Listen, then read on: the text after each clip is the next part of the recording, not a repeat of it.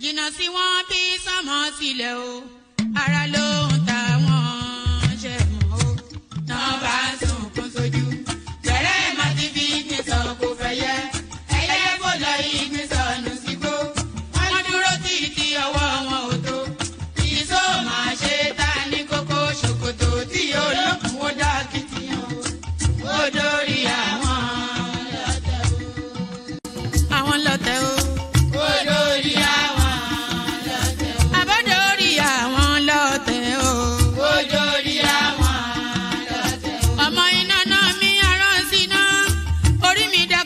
Ṣí mi lọ́nà o mo tẹríba fàdàgbà o àgbà ẹ foríjì ni ojoojúmọ́ ni mo ń pọ́n wọn lé mo ń ṣèyá sí àwọn àgbà o mi ò fojú tí rìn wọn láyé ọmọdé ẹ má fàgbà ṣe yẹ̀yẹ́ torí oníkọ́ tó yọlá ni ọmọdé ń bọ̀ wá dàgbà o màmá ń bọ̀ wá dàgbà o. Máa ń bọ̀ wá dàgbà o. Ọmọdé ń bọ̀ wá dàgbà. Ọmọdé ń bọ̀ wá dàgbà o. Ọmọdé ń bọ̀ wá dàgbà. Bọ́lájú kòkòrò bá pẹran nígbó tó bá fúnra ẹ̀pín ló dára jù o. Kọ̀wé mi á jẹ́ tàgbà o. Èyí mo rí màrò ẹ̀ka gbogbo náà ní ilé ayé. Sùúrù ní ṣẹ́gun ohun gbogbo. Ẹ má ṣèké mo ní ẹ má dalẹ̀.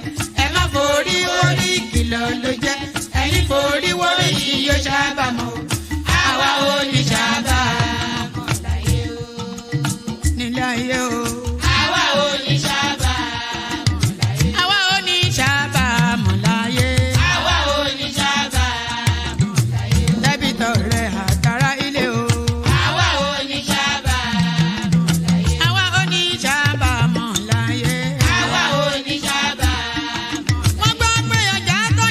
Ṣòkòtò wọn múra wọn sáré kẹrù sọkọ o àyànmọ́ ògbóògùn wo wọn ò béèrè lọ́wọ́ orí mórí lọ́mọ mẹ́wàá lọ ìyàwó ohun tí ẹ wá lọ sí Òkòtó òun lẹ lágbo Ṣòkòtò mo sọ àkúnlẹ̀yàn ọmọ ẹ̀dá láyé kò lè yí padà mo ń tẹnu mọ́ o olórí làlá bàrò orí làlá bàrò olórí làlá bàrò olórí làlá bàrò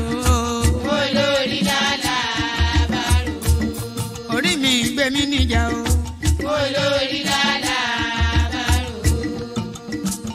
bàrò olórí làlá bàrò oríjà jogun ìkànnì wọn rí má fi wá fáyé mu nílé ayé wa o olúwa àgbẹ̀ wa níyà o àmì nílé ayé wa bó tilẹ̀ jẹ́ pé ọ̀tá kọ́ ni wá bó tilẹ̀ jẹ́ pé ọ̀tá kọ́ lẹ́yìn ṣọ́wá nínú ọ̀pá wọn kìnìún ejò olóró àkékè ṣọ́wá nínú ìdàgìrì ayé dáàbò ẹ̀bùn wá fi ṣọ́rẹ́ ṣọ́wá o mo sádìyọ bàbá lókè o mo sádìyọ bàbá lókè o mo sádìyọ bàbá lókè mo máa sádìyọ bàbá lókè o mo sádìyọ bàbá lókè o olúwa gbé wa níjà o mo sádìyọ bàbá lókè o kó má fi wá sílẹ̀ o mo sádìyọ bàbá lókè o olúwa má fi wá sílẹ̀ o mo sádìyọ bàbá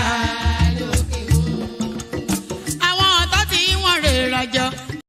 Into the aqua of what Papa Jeremiah, chief of Bafemi Awolowo, the Kenyan philosopher, said when he described Nigeria as a mere geographical expression.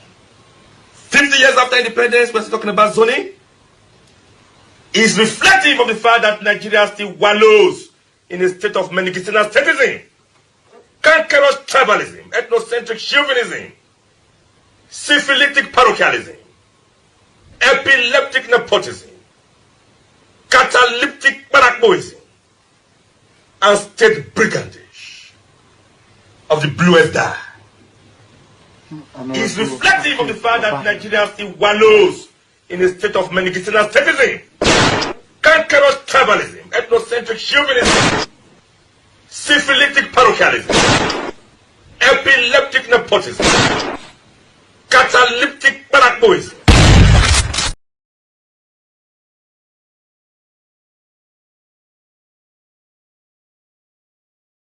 May your reign see prosperity.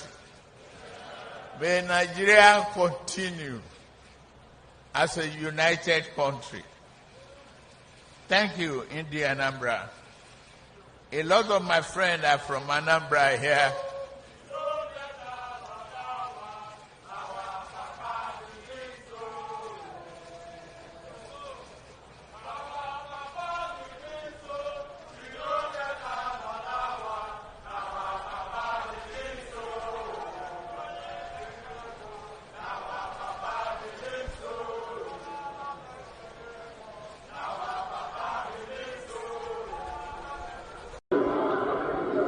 tí ò bá sí àwa èmi tí ń dúró wájú yìí tí ń lérí ogun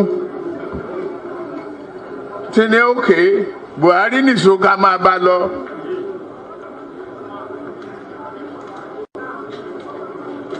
Kò lè di president. Ó ṣe kìíní olùlẹ̀, ó ṣe kejì olùlẹ̀, ó ṣe kẹta olùlẹ̀.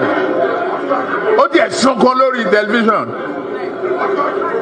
pé láyé òun ò tún rán mọ́. Mo dẹ̀ lọ bá Kaduna wà rán ọ̀rọ̀ ẹkún kọ́ lélẹ̀ àdúró tiẹ̀ wà á dẹ̀ wọlé. Nǹkan kan ní pé o ò ní fọ̀rọ̀ orílẹ̀-èdè Yorùbá ṣeré. Ó dẹ̀ gbà. Àtijọ́ tó yẹ ti débẹ̀ mi ò gba mínísítà, mi ò gba contract, mi ì tọrọ ọbẹ̀, mi ì tọrọ gàrí, mi ì tọrọ fúra lọ́wọ́ ẹ̀, mi ì dẹ̀ yàwó ń bẹ̀. Mo wá ní lọ́tẹ̀ yìí o, Yorùbá ló kàn.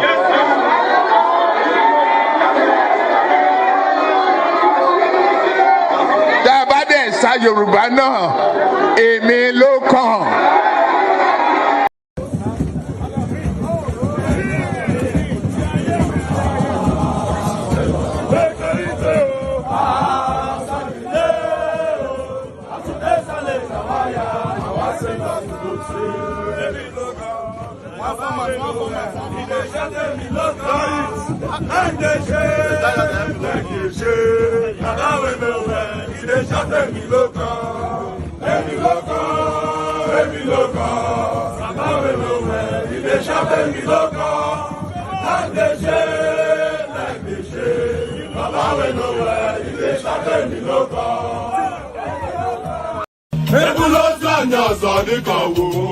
Okay now.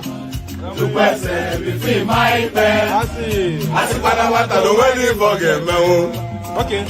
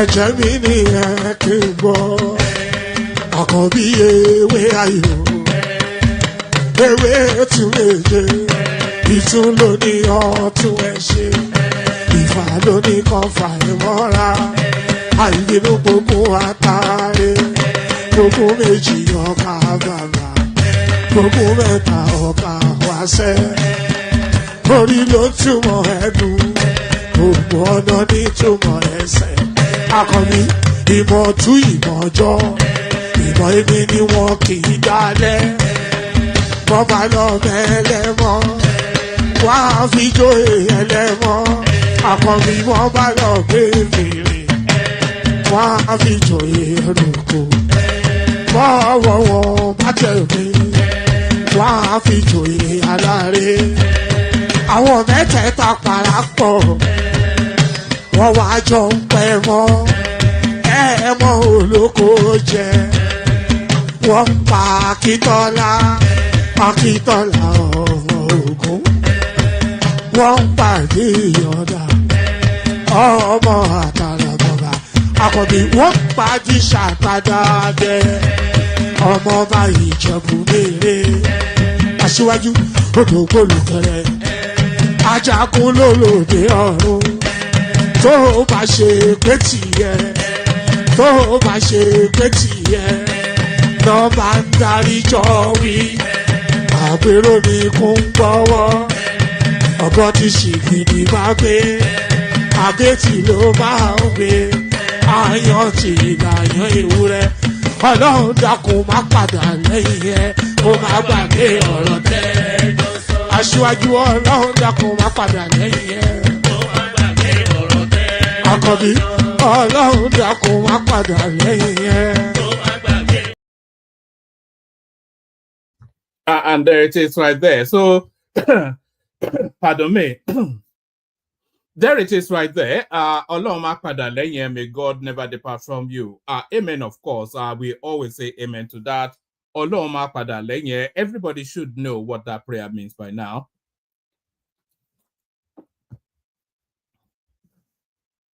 So everybody should know what that prayer means by now. Good day to you. Good to be in your company and all that. Good day to you. Good to be in your company. And how are you? Hope you've had a gloriously wonderful day, cascading into yet another session. That friendly neighborhood, or you are laughing man, one man went to mow. So one man went to mow, the eagle lands again. The eagle has landed. So one man went to mow, the eagle lands.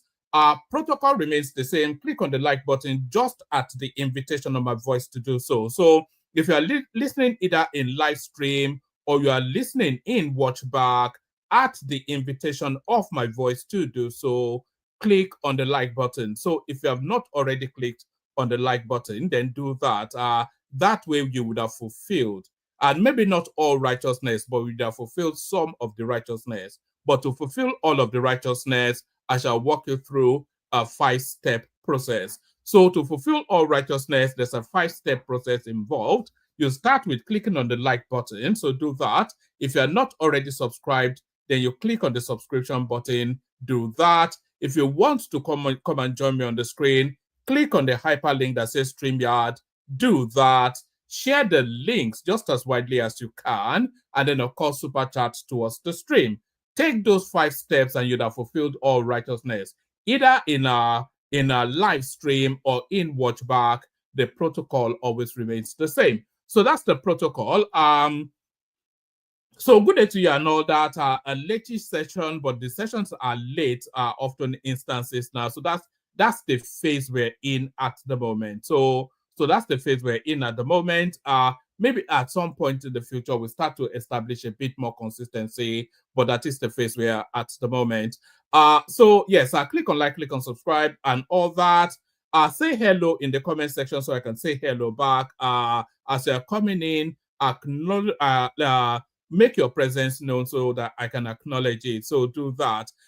So there's not an abundance in the news, as has been the case for over the last 3 days thereabout. Now there's not an abundance in the news. So as Buhari always says, we have to eat what we grow. So we eat what we grow. So we're skirting around the edges. We're ferreting in the news bins or dump site even. So we're ferreting away in the news dump sites to see what we can unearth. And what we have unearthed is this narrative of the Jamb'S something. So the Jamb'S debacle, that's still very much in the cycle. So we'll certainly be talking about that. And we'll be seeing what we pick along as well to wrap conversations around. Hopefully when the panel does turn up, if the panel does turn up, then they'll be coming bearing gifts. So there's not that much in the news cycle. So, and you would know that there's not that much in the news cycle as we kick it off with this first storyline. So, like I said, we are scraping the bottom of the barrel, and at the bottom of the barrel, always Dino Melaye and Charlie Boy. So, I'm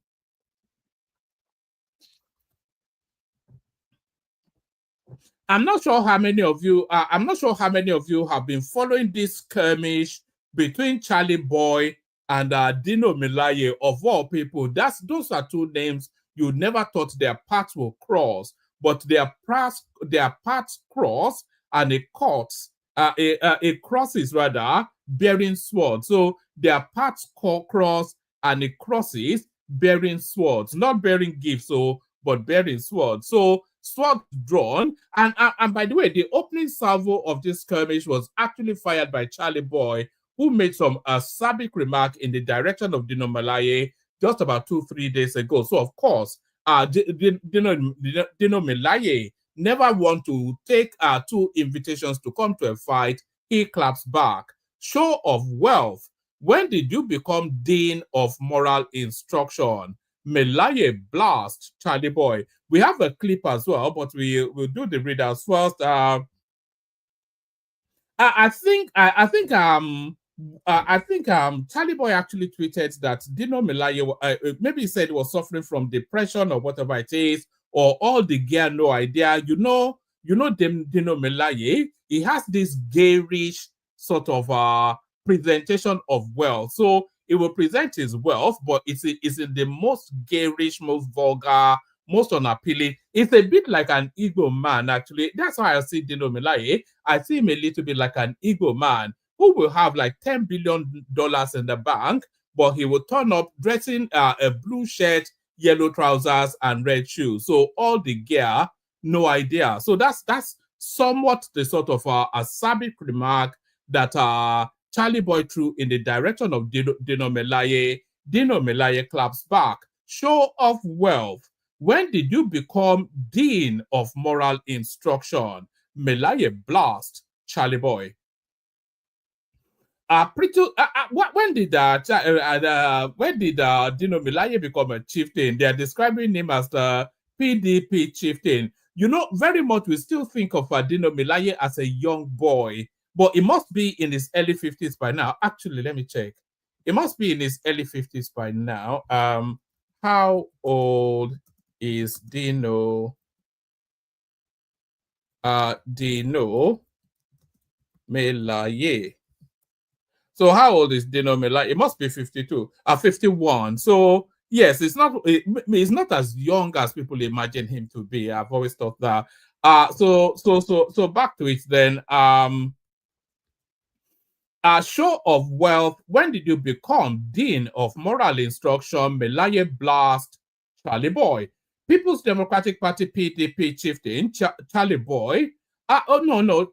I think this is miswritten. Charlie Boy is not a People's Democratic Party chieftain. It's not a People's Democratic Party anything. That is what they have written. This is the poor level of journalism that we, hold on. This is the sort of poor level of journalism that we're experiencing in Nigeria at the moment. So I'm highlighting it just so you know that I'm not misreading it. This is actually a page journalist that's not even, I don't know what the editor, or we didn't proofread his own piece before he puts it out. People's Democratic Party, PDP chieftain Charlie Boy, that should be Dino Melaye, of course. So let me read it how it should be written. People's Democratic Party chieftain Dino Melaye has slammed veteran Nigerian entertainer Charles Okuta, better known as Charlie Boy, for taunting him over his show of wealth on social media. Correspondents report that Charlie Boy, in a post on his handle on Tuesday, May the 12th, trolled Dino Melaye for showing off his wealth on social media. So Dino Melaye does have that habit, actually. He would be walking around his cars and walking with some swagger stick. He actually walks with a cane, which he doesn't know the distinction between a cane and a swagger stick. I don't imagine that somebody or from the backwaters like Dino Melaye would know the distinction between a cane, a walking stick, a walking cane, and a swagger stick. So it's all of those spaces that that Charlie Boy is criticizing. Show of wealth. When did you become Dean of Moral Instruction? Melaye blast Charlie Boy. People's Democratic Party PDP chieftain Dino Melaye has slammed veteran Nigerian entertainer Charles Okuta, better known as Charlie Boy, for taunting him over his show of wealth on social media. Correspondents report that Charlie Boy, in a post on his X handle on Tuesday, May the 12th, trolled Melaye for showing off his wealth on social media. Charlie Boy reposted a video of Melaye, which shows him walking with a luxurious traveling box whilst rocking some designer outfits. Charlie Boy, who found the video offensive, suggested that the politician might be depressed amidst his wealth, stressing that not all mental illnesses are noticeable. So if there was anybody actually suffering from mental ailment, you certainly want to point in the direction of Charlie Boy, maybe Dino Melaye too, but certainly Charlie Boy as well. It presents as somebody that is not it presents as somebody that's not in full possession of his being. He wrote, this shows that even in the midst of luxury and / obscene affluence, it is possible to be clinically depressed. Not all forms of mental illness are discernible. So that was the acerbic remark that Charlie Boy threw in the direction of Dino Melaye. Right to reply, Dino responds. In response, Dino, in a post via his X handle on Thursday, May the 15th, 2025, argued that Charlie Boy has no moral standing to mock him for showing off online. The former senator described Charlie Boy as an envious man who has punctured his body into chaos and curated a lifestyle that dances on the precipice of moral anarchy. He wrote, "It is truly fascinating how some individuals whose own existence is a performance of rebellion against moral conventions suddenly acquire the audacity to prescribe the psychological diagnosis from the confines of their own eccentricity." So I cannot imagine that Dino wrote this. I don't think he quite has that level of grasp of language to be able to curate this sort of a sentence. It is really fascinating how some individuals whose own existence is a performance of rebellion against moral conventions suddenly acquire the audacity to prescribe psychological diagnosis from the confines of their own eccentricity. The irony is almost poetic, coming from a man who has quite literally punctured his own body into a canvas of chaos and curated a lifestyle that dances on the precipice of moral anarchy, the unsolicited commentary on Dino's outfit reeks not of concern, but of a calculated provocation wrapped in envy. When did Charlie Boy become the dean of moral instruction? What credentials does he hold in the clinic of human emotion to diagnose depression with the lens of fashion? Yellow, my dear sir, is the color of vibrance, of royalty in some cultures, not a symptom.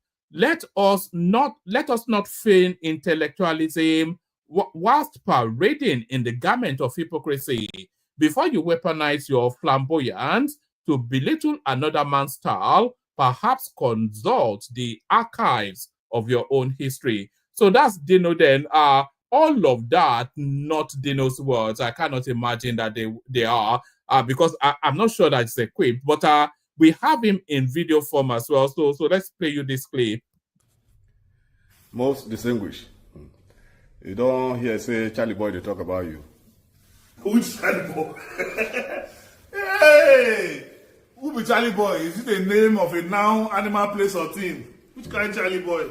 I saw the way you're giddy. Ẹ pé èèyàn ní wèrè, ẹ tún sọ pé ó ń ranjú, ta ni ò bá ranjú? Bí ò bá ṣe wèrè, kí wèrè má ṣe bọ̀ mí lọ́wọ́. Charlie Boy, kí wèrè má ṣe bọ̀ mí lọ́wọ́. Charlie Boy wey be say, I hear say him roof dey leak, he no fit fix am, he no get money to fix am. Me and him who be like wèrè. Yeah, Charlie Boy, ODD machine. Now he put for front of his house like a ray, like statue machine. Front of the house. That one no be show off. Now me want take shine because they don't put in destiny inside freezer. He want use me popular. He want use me take come chop market. I bet leave me alone no. And when you're new way, I know they travel. I carry yellow bag, yellow shoe, yellow top. That's all though. With the jubelo, I'm very jealous. Hey, till the posting, I shall better tomorrow. Check out because of Mama War. That's okay. They like auto boxers.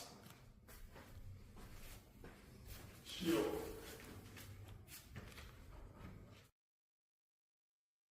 Right, so there it is right there. That's the little skirmish then between Charlie Boy and Dino Melaye. I think it was a mistake, by the way, for Charlie Boy to, because Dino now, he will milk it for all of its worth. So he will just go on and on about that, wouldn't he? So that's that little aside going on in society. Ohanaeze rejects Jamb'S Resit. Ohanaeze rejects Jamb'S Resit exam, demands 300 scores for Southeast candidates. So as ever, always with everything, it's ethnicized as it always is. That's just if there's one bane that restricts the Nigerian progression, it is ethnicism. Any and everything ethnicized within the Nigerian paradigm. Ohanaeze rejects Jamb'S Resit exam, demands 300 scores for Southeast students. So why 300 scores for Southeast students as opposed to, I think there were students in Lagos are caught in this fiasco as well. So why Southeast students as opposed to the students affected? But then of course, Ohanaeze, at least they conform to their remit, they champion their region, unlike the Afenifere group in Yoruba land, who have suddenly become a Southeast outpost. Right, the youth wing of the Apex Igbo Social Cultural Organization Ohanaeze Ndigbo Youth Council Worldwide has described as unacceptable the decision by the Joint Administration and Matriculation Board JAMB to fix a fresh examination for those affected by what it called errors in recently released results. JAMB Registrar Professor Ishaq Oloyode had on Wednesday admitted that errors led to the low scores of candidates in 5 Southeast states and Lagos. So why especially the Southeastern states, though? That's just the thing. But then, of course, the person in charge of the IT system within JAMB is a Southeasterner. So maybe they'll bring that into play if it gets too ethnic. The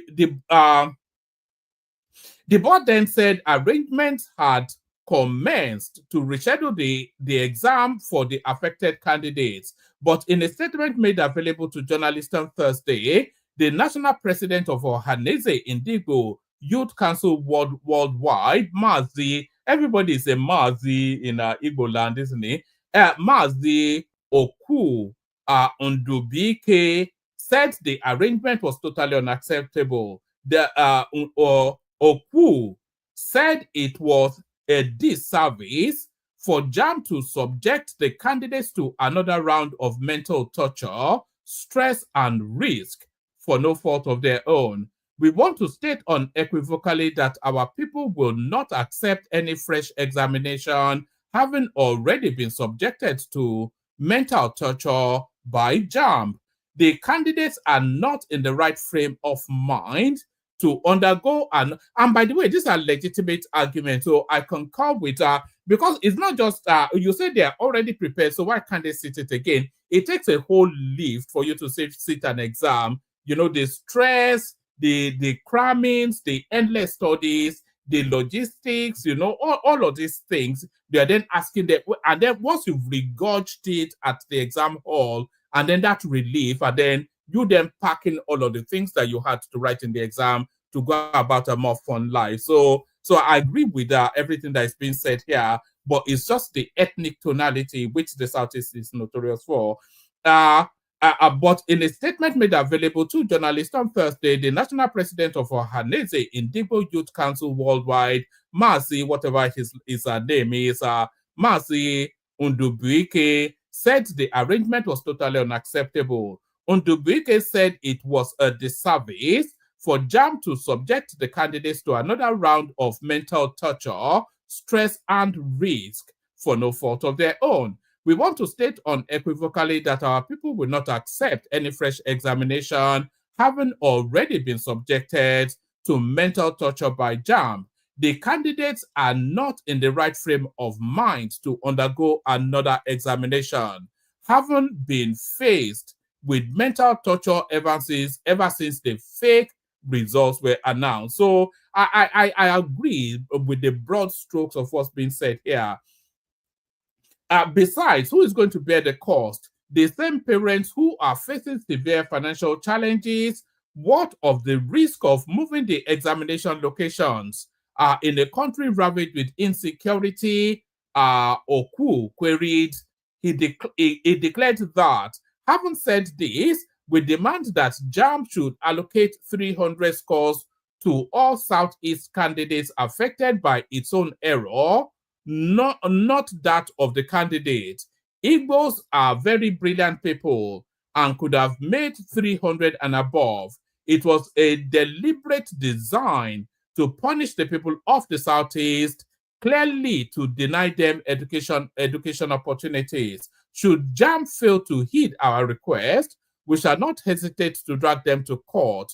No form of crocodile tears by the registrar will save the board. So that's the Southeast then coming out into that space then to ethnicize what was and by the way, it is rare but not unknown. We've seen it happen in America, we've seen it happen everywhere, but then of course they always ethnicize everything. They always ethnicize hold on, let me just do something quickly. Yes, they always ethnicize everything within the Nigerian space, especially our Southeastern brothers. Everything is ethnic jingoism to those people. Let me just give me 1 second. I just need to do something. Hold on. Who sang that song? If you know who sang that song, type it in the comment section. Hold on. I'm coming. Hold on. Was that Diana Ross? I think it's Diana Ross. Yeah, so that's that. So yes, of course, the Southeasterners always ethnicize everything, and as usual, all their champions come into play whenever there's an opportunity to ethnicize anything. And very quickly, of course, figures like Ohanaeze Kwesele, they move very quickly to leap on any ethnic train going on within the Nigerian space. So I'm just trying to bring up Obi's commentaries because she's always, of course, quick to leap to So here it is right there. Is the Kwesele Jambs yet to provide evidence of how Southeast was most affected by glitch. So it doesn't really take any stretch to form the thoughts, to come to or to understand why it would have, because the Jambs system, the grids will be allocated regionally. So there'll be regional grids. So there'll be IT, whatever it is, servers, etc., get towards particular location. So the ones get towards the southeast is the one that developed whatever glitch there was in the system. So that's easily explained, but why it happened is really where the pressure should be. So it's not so much why it have affected the southeast, but why it happened, that's all. Ezekwesili, Jam yet to provide evidence of how southeast was most affected. IPOB Ezekwesili, former Minister of Education, says the Joint Admission and Matriculation Board and the Education Ministry were anecdotal in their explanation of the unusual Unified Tertiary Matriculation Examination result. The result from Jamb's 2025 UTME was released on May the 9th. An analysis indicated that more than 78% of candidates scored less than 200 points out of the 400 maximum obtainable. This spurred protests that questioned the overall integrity of the examination process. On Wednesday, Ishaq Oloyede, Jamb's registrar, admitted that mistakes were made by one of Jamb's service providers led to on Wednesday, Ishaq Oloyede, Jamb's registrar, admitted that mistakes made by one of Jamb's service providers led to distorted results for nearly 380 candidates in 157 centers across Lagos and Owerri zone, which includes the southeastern states. In a post on Twitter, Ezekwesili berated authorities for not immediately acting with humility by carrying out an unbiased system check once unusual trends emerged.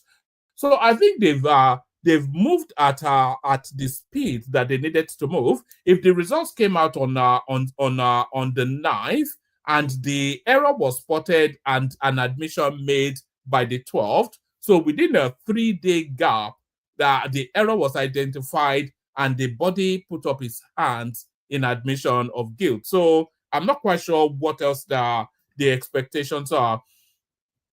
The Ministry of Education and Jamb were embarrassingly anecdotal in their pejorative, non-evidence-based explanation of the significantly unusual results of candidates in the 5 southeast states predominantly, she wrote. Technical matters must always be examined with professionalism, and that has sadly disappeared in the toxic environment created by incompetent and dishonest politicians and intellectuals who should know better. So how did politicians come into this is really where the question is. So of course, she's trying to throw this at Tinubu yet again, but what has Tinubu got to do with system failures within a Jamb server? So how does politics come into it? But then, of course, the politics that the obedience space is playing. Technical matters must always be examined with professionalism, and that has sadly disappeared in the toxic environment created by incompetent and dishonest politicians and intellectuals who should know better. The former education minister also shared expos she made in 2018 and 23 on the exam bodies processes. If I were president and my Minister of Education concerned herself with the revenue and remittances of the exam body Jamb, rather than fixing the integrity and competence testing of exam systems and processes, she wrote, I will immediately reassign her to airport toll gate. So that is Obi Ezekwesili then doubling down on the ethnic narrative, the ethnic coloration now that this system glitch is starting to take. So that's our typical Ezekwesili right there. Of course, everything is Nzobu. There's nothing else outside of Nzobu. Bill to make voting mandatory, scales second reading at House of Representatives. So when you make voting mandatory, then how do you enforce it is the thing. Do you now go around the houses of 60, 70 million registered voters and throw them all in prison because they refuse to vote? Voter apathy, by the way, is not a peculiarly Nigerian thing. It's more of a global phenomenon. Voter apathy. People don't have faith in politicians or politics. That's just it.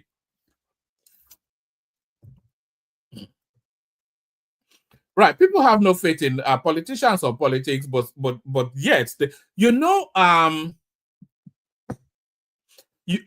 politics comes from Greece. You know that, and you know the word idiot. Yeah, it's actually a Greek word as well. From memory, the word idiot is actually a Greek word as well. It comes from the word. The etymology is idios, which is actually a non-conformist. So somebody that doesn't vote, somebody that abstains out of society is an idiot. So so it's not actually the derogatory term that we use it for, but let's just move on from there. Bill to make voting mandatory scales second reading at House of Representatives. A bill proposing mandatory voting in elections for eligible Nigerians passed second reading in the House of Representatives. Sponsored by Speaker Tajuddin Abbas, the bill progressed after a rigorous debate on the floor of the House of Representatives on May the 15th. Leading the discussion, Daniel Ago, a co-sponsor, argued that the bill, which seeks to amend the Electoral Act 2022, is aimed at addressing Nigeria's persistent problem of low voter turnout. He stated that making voting compulsory, I think they will actually link it to government services. So you have to establish that you voted before you're able to access government services. I think that might well be where the enforcement is, because I cannot see how they can enforce it any other way. So they'll link it to some sort of access to services. Bill to make voting mandatory scale second reading at House of Reps. So let's do it this time at speed. A bill proposing mandatory voting in elections for eligible Nigerians has passed second reading in the House of Representatives. Sponsored by Speaker Tajuddin Abbas, the bill progressed after a rigorous debate on the floor of the House of Representatives May the 15th. Leading the discussion, Daniel Ago, a co-sponsor, argued that the bill, which seeks to amend the Electoral Act 2022, is aimed at addressing Nigeria's persistent problem of low voter turnout. He stated that making voting compulsory would boost civic engagement and participation, transforming electoral involvement from a matter of personal discretion to a legal duty. According to Ago, the bill, if passed into law, will strengthen democracy by improving representation, foster a more politically aware country, and reduce vote buying. If more people voted, it becomes more difficult to buy votes, because how many people can you buy? That's just the thing. Supporting the proposal, Deputy Speaker Benjamin Kalu noted that civic responsibilities such as voting should be upheld by all citizens. He pointed to Australia as an example, where failing to vote is a punishable offense. In Australia, it is an offense not to vote in any election.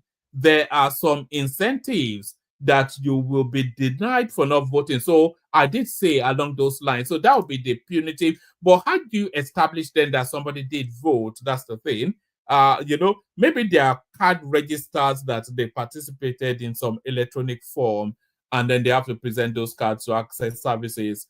Supporting the proposal, Deputy Speaker Benjamin Kalu noted that civic responsibilities such as voting should be upheld by all citizens. He pointed to Australia as an example, where failing to vote is a punishable offense. In Australia, it is an offense not to vote in any election. there are some incentives that you will be denied for not voting, Kalu said, adding that compulsory voting has contributed to stable and inclusive governance in that country.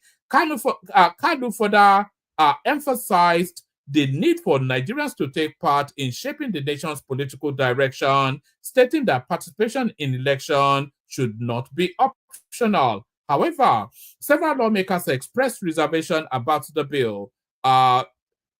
Abiante, a member of the People's Democratic Party (PDP) from Rivers State, questions the fairness and feasibility of the proposal. Yes, it's not so much the fairness, but the feasibility is near on unenforceable. However, several lawmakers expressed reservations about the bill. Abiante, a member of the People's Democratic Party (PDP) from Rivers State, questions the fairness and feasibility of the proposal. What are the incentives that will be denied to say, yes, what does Nigeria even give to the citizens that they will be denied? Nobody access, there's no government service in Nigeria. So what is the punitive end of enforcement of that? What are the incentives that will be denied to citizens, he asked, referring Kalu's argument. Voting should be free, he added. Abiante also voiced concerns about the integrity of Nigeria's voter register. It is not clean, he said, and posed a logical question. Who will provide the logistics for Nigerians abroad to come home and vote? Responding to these concerns, Speaker Abbas acknowledged that certain exceptions already exist within the legal framework that could accommodate such complexities. Mark Esset, a lawmaker from Akwa Ibom, also opposed the bill, arguing that citizens should not be compelled to vote in a system where they have lost trust in the electoral process. It is a good bill, but we are trying to build something on nothing. While we want to make voting compulsory, there should also be a law to make voting count, he said. As the debate continued, Kalu repeatedly interrupted dissenting voices by invoking Order 9, insisting that lawmakers stay within the scope of the bill's principles. However, Abbas intervened to clarify that opposing arguments were within bounds and relevant to the general principles of the bill. When the speaker eventually called for a voice vote, the majority of lawmakers responded with a louder yay or a than the nay, allowing the bill to second reading. So there it is, right there. Compulsory voting in Nigeria is just from the sublime to the ridiculous. That's just the Nigerian experience. 2027 ADC will lead coalition against Tinubu. That's the Board of Trustees. Who is even ADC is the thing. African Democratic, who are the actors there? Is this even worth the effort? The party's Board of Trustees chairman, Mani Ibrahim Ahmed. No, I think this is just, I think they are saying, we're here too. We want to be part of what's going on. That's essentially what they're telling us. So let's go on from that to this. Lagos to introduce monthly, quarterly rent options to ease burden on residents. So yes, this idea of paying 2-3 years up front is not sustainable. It's even illegal, by the way. You cannot enforce it. Although in a free market space, you can act as you will. But yes, I think they're trying to they've been moving against that space for quite a few months now, and I think they're trying to craft law around it now. Lagos to introduce monthly, quarterly rent options to ease burden on tenants. Is that what it is? On residents? Yes. All right. I'm not sure this is what the read. Let's not bother with. I think should we just, if it's not too long and winding? Okay, it's not long. So let's just whiz through this one. We go at pace. Moruf Akindure Fatai, the Commissioner for Housing in Lagos, says the state government will introduce monthly and quarterly rent payment options to alleviate financial pressure on residents, particularly low-income earners. Akinderu Fatai spoke during a press briefing marking the second year of Babajide Sanwo-Olu, governor of Lagos, in office. He said the initiative, let's take that from Moruf Akinduro Fatai, the commissioner for housing in Lagos, says the state government will introduce monthly and quarterly rent payment options to alleviate financial pressure on residents, particularly low-income earners.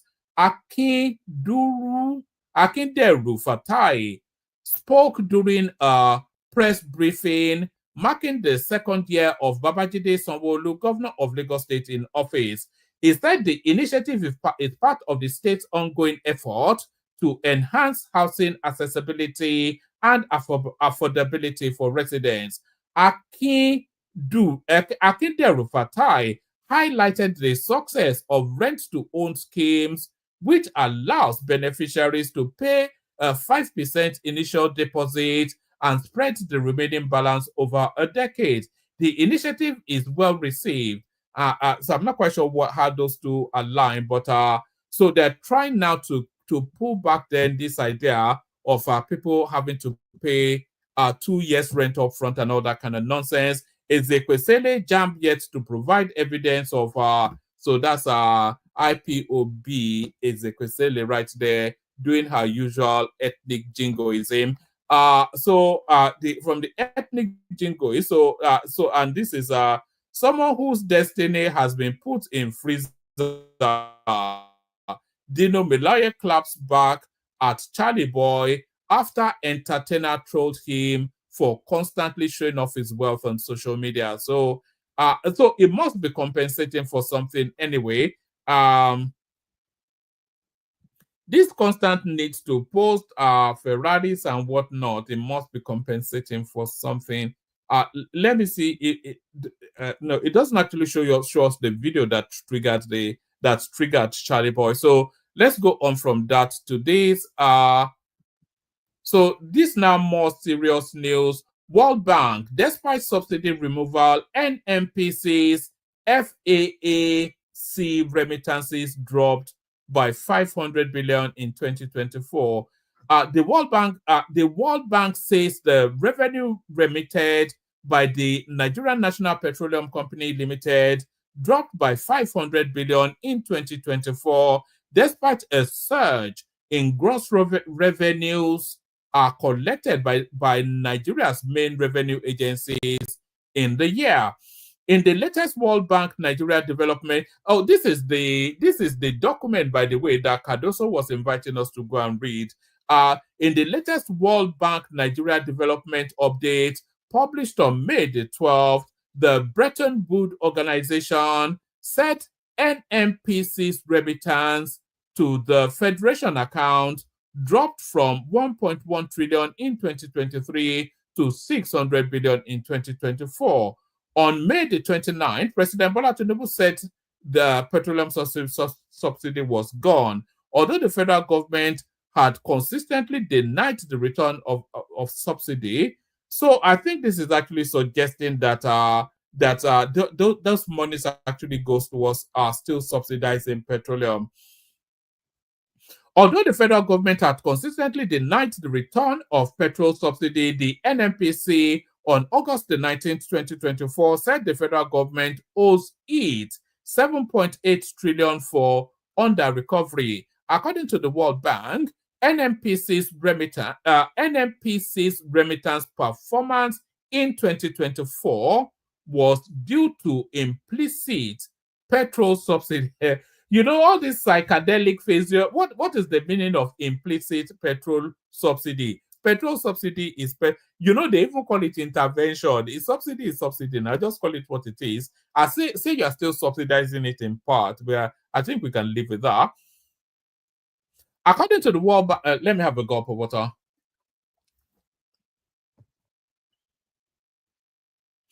According to the World Bank, NNPC's remittance performance in 2024 was due to implicit petrol subsidy, which was in place till September 2024. gross revenue collected by Nigeria's main revenue agencies surged in 2024 despite minimal remittances from NNPCL, the lender said.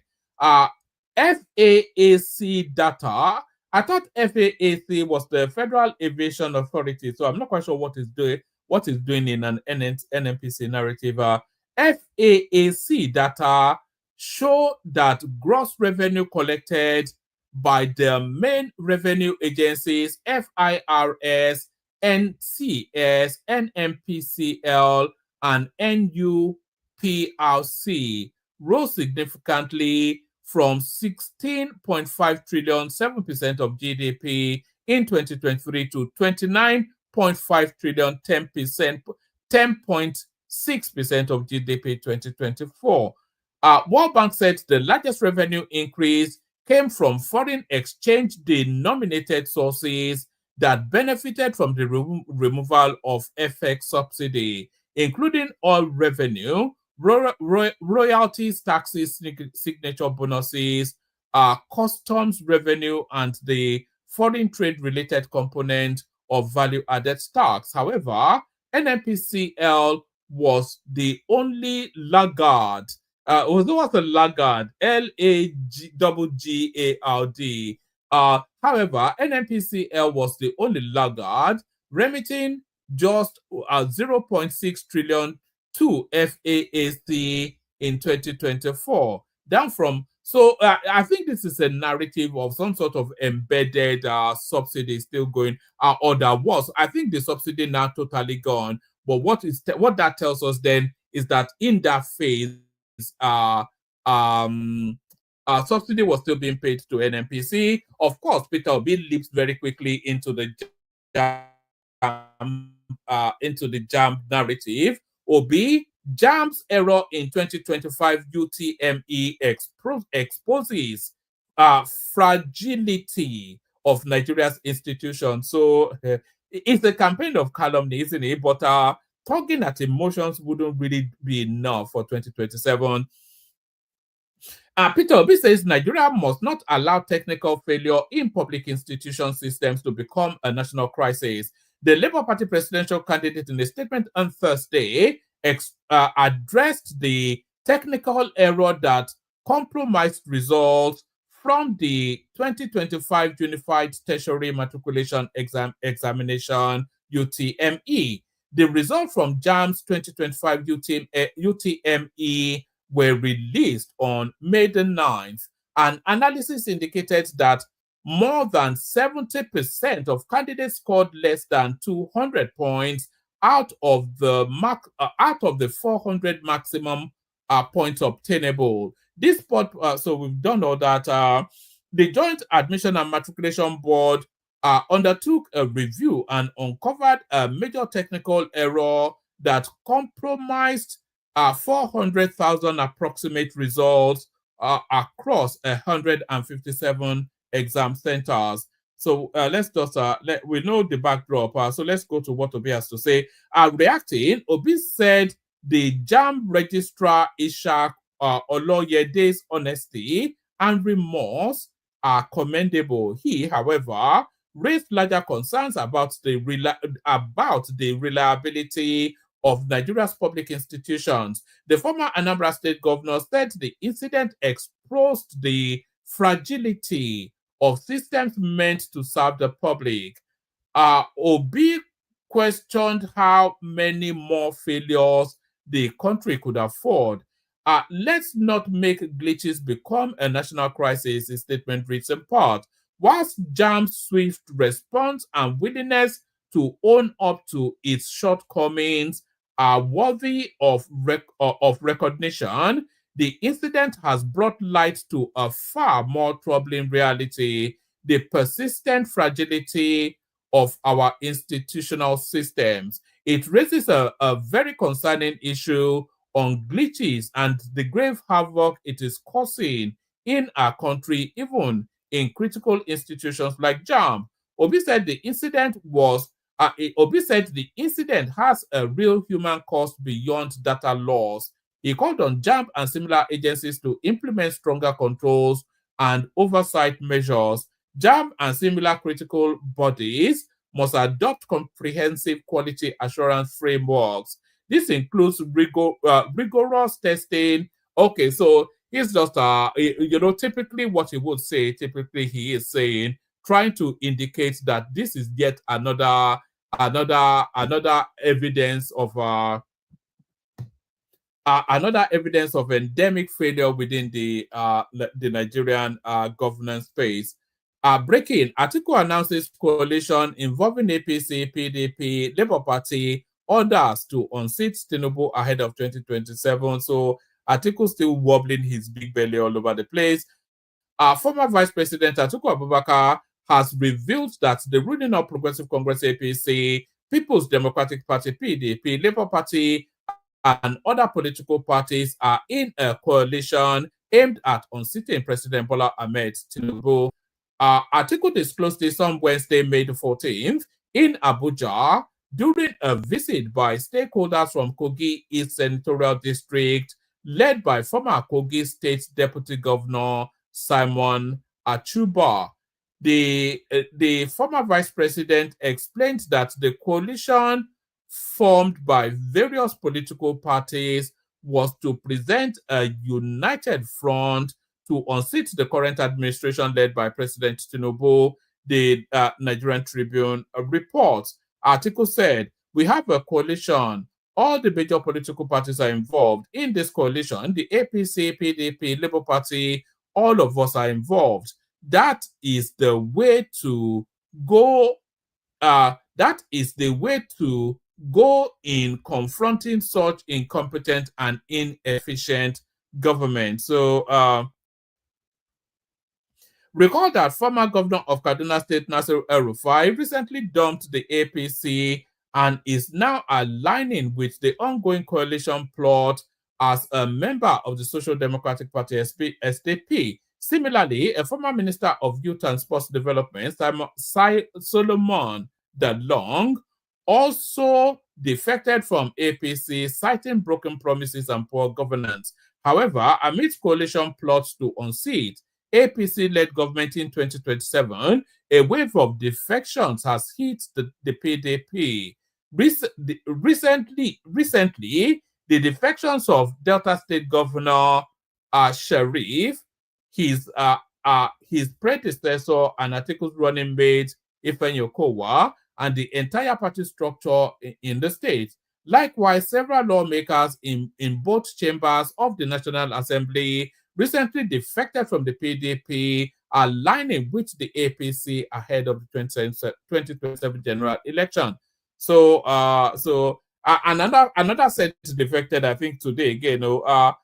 Correspondents reported that 3 senators from Kebbi State on Tuesday officially dumped the PDP on the floor of the Senate, reducing the number of the opposition senators to 30 in the Nigerian Senate. So PDP now has only 30 senators. Oh my share, what a pity.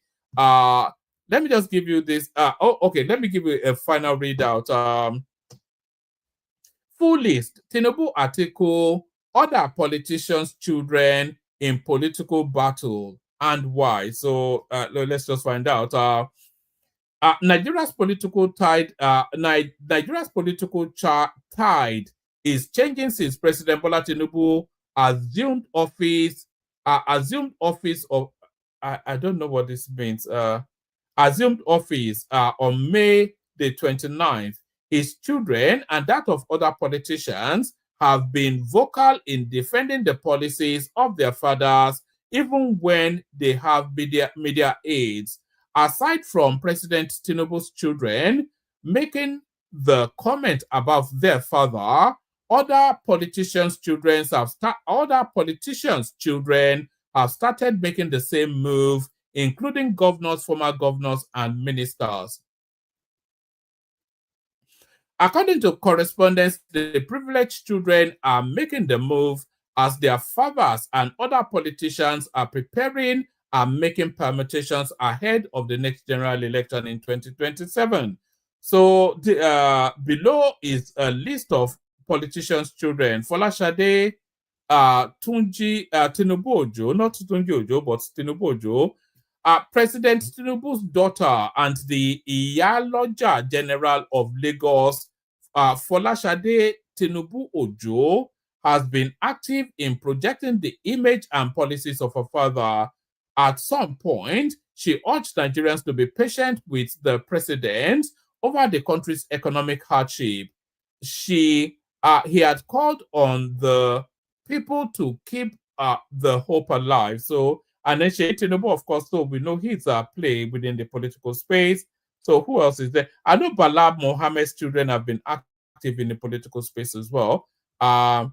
So yeah, Bashir and Bello El Rufai. I think one of the El Rufai boys are in. It's in the House of Rep, isn't it? The two sons of the immediate past governor of Kaduna State, Nasir El Rufai, have been vocal in defending their father against his political opponents. Whilst Bello El Rufai is a member of the House of Representatives, Bashir El Rufai was often seen making comments in defense of his father's actions in office, as well as his political moves after leaving office. Shamsuddin Bala Mohammed, the son of Bauchi Governor Bala Mohammed, has recently joined the League of Privileged Sons who defend their fathers against political enemies. Shamsuddin recently accused former Vice President Atiku Abubakar of working against his father in the 2023 general election. He had also shared the so there's that Mohammed Atiku, the son of the former Vice President, was the one who responded to Shamsuddin. And then Adam Tugur. So that Tugur, our foreign minister, it looks as though he might well be a Christian actually. The allegation that Bauchi Deputy Governor slapped the Minister of Foreign Affairs also pitched Tugur's son Adam against Shamsuddin, saying the governor's son was only spreading falsehood. He described Shamsuddin. Okay, I think that's enough of that. So that's enough of that. Let me send the link if anybody wants to come in.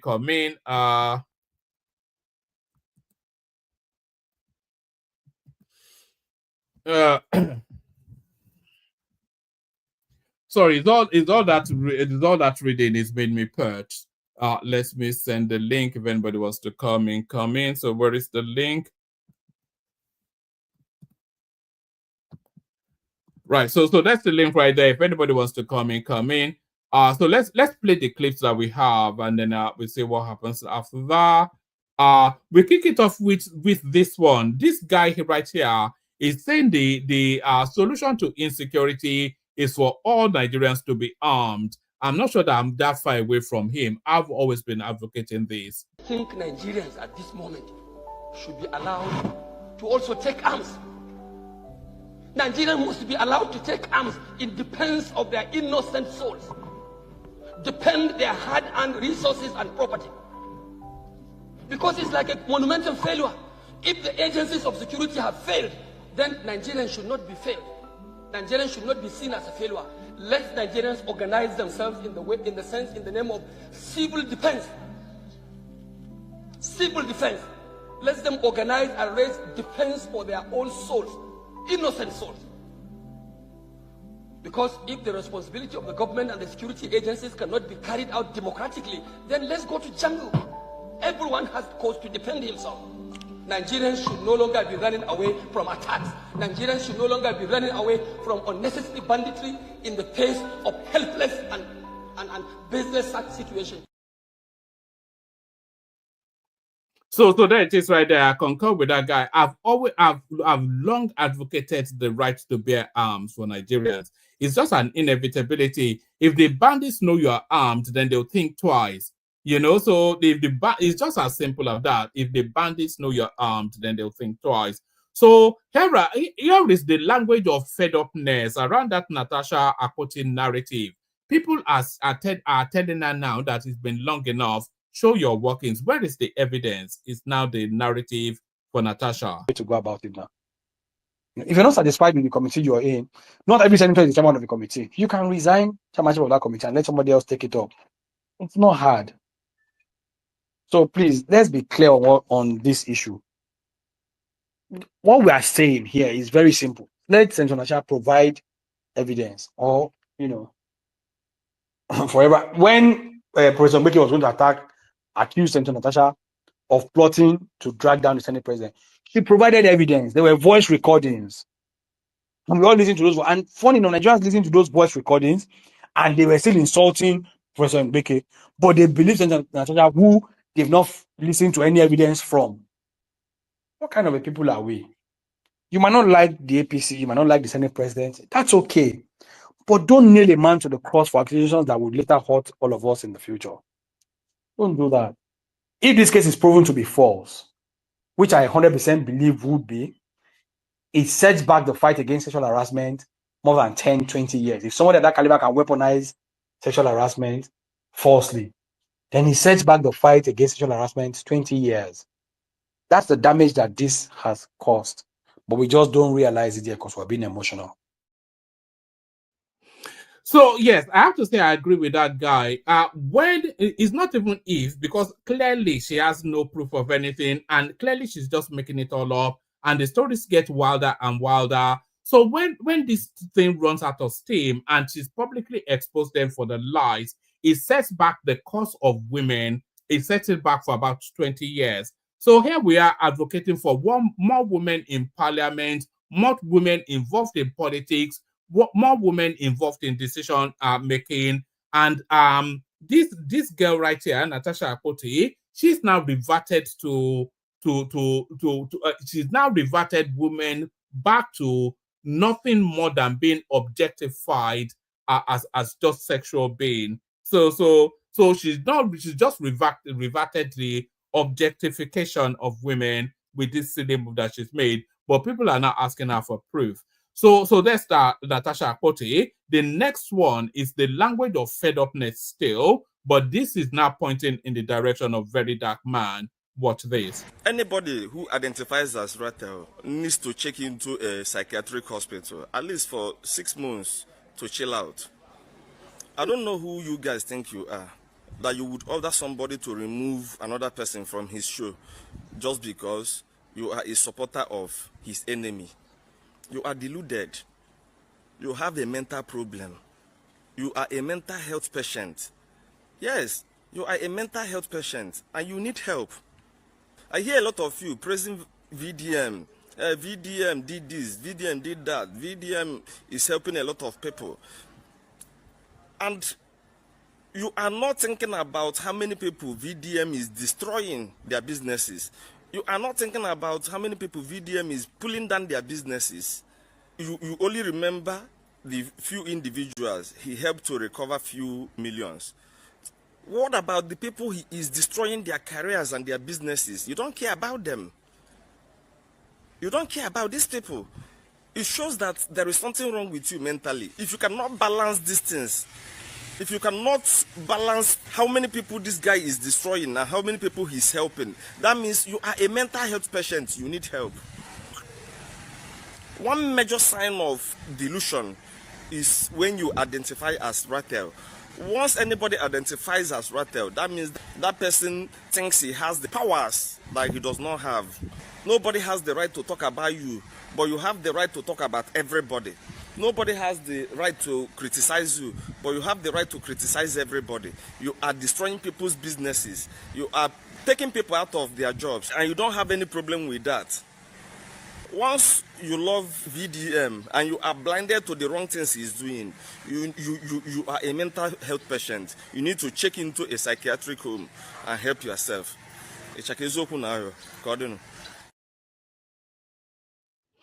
Oh, all right. So I agree with that guy in toto. There's only one addendum that I'll add to what he's saying. If you identify as an obedient, also you should be institutionalized. Yaba West. Because it's a mental sort of ailment, being a supporter of Peter Obi. Here is Senator Adeleke justifying then, finally addressing then why he's always, Senator now Governor Adeleke, finally addressing them why he's always dancing all the time. Somebody is dancing. Makinde is dancing. Everybody is doing is dancing. Even Baba Tinubu is dancing. So I brought it, I just changed it. That just because you are a governor. And we had the same idea. All our own friends, we do for them. When I became a senator, he was running away from me. I keep calling. Why are you running away from me? Is it because I'm a senator? All right, so that's Senator Adeleke right there. Here is a lady from the southeast trying to ethnicize even further this glitch in the Jamb'S server. Them use clap swear for Nigerians. As I make I ask, them use clap swear for us. The Jamb'S registrar they shed crocodile tears in the name of pacifying the young people that they released horrible results for. They were hoping that Nigerians will not complain as usual. They were hoping that people will not speak up as usual. Imagine a niece of mine that scored 7 straight A's in WAEC, scoring 122 in Jamb'S. That was when I knew, I'm going to Africa. That is not possible. How can somebody that scored 7 straight A's score 120 something in Jamb'S? This man, instead of resigning, this man is busy shedding crocodile tears, asking those same children for their parents or guidance to provide logistics for them to start going to their various centers to rewrite these exams. Who will pay their transport? Who will make them study again? Do you know what those children passed through? Some did not sleep for straight how many weeks to go write Jamb'S. Now, instead of resigning, this man had the audacity to be shedding crocodile tears, talking about the system glitch. If only these children did not complain, or the complaints were not so much. Jamb'S have already released the results, hoping that Nigerians will keep quiet. I knew something was amiss when this my niece had an unbelievable 122. This is a girl who have been tops of our class, starting from primary school to secondary school. I was just about to make video, and I said, let me surf around social media to see how many contents I'll create at once. Only for me to see the registrar of Jamb'S shedding crocodile tears in a sane economy, in a sane society. What this man ought to do first is to tender his resignation, because they knew about that problem, and yet they had the audacity to release those results. They had the effrontery to release those results. The fact that they released those results is enough for him to resign. All right, so that's the Nzobufication of the Jamb'S narrative. Everything always turns to Nzobu in Nigeria. So that's the presentation. Like I said, if you want the conversation, hop on. We play the K guys, and then we'll see who turns up, if anybody.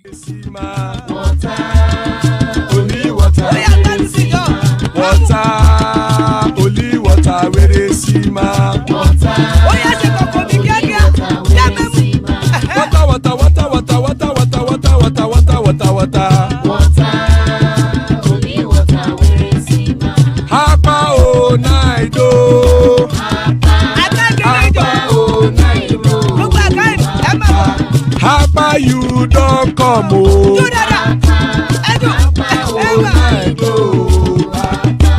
Hapa all night.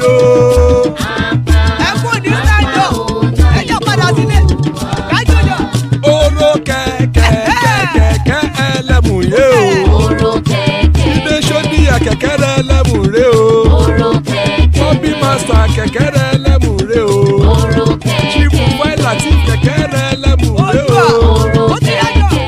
Eruku lẹ̀lẹ̀ ẹlẹ́mùdé. Eruku lẹ̀lẹ̀ ẹgbẹ́ ẹlẹ́mùdóde ojàre o. Eruku lẹ̀lẹ̀ Ghana ti dé ẹgbẹ́ bọ́dì o.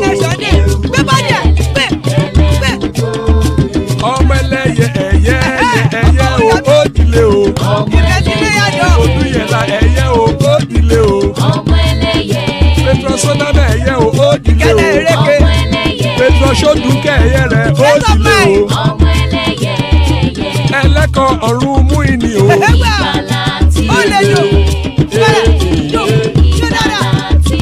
Àkùkọ ọ̀run mẹ́kọ̀.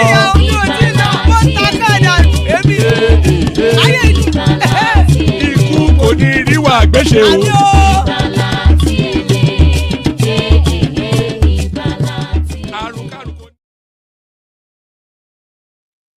And it is right there. Ikoko ni real agbeche may death have nothing to do with us. So amen to that on behalf of myself and you, my friends. Amen to that. Joining us, Thomas. So that's Thomas right there. Man of Prestige makes up the trilogy. So more room for anybody that wants to hop on. So more room for anybody that wants to hop on. Who wants to kick it off? Shall we kick it off with Prestige? Who wants to kick it off? Who's ready to go? Let's go with Prestige. Yeah.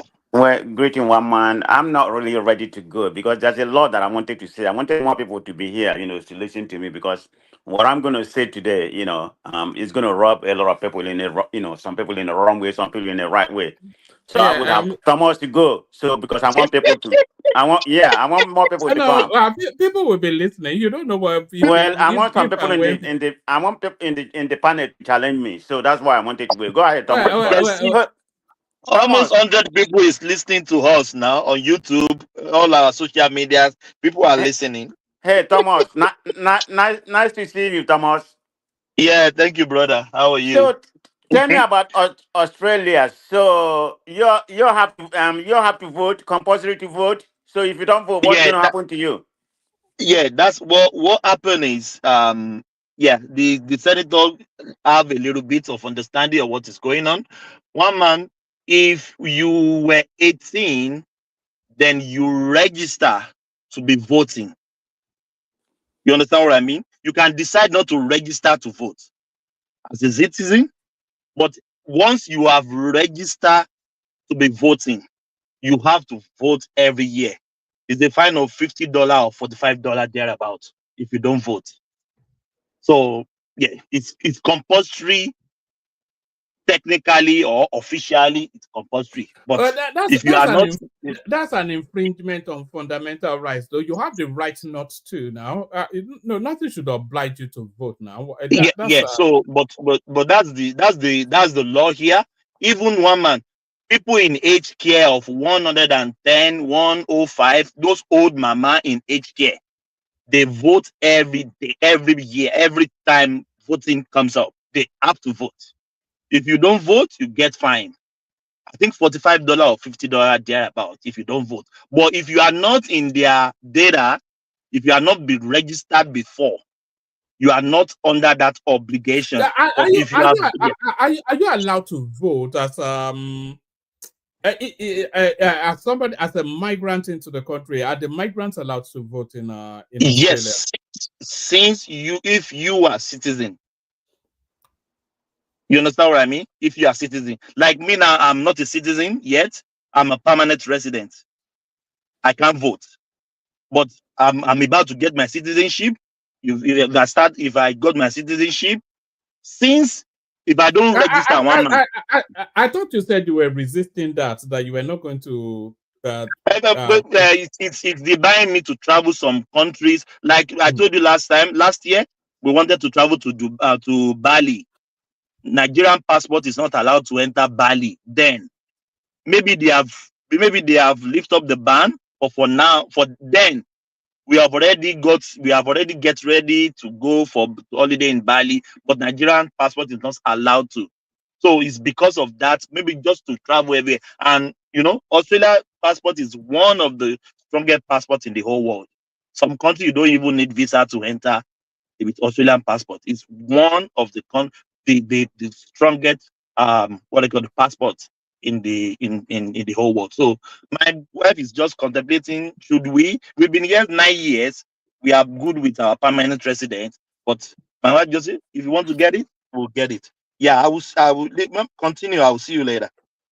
Oh, okay. Yeah, I had but your population is not a lot. It's not about 18 million or so. So I can see why, maybe about 17 million, registered to vote otherwise. But anyway, so let me begin my topic on a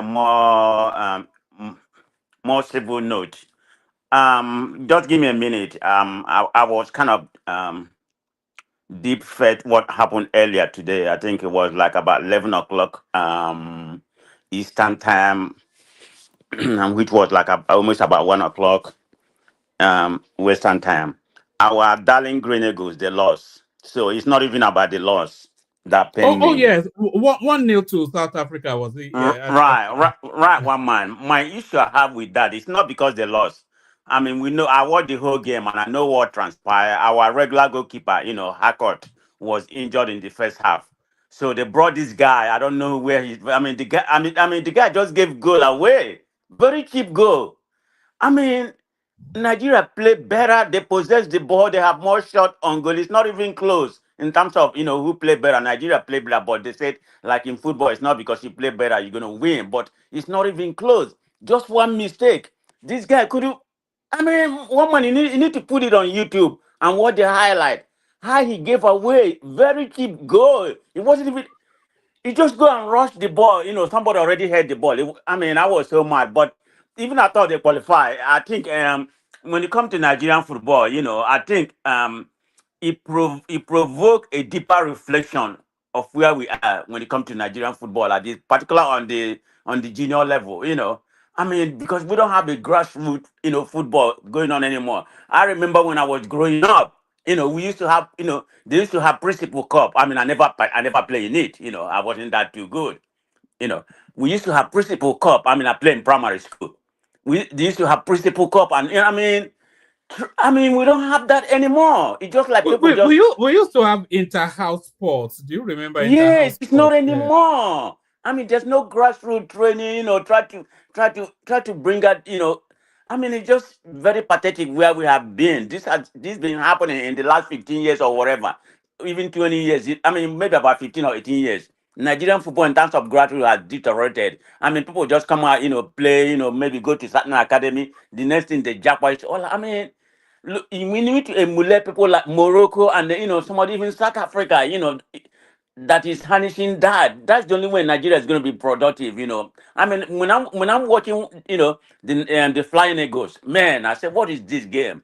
I mean, they have good defenders, good goalkeeper, but they are lacking. I mean, the attackers is toothless. I mean, the quality is lacking in key area. I mean, do you know throughout this tournament, one man, Nigerian team scored only 3 goals. Can you believe it? The lowest 3 goals for the whole matches they play. Only 3 goals. They don't have a striker. No, there's no striker. All they do is control the ball, pass the ball in the middle and everything. Very toothless, striker we have. Our defense is good. I'm not blaming even the goal. Even the goal that was given today is because of the goalkeeper. Our first goalkeeper. His name is Harcourt Ebenezer. Was injured. Who is their coach? Do you know? What's the name of this man? I've forgotten his name. I mean, I can't even remember his name right now. Is he But Nigerian? he played in Nigerian football. But I mean, something is lacking in that country. Okay, even I mean, they're going to World Cup. Because the last 4 teams that qualified, they're going to go to World Cup. It's going to play in South America earlier this year. But something has to be given. Not just because of this game. Something is going on in Nigeria. I'm not talking about the senior level, but the grassroots level. We just went backwards. Nothing is happening in that area. So, but anyway, I just wanted to start in a good note. And I'm more concerned about one more topic. I'm more concerned about Wizkid. I don't know what's going on with him. I mean, most of the Is it the one they are questioning his sexuality? No, Wizkid, the musician. What do you mean? Wizkid is not. No, there's one of those musicians that they're questioning his Don't sexuality. you know who Wizkid? I know that video. That's the only one I know. I don't know the rest of One them. man. You don't know the three biggest Nigerian export: Wizkid, Burna Boy, and Davido. Oh, I think it's Burna Boy that they're questioning his sexuality. I know the one that's Baby Pana. I know that one. I know what's that one again? Yes, No, it's the three big. We have the three big. Then you have Rema maybe in the 4th, but we have the 3 big. We have Burna Boy, Wizkid, and the Davido. But you can't question about Wizkid sexuality. I mean, this guy has about 4 kids from an American lady, where they say they are separated right now. No, but the point I was trying to make, I think something is going on with him. I don't know. I mean, he, most of his concerts, he canceled most of his concerts, so we don't really know what's going on, because he's that kind of person. He has what we call. Was he not the one that walked off stage because of some sound system in a couple of months ago? I think he did that in some African country. The set barely began, and there was some technical glitch, and he just left. You might be talking about Burna Boy. No, I think that was Whiskey. Was it? Yeah. I doubt it. Whiskey doesn't perform in African countries. I doubt if he do perform. You know, Whiskey, the small one, the smallest one. You seen him? But anyway, you don't know anything about. You don't know anything. I don't. You know, besides politics. I dipped out of music after Sonny Ade, so anything after Sonny Ade, I don't know. You know. Oh, okay. So yeah, so let's go to the main topic. About what I'm going to say about what's going on. Let me start with the Jamb'S. One man. I had your talking point the other day. Your introduction talking point the other day. You went for like ethnic jingoism in that way. You know, you went there, okay, because he started by saying that the South is gonna go there right now. But don't you think that people that is really affected, they have a right to speak? I mean, in as far as they didn't make any derogatory statement on you, then you can say they're making ethnic, they're making ethnic coloration to what's going on. But you went there. But anyway, having said that, let me stick with this damn exam. I'm gonna reserve my comment until an investigation has been done. I mean, they said they have done their investigation, claiming that it was a glitch that caused it or whatever. But I have an issue with that, because if you're gonna try to disenfranchise people, if you look at what actually happened, I think there's more people in Lagos, almost about 200 and something compared to 170 something in the southeast.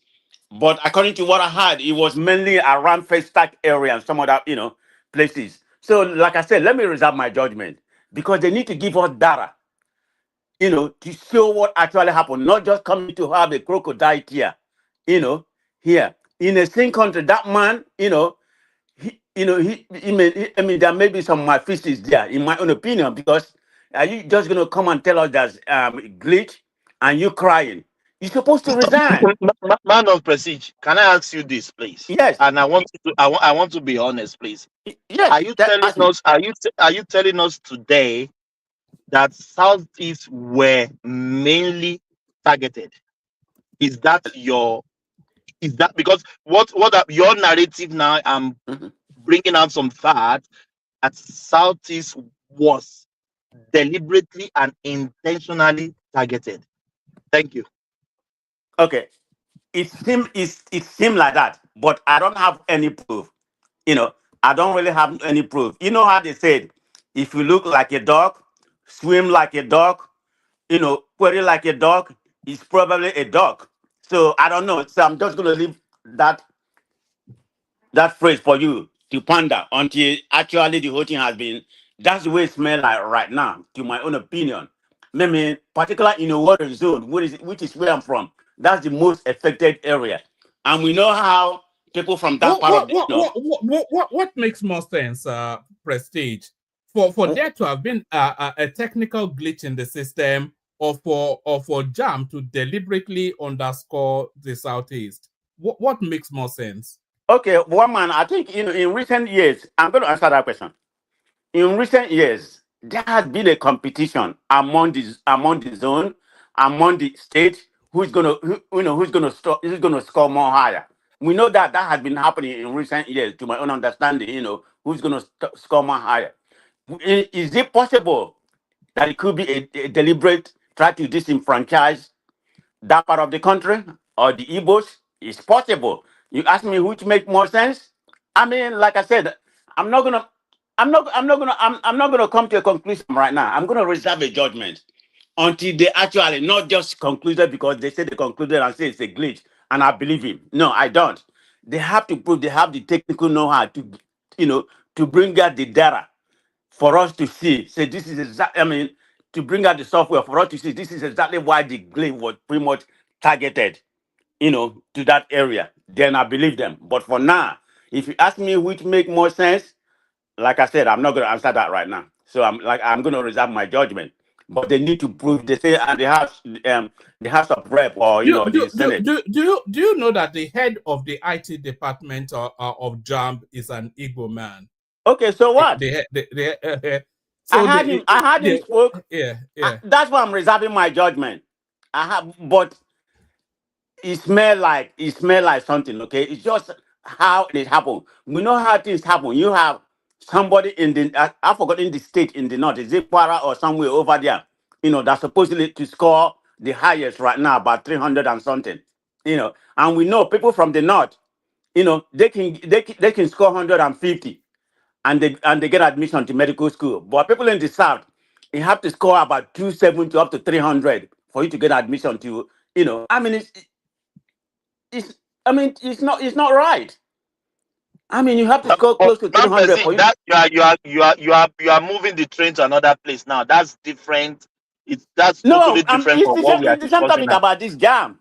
It's the same topic about this jam. But one man asked me a question. I said, like I stated earlier, I'm going to reserve my judgment right now because I'm not going to answer that question. They need to prove and give us the data. But what I'm saying, that man, whatever happened, whether it's by glitch or by deliberate, that's a crocodile tear. I don't need to resign.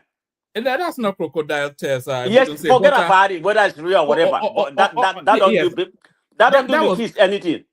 That was going to be my question. That do you think somebody should resign? And if you think somebody should resign, who do you think should resign?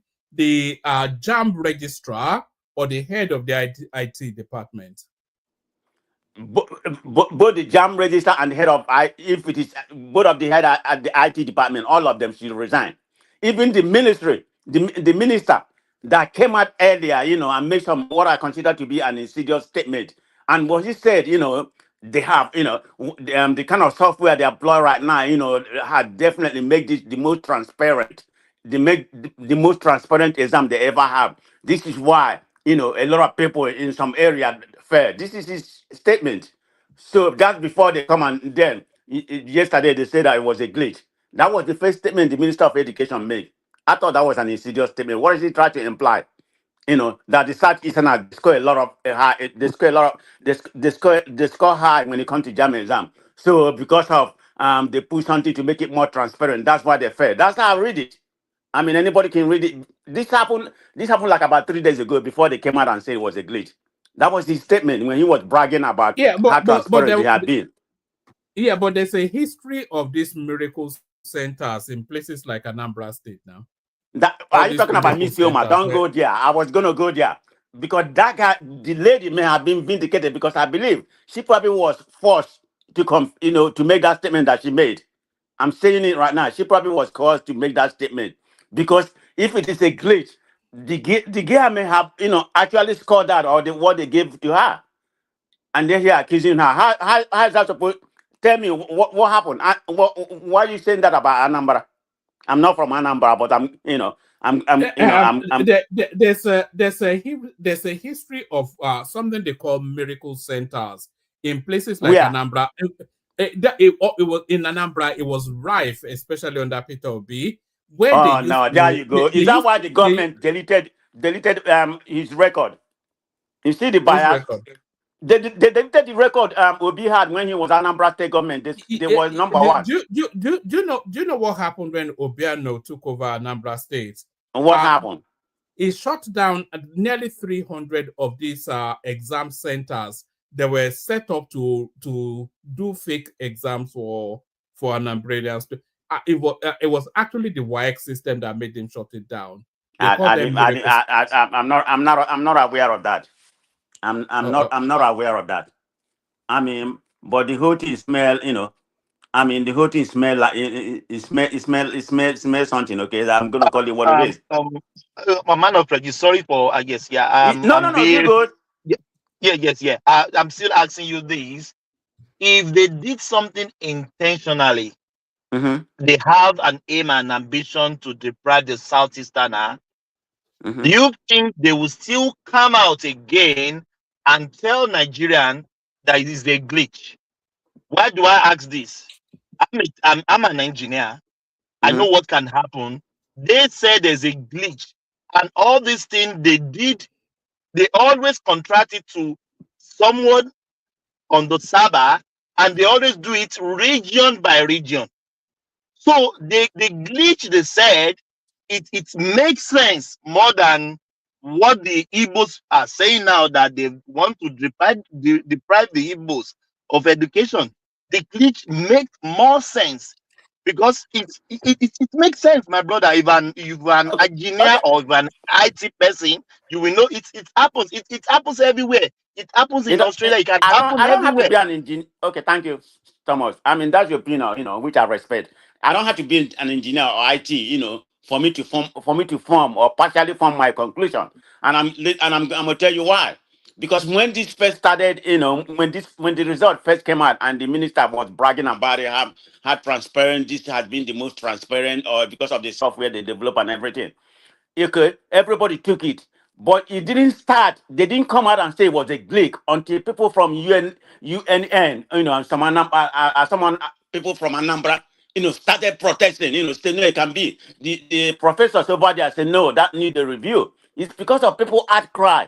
Then they came out and said it's a glitch. They never say it was a glitch until the Southeastern, and particularly the professors at UNN, because the professors at UNN and some other university over there started complaining. This is the only why they came out and say and say it was a glitch. So that's how that came to be. It's not like the other way suddenly. What type of glitch are they even talking? That is nonsense.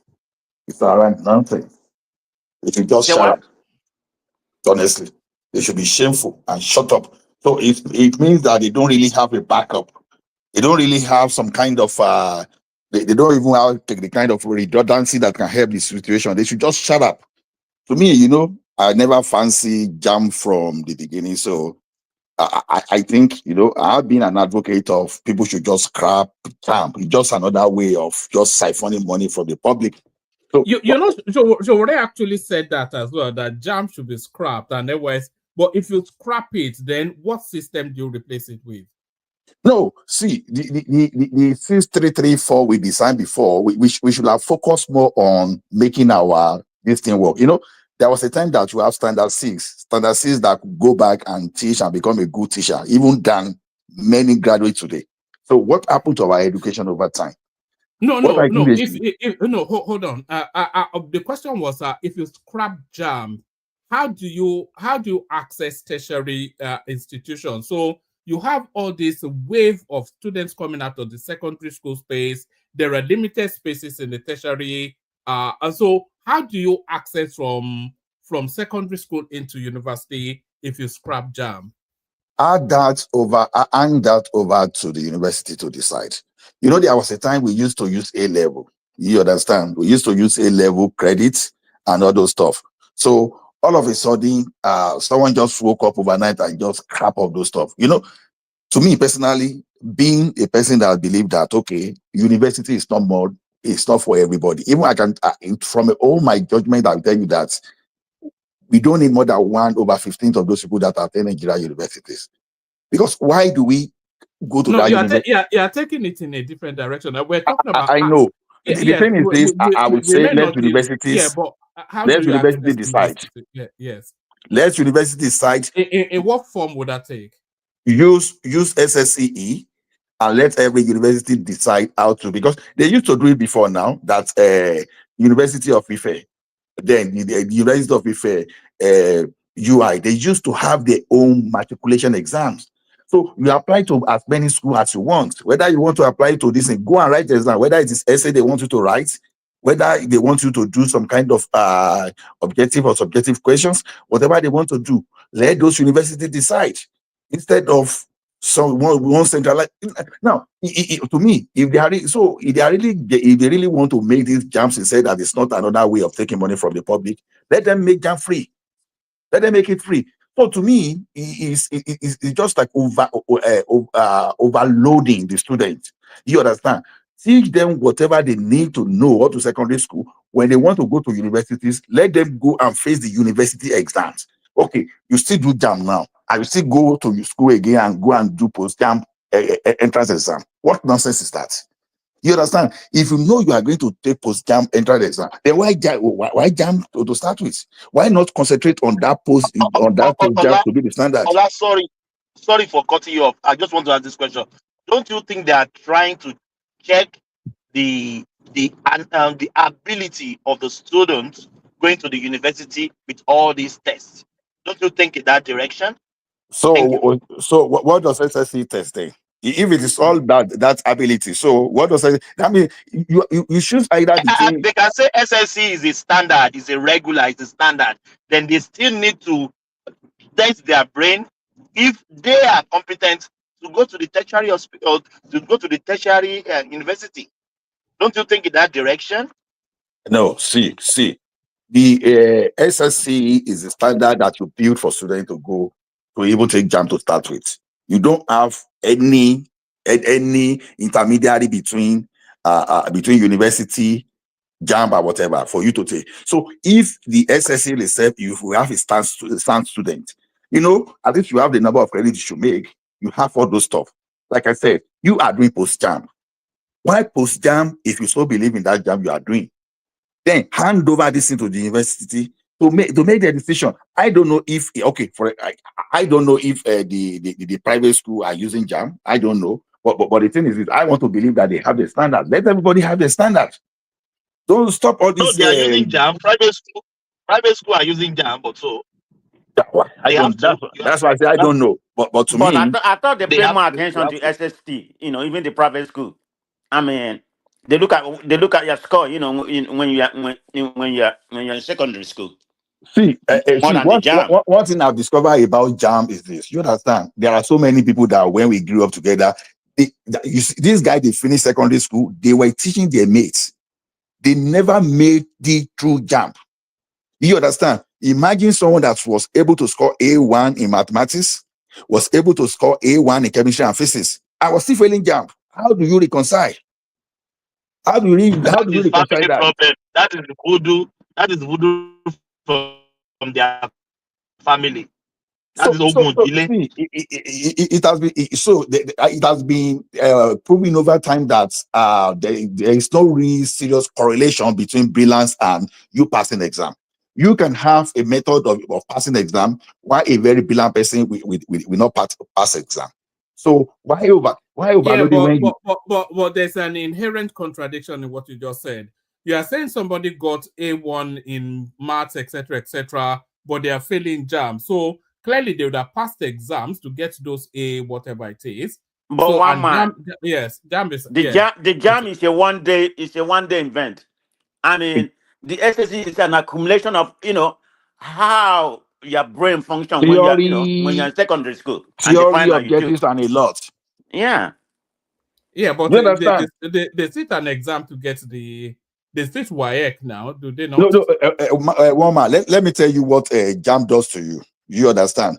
You go there and write No, I'm talking about the correlation between your example. You are saying somebody got an A1 in maths, chemistry, etc. So the only place they get it is to sit a WAEC exam.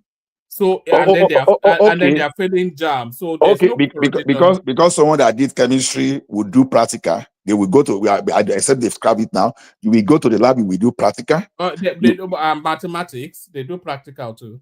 No, in mathematics, you calculate, you write calculation, you do the normal theory, you do objectives. Right. So there are different components, but mostly jam, except the thing has changed, is objectives. So it simply means that some people are not really cut out for answering objective questions. So whereas you have opportunity of performing well when you are dealing with theory. So you have different components. So when you aggregate everything together, you will still be able to skate through. But some, you just ask them to go and face a 1 hour exam where you just know them. So it becomes the survivor of who is faster. Some people are brilliant, but they are not necessarily fast when you time them in such kind of objectives. No, I'm not sure that anybody that's scoring A1. Sorry, you still have the flow of prestige, but I'm just. There's somewhat of a conflation in what Ola is saying. Anybody that is scoring A1, they would have gone through all through their lives. They would have gone through a whole series of examination type environment all the way through their gradients through the educational system. So they can't, they are not just sitting in the farm getting A1 in subjects. So they would have gone through exams and exams and exams. So they already have a trained mind, trained towards examinations. And or am I missing something? It sounds funny too, but for those of us that are schooled in Nigeria, I don't know whether you school in Nigeria. I'm telling you of what happened in reality. In reality, that's what happened. You will see your best. Okay, let me. Okay, hold on. Let him speak. Let Ola land now. Yeah, go on. Okay. So we've seen. Okay, like look at some of our best secondary school students now. That time now, they didn't make it through the course they wanted to do. But the average one that were not even the best, they were even making it into medicine and surgery. They were making it into engineering. Why they look at some people? Okay, you guys, because they could not meet up, they okay, go and take microbiology, go and take biochemistry. That's what happened eventually. It sounds funny, right? But that's the reality. No, it doesn't sound funny. It doesn't cohere. You are saying it doesn't cohere, but in reality, I don't see the coherence in what you're saying. You know, there's a difference between practical, the thing you see, you experience, you witness, and something that you assume should be the ideal situation. Now, theoretically, someone that was doing very well, that could score A1 in physics, could score A1 in mathematics, you believe that normally they should go through Jamb'S. It's not like that, because if you see the component of what they set in that Jamb'S, you understand what they set in that Jamb'S, except the standard is different from what we used to know. It's totally different from what you find out when you are doing secondary school. Like I told you, you have option of that theory, which will carry the significant part of it, that you solve equation, you draw graph, you do everything. You understand? You do laboratory, you do theory, and you still do objectives. So 3 components in all those science subjects. So within those three components, some people might have. You don't have those components in WAEC. In WAEC, you go to a hall and you sit an exam. No, you have the component, Baba. The thing is this: you do biology. All right, let's just. I'm not sure that I understand what. No, you. Ola, please, can you allow me to interject a minute, please? I came here because of you, please. Hello, Ola. Okay, I hear you. I still have the floor. Go ahead. You still have the floor. Yeah. For someone that has schooled properly in Nigeria, it's quite sad to listen that you said Jamb'S should be scrapped. Yes, I said it. Really well what goes on in WAEC system. We're on air, so I wouldn't like to say so much, but people that schooled in Nigeria understands what I'm saying. How those people that have A1, it's not practically possible for you to study mathematics in Nigeria, have A1 without any assistance in WAEC, and you struggle so much with Jamb'S. Most of these things, they got assistance, not in this era of special center all over.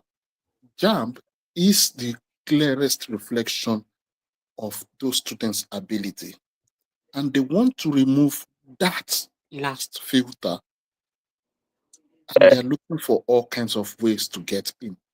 Guy, who is speaking? If I may know who is speaking. This is the Prime Dots. Now, Guy, I schooled in Nigeria just like you, and I did Jamb'S 4 times. So when I told you, even those people that were better than myself, they did Jamb'S 4 or 5 times. What Some of us you think they're better than you? Wait you. Some of us ended up going to start from Polytechnic, not just because we wanted to go, right? So the thing is this: it will be funny to you. You understand the way you said it, that without any assistance. As I speak to you, my schoolmate is even right here in the forum as we speak. Okay. There was a guy then. That guy was so brilliant that he was teaching everybody. He was teaching everybody there. Maybe if the guy has gone to State University then, that used to have cut-off mark like 180, 190, maybe he will have gone, because this guy actually he was targeting Unilag and UI. This guy tried Jamb'S more than 3 times. This guy didn't make it. The worst on that guy's record was A3 in English. So this thing we are saying, when we speak here, we are high school in the Ekiti, I'm speaking from what I experienced. So you see, some guys are very good when it comes to writing all those. You know how you know how Jamb'S it is when we are talking of Jamb'S. You don't compare Jamb'S and objective of WAEC. You know for sure. Now, tell me, if you are not super fast, how many people can finish that mathematics you see in that Jamb'S within that time limit? Okay, how many? My brother, I studied engineering. Sorry. I don't want to get too bogged down on it. Make that last Yeah, point. let me reclaim my time. Yeah. So let the prime make that last point, and then we'll move on. Okay. The thing is this: if we want to build a functioning country, there should be standard. If you don't meet up with that standard, prepare. Instructions are part of examinations. So the fact that we all have sad stories about Jamb'S, you end up discovering that after your first year in the university, how much you performed on your own in Jamb'S reflects in your first year results, except you are being helped. I would drop that comment, and that was why I really just came in like, hey, Jamb'S should not be dropped. There are so many shenanigans going on in WAEC, Special Center, all over. So that Jamb'S should remain. I think it's a close reflection of people's ability. That's not true anyway. That's your opinion, and I respect it and I respect your opinion. But there's a way we can embed something sometimes and can start on fallacy. You understand? I don't know whether you're in America or Canada or somewhere. Look at how they factor their education is really reflecting on how they develop. Wait, you will see those countries that have active education that the way they do it, they focus on making students learn and making students apply rather than making students to cram and go and dump in the exam. That is difference. So you wonder why we are not as innovative and why we are not moving forward. Look at the current generation now. Why do you think they are more even innovative, even despite not having that academic balance like we want to associate with them? How come they are more innovative than our generation? Just because they are exposed to many online content where they can practice immediately, they can apply. Not you go and be reading what is motion and they be asking you what is motion in the exam, but someone is not even giving you practical situation where you apply all those calculus and all those stuff. So the thing is this: Jamb'S is one of those kind of wrong way of educating our people. Even having massive number of those people going to university in our country is an indicator that our system is not functional, because you are going to that university to just go and compete to work with Guinness and all those stuff. Whereas you can learn and start be actively productive immediately after your secondary school. Standard 6 used to do that those days. Whereas our university graduates cannot even achieve what all those standard 6 guys used to achieve those days. So there are facts everywhere. All right, back to Prestige. Okay, thank you very much.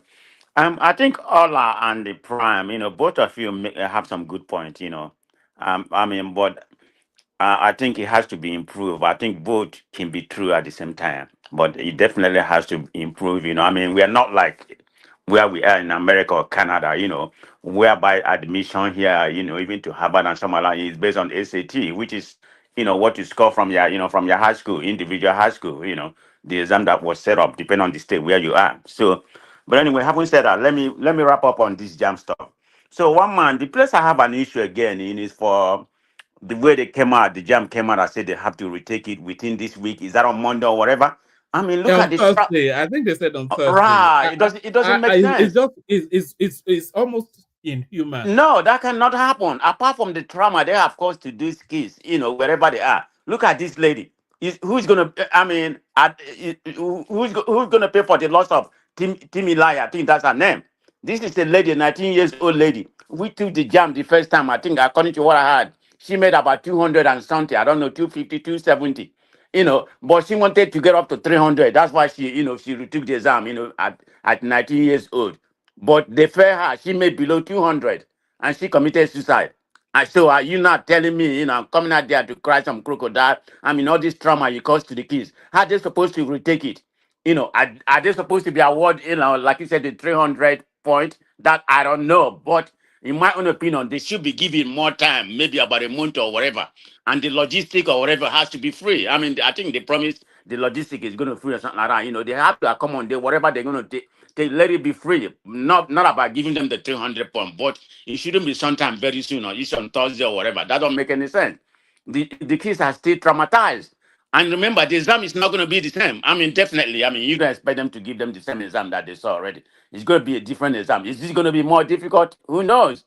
So, but I mean, they should give them some leverage. I mean, at least a month for them to retake the exam. So that's how I see it. Maybe, and Compi said, this lady that, Timilai, I think that's her name, the 19 years old, from Lagos, that committed suicide. So what's going to be done? And you're not telling me that man crying there's not a crocodile here? I don't believe that. Whatever, some people are saying, yeah, Nigerian people don't cry, Nigerian people don't apologize. I don't care about that. Look at the harm you have done to those kids already. They are crying. No, it does not it's very difficult to please Nigerians. So very, very quickly they came out they acknowledged the error, which is very un-Nigerian, and they apologized, which is also very un-Nigerian. Who cares, one man? Who cares about apology? Resign, all of you. Yeah, I don't care about apology. I think before, maybe within the next 7 days, we should start to see resignations. But for what has happened, the steps that they should take. Okay. You see, I have a problem. I mean, this man is an Islamic scholar, Islamic scholar. I mean, this is where nepotism meets incompetency. I mean, to be appointed based on nepotism, and this man who's incompetent to that position. Is he a Tinubu appointee? Yes, it is. Yes, it's Tinubu appointee, nepotism and Islamic scholar. This is why Muslim ticket is never good for that country. This is the production of Muslim ticket. That's what we have right now. Yeah, it's a Tinubu appointee. But I'm done. I think I have one more topic. Let me talk one more topic because I think I have taken a lot of time. Somebody you mentioned something about Natasha. One man. Yes, people are asking us. You're not following what's going on. Did you listen to Abiola the other day, 2 days ago? Did you see the expose about this Sandra Dewey from my hometown, Imo State? Did you see what's going on there? I mean, the expose was on there. The guy came out, Mazi Obina from Imo State, came out. That is who this Sandra Dewey. I have his phone number here. I was able to have my friend who says about because the phone number was there. The guy bring the phone number where they was corresponding, the voice and the so I'm able to let my friend who's a cyber security expert to see if that's her phone number. Yeah, the phone number, that's her phone number. She corresponds with this guy, there's a voice and everything. How she try to do you know how much she paid this Obi Namazi? 2.5 million. 2.5 million, to hire a photographer, voice change people. That's exactly what Natasha was trying to do. And who is backing her? According to what I heard, Hope Uzodinma, my governor, know about it because according to what Sandra Dewey, this is her own voice. Go and listen to it again. Hope Uzodinma, promised. Sandra said Hope Uzodinma promised to make. Sorry, when did Tinubu become president? When did Tinubu become president? 23. Well, this guy, the registrar of INEC has been there since 2016. This president guy? Yes. Are you sure Oloyede or whatever they call her? Yes, 1st of August 2016. That was when he was appointed. Okay. I take that back anyway. But what has an Islamic scholar we should be fact checking everything you say. We should be fact checking it. But I don't mind. That's I mean that's one man. The person in charge of the IT is an able man. So you see what I sent to you the other time in the afternoon. Okay, let all of them resign. I don't care. You can go ahead. But let me finish what I'm saying. Why is it okay? echoing back. But anyway. Carry on. I think that was coming from, who's that coming from? No, carry on. If So I not said speaking, you need to please go be listen muted. to Adiola one more time. 3 days ago. I mean, it lasted for almost an hour. So like I was saying, my governor, Hope Uzodinma, this is Sandra Jury, told this man that Hope Uzodinma promised her the next governorship, because what happened in Imo State, we rotate governorship. You know, you have Owerri West, you know, which is my zone, Owerri, MBC, and everything, you know, which is the Owerri West. I mean, we are the largest in population. And when we haven't had the governorship, I think we only have the governorship for, I don't know, 6 months or whatever, you know. That's the only time we have the governorship. But this time, Hope Uzodinma say somebody from my zone is going to be the next governor. And this Sandra Duru is from my zone. I don't know if it's going to get up now, because right now we don't know who's going to be the next governor. But it's supposed to be from Owerri zone. You know, for APC. Now I'm not saying APC is going to win it, but I don't know. But it's supposed to. But according to Sandra Duru, that's what she said. He said Hope Uzodinma promised that she's going to be the next governor. And, you know, and the guy, this Mazi Obina, is going to be chief of staff. You know, that, you know, he's going to make sure that Mazi Obina gets the chief of staff. And apart from that, Sandra Jury claimed that there's people behind him, number 1 and number 2. I mean, number 1 and number 3 in Nigeria. So who is number 1? Is he not your president? I'm just saying. I'm not directly accusing him. Is he not your president? Who is number 3? Is it not Akpabio? So go figure that out. This is what exactly Sandra Jury said. Go listen to that tape again. You know, it was 3 days ago that was played. So there's something going on. What? I'm here. I think Enigmatic wants to interject. Yeah, just a second. I just a pointed question to you, one man. As we speak now, right? As Natasha provided any evidence, scintilla. She's a lawyer. She don't have to provide evidence to the public. Hold on. Just a second. Because I'm just asking one man. As so far so good, as she provided a scintilla of evidence so far, one man. It'll be very difficult for her to, seeing that she made up the story. So it's very difficult to. How do you know she made it up? She's in court.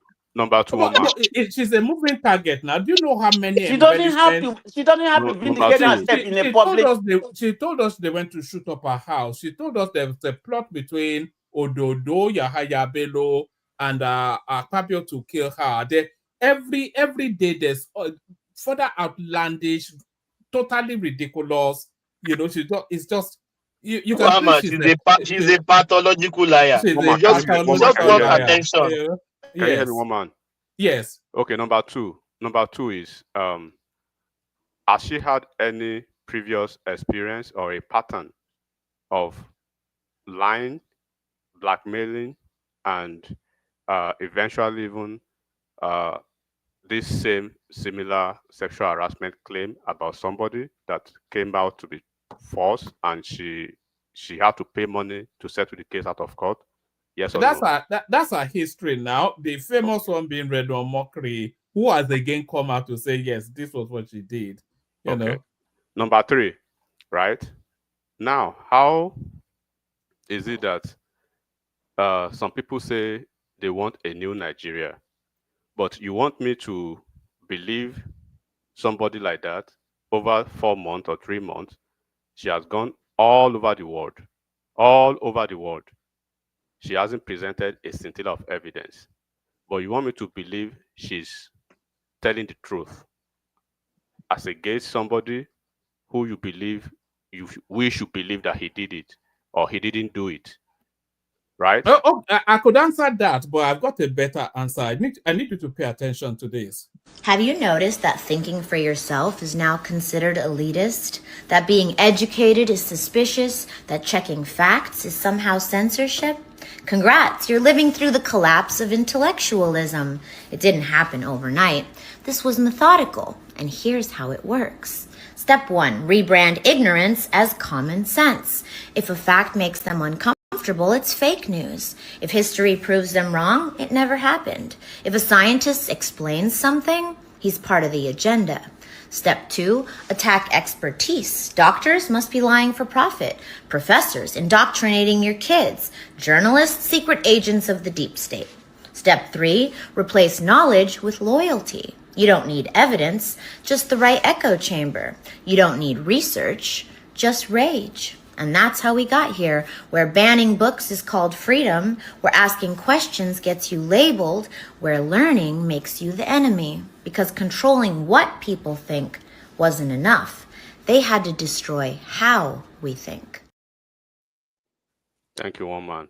So that's the answer to that. They don't need evidence. That does not mean anything. That does not diminish.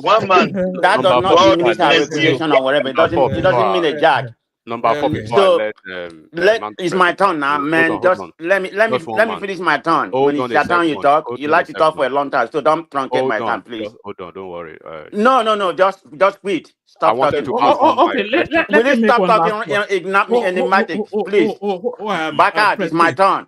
Hold on, we know it's your turn now. There's no hold on. There's no hold on. Stop talking, please. You can say what nonsense you want. When it's your turn, you talk. No, you calm down. It's not your turn. It's my turn. Get off. Get off, bro. Get up there. It's my turn, and I have right. I have right not to give you opportunity to talk. I'm not going to. Carry on, Prestige.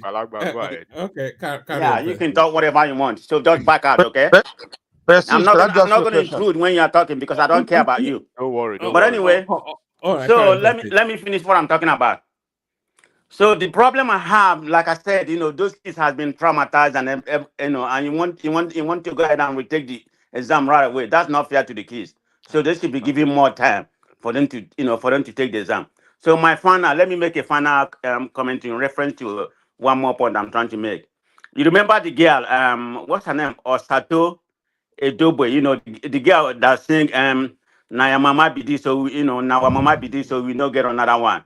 Do you know that she has failed her final nursing exam? I mean, everything is suspicious. The circumstances, that she failed the exam was very suspicious, because this is a guy that was brilliant, throughout her college career. All of a sudden, she just failed this exam. This is what happened in Nigeria. I know when this was happening, APC or whatever, they was very quiet. They didn't want to know anything. They know they was going to get Hey, Martin, I'm talking to you. What not to mention your president? Peter Obi is not your president. Excuse me?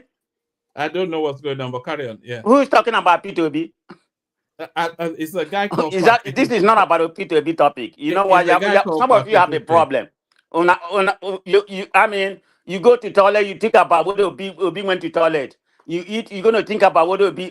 Leave Obi out of this. Obi is not the president. Hold on. The person speaking is actually an obedient, and he's speaking in defense of Obi. I think I was going to go after. I don't really care. This is not about Obi. Okay, we're talking about what's going on in Nigeria. But anyway, I just want to make that statement to bring that up. The girl, her name is Osato.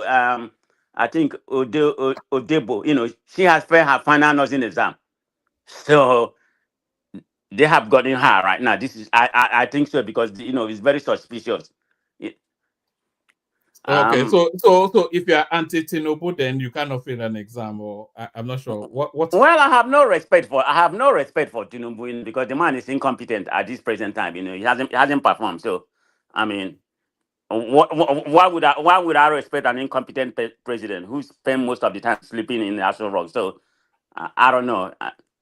Yes, but I wouldn't do that until he started performing. Okay, I mean, all of you are here, claiming that our GDP has paid up 3.4 billion, that was borrowed. Yeah, but what did they do with the money that was borrowed? It's not about borrowing. After all, we are not even in the top 10 countries. People that borrow. Egypt is the highest. Even Ghana is like a number 4 or 5.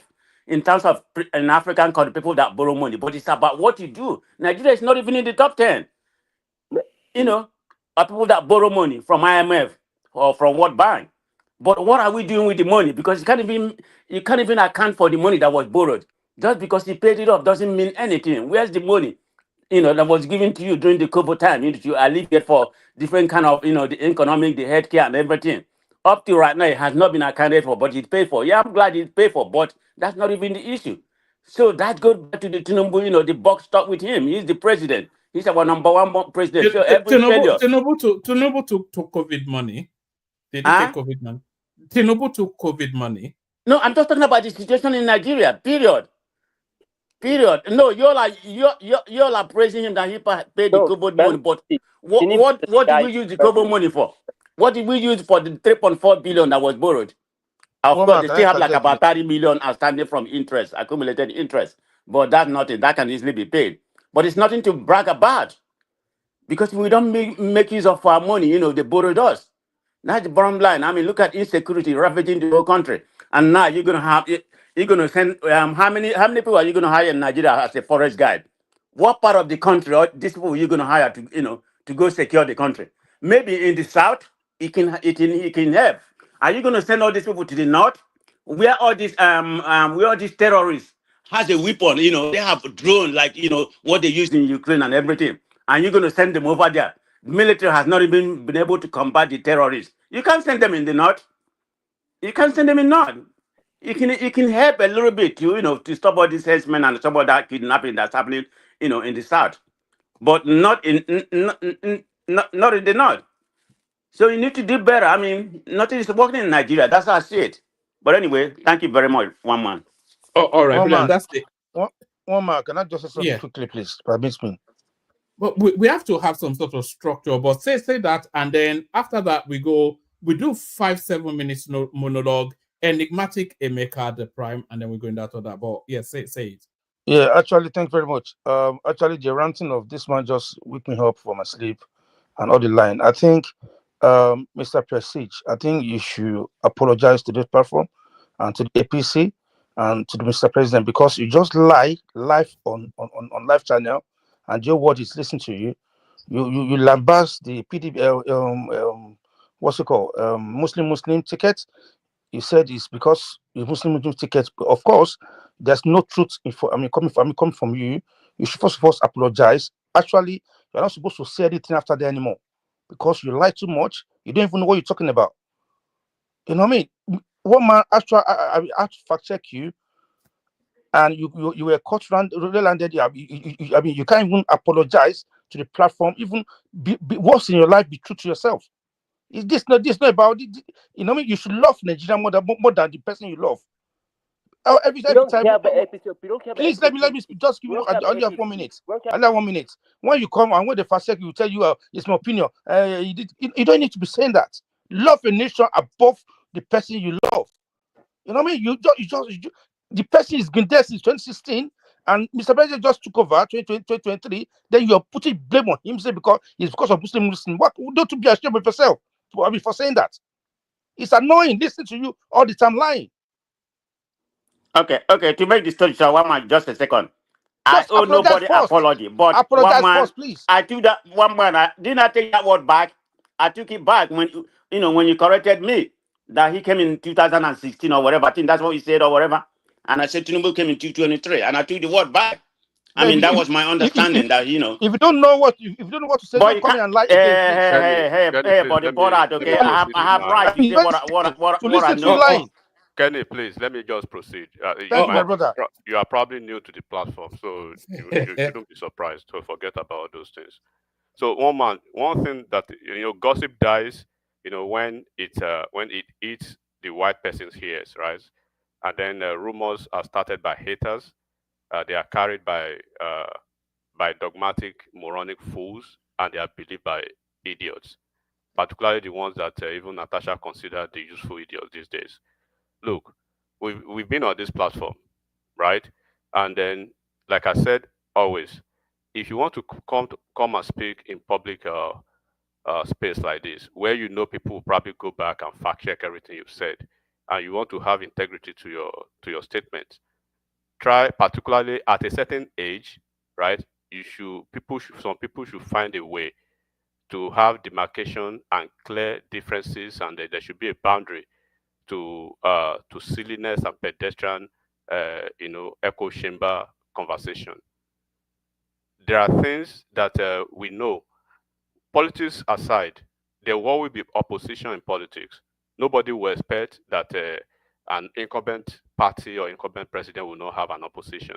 And nobody Stop will expect defending your brother. Your brother is a failure. Your brother is not only your president, he's the president of Nigeria. Stop It's okay. deceiving people here. Shut up, my friend. Tinubu is So- not a Yoruba president. He's the president of Nigeria. No, it's not actually your president. You guys know your own president. Nonsense.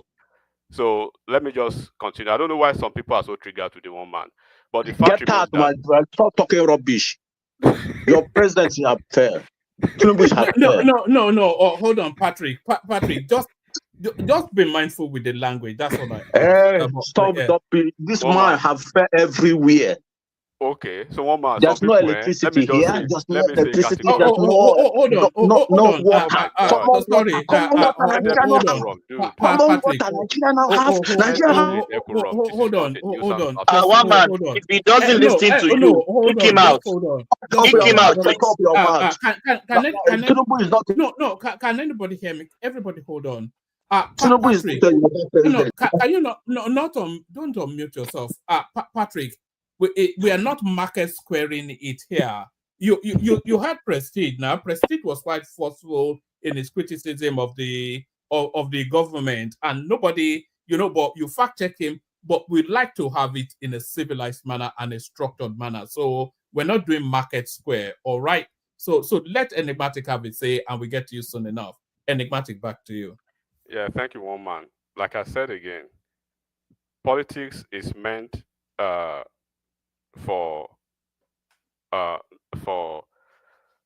people who can discern, and who can critically think that even if you are the sitting president, or if you are the sitting government, or the sitting political party, it is very incumbent upon you to have opposition, and you do not expect to be so politically naive that opposition will just want you to be there. They want to be there as well.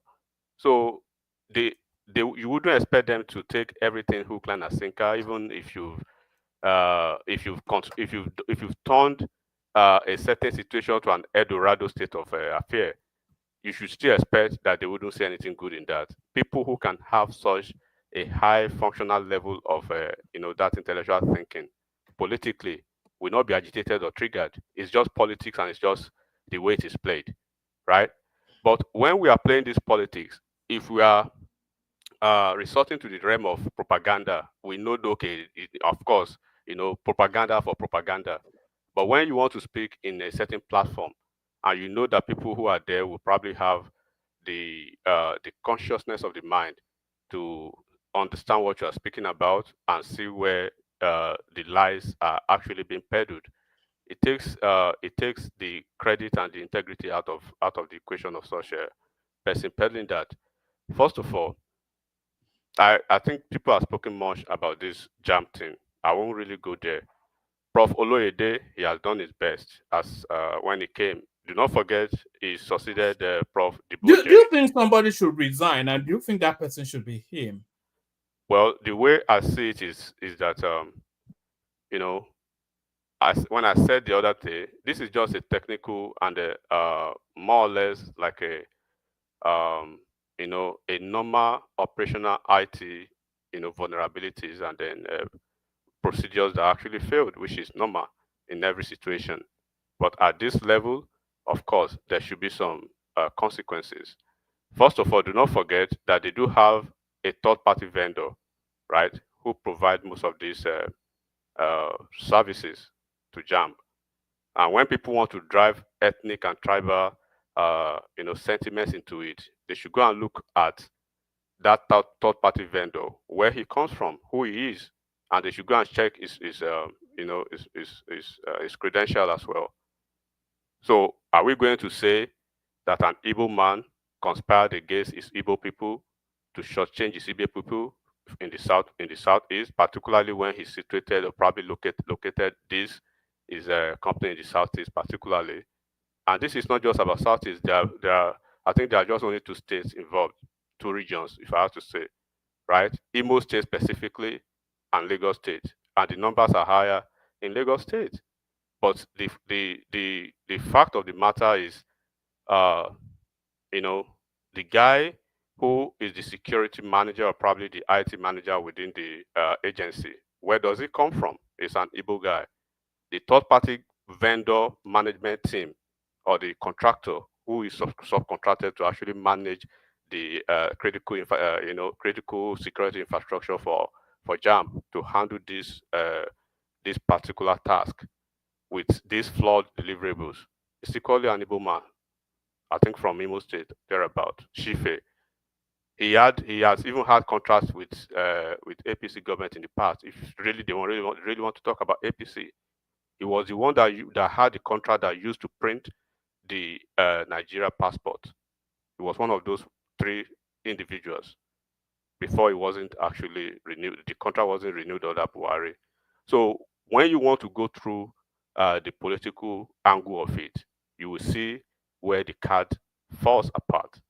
But of course, we've had a man who has actually accepted responsibility as it should be, because take it or leave it, is the boss, is the leader of the organization. So the buck stops, at his desk, regardless of who are those your subcontractors or probably the subordinates who dropped the ball at one point or the other, or which part of the agency or anyone within the agency that you can actually trace that negligence to. You are still the boss, so you are taking the position to take the high road to say yes, I take responsibility. Unfortunately, may we not, let me use the usual Nigerian parlance now, may we not serve right into the hands of our enemy. Unfortunately, Prof. Ojerinde served into the hands of the people that has never forgiven him since that Mesoma saga. They've always been looking out for ways to actually take him down. So if I were the president, the guy has done a lot within Jamb. He has made a lot of reforms in Jamb. He has made revenues for the country. He has come to apologize for forgiveness.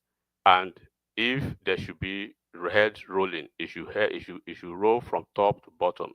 The entire director level and all those things, get everybody fired.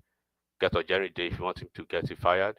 Then get somebody that is equally competent to do the job, if that is the point. But that is not the point now. But I'm just speaking to people who want to drive the ethnic card out of it. And people shouldn't even take them seriously anymore, because even situations that warrant nothing to be playing guilt trip or victimhood, they always want to do that. So how would you not expect them to actually go the route of playing the victim this time around? But if you remove the ethnicity out of it, it's a very poor situation still.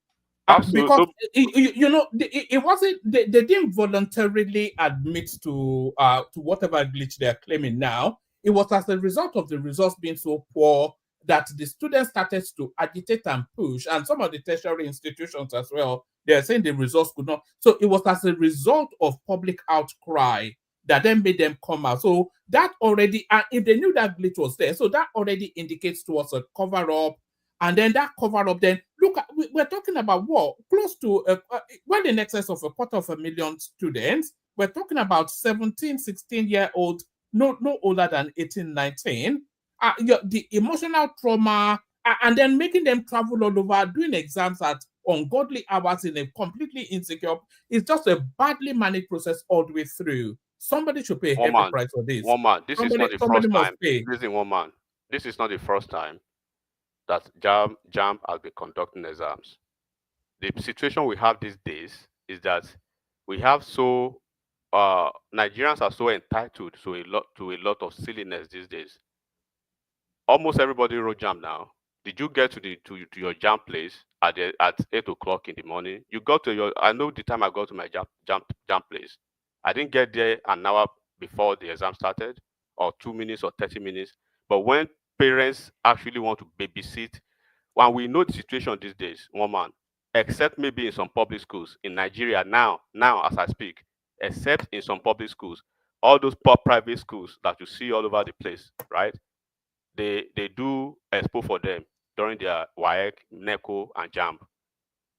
So yes, there's no gainsaying the fact that there are no vulnerabilities in this situation. And that was the reason I told you, when you are dealing with technology and when you take the technology out of it, when you take the processes out of it, you have to deal with the human element, right? Which is the third leg of it. And when you factor in the CIA triad, you understand that in human factor, there's always going to be, so you cannot have 100% calibrated, critical security architecture around your environment. There will be some glitches. There will be some vulnerabilities. But what is the percentage? At this level is too high, right? It's too high. But they do have an IT department that actually dropped the ball.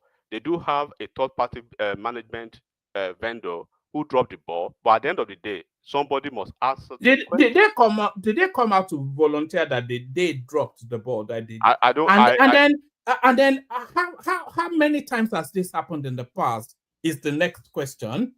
Because they didn't volunteer this information, it was beaten out of them. If regardless of how the information came out, right, beaten out of them or otherwise, the fact remains that an agency mismanaged an examination now, and they've had it they've had it in the past. But things are very different now because of this narrative that everybody wants to play. But like I said again, the number is unacceptable. If this happens under my watch, right, as maybe the person who is spearheading the IT department or stuff like that, there are certain, what are the risk valuation analysis? How are they being able to do that? Do they have even backend proof to secure or backup proof to secure all these their vulnerabilities? How do they actually arrive at this level? And also, glitch is such an ambiguous word. So we don't actually know what the nature of it is. What exactly happened? Because that is where glitch is glitch now. It doesn't describe anything. So what exactly happened? Glitch is glitch, right? But when glitches happen in cybersecurity, you have to run a proper vulnerability scan for you to even arrive at what is the root cause. You must have a root cause analysis. But we are not going into the tech, jargon. Enigmatic. We are looking at what actually happened. Has there been any issues? Yeah, who is this? The Prime. I just want to pose some questions to you. Okay.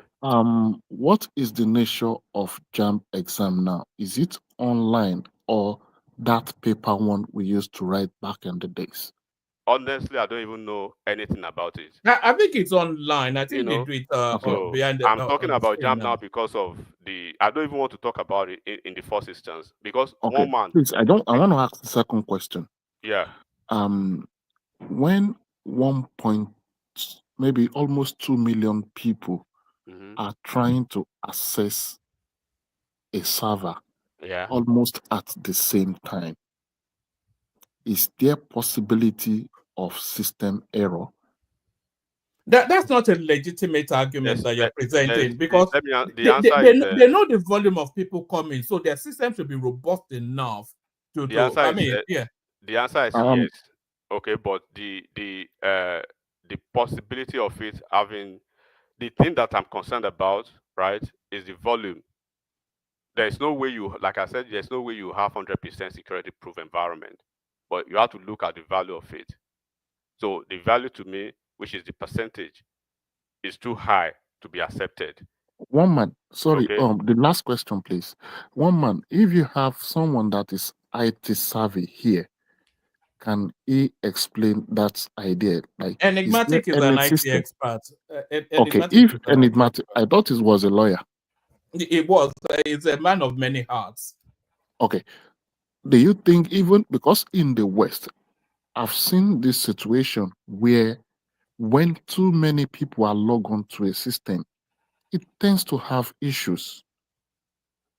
Well, what will happen? It would have shut down, right? And there will be a backup process. That was the reason I was talking about. What are the risk value analysis of the entire process because you are going into a certain environment where you have much of a bulk flock almost at the same time making access to that environment at the same time. So the situation of the possibility of it shutting down, because from what I heard, and that's why I don't even want to speak to that yet. From what I heard is that the third-party vendor, right, actually dropped the ball completely. So in the situation that when these kids finish the exam, the third-party vendor they didn't shut down completely at the other back end at their own end. So they just left it. you know, I don't know if you have anybody who has written ASVAB exam in the US here, the military exam, right? It is taken like this, I think, like Jam. So, and you see a lot of people writing the exam at the same time nationwide in the US. You could have maybe almost the people are writing the exam in Dallas, they are writing in Austin, they are writing in Houston at the same time, but they do not have this type of silliness that we have. So the silliness that you are seeing now, you can be traced to just two individuals, the IT department, right, and the third party vendor who is managing, who they outsource that their management of this exam to. They need to look at what happened between those two people. They need to actually carry out a proper investigation. And for you to actually do that, they must, of course, vulnerability scanning will be involved, and they will have to look at the root cause analysis of who dropped the ball between these two individuals. Of course, the third party agent, right, which is those people who handle the exam on their behalf, and then those individuals, which is the major IT person within the agency, they did a lot of damage to the reputation of the agency. But when you are trying to go through the technology part of it, where the vulnerability stuff comes in or wherever, when you are looking at the vulnerability that incapacitated this situation, you can't actually pin it to the CIA, trilogy of it. You pin it to the human error, and human error, you cannot actually quantify that until you actually go into the root cause analysis of what actually happened. So for you, because they are not doing it for the first time, from what I heard, they even conduct exam for the doctors, right? For the national exam for doctors, they conduct exam in some other West African countries.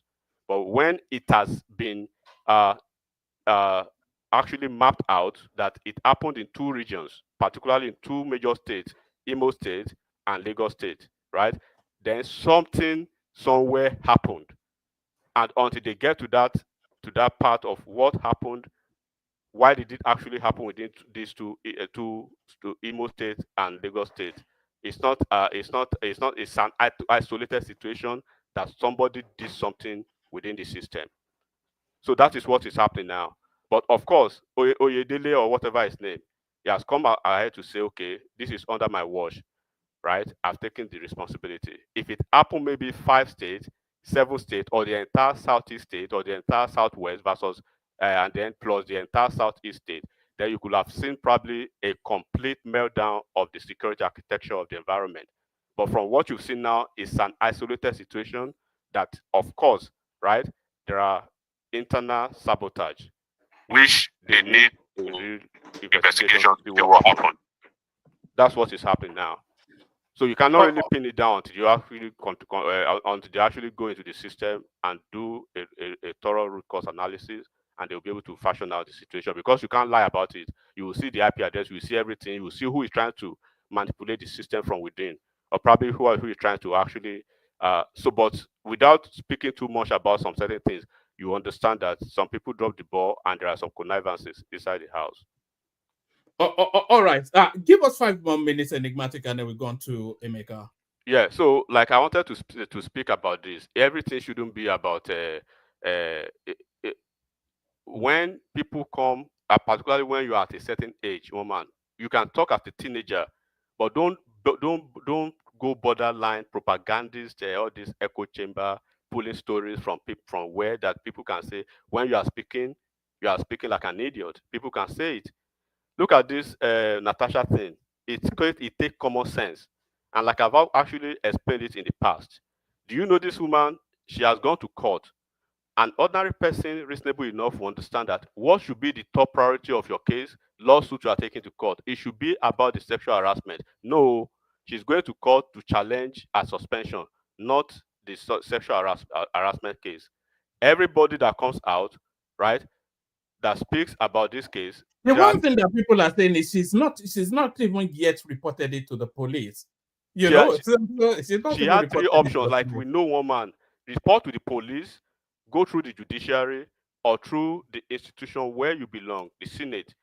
First of all, the Senate, you can't proceed anymore because you sent your agent, right, the one you called the useful idiot, Obiese Kwesili, and those individuals to disrupt the Senate sitting. One, that has been foreclosed. Then go to the judiciary, You are going to the judiciary now to pursue a case of fundamental rights, number one.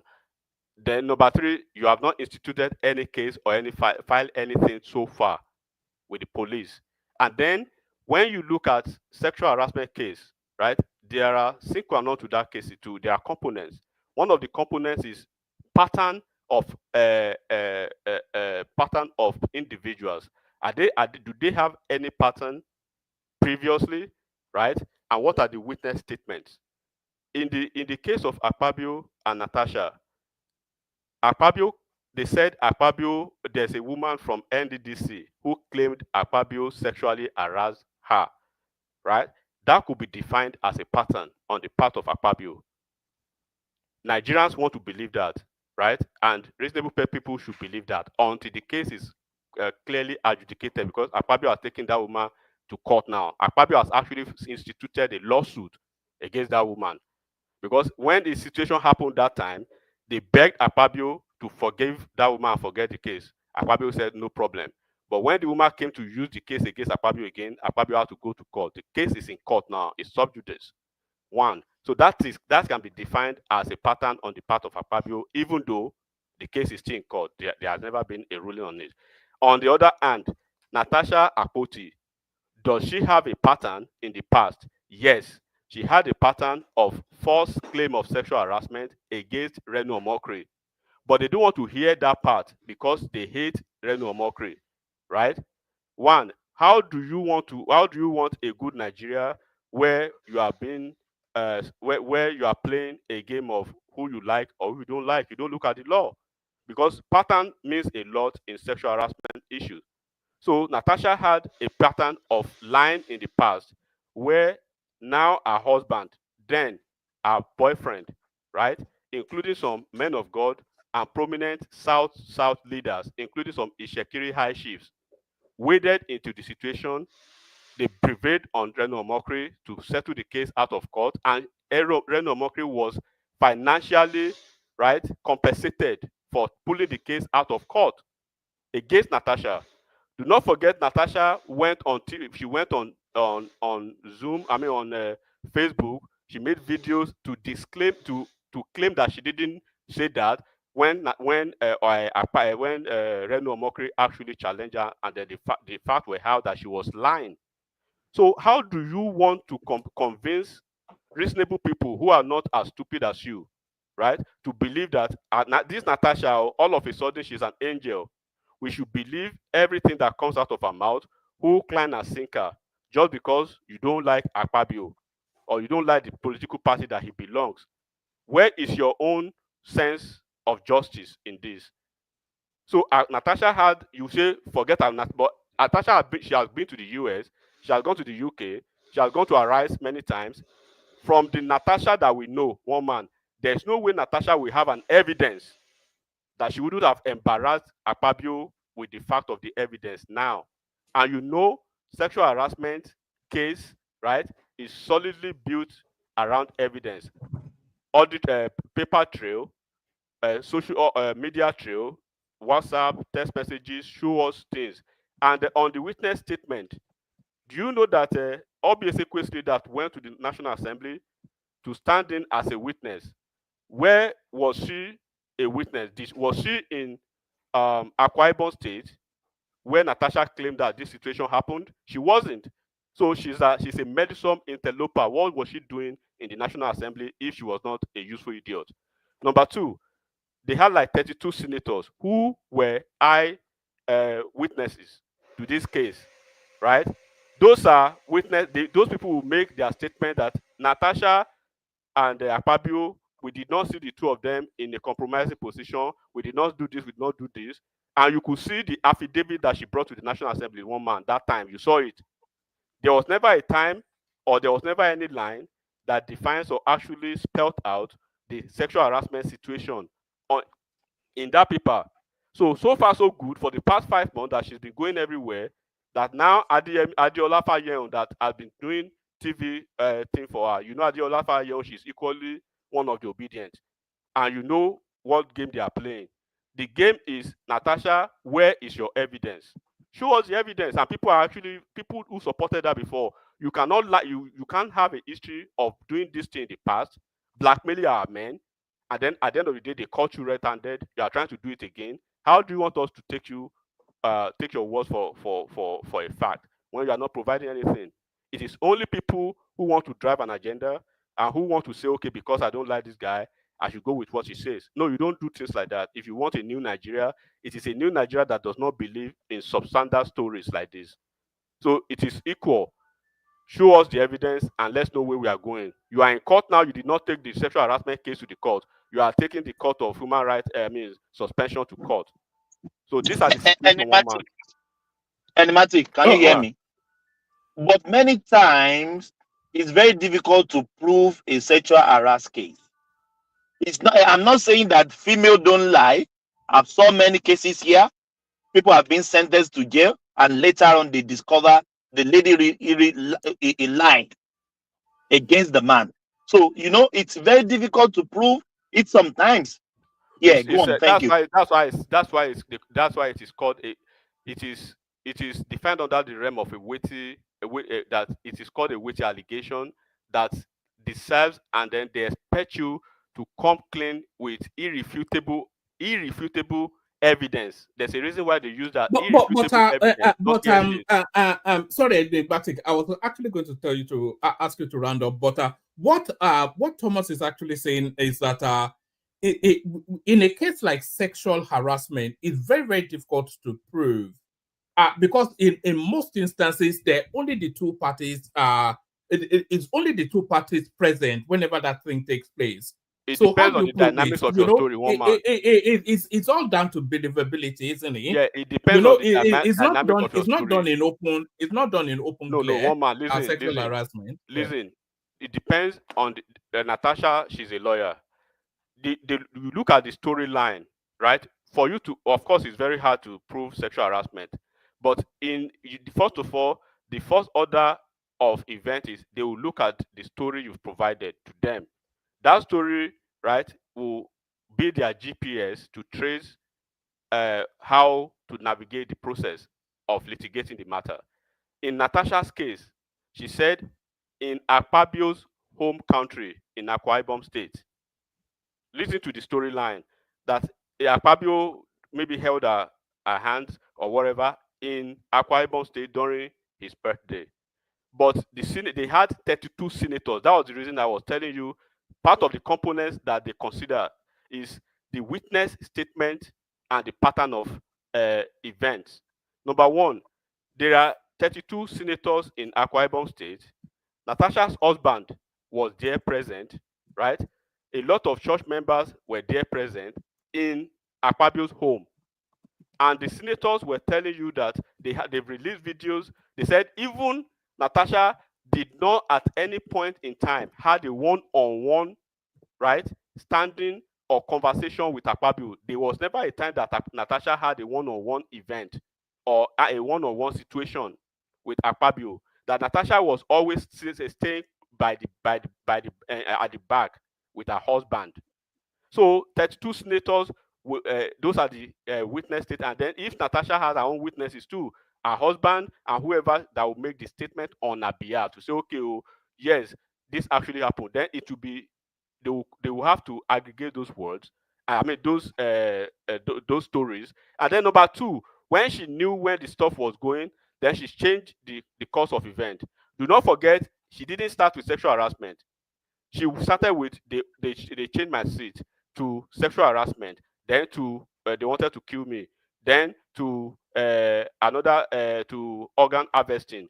Look at the sequence of the dynamics of the stories she has actually put out in how many months, and she has had the privilege and the opportunity to provide this evidence.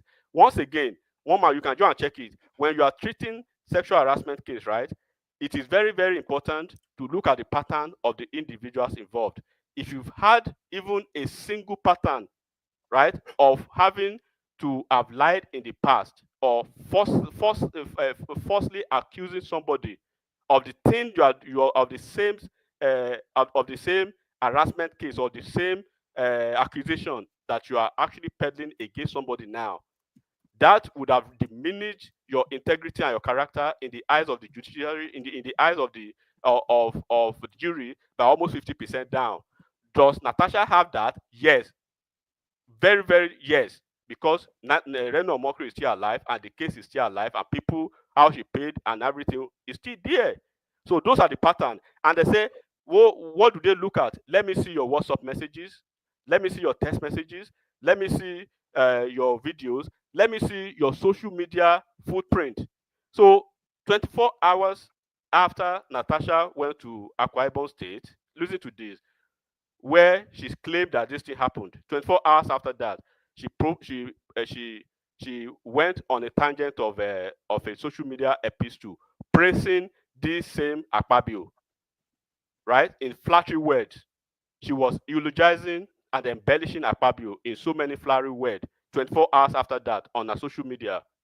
So that was the same man, and within the course of the period before you now came after make an afterthought harassment case, you've traveled almost 7 times with the same Akpabio, right, to several places around the world, and you did not include any of those situations or any of those travel scenarios as one of those cases of his sexual harassment issue.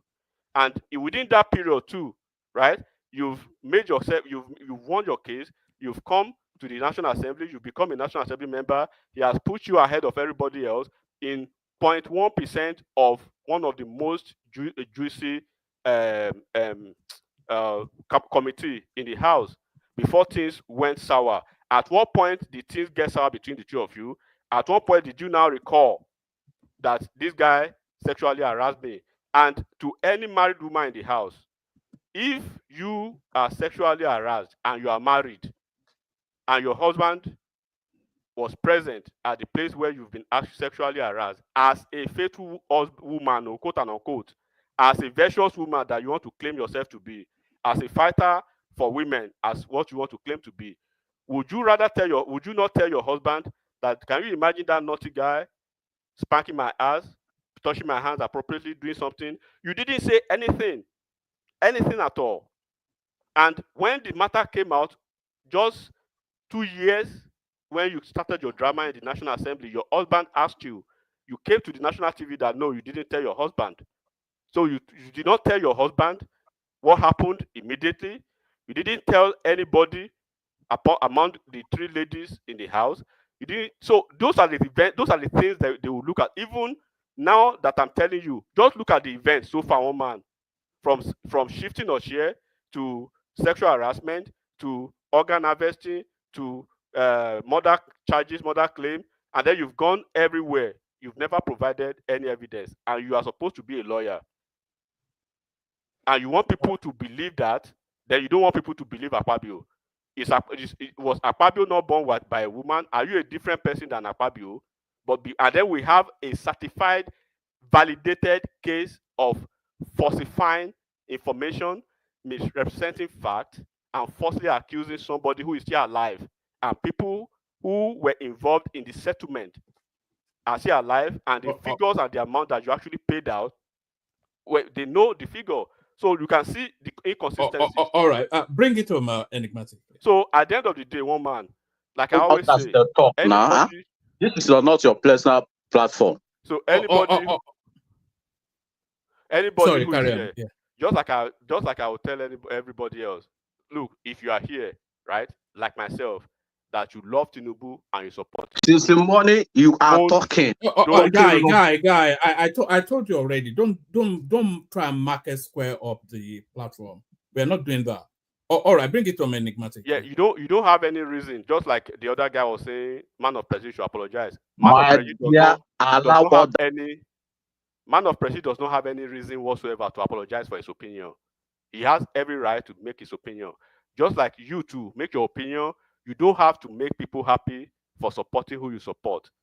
At the end of the day, it is politics. There will be opposition. If you expect that they will like what you say, you are fooling yourself. Just say what you have to say and move on. 2027 is here. They will cry again until 2027. They will promote their cries to 2031 to 2039, and they will continue to cry. That's the way it is. That is politics. If you win, you win. If you lose, you go home. Period. Thank you, one man. All right. All right, brilliant. So that's Enigmatic on day, of course, the inimitable. So a man of no equal measure as well. Emeka joins us. So King and Mekos, hopefully you have not fallen asleep on us. Mekos in the house. Mekos in the house, ladies and I've been enjoying Enigmatis. Did you get your dictionary out? Anytime Enigmatic is on, I always have a dictionary ready. It's always a delight. It's always a delight listening to him. He goes through his narrative with a procedural approach. Hold on. Who's that already? Hold on now. Do you want to hear Enigmatic's twin brother before then you pick it up after this? No. Emeka, this is for you, Enigmatic's twin brother. Okay. Into the aqua of what Papa Jeremiah, chief of Bafemia Awolowo, the Kenyan philosopher, said when he described Nigeria as a mere geographical expression. 50 years after independence, we're still talking about zoning. Is reflective of the fact that Nigeria still wallows in a state of medicinal statism, cankerous tribalism, ethnocentric chauvinism, syphilitic parochialism, epileptic nepotism, catalyptic barakboism, and state brigandage of the bluest dye.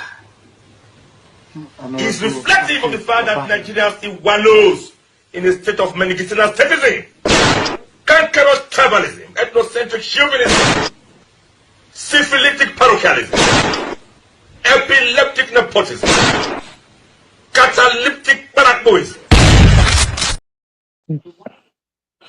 Yeah. Imagine a debate between Enigmatic and that guy. We might get exhausted. But Enigmatic, makes sense with his choice of words. This Patrick on his own, you just get lost. I miss him, I miss that senator, that rep guy. He added something to Grandma don't win politics for Nigeria.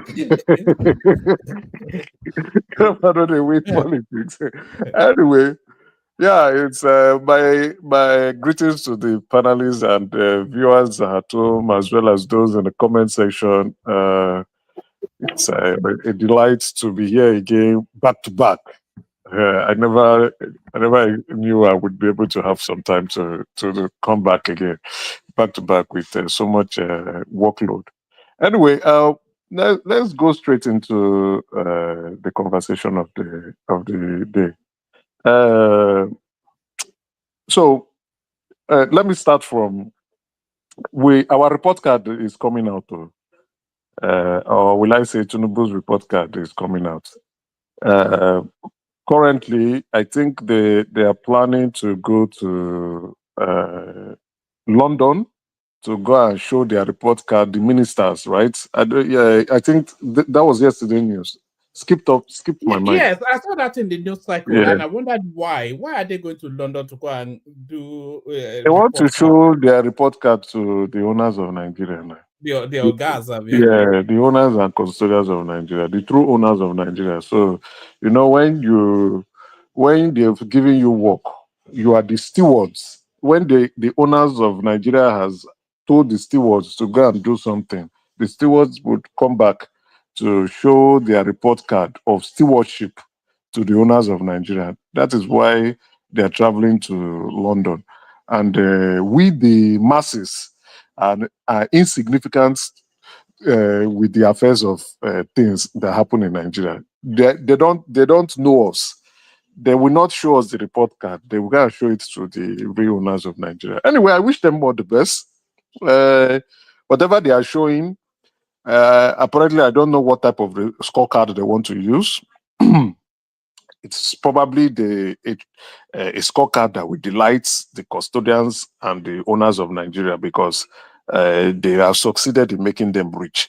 And pivoting into that conversation is that our inflationary report card is out.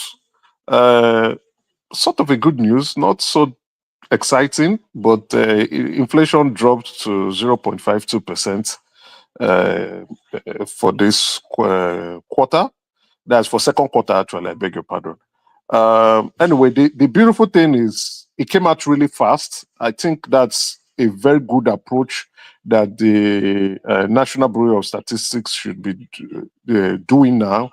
We're in May, so the second quarter report is already out, which is good. No, I beg your pardon. It's not second quarter. The first quarter of 2025 is out for April, so which is very good.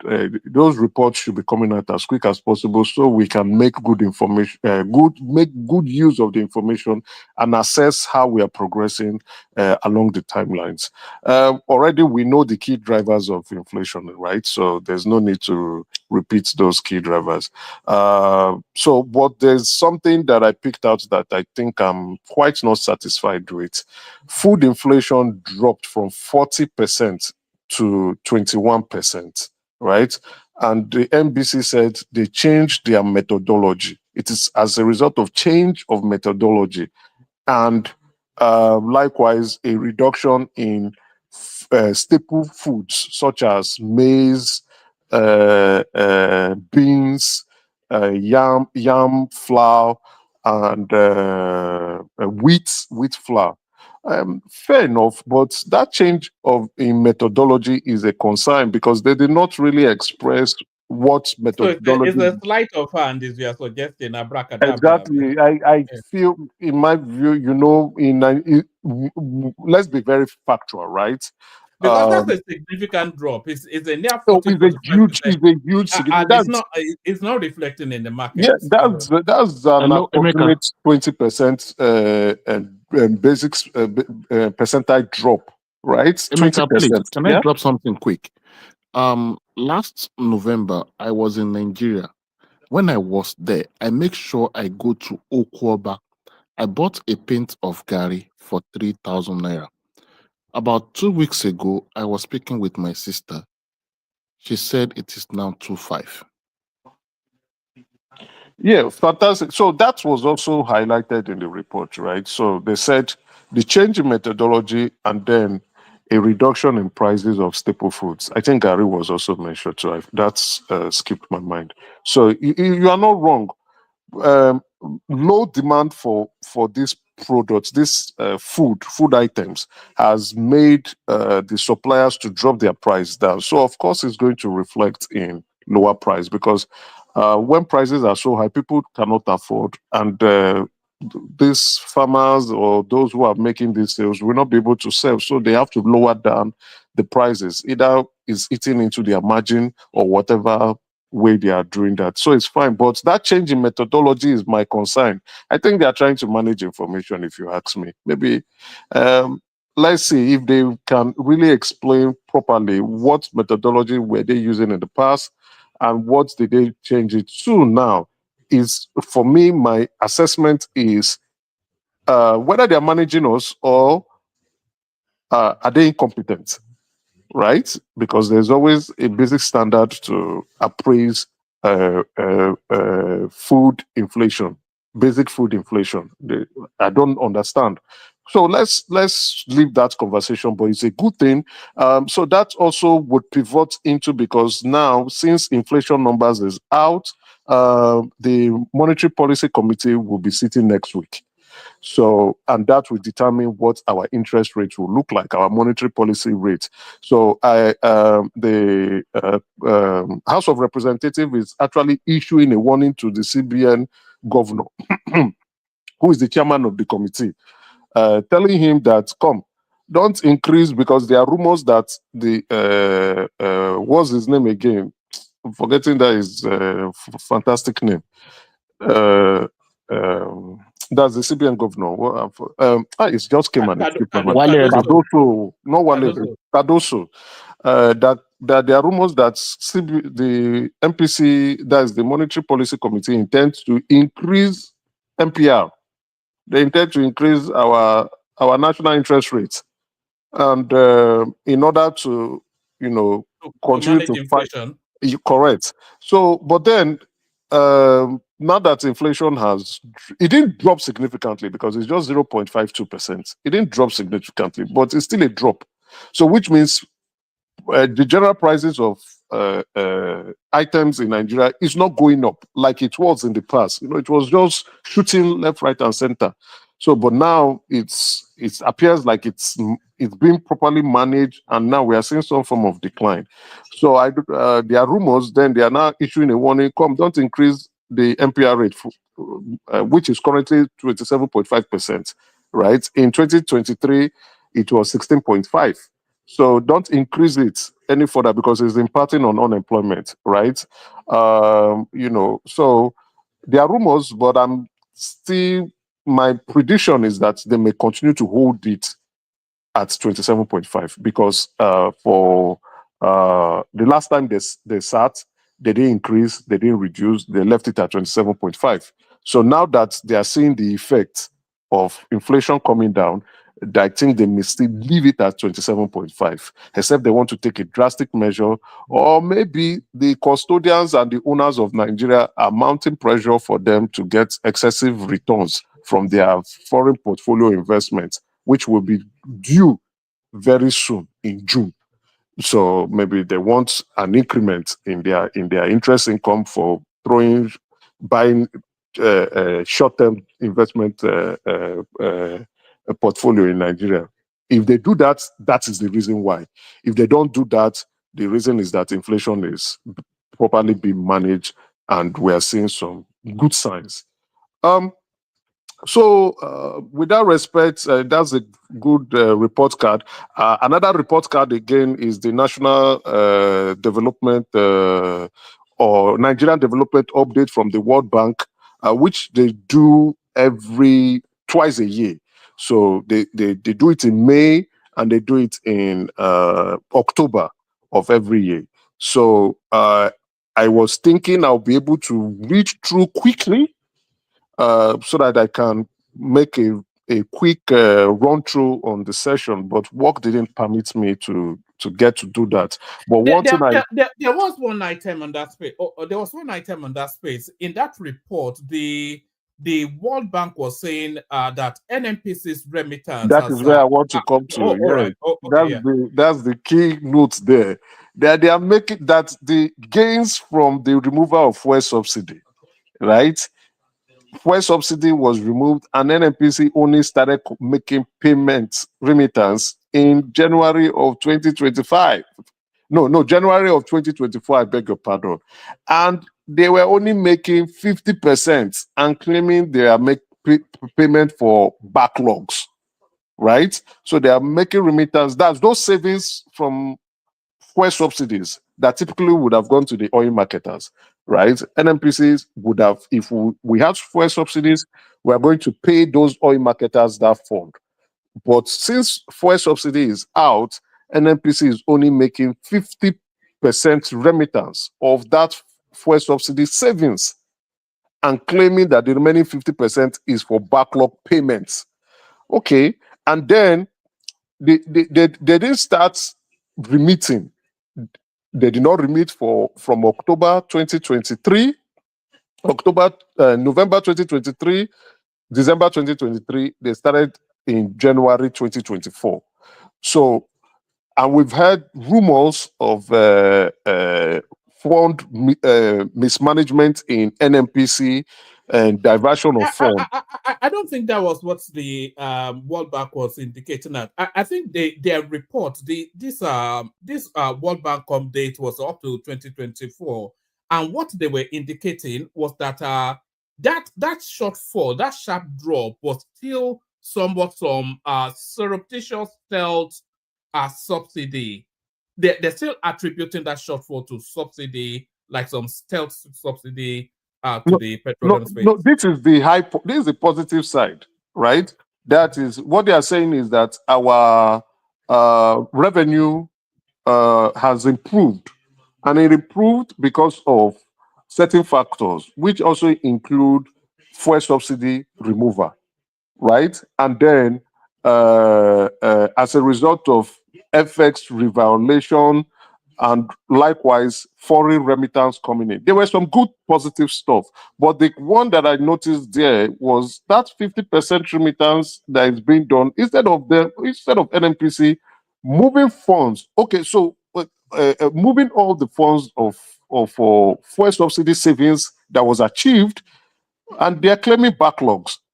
they're only giving 50%. So the advice was NNPC should quickly finalize these backlogs and now start making that remittance to the federal government. So they also said about our improvement in remittance, which has to do with it just skipped my mind, which has to do with anyway, I will try to remember. So they looked at states too. States is now and getting more allocation than the federal government, right? Which is another good positive side. So, like I said, I didn't have the time to. I wanted to read it because it's a long document with so many advisories on things we need to improve on and things that we are trying to get right so that our economy can get much better. How we can tackle unemployment. I probably will try to find some time tomorrow or Saturday to read it up and then make a very quick summary about that. Then my other concern is this credit scheme that was recently initiated by the Tinubu administration. We are now currently hearing mismanagement of funds and diversion of funds. Something is really wrong with us as Nigerians. When we are we're hearing that with the NEL funds too, that chunks of money, 70 something billion, they are saying is you understand? So we that's corruption culture. That culture is now becoming a culture. Mismanagement of funds, diversion of funds. When government is trying to initiate progressive solutions or programs that can get people out of poverty, that can realign us into better economic position, we are now seeing civil servants and their operatives diverting funds that is meant for Nigeria. It is pure wickedness. I don't know what sort of greed is this. And, a scheme that is meant to help the poorest out of the poor so that they can get an education without, going through so much financial struggles and the rest. People are already stealing money from it. It's shameful to read this kind of news. It's very shameful. How do we continue like this in this country? And I think the EFCC is really doing a completely poor job in executing, convicting, charging, and sending these economic thieves to prison. They are doing a poor job. Look at Yaya Bello, still gallivanting and having a great time. So, what do you think the picture is going to look like as a governor? If Yaya Bello can outsmart the EFCC, then I'll continue to steal and then roll out the same template. So the price to steal, the price or the consequence for stealing money in Nigeria is so low. So the risk to steal money is better. You steal and wait for the consequences later. It's strange. It's not fair. And we will continue to bleed this country dry till there's nothing left again for us to use. It's ridiculous. That news really broke my heart because it's not even 2 years old. It's not even, I think it's just a year. It's not even a year, I believe so. And then they're already stealing the money. Missing. Oh my goodness. Anyway, that's Nigeria for us. I don't want to talk about that woman called Natasha. I think it's very ridiculous. I don't know why it's on mainstream media. It's very ridiculous. Very ridiculous story. She seems to continuously foist herself onto it has nothing to do with the welfare of Nigeria. It has nothing to do with moving us closer to our goal. It has nothing completely. It's just a selfish agenda from that woman and every other people that is involved. And I'm wondering, why is this taking center stage at this critical point in time? Why is this woman? I just don't care. I don't give a damn what she does with her personal life, who is touching her or who is not touching her, who is she sleeping with or who is she the wife to. Is not do you wish Nigerian you were the business. one touching her? Is that what I'm I saying? don't wish. I don't wish. I don't care. It's completely ridiculous, and it's in my viewpoint, those kind of this kind of It shouldn't be front page news. You should find it in gossip newspapers, or you could find it in storytelling section of the Punch. It shouldn't be front page. Whatever those senators are doing, I don't give it, which they do all anyway. Go to Abuja, they do it, all of them. So I don't care what's going on within your personal, private, or in your bedroom should not be a center focus for Nigeria. Nigeria should get busy discussing important, relevant information. How are we going to solve our problems? What is the president doing to solve our problems? How are we tackling those problems? And we should be seeing progressive report card from time to time. For each month, we should be seeing some level of positive improvement in things we say we want, or things the president said he wants to deliver. Yesterday we had a hot debate where I was saying that the president has actually failed in most of his electoral promises, and people were trying to, which we finally agreed to, and come to the conclusion that the president has actually failed. And when we put a timeline or a cutoff timeline, the president is failing. So when we are not discussing irrelevant conversations and people are hungry, the World Bank is saying by 2027 more Nigerians will go into poverty. That is something that people should be looking at and saying, how do we solve this problem? And not Senator Natasha or Senator Akpabio touching or not touching or whatever they are doing. Husband is informed or husband is not informed. All right. Talking about solving that problem, Emeka, give us a little flavor on the head of the headline on the screen. It looks as though then Atiku is starting to shape up whatever coalition is wanting to shape up. It's telling us then that it's been able to, where is it again? It says Atiku announces coalition involving APC, PDP, Labour Party, others to unseat Tinubu in 2027. So it looks as though it's been able to struggle together renegades from all of these parties to form whatever it is that is forming. So what are you making of this coalition idea that Atiku is trying to put together? These are people who have been kicked out of their party, right? In APC, these are people who are upset that they didn't get political appointments. Maybe in one shape or form, they felt that they helped the president, but they are now being considered as insignificant. For PDP is literally dead. And then LP, they've not gotten their shape or form. So I don't know. I've not seen the news and I've to read it in details to predict what article, but it's a failure coming in the future. Do you see any permutation on sitting? What permutation on seats Tinubu in 2020? There's no permutation that will unseat him. Let's be very realistic. Let's say the truth. There's no permutation that will unseat Tinubu. The only permutation that will unseat Tinubu is when Tinubu angers the real owners and custodians of Nigeria. Those ones that they are going to show the report card. Bretton Woods Institute. Exactly, the individuals in the UK. If he angers them, then they will now put up the capital resources to now float Atiku properly and create some form of tension, and protest that would make people get upset and run a media campaign against Tinubu. Other than that, so far, Tinubu is keeping them very happy and excited. They are getting rich while Nigerians are getting poorer. There's a complete transfer of wealth from poor Nigerians. We don't actually have an existing middle class. Poor Nigerians to the owners of Nigeria, only true owners and custodians of Nigeria.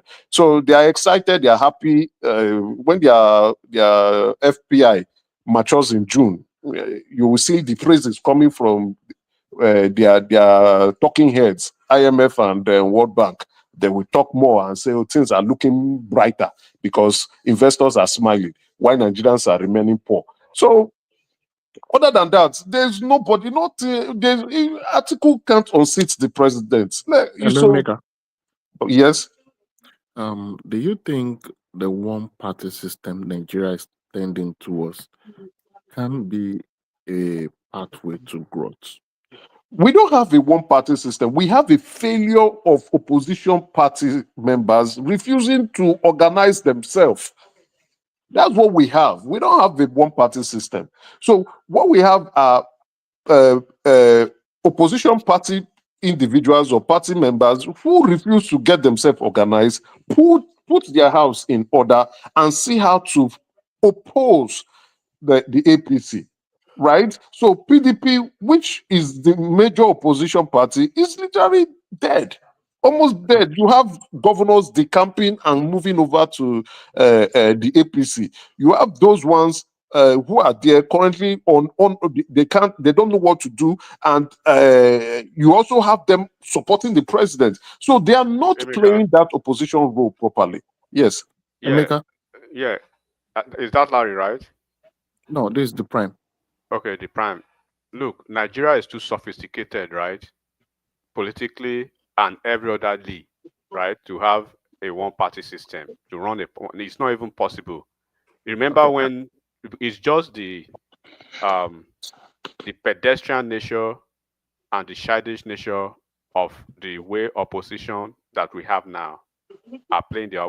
You can even see their surrogates all over the social media, how they are crying, how they are, presenting their issues. Go and look at when APC was in opposition.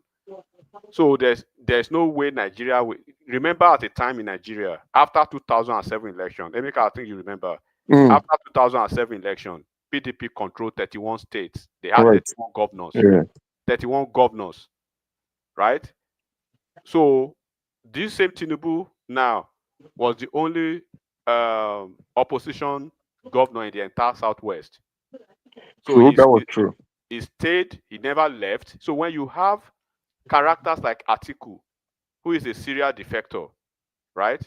Who decamps at every AK market day, and you have Peter Obi too, at every single opportunity or every single his comrade.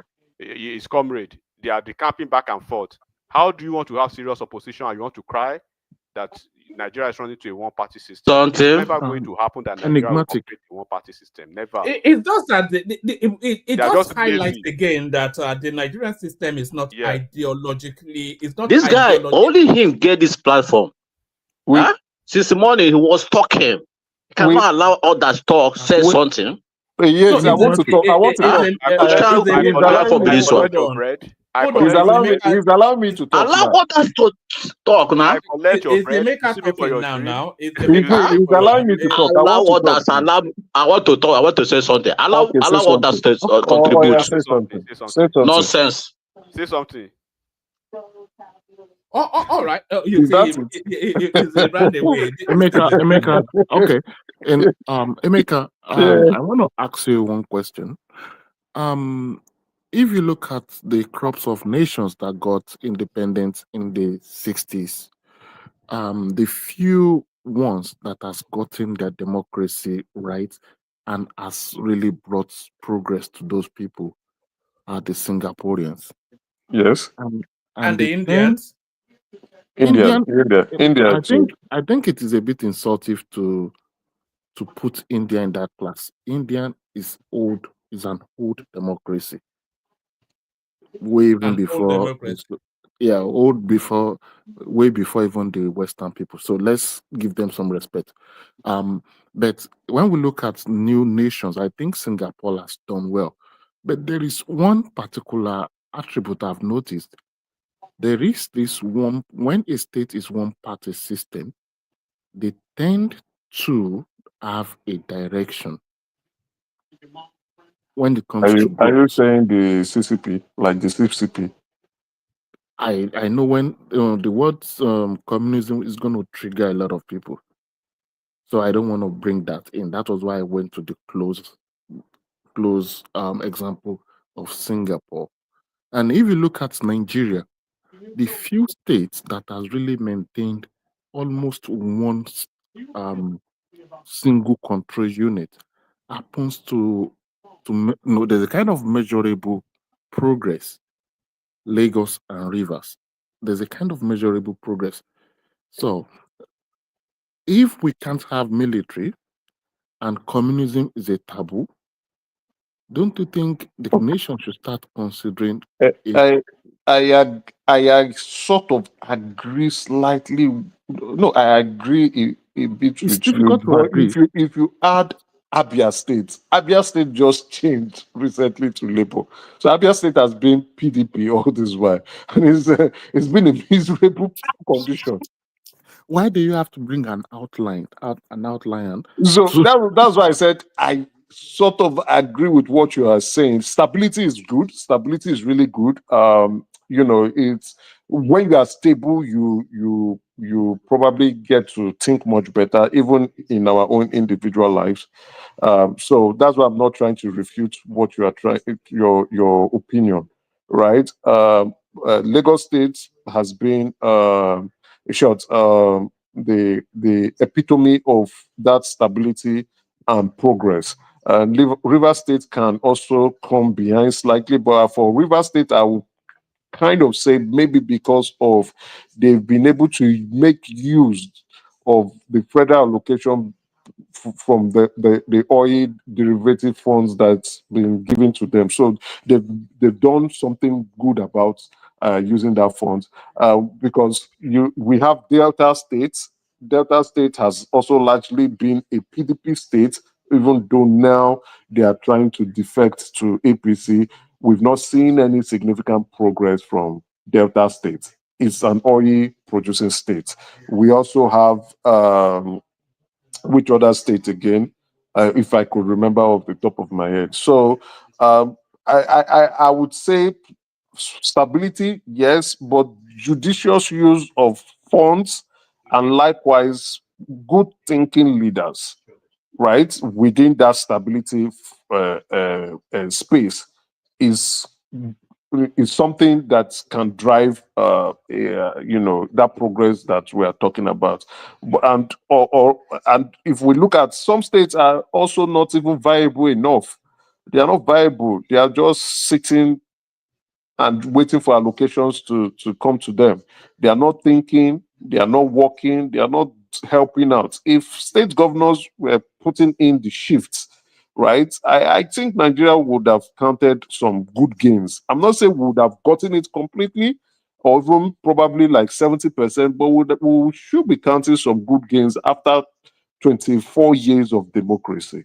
I will be hoping that. But your point is well noted, very valid point. I agree with you, but some states, regardless of being being being a one, the same state being in power. I mean, the same party being in No, power for quite a long while. Emeka, It please, translates to nothing. Emeka, there's a slight difference between a state winning marginally or predominantly, like one party state. You know what I mean? Okay. So there's a difference between those two things. I understand the concept of stability you mentioned, in which it gives okay, this is what we're doing. You know why I said so? During Fashola, I started the railway in Lagos. Ambode came in with a bit different view to governance. Probably if Ambode had followed through that path, maybe that train line would have gotten to Badagry by now. Yes, yes. So that is why I said that should we not start looking at this odd option if it's going to bring national development? All right. Thank you. Use your response to bring it home, Emeka, and then we go on from you to the prime. Okay.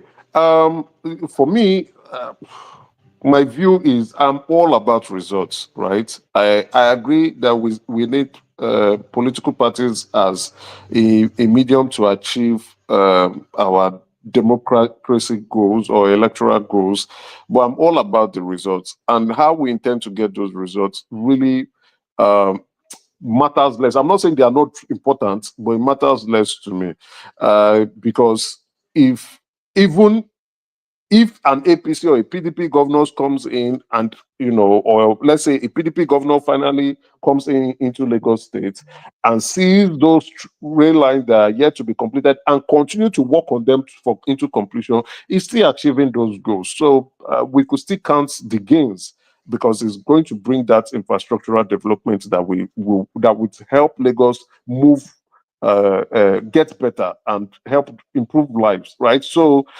except and that's why I'm wrapping up, woman. I'm slightly upset when governors come and they begin to fight their predecessor, just like what Fubara did, and begin to set up inquiries, committees, commission to begin to look at. This is waste of time and waste of money. Like, we know these people steal money. What you need to do is to come in, assess what you can implement, assess how much you can you can recoup as quick as possible. What contract you think is not adding value that you can cancel immediately, and just move on. Move on completely instead of wasting time setting up nonsense inquiries that you are going to set up committee, you pay the committee expenses, and the committee will deliver a report that we already know. So the way our governance is moving, I think we play a lot of politics, and that includes the president too. The president instead is not focusing on his governance role or governance function at this point in time. His focus, which includes his cabinet members, political appointees, as well as the governors in their various states, they are all focused on the next election cycle. Either they are stashing funds for the next election cycle, or they are fighting their opponent because of the next election cycle, and they are creating dramas because of election. So the politicking is now too much than the governance.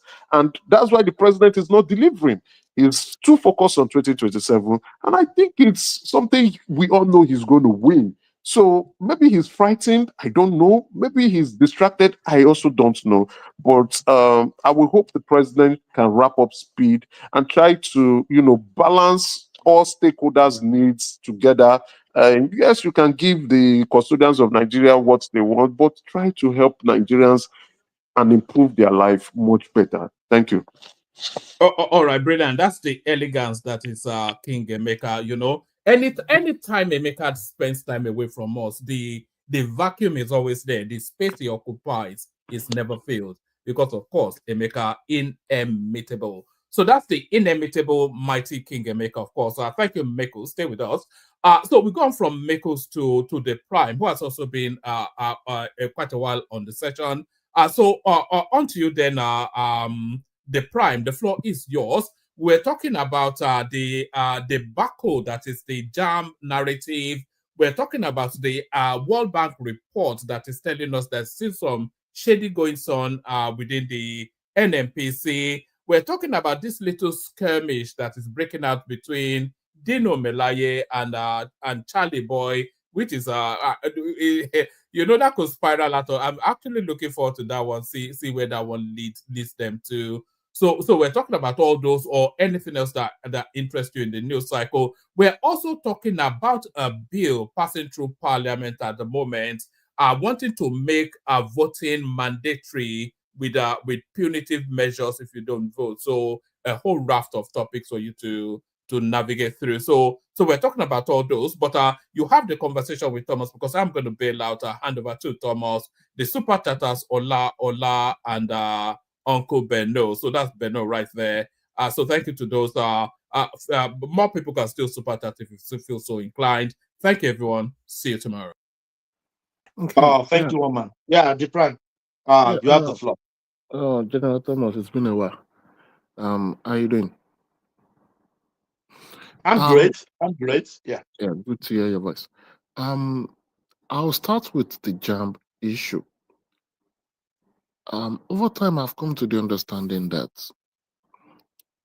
any society, there must be standard. And Jamb'S is a standard a student should work to attain. As a person, I was a science student back then, and I can tell you that the WAHEC, for example, the mathematics, if you did not study further maths, you can have an A1 in mathematics in WAHEC, and you will fumble in Jamb'S mathematics because it's predominantly further maths and some business maths. So that is one. So it is the duty of a student to study to attain that 1 degree a bit higher to do well in Jambs.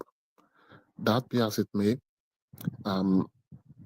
we as a society, we are not yet there in terms of tech.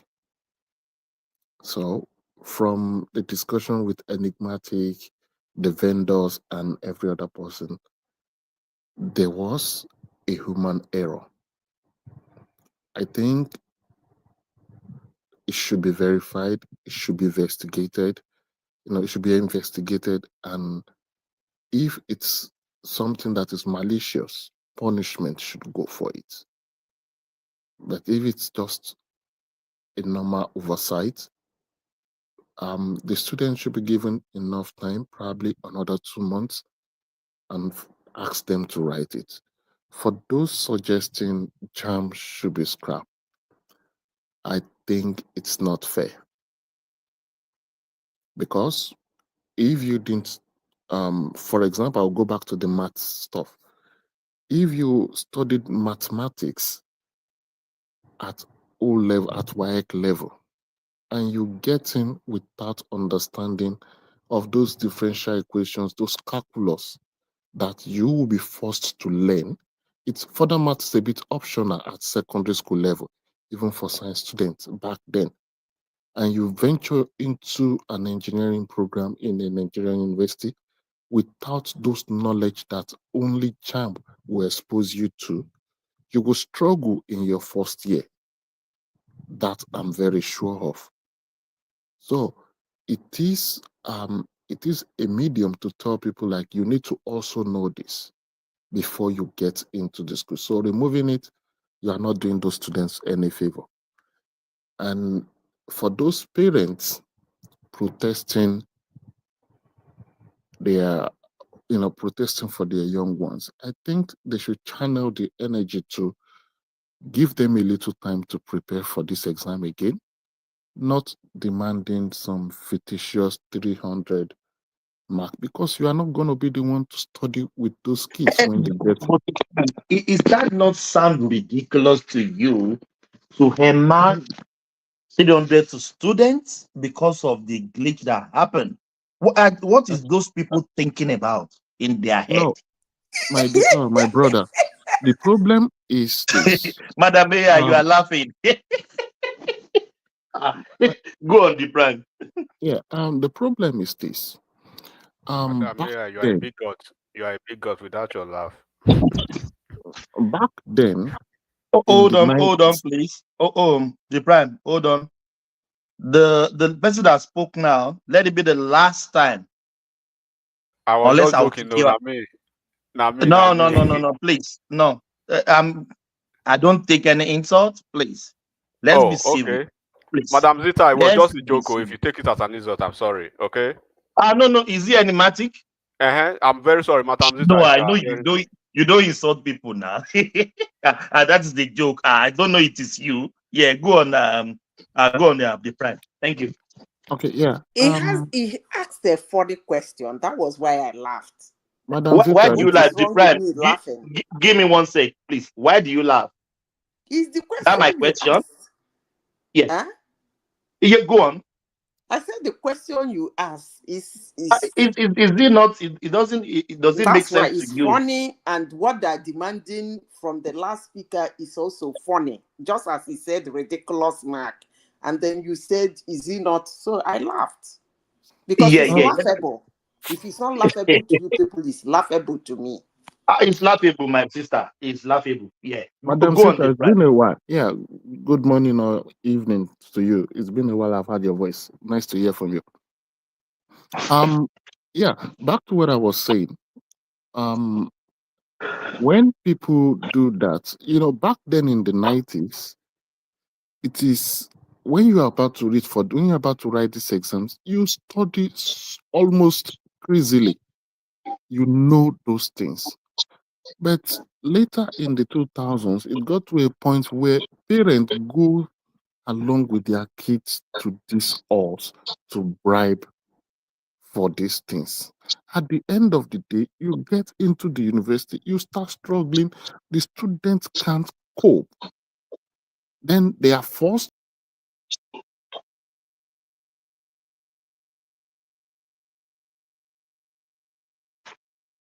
Hello? Oh, I think we lost him. Can people hear me? We can hear you. Oh, yeah, we lost the prime. Oh, please come back, please. Please come back. Yeah, who want to go next? Who has been here for a while? Yeah, don't let me go to the new voices. I think Emeka has spoken. The prime, please come back, please. Who else? Yeah. Who wants to go next? I don't even know who to go next. Let me speak. Let me speak. I've been here for a while. I've been here Oh for yeah, a while. yes, yeah, yeah. I'm here before you. Who? Yeah, yes. Let's One Piece. Let One Piece go there. We will go with it. But please, One Piece. If the prime come back, can you please give him that gesture back? Yeah. No problem. But I'm here Yeah, before what quickly. Yeah, Yeah, sorry. go on. Quickly on that jam thing. I think Nigerian government should do better. Yes, understand there's human error. There's error from any institution. Nothing is perfect, but at least whenever something like this happens, there should be a policy you put on ground so that it will not repeat itself or to the type next time. Allow that one young girl life herself. That is sad, you know. And I know a lot of people are making noise. Oh, they should give them, I don't know, 300 marks. scores of 300 marks and the Allocated rest. 300 marks to Yeah, them. yeah, yeah, yeah. Yeah, a lot of people will say whatever. It's what it is. If this thing didn't happen, people will not have the country to defend. And I know those that didn't do well will be the ones that will scream the most. But again, look at that young girl What that died. is the youth wing of Ohanaeze? Those they are the one that demanded for that. Yeah, but look at this. Even though you give them 300 marks, it won't bring that young girl life back again. But again, like the prime was saying, there should be a standard. We should not be doing whataboutism whenever such thing happen. I will try to say, oh, it's this. No, we should condemn in totality. Whoever is in charge, in short, the person that is in charge of JAM, the head of JAM, should take responsibility. If the government is the same government, people are supposed to be getting fired by now. But But what is they took the responsibility? That's why they came out and apologized. So is that not enough? yeah, no, I understood they took responsibility after more pressure, after they first of all shift the responsibility before and the rest. After more pressure, they came out and said, "Oh, we are sorry." No, not like that. We'll be hearing people taking responsibility by resigning, but that is not in African term, not even Nigeria. Who will resign? You know, this is a really disappointing though. People messed up. We should not shift it to the IT department. We should put it, the problem rests in the desk of the number one man that's in charge of JAM. That's how I would say. So the government should put policy on ground so that such things will not repeat itself. That I know for that. But what Sorry, is what piece? What piece? yeah. Let me Yes. say. What Go on. peace? Just give me one. What peace? It, Oh, it sorry, can it Zita. can Zita. always. Let me say I think something. let's There's one Zita, important thing. Huh? Simba want to interject first. Then you go No, after let him. me just say something. There's something what Peace just said now. He said they Yeah. should put things in place so that it will not happen again. You are very right. They should put things in place so that it will not happen frequently. I think this is the first time they're having that challenge. But let me say this. As long as tech is concerned, it may happen again. Maybe not in the nearest future, but that's technology for you. Most times they do fail. And Jamb'S is using PPE, so it's obviously it might sometimes fail. Because they're trying as much as possible to block the outside world from hacking them. Influence. Yes. So it's an anyway, never mind. But it's obvious it might happen again. It's not something that is inevitable. That's tech for you. But That's all can I it am be adding. managed? for the Of course, they're infrastructure. managing it. This is the first time they're having such experience. And I was even surprised. People are saying things in the angle. Whoopies, I'm sorry. Am I taking your time? Sorry. No, that's all right. No, No, no, no. Go it's ahead. Go an ahead. Go ahead. interjection. Yes, Go go ahead. Go ahead. ahead. Go ahead. I'm surprised that Nigerians are looking at it at the angle of failure on the part of Jambs. Yes, it's technological tech. It might fail. That's right. Work on it. It may fail again. That's okay. But I was looking at Nigerians for at least giving that institution credit for coming out to say, no, no, no, something is wrong. How can students be falling below this mark? And they went in to check what happened. And they found out that there is a tech problem. And they came out and announced it. And the man, I even heard that the man wept and said, They say okay, it's crocodile it tears. doesn't matter. The important thing is that they noticed something was wrong.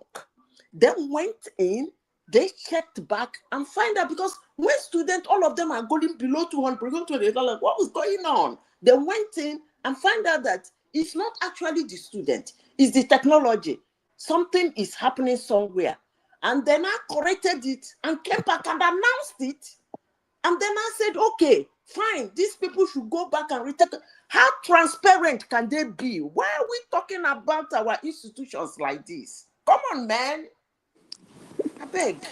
Thomas, can you give me a minute, Thomas? No, Minute. you did not want to. No, we're going back to workplace. You know how you don't want people to interject you that time. So we go back to workplace. That's what you did the last time. Yeah, we Thomas, go let back to workplace. Let Simba give you some No, I want suggestion. I want to serve. Man of prestige. I want to serve your tea back to you. You remember, you don't want somebody to interject the other time. No. The And only you person stay I didn't want to by. interject was enigmatic. No, We don't it's get not along well, right. so there's We no are need. no. Yakosoro, let him talk. Yeah, Let him that's all talk. right. Yeah. Enigmatic. What please hold on. Simba will go first. Then man of speeches will come in. Yeah, Simba. Now you know what. Okay, sorry. I get everybody. I get everybody. What I want to say, if people know there is this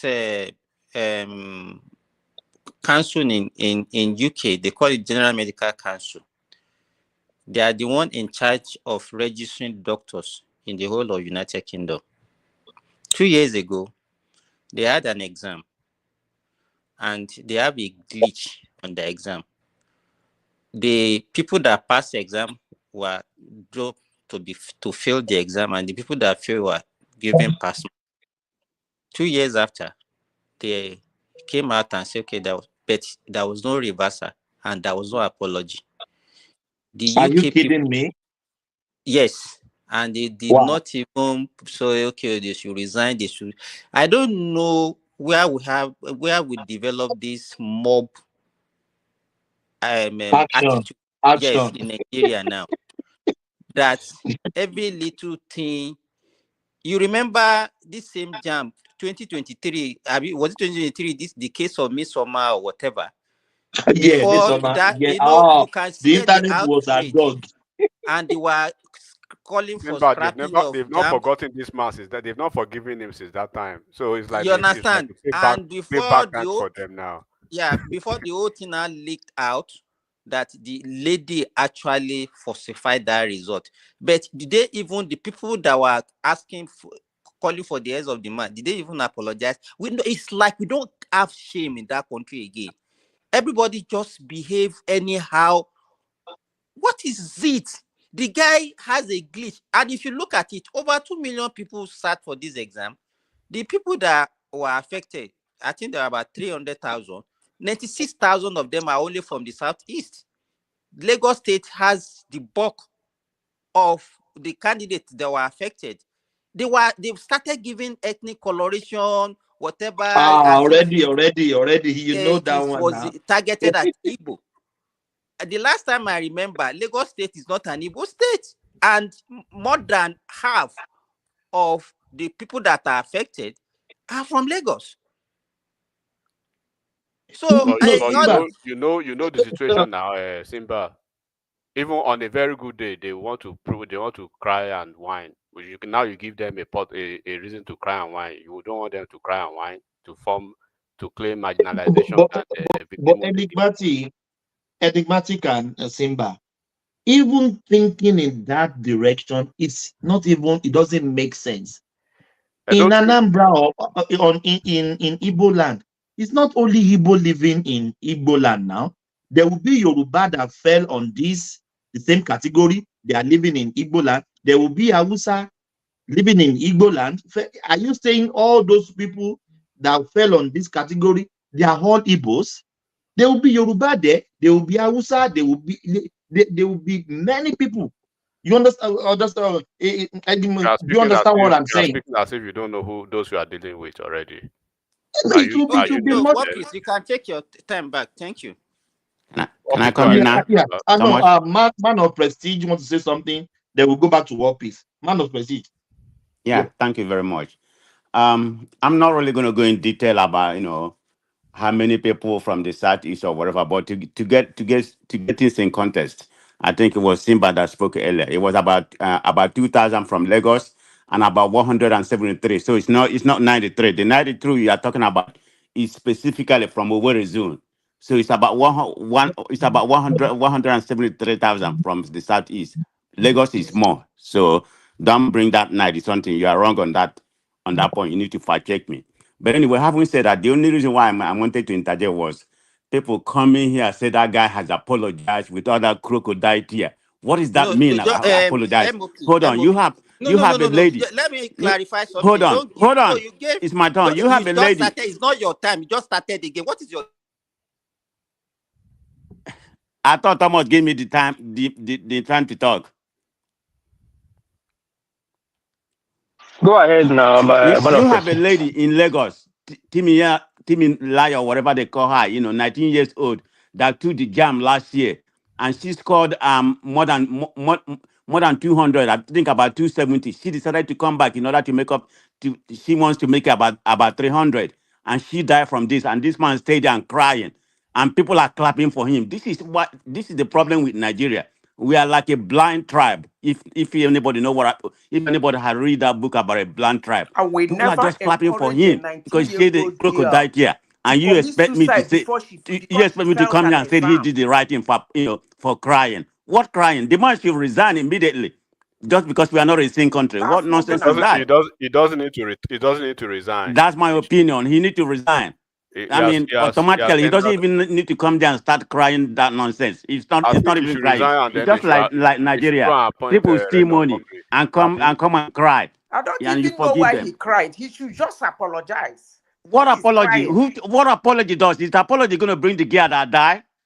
And who is encouraging a 19-year-old Please, girl some to of us are commit waiting suicide to because talk. she failed an exam? But anyway, I'm done. Encourage such a thing Thank in you. I'm our done. country that a 19-year-old girl failed an exam and she should take her life.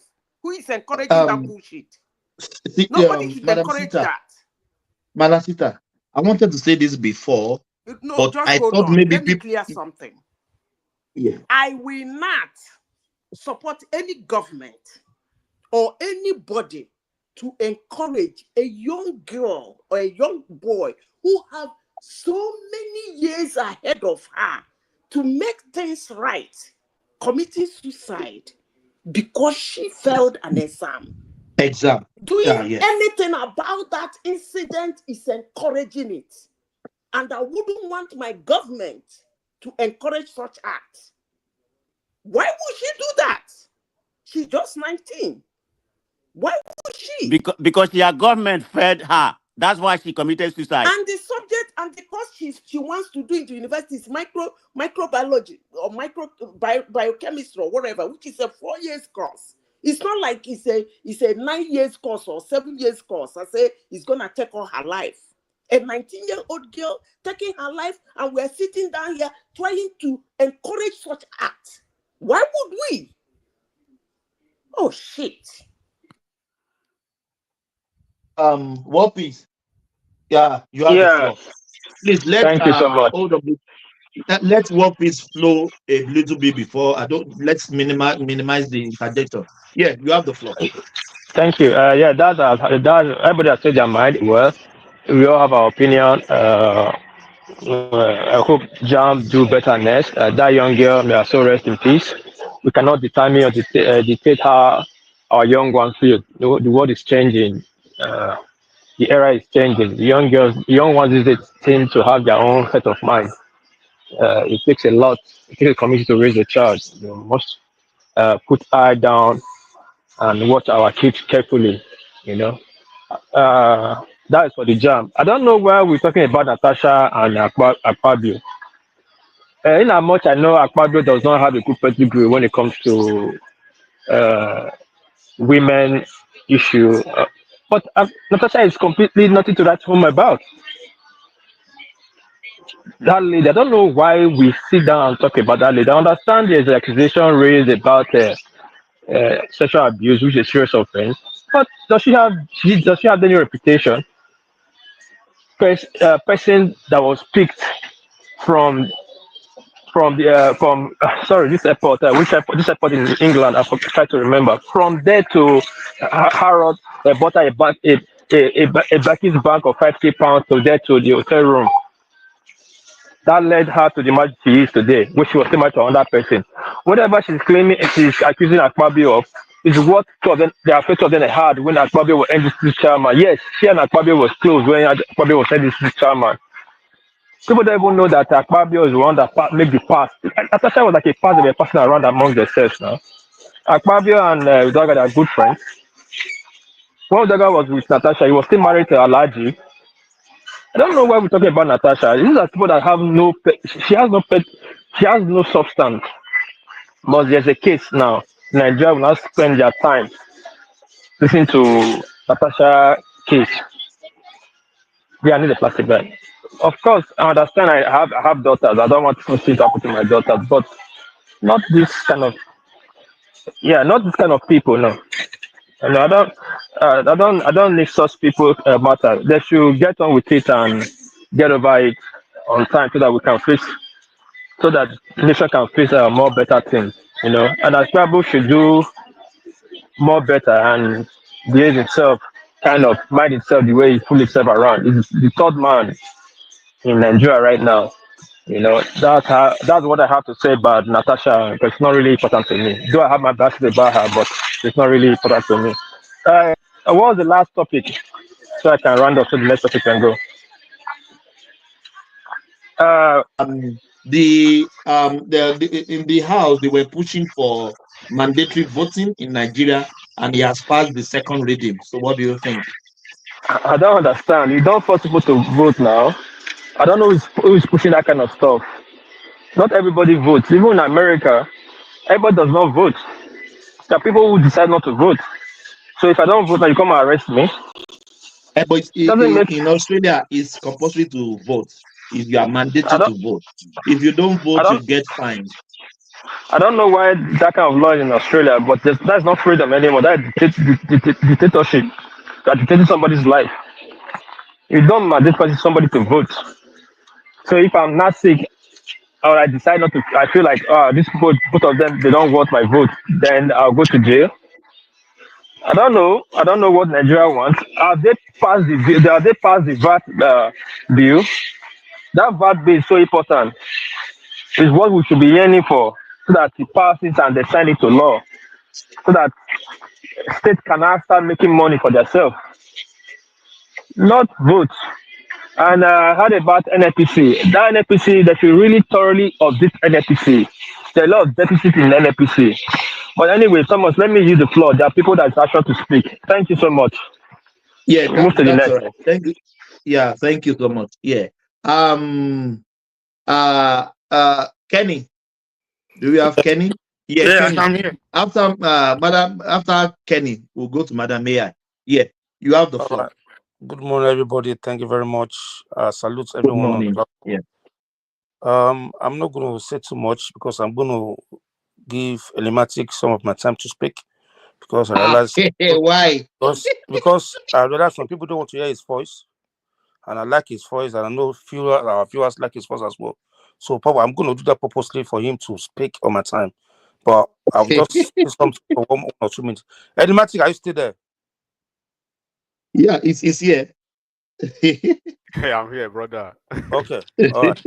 Now, today I was reading some article on Twitter about this jam something. See, it's very funny the way people turn it around and make it ethic something. And see, it's not only the people that are educated that have brain in their head. I'm not apologetic about that. That lady called Madam Ezekwesili, actually, she's a bigot. You know what I mean? So I'm not apologizing. If go and read what she said, she knows that Sizoma forged the white result at that time, and she's referencing that lady in regard to what is happening right now. You know what I mean? It's very, very funny. Where you're supposed to find a wisdom, when you don't find wisdom there, it's very, very disappointing. You know, and every single time, that particular lady, when anything happen in the southeast, you will jump in, you will not say anything. You know, but when this other side, it was, you know, it's just ridiculous. We should try and move away. I know that a lot of people in the southeast that they're very loving people, they have good hearts, they are not bigotry like at the same time, but most of them are, you know what I mean, they don't have the mind of their own. They are just like headless mob, like Madam Sita used to say. You know, how can if somebody you're a former education minister before, and you come out to say things like this, things like that, and reference somebody that is a forger that came online to apologize to Nigerians, and you are referencing her in regard to what's happening right now. That is funny, you know. And Enigmatic, please continue from here. I want to hear for I want to hear your opinion, please. I need you to talk more about that, and I want you to talk about the forest ranger that Mr. President want to invoke, please. Thank you. Yeah, Enigmatic will wait. Yeah, we'll go to Madam Sita. Enigmatic is still with us. Oh, it's my time. No, it's my time. I know, don't worry. Enigmatic is the answer, is the man of the house. He will wait. Okay, Let's go to Madam let me Sita. continue talking then. No, it's not because of that. It's not because of that. Yeah, Enigmatic will wait now. And Enigmatic is my brother now. He will wait. Let's go to Madam Sita. Madam Sita. Yeah, I will start from you. The youth wing of do we have Madam Sita? Please unmute so I can know that I'm not speaking to on the air. Madam Sita, I think she's not here. Maybe she's not on. She's not. You see, Close let to her phone Enigmatic talk for me, please. Yeah, Enigmatic. Yeah. I think there's or not. She feel like this I'm a yeah, child, go I'm on. a child of Then God. we'll go to Madam Sita. I'm a child of God who God has called as blessed, nobody can cause. Exactly. So, and until some people understand that it is just politics, you know, you have to separate your emotions from it. You should have fun as much as possible as you can, right? The political party that you support today may not be there tomorrow.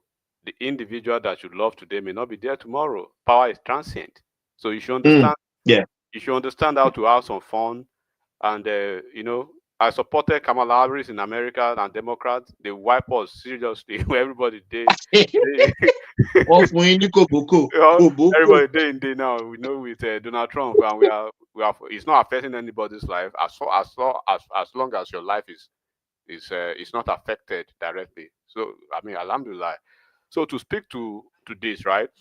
The Rangers that I think when you look at some certain regions in the country now, I think the southwest and I think maybe some part of north central,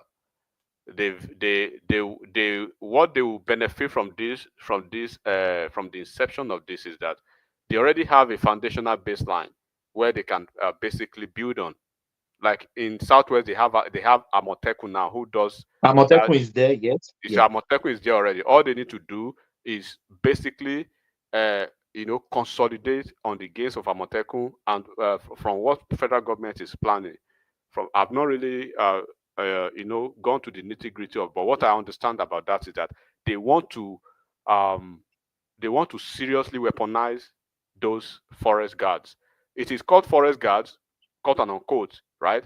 But they are going to be seriously fortified, and they have a framework that backs them up. So it means there's a frame. There's not just something like a cliche out there.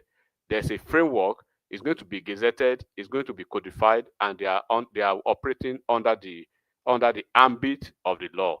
So nobody will just come to usurp, the powers of the state, to basically turn them to a quasi militia for any politician, or any politician is going to probably Use resort them as a bait. Yeah, as resort an to the whims instrument. and caprices of political advantage as an instrument. No, this is a federal government looking at the foundational level of driving, security to the grassroots. Because look at the stakeholders that will be involved, right? The traditional rulers. Because when we are talking insecurity in Nigeria now, as it is, when you look at the environment and the region where this insecurity is actually rife, you look at the gap in communication and the gap in the standard operating protocol and procedures of this environment, as against how they are able to gather their information and dissemination of the information through the grassroots. The grassroots starts from from the ward to the local government. So they are working with all the politicians at the local government level to the traditional rulers that will be involved. The traditional rulers, they have the possibility and the probability, and they have the wherewithal to know who is within their kingdom, right? And they are able Their community, yes, their community basically, and they are able to actually there's going to be this facing of of an outreach approach before it comes to the state. The NSA is going to be involved from the federal government, and I think is going to be under the purview of the Ministry of Defense. But the whole policy and the framework will be driven down by the National Security Advisor. So what you are seeing now, that even within the Ministry of Ministry of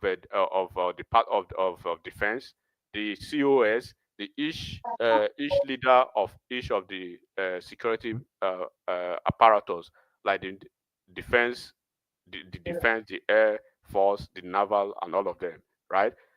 What we are seeing now is that there's still a gap, and it is the gap that this thing is trying to bridge. When you look at Southwest again, go to Southwest, Amotekun, right? They are able to go into the hinterlands and into the forest that the police and the soldiers may not actually have the capacity to actually go into, to smoke all these people out. So you could imagine that. And do you know what I like about them? Yeah. After getting arrested, they hand over them to the police. I've saw many videos. Yes. And they don't take any jungle justice, nothing whatsoever. They capture them, they give them back to the police. And they follow it up, including through the office of each of the Attorney General of each of the Southwest states. So if this thing, I pray that they are able to, I know it will succeed, because what you are seeing now is that the traditional rulers, they've been clamoring for a while that include us in the administration of governance and government in Nigeria. There is no way we are having this magnitude of insecurity almost at every strata of our life, and you are not having the input of the traditional rulers. That is a bridge that is going to be that is a gap that is going to be bridged now. If they're able to do that, so each of the states, right, it is now narrowed down to the state governors. The state governors, they are not just going to be the one managing the recruitment process, right? They've said each state will provide 2,000. So it is not that your state is going to be no marginalization in this. No state is going to be exempted. So it behooves each state governor now to work properly with the appropriate agencies and with the appropriate stakeholders in their state. So if your governor is trying to manipulate and politicize the process, right, it won't be easy this time around, because the federal government is going to bring the funds. The federal government is going to bring the weapon. The federal government is going to bring the framework that will actually support all these individuals. All they need from the state governors is provide us 2,000 of your able individuals, particularly if you already have the vigilante group. Now they can morph into this and then add some numbers to them, and they will train them train them to have the global capacity to tackle these individuals. Do not forget, they are not bringing somebody from the north to the west, to the southwest now, or somebody from the southwest to the southeast. It is a local man that understands the terrain, that is familiar with the terrain, and that even has the possibility and the availability to have to acclimatize with the system of that terrain. So it's like Omoeno, non efficiency, like it is the son of the soil that understand each each and every nook and cranny of all the idiots, all the all those hidden places within their locality. So in those states, for instance, they will maybe push in those states, they'll say we need 2,000 of them. So each local government chairman will be tasked with give me 100 each in your local government. There are 18 local governments, right? So let's assume 120 each from each local government, and they're able to have an aggregate of 2,000 of them. They will be well trained, not just trained like vigilante, that vigilante pedestrian or those domestic level now. They will be trained military style training. They will know how to use all the sophisticated weapons. They will be kitted in the normal way. They will have all this. They will be exposed to the technology of information security and then the physical security of the environment. So all this high level military training, they will be exposed to all those training. And do not forget, they have some foreign partners now who are volunteered to actually be a part of this process. So this is why you are seeing the vice president being involved, the NSA being involved, and then the minister of defense, both the senior and the junior, being involved. So this is a very good thing. You cannot tell me that in Ebonyi State that you won't get 2,000 of your vigilantes or your hunters who you can transform to this to this military like local government who can guide your forest, and they have the digital footprints of all the Nigeria forests. It's not in isolation now. They know that we have like a 1,900 forests nationwide. So they are going to man it, because when you look at all these individuals, all these kidnappers, all these bandits, they operate through the forest, and the forest has been so isolated for a long time. The forest has been given to all these individuals. So when you occupy this forest, now they will know that in your village, Thomas, in Aidade, right? They know that they have 10 people who No. You want to change my village? I'm just Kajola. It's Kajola local government. Okay, Kajola, right? They know that there are 10 people who should be in who should be manning a certain forest, right? So if there are lapses or if there's anything that goes wrong in that forest, they know who to call. That Thomas, Enigmatic, Simba are those people who should be manning this part of the forest. What went wrong? What happened? What went wrong? Yeah. So is there any sabotage? How did you go through? How tell me how? So you can. So it means if you escape Oyo State, you cannot escape the entire Oyo State before you walk into the next forest, into the next local government, right? They should have been able to nip that process. I mean that individual or that bandit in the bud. So but enigmatic, why people don't you think why people always scribble about government policy is that we have a bunch of failure on this kind of things before. So it's very difficult to trust government sometimes. You understand what I mean? Yeah, look, I'm not going to disagree with you, but the fact remains that every policy, right? Every policy, like I said again, some people may politicize some policy. Some people may look at every policy from a whimsical side of not to be cynical. Like, okay, I'm quite taking a midsection approach with this policy because previously it has failed. Let me give a modicum of doubt to this. benefit of doubt and see if this policy is going to work. Because regardless of what you think now, something is failing. So if there's a way that we can shift the narrative, let's see if that works. So, and if you have people from your locality and they are still sabotaging the process, and they are still frustrating the process, because people should think out of the box. People should think beyond the confines, right, of their political leanings now, or probably their biases and sentiments. Yeah, this is about life. We're talking about Yes. life here. So imagine in your in for instance now, right? You are the governor of Enugu State, or you are the governor of Ondo State, or you are the governor of Osun State. They've equipped you, they've financed you, you've provided 2,000 men, local men who knows the terrain, They've been trained. So they've been trained, and then you know what to do. So you know that for a fact, if something happens in Ife, East local government, for instance, you are supposed to have 10 people in a certain forest. Look at how it works, because they are going to it's going to be like a midsection approach upward. If you can take me from the baseline, then the midsection, when we get to that level, there will be no, even where if you are seeing policemen sabotaging the processes, or the soldiers sabotaging the processes, or the security guys in their office, right? Politicians sabotaging the processes.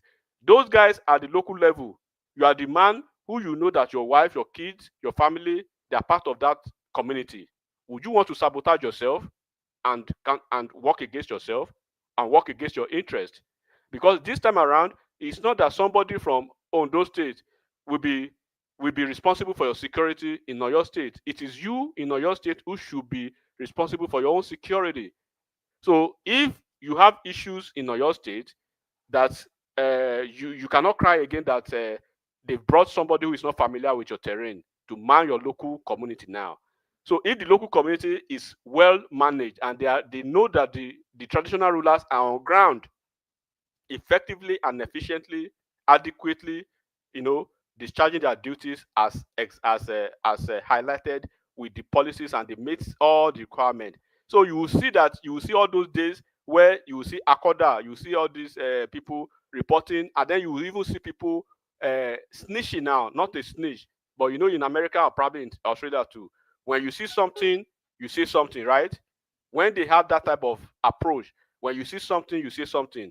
When something happens in the next street, then before you get to the other street, then there's an uproar already. There's no way you will escape from 3 different local governments or 3 different villages without having one of those vigilantes involved. So if they are not involved, then something is fishy. They've sabotaged this process, and then somebody is working against it. So they will even know how to pinpoint who have done what, and they will know where to actually go, instead of going to Abuja every time, running to the state government every time. You know that in a village, they are supposed to be having 50 individuals. Where are those 50 individuals? What happened?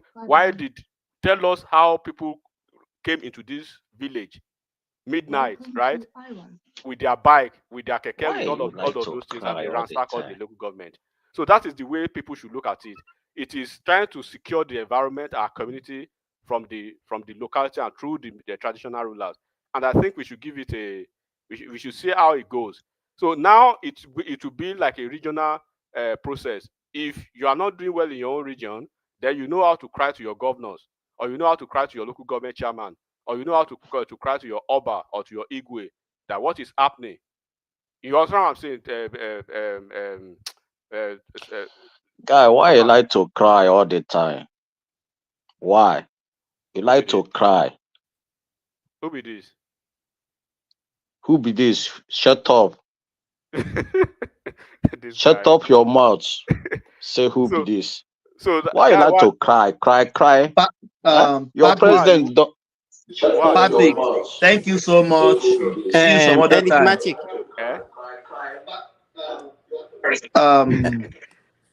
Sorry, I want to ask Enigmatic a question, Thomas. Yeah, there's a guy with crossing the road. Do you have to prompt him to look, or does he just kind of put his head down and go? This Okay. This last election, it will run some people mad in this country, and they will not even get over it until 2031 when Tinubu is out of office. But Some enigmatic. people are suffering from TDS. Tinubu traumatic syndrome. That thing will buy all of them. They are not careful. Bezita, we have been looking for you since now. I think Zita is the next person to talk now. Sita, you have the floor. You're supposed to be yours. I think But before we've been Zita calling talk, you since. enigmatic, sorry. Yeah, go This on. Yeah. thing, what will now happen to the so-called bill on the state police? Sorry, Simba. Edmati, thank you for that submission. I really appreciate that. Thank you. Yeah, thanks for even using your time. So at least, I mean, enigmatic. You know, for the way I see it is that you can shoot and walk at the same time, right? The state police wouldn't stop the activities of the local vigilantes, because when you look at the dynamics of the local vigilante, Are they going to be under state, or is the federal government that will finance it? The federal, it will be financed by the federal government. They will be equipped by the federal government, right? But they will, of course, you know, like I said, they involve the traditional rulers now. So there are tiers, and phases to. They have line. It's like you have line managers now. So from the local government, so the state governor cannot unilaterally say, "This is what I want you to do." That's why it is under the enigmatic. Let me help you a little bit. Yeah, that's why it's under the NSA. Yeah, I think it's a joint something between the federal and the state. The state will provide the people to man their forests in the state, but it's being financed and controlled by the federal government. Simple. And what is not joint? What is joint? What is joint there? What is joint there? What I mean by joint that the people that are providing the fund and control is in the hand of the federal government. The state will have to provide each state. There's nothing joint there now. They just employ the. That is what they put. Is joint now. They're not the one. They are the one that is providing the fund and ammunition. It's not financing it. You know, the problem. Okay, why are we agitating for state police? Is it not because we say, because the governor don't have control over the police? Remember, no, just wait, Remy, just wait. We have why are we normally duplicating things in Nigeria? We have an outfit. I just want to clarify something before you go ahead. Before, there was a forest guard before. So they are going back to that and making it better. The forest guard that they had before, wait, Remy, is not under federal government. You are right. State. So that's what I'm saying. Why do we like duplicating things? We have civil defense. But there are no more forest guard. No more. Wait, now there are. Forget about it. One of my cousin is a forest guard in Osun State. So don't say that they are no longer in existence. Let's wait and let's see the modalities. The issue is if we claim that because the federal government are the one controlling this police, that's why the police are not effective. The governor don't have control over them. We are not creating another outfit that the state government still don't have control over. So how is it going to work? Okay, Simba, what we should say is this. Sorry, wait. We always, and you also claim that we don't have enough resources. Of what use are the civil defense that the federal government are paying salary every day, every month? What are they doing? What role does civil defense play in our society? According to what I read, the civil defense are in charge of providing securities for federal government assets like the electric pole, wiring, and the rest. That is their main job. But for now, about the forest guard, to be frank with you, we have to wait and see the modalities and the guidelines when they bring it out later, maybe in the next 1 month or 2 months. Everything we are going to say here, we have not have the full grasp of how they are going to do it. But Remy, if the state but to me, it doesn't stop them from having their state police, because forest guard will have to be in the forest. They are not going to be coming to your door in the city to provide security there. So their main job is to man the forest. Excuse me, those forest guards, I'm just asking, no verse. I hope they are going to arm them to the teeth. That's exactly, they are going. That is why they say they They are going to be under the sophisticated National Security Advisor. So, okay, Yeah. let me say this. So, why don't we use some? Madam Sita, you will speak, please. I want to make some clarification, please. Patrick, this is my face. I'm not hiding. I don't know where you're coming from. Maybe other platform that you always visit.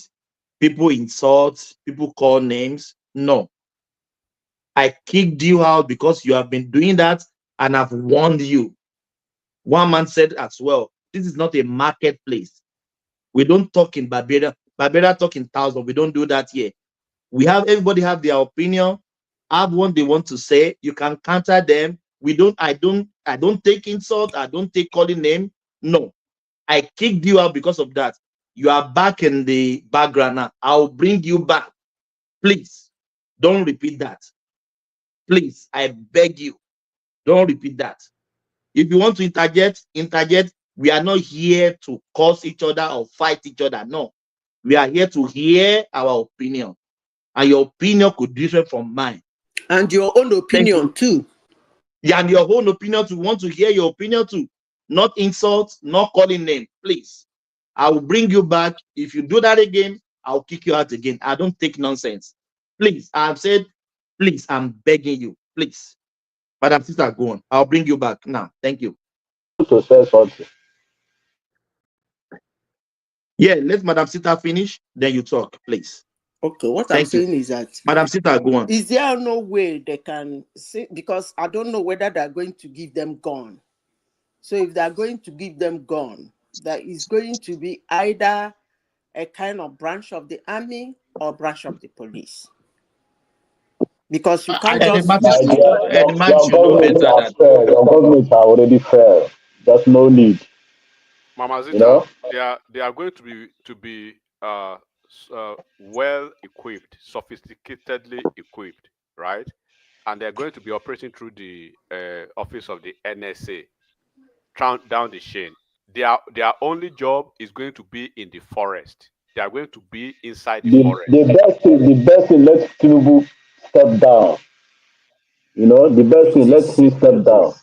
Why are you telling this? Who is this guy, sir? Why is he President step down. Patrick, can you I just think behave, please? step down. Just killing everywhere in Nigeria. Let him step down. You know Aso Rock now. Go to Aso Rock and tell him. So yes, they are going to. Enigmatic, I just warned him earlier on. So good night for tonight. Thank you. Yeah, go on, please. Yeah, they are going to Let's be hear people that have intelligence that can speak. Talk. They are going to only be in the forest, because when you look at our forest now, see, wait. Thomas. Yes. Yeah. You see, sometimes it's good for us to listen to somebody. Hold on. But Madam Sita, if we give a guideline, why can't somebody follow it? Okay, wait. Is it very difficult? What I said, is it difficult? No, wait. You know I don't take nonsense. You know I me. understand that, listen but to what give Zeta is him saying. time to speak. You have to his let own. the guy. Yes. Give him time to speak. Let's hear what he has to say. Okay?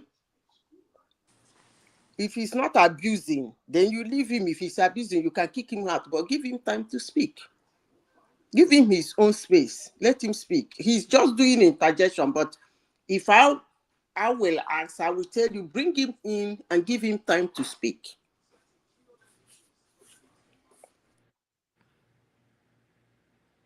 Thomas, honestly, I don't even mind this. I think it's just go on. Yeah, that's all right. Yeah. Yeah. But the fact is that, you know, when you look at our forest now, okay, look at, for instance, let me give you a typical example of Ondo State, as is bordered by almost 19 different porous borders. Delta State, from the axis of Delta, from the axis of Edo State, from Ogun State, from Oyo State, from Osun State, right? So Ondo State is surrounded by so many porous borders. And those porous borders, you don't have. Do you have the policemen or the soldiers in the forest or in the woods? No. Even all these the state police, are they going to be operating in the woods?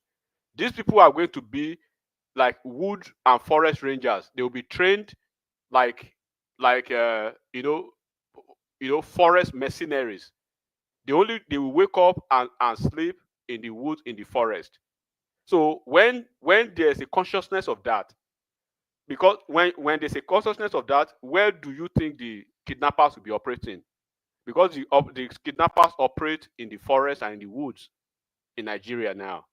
So when they know that in every region of Nigeria where they turn to the north, there are people in the forest. They turn to the southeast, there are people in the forest. They turn to the southwest, people are in the forest. South, all the forests in Nigeria, right? There are people manning the forest.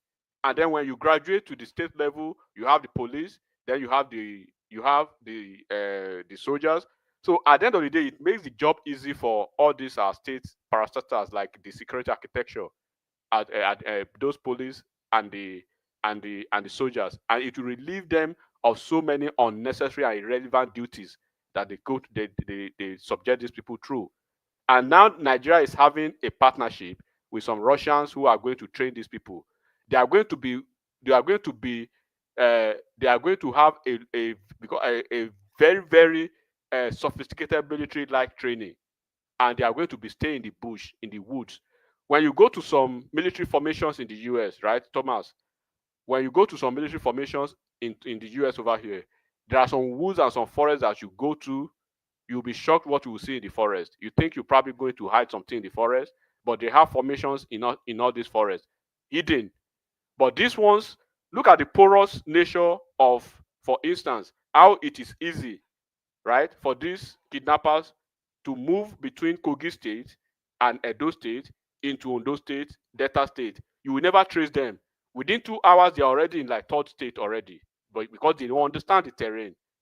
So when you set all these people in the forest with them, then they will know that even at the of course we cannot say it will be eradicated 100%. It's just like we are talking about security and IT. You can't have a complete 100% security proof incident, but you always have at least minimal approach to the insecurity that we are having now.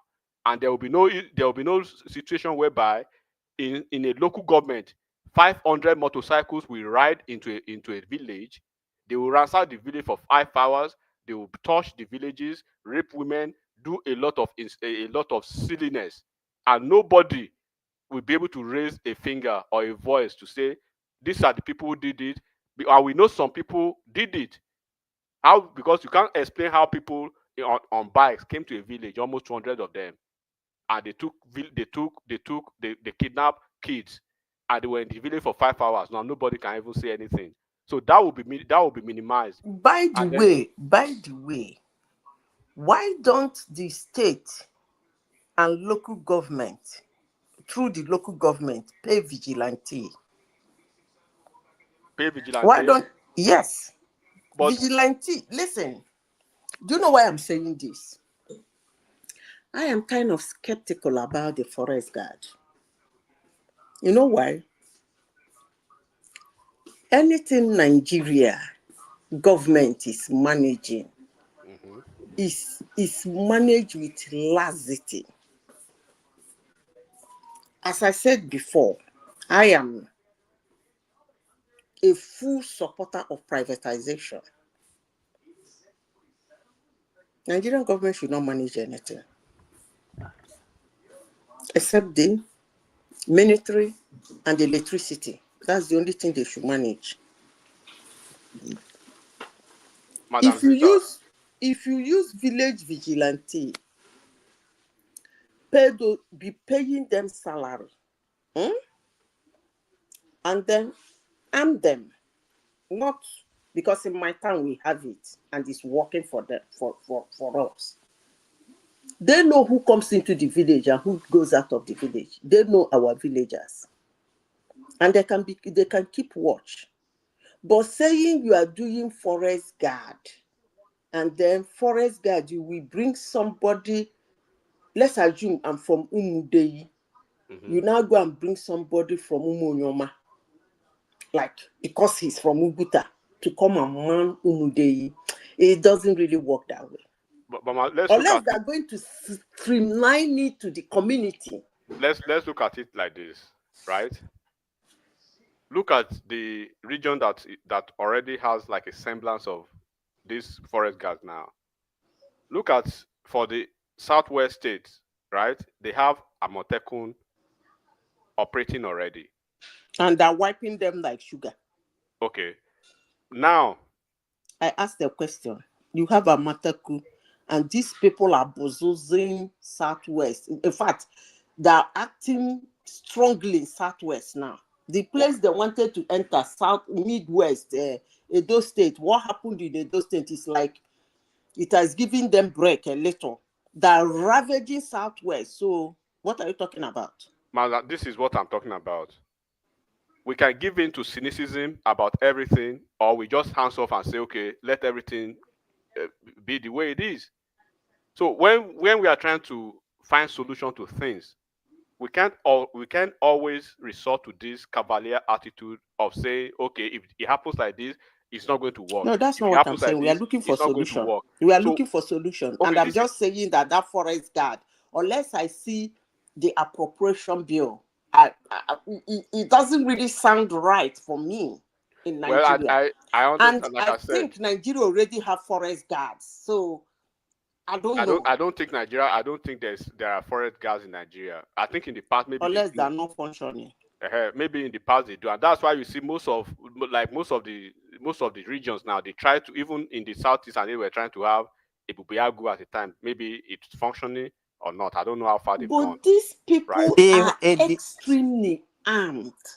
That is the problem. But this is what, have you even seen? I told you these people. Okay, is it possible that they will have sophisticated people who are coming into Nigeria with the help of the Nigerian military that will train them? They are not going to be trained with the efforts of Nigerian military under the NSA, and they will not be. Do you think they will just push them into the forest? Because now we have empty forest. Let's look at it reasonably from this angle. I don't know why you are supporting this forest, because I have a review of a lot of innocent Nigerians that pick the job going to be killed. That's actually where I have issues, because like I said, as it is now, we have nothing in the forest as we speak, right? If you have like let's take hypothetically now, in a certain street, right? Everything is you just have maybe the police at the front gate, and then the exit at the exit gate you have another police. But there's a loophole. There are security loopholes here and there. Even if with the consciousness of the fact that you have 2,000 people in the forest in Imo State, you have 2,000 people in the forest in Anambra State, you have 2,000 people in the forest in Ondo State, you have 2,000 people in the forest in Lagos, you have 2,000 people in the forest in the next state, right? Please, can I ask you a question? That consciousness still means something security-wise, or else we just say, okay, let's answer off and then keep complaining as usual. Can I ask you a question? Nothing. There is a news I saw. I just want to confirm if it is true that a pregnant woman was kidnapped. From and where? She gave back to twins, and that twins were fed to dogs. Is that true? I don't know those one. Yes, Madam Zita, that's a true statement. It happened somewhere in the north. Okay, yeah. So one of the obedience just answered you now. So, but it's true. Mama Zita, the fact remains. The way I'm seeing it, this is my own point, right? We can continue to complain as usual. As I'm not complaining. I'm saying this is me saying this, and I'll stop at this so that I can even give you the floor. We can continue to be cynical about everything that the government does. We can continue to be complaining. We can whine. We can cry. We can say the government is not doing this. The government is not doing that. Because look at people that are in government too, right? They are human beings like you and I, and they are trying every possible means to say, okay, let's try this approach. Let's drive it to the local government. Let's drive it to the locality. Let's drive it to the community. We have local Igwes. We have local Obas. We have local, all those people, individuals, and traditional rulers are involved. So when you see something, you say something. You are taking security back to the doorstep of each and every Nigerian with this approach. So if the police are doing their own thing on the street, and the soldiers are doing their own thing at their own level. Martins, you are not understanding the point. No, I'm talking about. I want to land. I'm talking about the way I think it is. The way I think about it now is that security is the obligation of every individual. For the fact that their government doesn't mean you shouldn't secure your environment. And now that we have porous woods and forest, nothing is in the forest now. But if we have maybe 2,000 people in each of the forests in each of the states, at least let's even say they are mannequin, 2,000 mannequins in the forest, in the woods. At least if you are a kidnapper, you understand that you will encounter one of the mannequins or one of the zombies in the forest, even if they are not going to shoot at you. But there will be subconsciousness of that you are going to experience something in the forest as against what it is right now, where you have they have their kingdoms in this forest.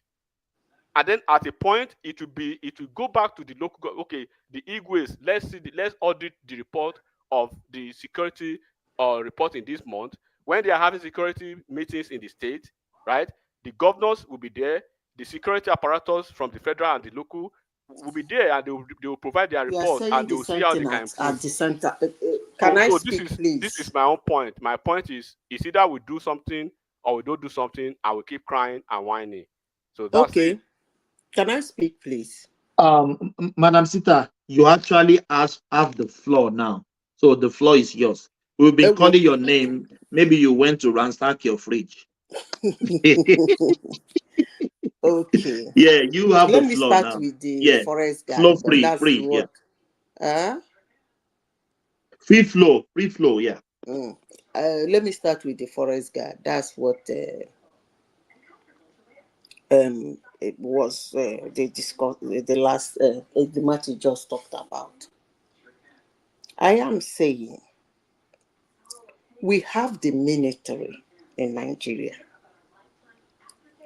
Our military is one of the best in Africa, one of the best. And I saw what happened in Southeast as military and IPOD. It was a slaughter of shame on both sides.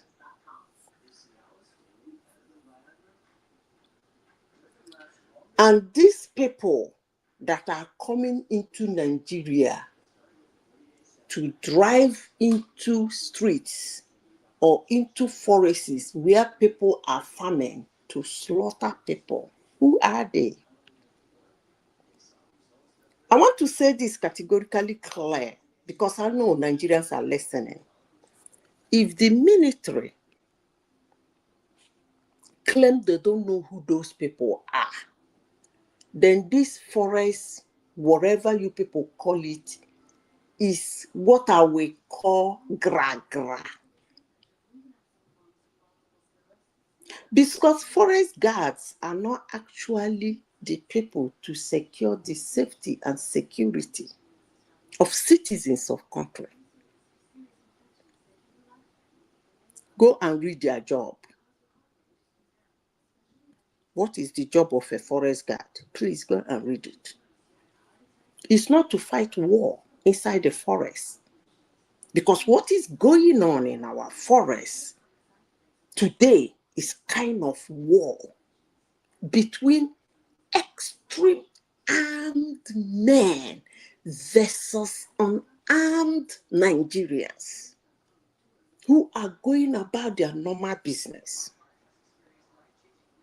So for somebody to say, a government to come out to say he's trying to do a forest guard, actually do not understand what that means.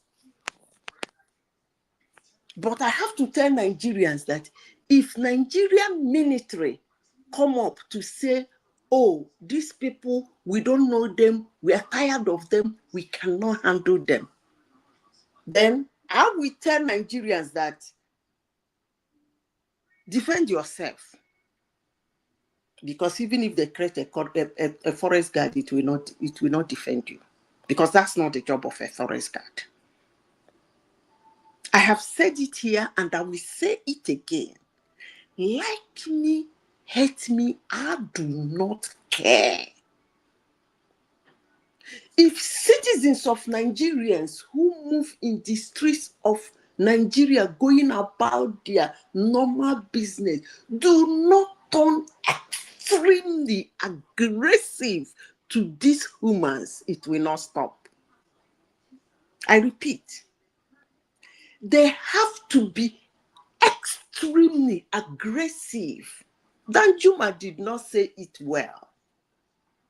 Yes, sometimes they might make mistake and buy innocent people, but that doesn't matter. They have to be extremely aggressive to the extent that it will not even happen again, let alone them making mistake of killing an innocent person. Because it's all this shenanigan the government is trying to say about the forest guard we are putting up for forest guards to do what exactly? To carry gun and be moving about in the forest. Madam Sister, maybe to enhance the current one, to help them. Hold on. Don't you think in that direction? To enhance which current I one? mean to which English will I use? To just to help, they need numbers. What we've been trying it with, there's no enough numbers. Listen, let me tell to you. counter these people. Yeah.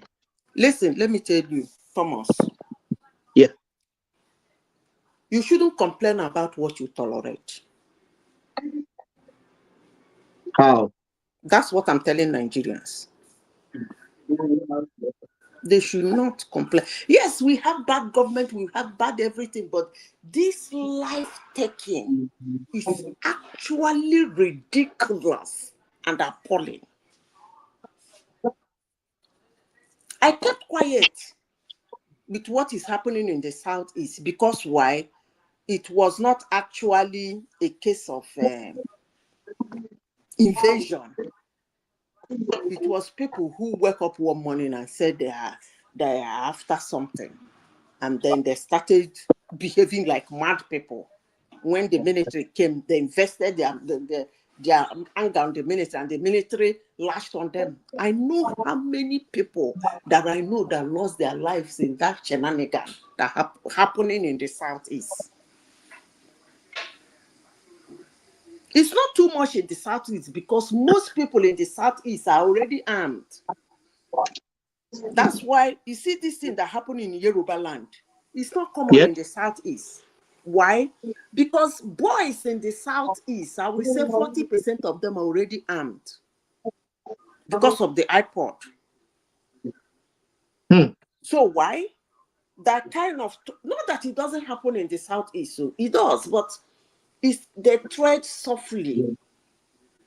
Because the boys in Southeast already have sophisticated weapons. I don't know who is buying those weapons for them, because they do. So they wouldn't want you as whether you call yourself a hunter or you call yourself herdsman to come into their town to kill their mama. You know, go walk now. Because already them themselves are looking for somebody's mom to buy. They're raging. They use all manner of things on themselves. So what am I saying in essence? I said it before Danjuma, but let me reiterate it again. Until Nigerians become extremely aggressive, when I mean extreme, to the extreme, to the extent that even if they make mistake, somebody like me will say, well, it is what it is. I want it to get to that level where they might make mistake and we say it is what it is. When they know that the ground is now too hot for them, they will recede. Because this is actually unheard of. First of all, we started calling them herdsmen, headers. Every day they're changing the English like Democrats in the United States. You are very right, Madam Sita. From cattle rearers to Fulani herdsmen, from Fulani herdsmen to headers. Now the latest one I'm hearing is hunters. Come on now. Which kind of wahala be this? Before they said they eat their cow eat vegetable ate their cow, and therefore they killed their cow, and they got an all manner of ridiculous unheard story why somebody should die.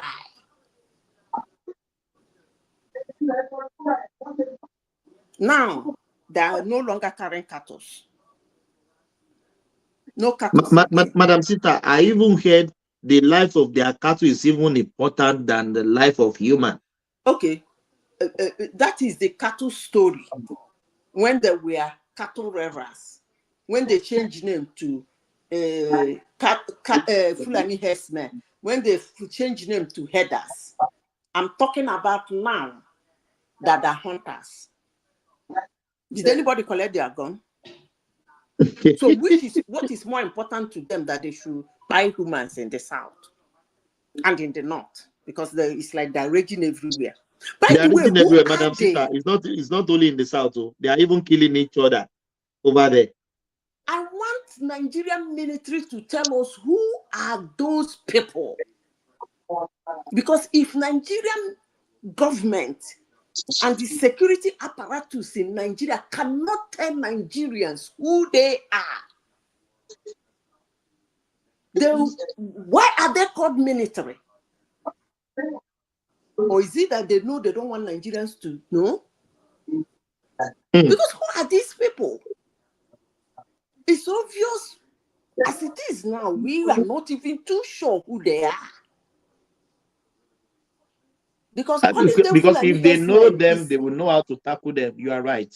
If you call them Fulani herdsmen, that is an old name. The new name now is hunters, hunting humans. Never see them with any real meat, but anywhere they pass, a human is down. So who are they?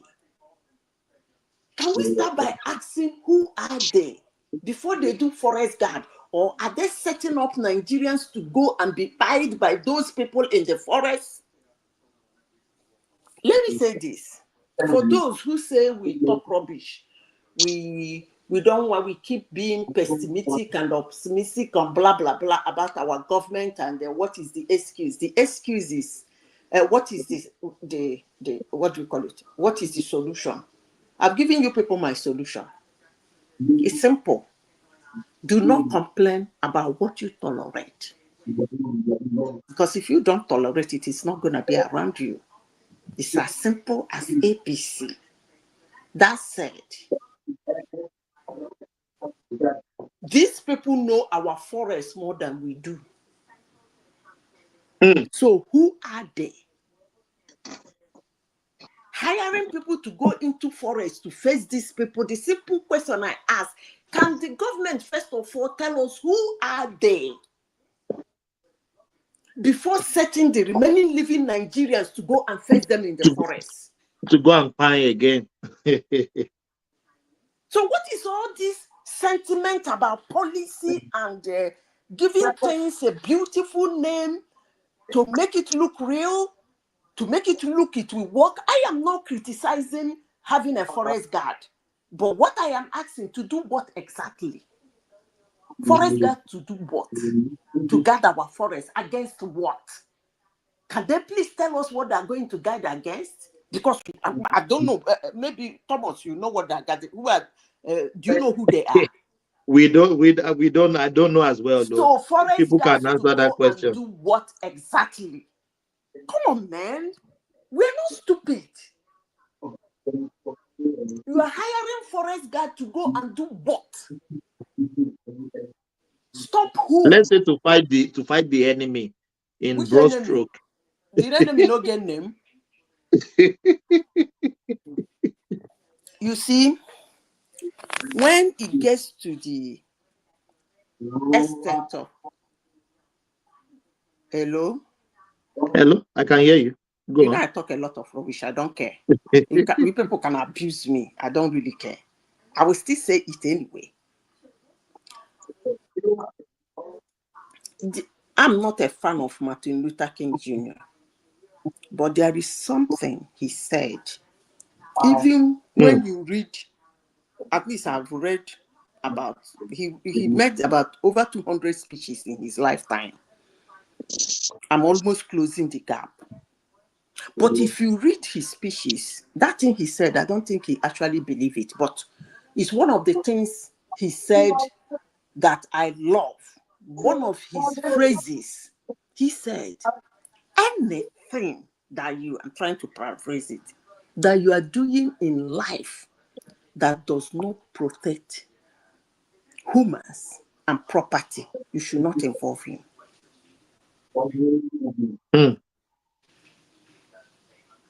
So, if the federal government said they're trying to do forest guard for what? To protect what? They don't get name. Who are going to be the forest guards? If it is people I'm thinking of, the Nigerian government is trying to hire innocent Nigerians that actually may be fresh graduates from the university that are looking for job, looking for ways to meet their ends. And they will pick that job for them to be buried in the forest by these hawks, monsters. I don't understand. Forest guards for what exactly? People the military cannot handle. Those are the ones Tinubu wants to send Nigerians into the forest to face. With which gun? Military cannot handle them. You are right. You people think it's just to come and say beautiful things and nice things and create policies and try to explain the policies. Look, I am really, really ridiculed by this forest guard. I end it. Then back to the Jamb. I will start with the girl that committed suicide. I will never encourage such acts and behavior. Actually, shouldn't be speaking about her. But because most Nigerians who seem to forget are pouring a lot of emotions into it, I want to say something, more especially the young ones among them listening.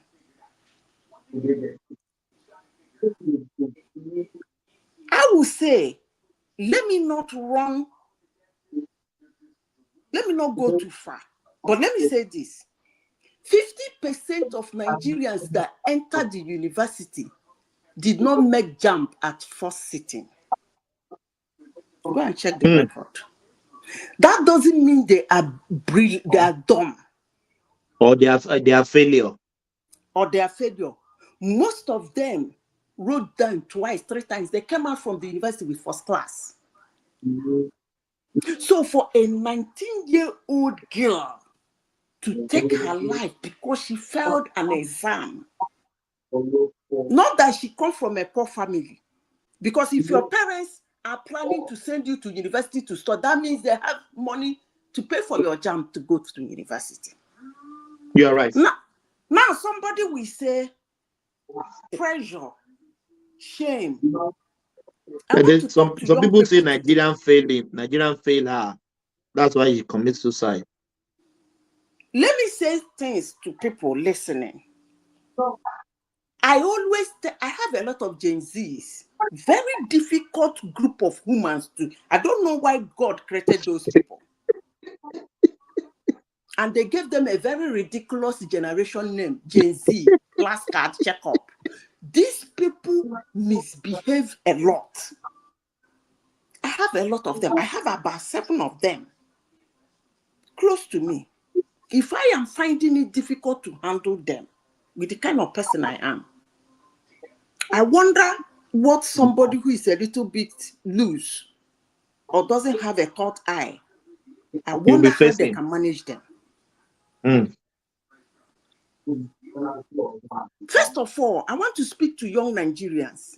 If you have a friend who mocks you for your failure, does not motivate you, does not calm you down when you are down, does not hold your hands and say, look, yes, you failed, dust yourself and move on. You can make it. Do it. You can do it again. Yeah.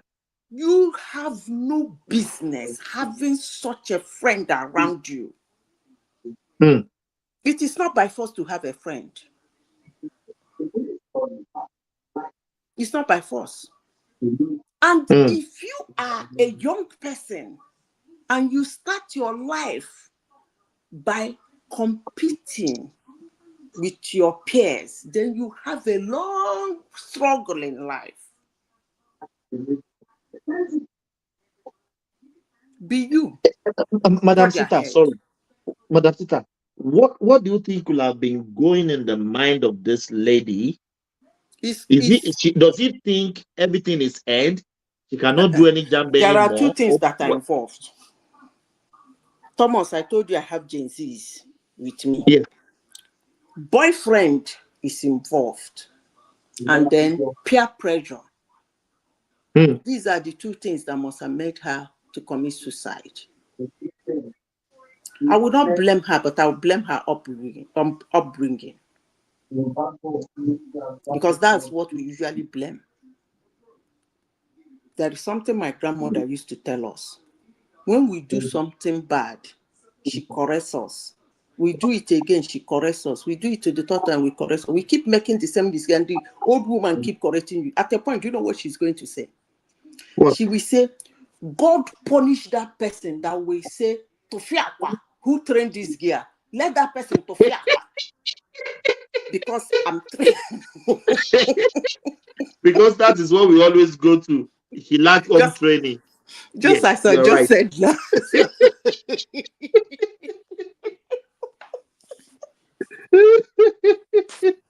So he said he will start abusing people. That means she's trying to tell you that I've done my part, I've tried. Isn't it? Futuristic. Back to sender. She'll be imagining somebody abusing us for making such mistakes and then saying it's lack of wound training, abusing the parents just as I've done. She will already be abusing them in future for future. Yeah, in advance. In advance. When I remember that thing now, it makes me laugh. And I tell my JCs the same thing. I say, you come to my house, you guys from my look, let me tell you, anybody that we say this girl is no, God forbid. Which kind of family she lacks home training. So that's it. His boyfriend and peer pressure that made her do that. Number one, the course she's craving for is not even a course that takes a lot of years. At 20, if she enter next year or upper year at 25, let us 26, she's a graduate. Madam Sita, do you remember how old we always enter university back then? 19 is still very fresh. Let me say something that will shock you. You people can go and do verification. We usually have in my family, most of us died of brain fag. Why? Because of they are extremely intelligent. I'm talking about intelligent of A of 100. Go and ask. A, when we make our own A, it's not 90%, it's 100 over 100.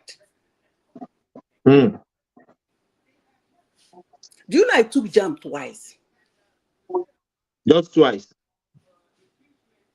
At that level I of did. intelligence. I think I did three eyes or so. Yeah, 3 eyes. I took the first one. The course I was doing was highly competitive. And they gave me another course. You know how they do it, a lower course in the same faculty. I rejected it. Yes. They tried to cajole me. My uncle, they talked to me that you see, when you take it again, you might not make up to, just like what happened to this girl that she took her life. You might not get that thing again, blah, blah, blah. You might not even get up to that thing. That's what happens in Jam, blah, blah, blah. My father laughed, said, "You don't know my daughter." Even the dean told me that I can even change. Since they say you people are brilliant, if you come and make all A's or A's and B, they can change. You can move to. Yeah, you can change your course. Maybe in 200 level or so. Yeah. You can move. Then my father did his verification. Then they said that thing that dean said, yes, it's possible, but most times they call it, I've forgotten what they call it. They said most times they prefer to take people from polytechnics. Do you understand? People who applied from polytechnics that made higher score yes. maybe they just finished. They finish their ND. Yes. They can get, yes. And they will start from year 2. So it says that they consider those people first because that is actually meant for them. Before considering like A-level study to the university. Yes, thank you. Yeah. So I went back, Thomas, in anger. If you see what I did to Jambs, I'm not boasting. And what I came out, even in the university in the United States, I came out with honors too. And this is somebody who wrote Jambs twice. So I will not sit down here to encourage a little girl. By the way, who taught her to take life? I wonder. What My kind sister, of nonsense I wonder. is that? I wonder. A little That's girl why I was 19, asking that question. That does she think that is the end of the life? No, 19 is still very young to take maybe even 2 times jab. I don't really know who surrounds that girl because she took her life when life was what I call Santa Maria. At that age, we actually do care less about anything. Honestly, sincerely speaking, we at her age, she we dressed, look herself in her mirror and said, "Don't worry, Shebi Ngozi is now in year 2. I will meet her. I'll make first class." I think that is the year. That's that age. So who surrounds her? Look, when I read it, I was like, what was going through this ridiculous girl's mind to the extent of taking her life? Where did she get that one from? I think boyfriend is involved, but you know me, before I start to they call me bewitch, make I shut up my mouth. Next topic. But we're talking about I think the House of Rep or Senate, they are trying to like compulsory voting in Nigeria. So yeah, the bill has passed through, escaped through the second reading. So what do you think? That are trying to do what? They are trying to like you have to vote. You know, there is vote apathy in Nigeria, so they are trying to put like a law that will compel you to vote by not be by force, or you understand what I mean? Just to compulsorily voting, you have to vote if you are a citizen of the country. Where do you people get that one from now? Which kind of law? I mean, why should the government be choosing something that is not that serious? They can force some people to have voters card, everybody to have a voters card. That's okay, but forcing somebody to come and vote, I don't really understand how that. I don't understand. But Madam Sister, let me tell you, here in Australia, you are compelled to vote. And if you don't vote, you get fined. Really? $45, $50 fine. Yes. They should do that in the United States too. Yes. So you are compelled to vote. If it's only when you are 18, normally when you are 18 here, you're supposed to register for your voter's card.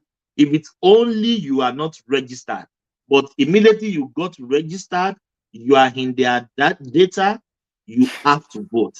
It's Okay, let me compulsory. ask you a question. Yes. Yeah.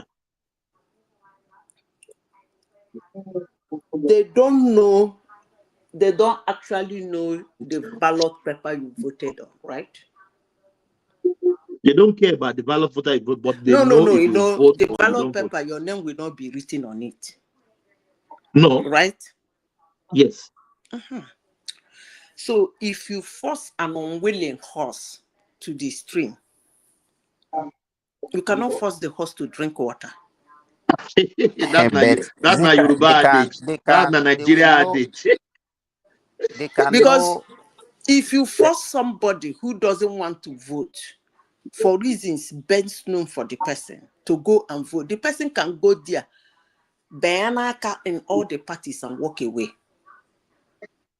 No. And it will defeat the They purpose. can know whether you vote or not now. They can know if you vote or not. No, I'm telling you, we vote now. You will vote. But at the end of the day, that vote will be wrong. So it will not be counted. That's what I'm saying. You go there and just do. That is what I'm saying. So why force an unwilling horse to the stream when you know you can't force the unwilling horse? Sorry, Madam AI. Like here in Finland, what they do is very simple. They allocate the way they do here for the local elections that in a political party, 10 people might come out to to vie for a position. You number them 1 to 10. 10 people might come out from another political party, they number them 1 to 10. So once you go to the polling booth, you already know the party you want to vote for, and you already know the candidate you like. Their faces are not on the ballot paper, only their number. So if I'm voting for party AA and I like Thomas, I already know Thomas already put on his billboard everywhere as number 5. I will just mark number 5 for Thomas.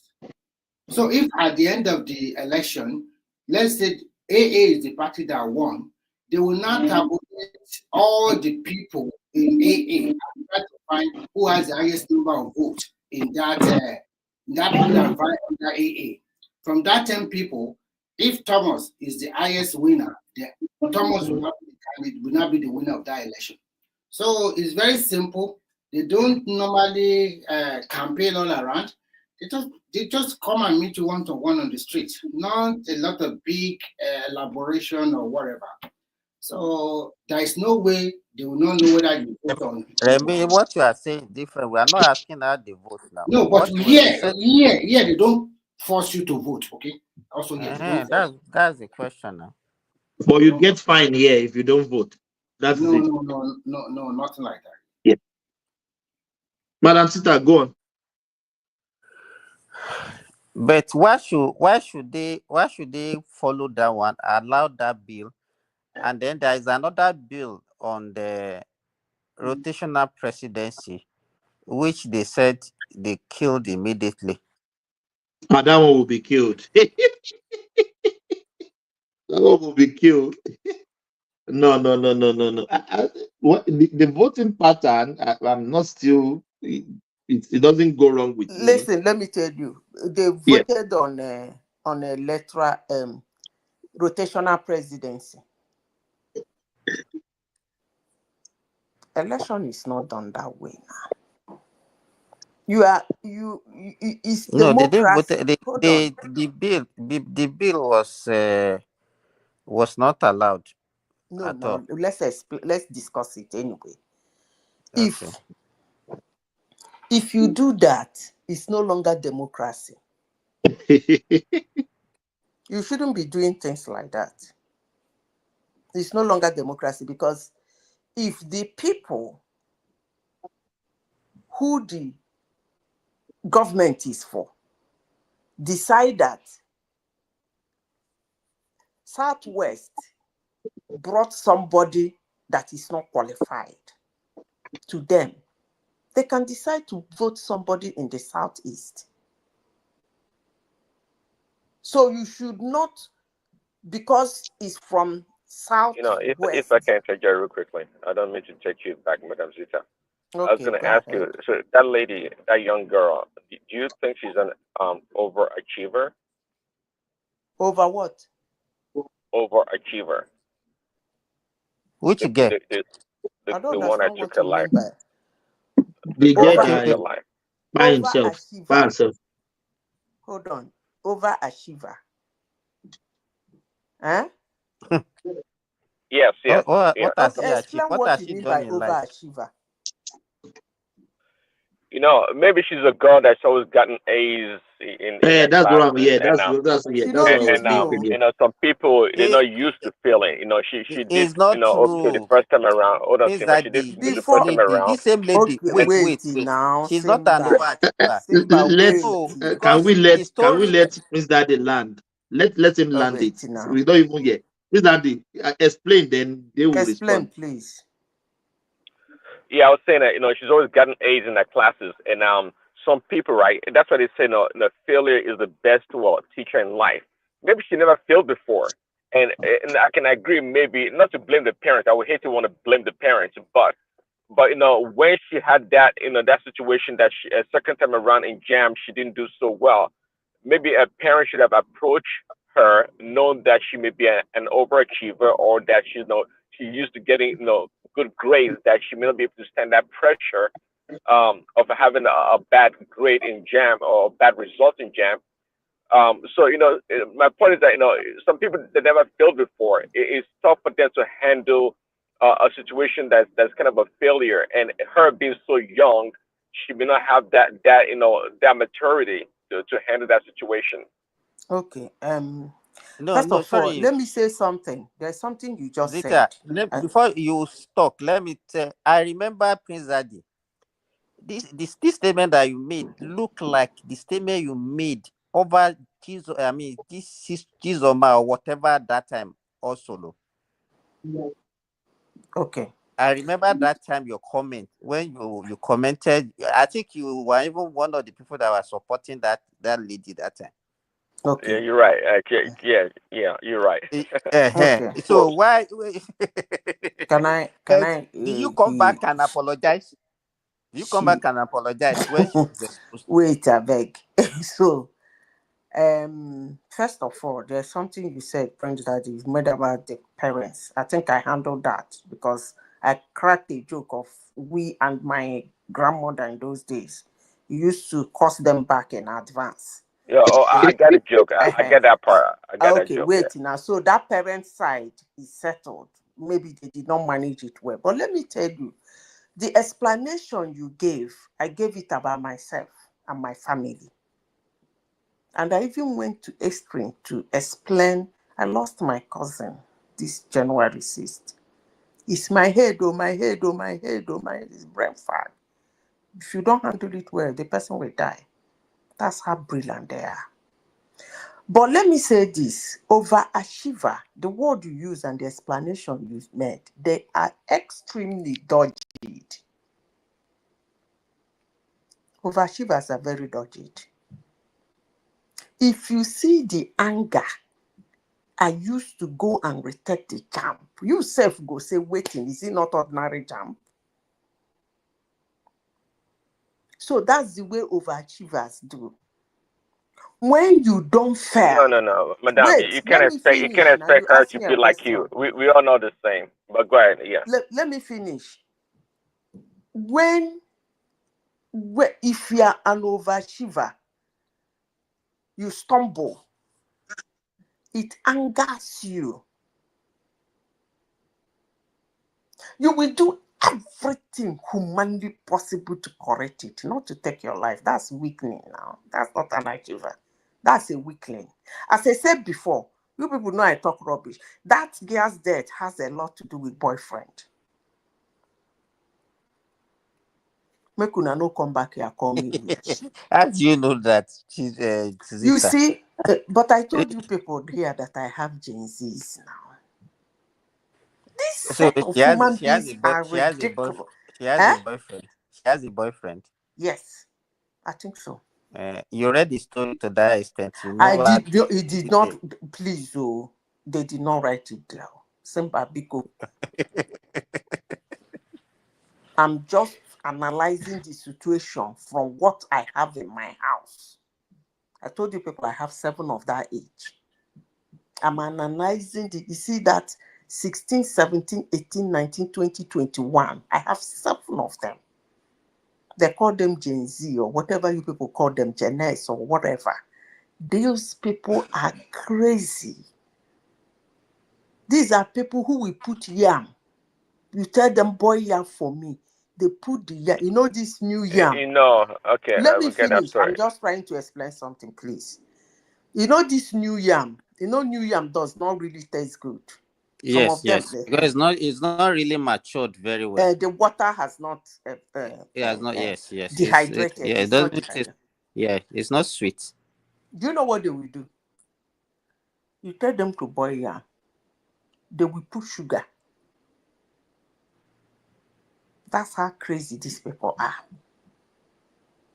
They will pour sugar inside the yam.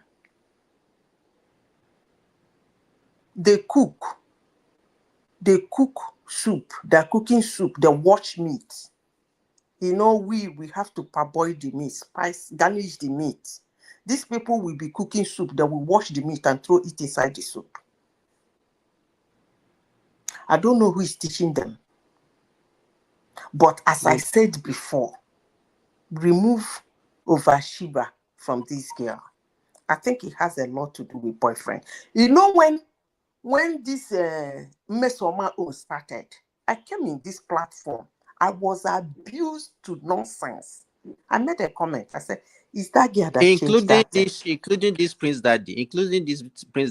And he's He doing was it again all today. over that time talking. I said, they abused me that I'm an Igbo girl, I'm a But woman. I was I'm right. supposed to protect Miss it. Somebody did not do anything wrong. She didn't hack the Jam server to change the result.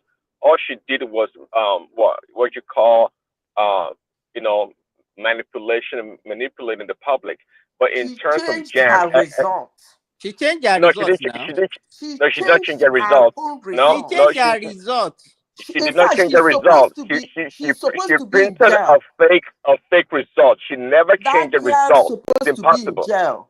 That punishment No, they no, no. gave her, No, she's no, no. supposed to be She serving that defrauded the 3 years state. in She jail. defrauded the governor and other people in the community.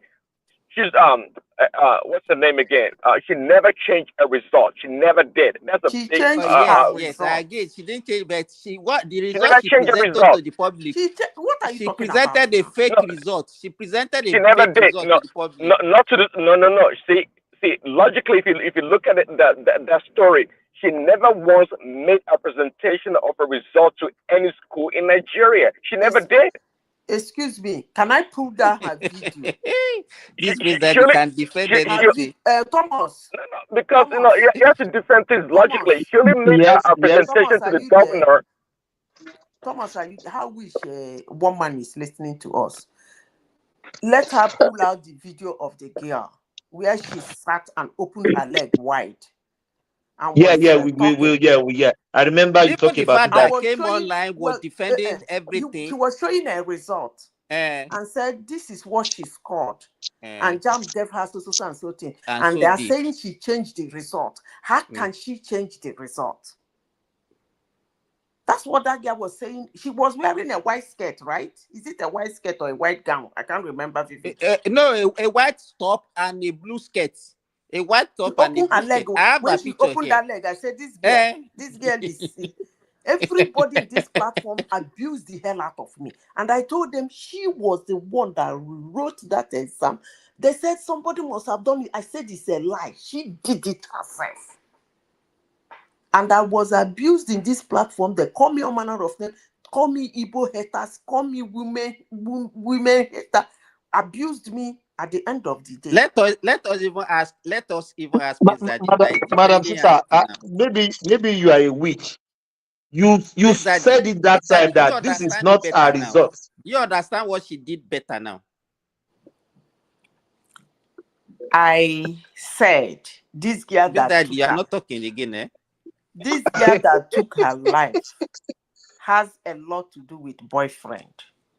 I don't They were talk my even business. abusing the Jamb'S registrar that time. They make it ethnic. They said that because it's an Igbo girl, that's why they They are were doing just this. jumping out. Eh, It is only that when woman Junior. said, when did she become like that? I don't know. It's Why? Weke Junior that came out and said that center is his center, that he has made verification that the girl should better start talking. It was Weke Junior that made the first comment that the center the girl wrote that exam was his own center. That the girl better start talking. Madam AI, what I want to contribute is this, very simply. If you fail an exam at 18 or 19, you have opportunity to do it again. And if people are coming here because you are overachiever or you think you cannot fail, everybody fail. I don't even understand what has she achieved that she's an overachiever? I don't know, sir. So everybody will fail. Nobody here in this world will tell you that he is a perfect human being. He has not failed. What did you call her? Achiever. Overachiever. In what She's area? Overachiever. A 19-year-old What has she done in life? girl, achiever. What has she achieved? What are we even talking She has not about? failed before. Some Are you people supposed will to be do failing your more than exams? 6 times. I don't understand. That Who's she's supposed to passing fail exam? Hold If on. not students. At 19, you are supposed to be passing all your exams. If you are not doing that, you are a dumbass. So what has she achieved? She's passing all her exams. She has not failed before. This are you supposed to be stumbling and failing in your classes? Madam AI. You know, she failed. She even failed. She scored less than 200 last one. No. And I don't know why should somebody not attack somebody like that scored less than 200? Sorry, Simba. She's from Lagos State, right? I don't even know where she came from. What's her jam score this time around? When jam no get wahala, I think she scored less than she scored less than 200 or so. So why is she? I think taking your life, sometimes some people behind it. Let me tell you, I think it's parental failure. Yeah, it's parental failure. Because, at 19. I think Una don't start my grandmother own now. So Una don't they causing parents join. No, apart from failure. Because let me tell you, let me say this. You know, a lot of parents are the one actually manipulating their children these days. They put a lot of pressure on those kids because they use them as a tool of pride. You understand? Yes, you are right. Ahead. So like me, what I used to tell my children, come, I would like if you can do it, but anytime they even underperform, I don't chastise them like that. I only explain to you. I don't blame them for that. I say, oh, this one, don't worry. Next time, you have the ability to do it. That's all. But some parents, they will be using their friends as example. Why you can see Kennedy, I mean, yes. And say, why are you like this? Why? It's like that.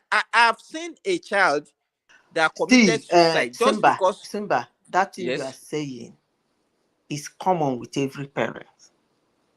That's not enough for her to commit suicide. I still maintain my ground.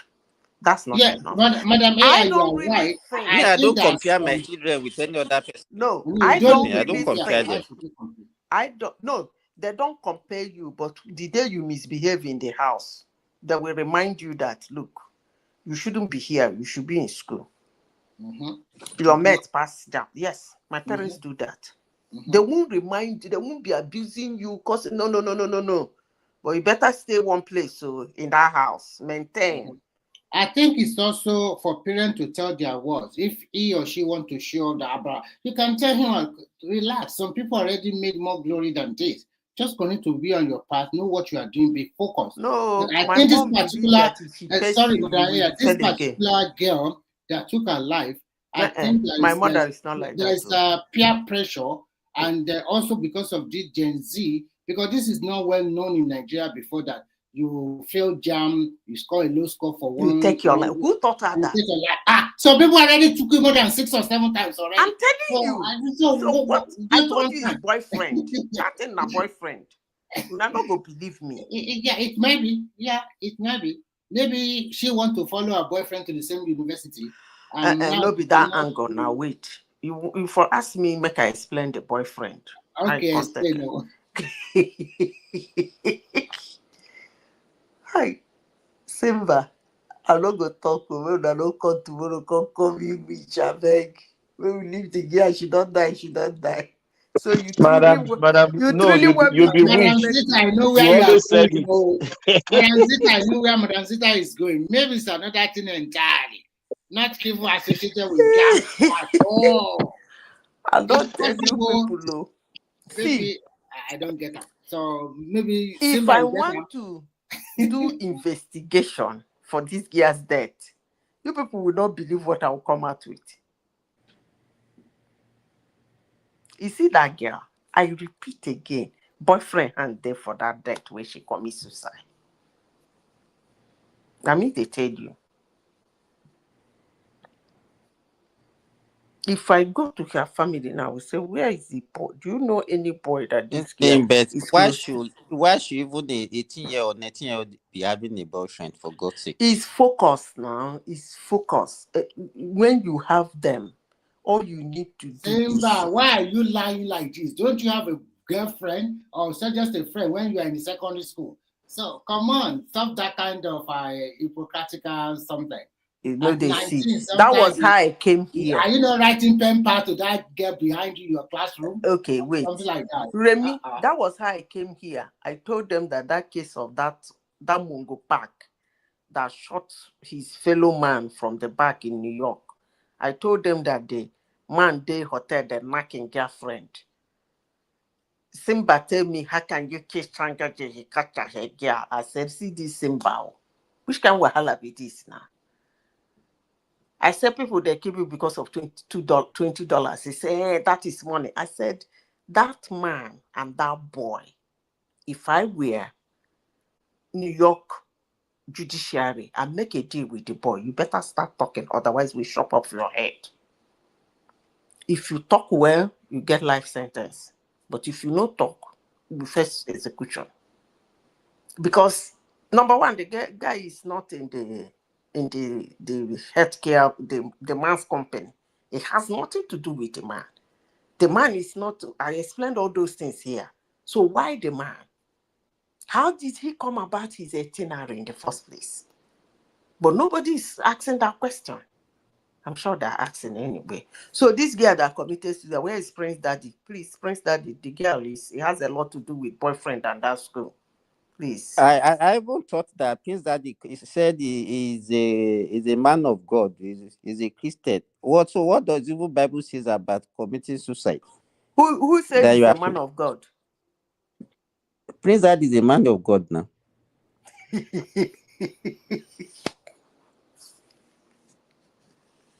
Prince Daddy. And then if you are a man of God, you are not supposed to be discussing suicide now.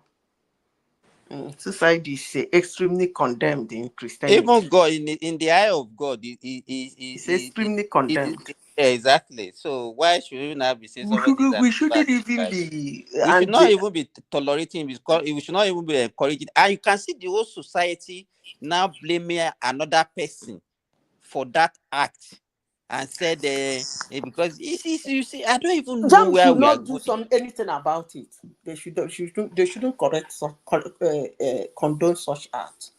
It's unacceptable.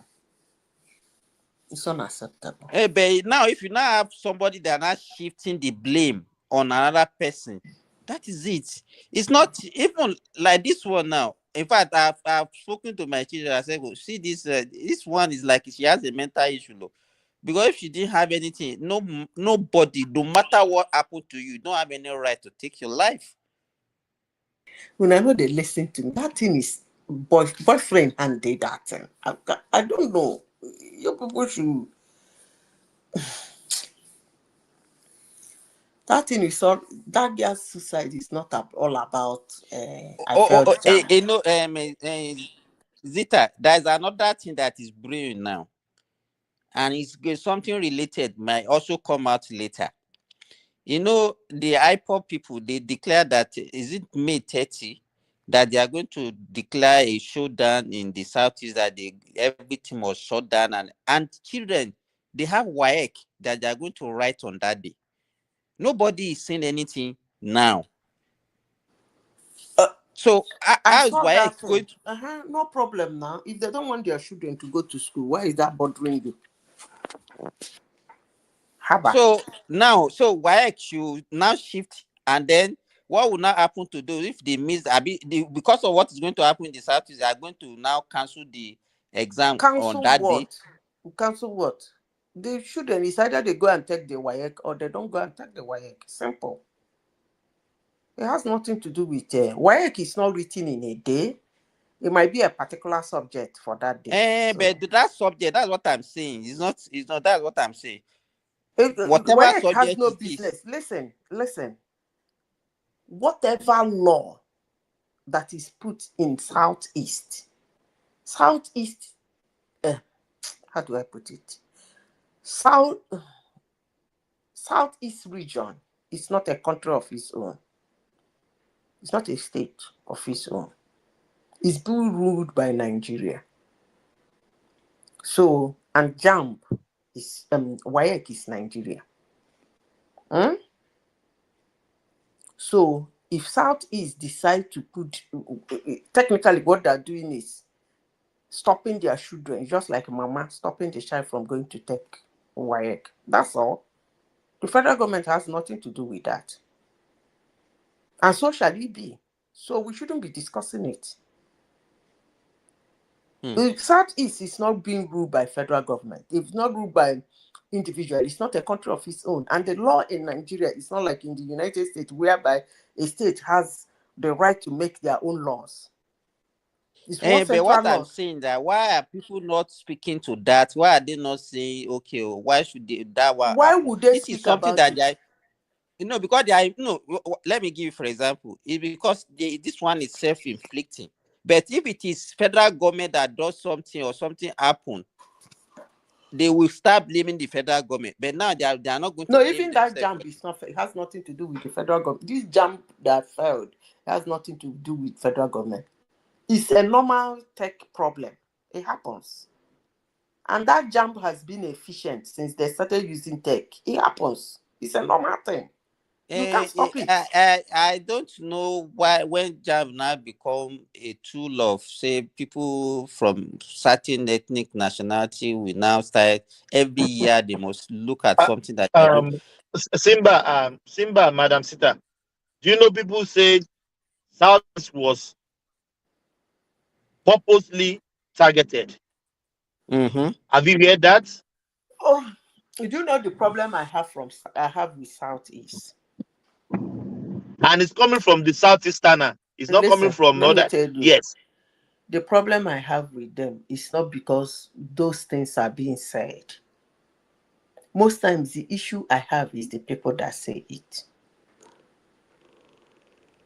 That's the problem I have with my people. Like when that girl did that shenanigan she did with JAMB, people like Obio Nyekwesili came out like Okoba to talk. Without even knowing what the girl has, not even keeping quiet. That kind of a thing, when you hear it, you keep quiet. Monitor the situation. By the time everything has been investigated, settled, you find out that your girl is right. Then you jump out on her defense. You shouldn't take her word for it. That's wrong. So when I hear them, people who should know how things function, say things like that, I get worried. But if it's somebody like me talking rubbish, hey, JAMB has targeted the Southeast, I wouldn't, people should not bother. What come out of Southeast, Nigerians quink at it because of the level of, the caliber of people that say those things. Actually, that's what is the problem. If it's market people, street people, students, or just lumbering about, I don't think Nigerians should be You remember Peter Obitu was siding the lady? You remember? Obionya. It's only Weke Jr. who came out and said that that center is his. He finished doing his investigation and said, that center is mine. That guy should better start talking. That's what he said. Go back and read it. That he doesn't know what the girl is talking about. And he doesn't know what the girl is talking about. And that same girl caused all that chaos. And at the end of the day, those same people came out, they're giving her scholarship. She will go to London. She will go to England. She will go to US. Like, we will sponsor her. We will sponsor her. You want to sponsor her for misbehaving. And you forget that those places you are sending her, if she go there and do that shenanigan, it's either she be in jail or she'll be thrown out of that country. They didn't tell her that. And that's the kind of society that we are promoting now. Miss Summer now, she's maybe probably is somewhere in Nigeria now, enjoy her life. She will not. I don't think Simba, she has learned from you that. still remember her name. I've already forgotten her name. I can't forget her name. It's the name of my late cousin. Zita, you know what I noticed? Even when Nigerians, when they go on that their outreach and started blaming the sea, and then immediately they discover that okay, it was their fault. Everybody will just keep quiet. They will not talk about it again, and that one is gone. Another one will come. They will still behave the same way. Nobody will will come out apologize. and say we apologize. We are wrong, bro. Exactly. We are wrong, bro. Never. But I don't know. They will be claiming apology. They will be demanding apology from another person, but they cannot apologize for their own mistakes. 2 million people writing exam the same day for the same system to mark it. I'm surprised the thing is working. It's supposed to have. They should divide that Jamb into 3. Yeah, if I don't know if you wrote Jamb, you know that even that Jamb, when we used to use paper, Zita, it will take months before the result will come out. Now, months. Madam Sita. That time, Madam Sita. It took 3 days. No, it took 3 days. They didn't do it once. Some did in Thursday, some did in Friday and Saturday, if I'm right. Yes. And even in a day, listen, let me tell you. they have like 3 or 4 sections. They have 3 or 4 sections in a day. Let me explain what I mean. What I mean that Jamb should be like an institution, because the way they did it now is like a license for you to enter the university. Okay?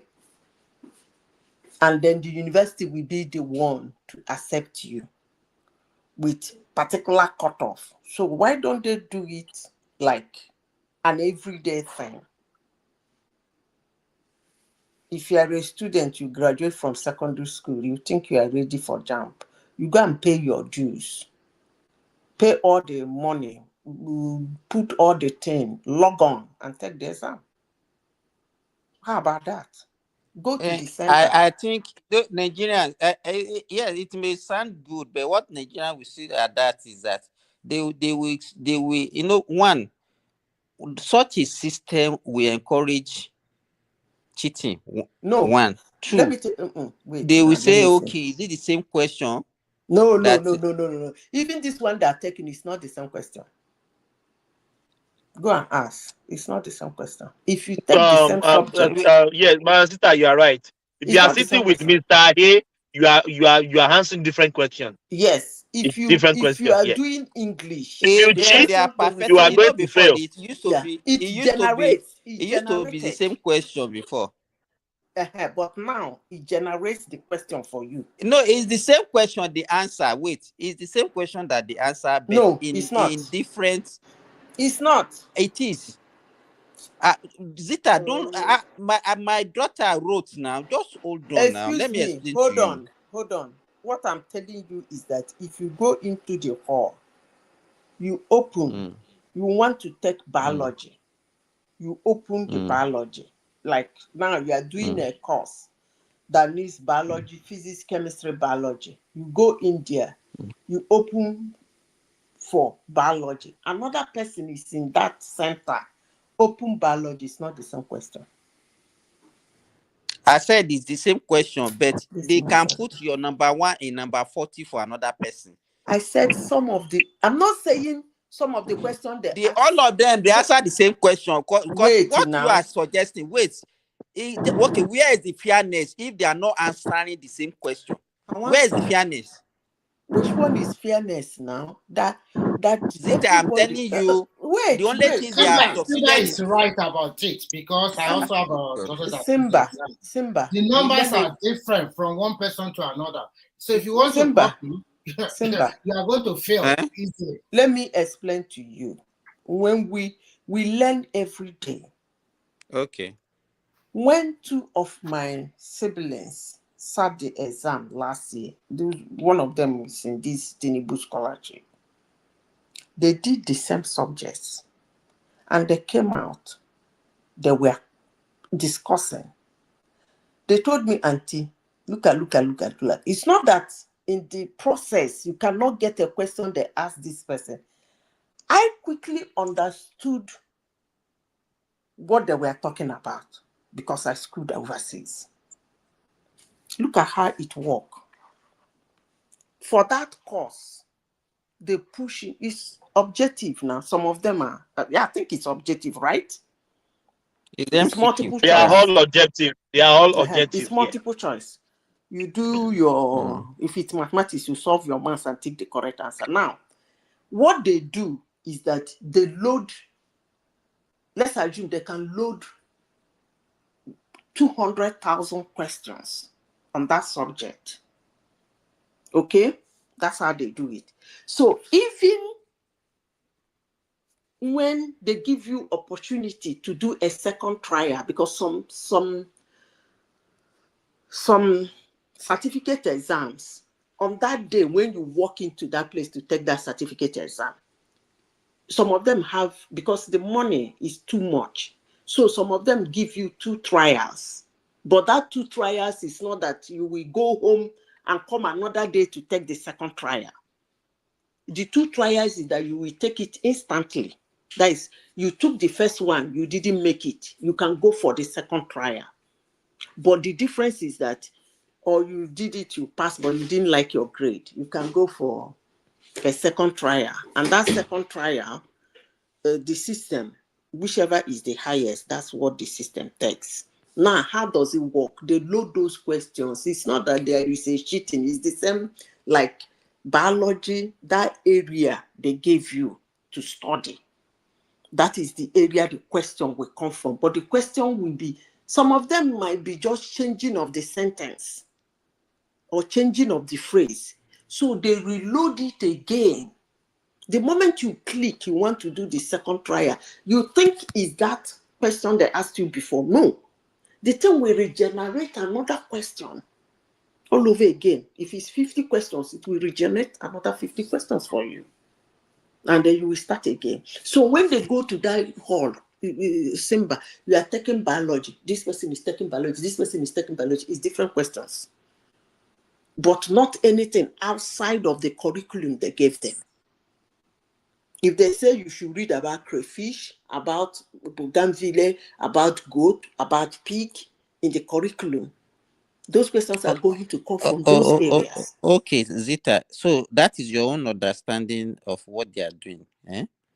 Okay, let me tell you my own understanding. And it's not even a matter of understanding. Let me tell you.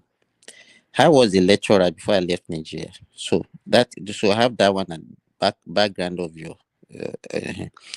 I have children that I have at least 2 of my daughters have written Jamb'S.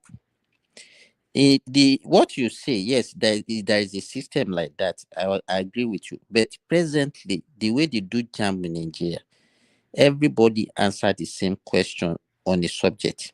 But what they normally do is that your question number 1 can be number 70 of another person. Yeah, they will interchange the question around. Listen to there will not be room for cheating. Listen to me. Listen carefully. I'm not saying the other person cannot see some of the questions that they ask you, but there are some questions. No, A no, no, lot. no, no. The same Hold at the on. end of the day, they just wait. At the end of the day, everybody will see the same question, but in different numbers. It's not as if let me tell you what you are suggesting. With all these people that you see, they will say they can even deliberately give tough questions and make sure that the one they will be generating in certain region is be the tough to be tougher No, than no, certain region. no. Listen, Simba, one thing Let me tell you, whatever you are thinking, but I'm telling you, I can't. In fact, I can say I'm authoritatively you don't know, and I'm telling you this. Just agree. That is the way they do it. It's not that one that you are thinking. They also take into cognizance subject combination when they are sitting each them by side. So I know that everybody will do English and maths, but the rest combination of your subject might be different. Maybe I'm taking like economics, accounting, English and maths. Maybe the person sitting beside me taking physics, chemistry, biology, and they do. Simba, that's what you are not understanding my explanation. I am not saying that the next person cannot see some of the questions in a different number. It's not about some, Zita. Wait, it's not about some. You have spoken now. Can I Everybody speak? answer the same question in the same way. It's only don't just hold spin on it or change it. There are some questions that is not in the other person's sheet. What will I say? Let me tell you, whoever is your cousin that is telling you that, how did they know that? Okay, this question came out in my own and it didn't come out I in think your I own. said something They about my can family. memorize all the questions. I think I said something about my family, but I know you people don't believe me about anything. I used to agree with you, but this never one mind. now. But I let know me say this one. this. Yeah. Simba, one thing I will tell you people on this platform is that all these things they speak about Igbos, when it comes to education, we the shatter. We are extremely brilliant people. I agree, yeah. Go anywhere, put an Igbo person, we go hammer you. Forget about all this political no and blah blah blah. We talk anyhow. If you come to book, it is written and ascertained. You know the near. You know go near. We are extremely brilliant generation. So I'm generation or group of people. Is it a generation? Igbos is a ethnic group. Is Igbo generation? Are you a generation? Ethnic group. Yes, you are right. We are ethnic group. So Simba, waiting now. You won't put Madam Sita in the corner. They don't mind him. See, I was actually no, me. I used.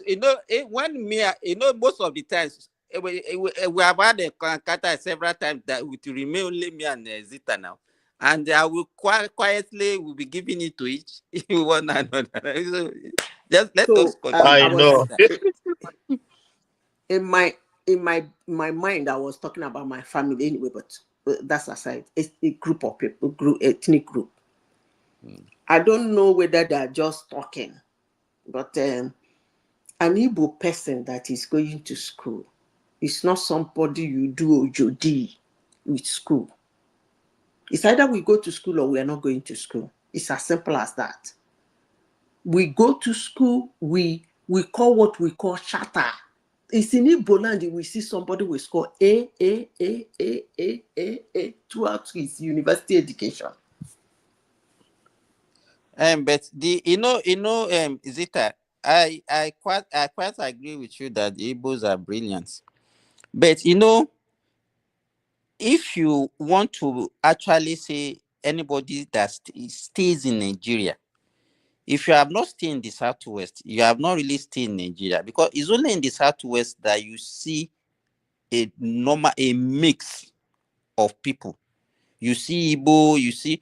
If I tell you that when I was in medical school, I graduated from University of Ilorin. Imagine University of Ilorin, and in my class we are like, initially when we were on the level, we are like 150.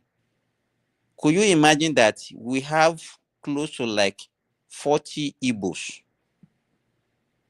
among my classmates in a university in Ilorin. You understand? So you cannot be telling me about Igbos. Do you I'm sure understand? they beat you in that class well. It's a lie. Forget about that. Forget about it. It's a lie. It's a lie. So that's where I'm going. You can praise and praise everybody. In fact, could you believe that even the person that was even leading us in the class was a Fulani person? You understand? So I can't say that they are not brilliant. Forget it. On average, you can say yes. But all this one that you are saying they will beat everybody, that's not true. They are everywhere. They are not the one leading the class. Listen, So let me don't tell you. just Let me tell you. push this thing Okay, too let far. me tell you this. Go Don't and do push your it too far, research. please. Hold on. Go and do your research. Anywhere you hear best in academics, 70% are Igbos. So what will you say of that tribe? You go to the United Kingdom, you say, this person wrote, the one now that is making me dance is the girl that wrote Speak English, Pass English People. You heard about her. She's 16 in the United Kingdom. Nobody has scored like that before. Those are the stories you hear about Igbo people. You know, I don't, you know, all these things that we are seeing now. I will fault our founding fathers. They are the ones that started using education like a political tool, and that's why we now have this kind of rivalry. Oh, because I could remember even then they will be putting in the newspaper. Oh, one Igbo man just graduated from UK, is now has a degree in this. They'll be putting all those things in the newspaper. What all these things that we are seeing, where have we gone with it? What has it done? What have we done with it?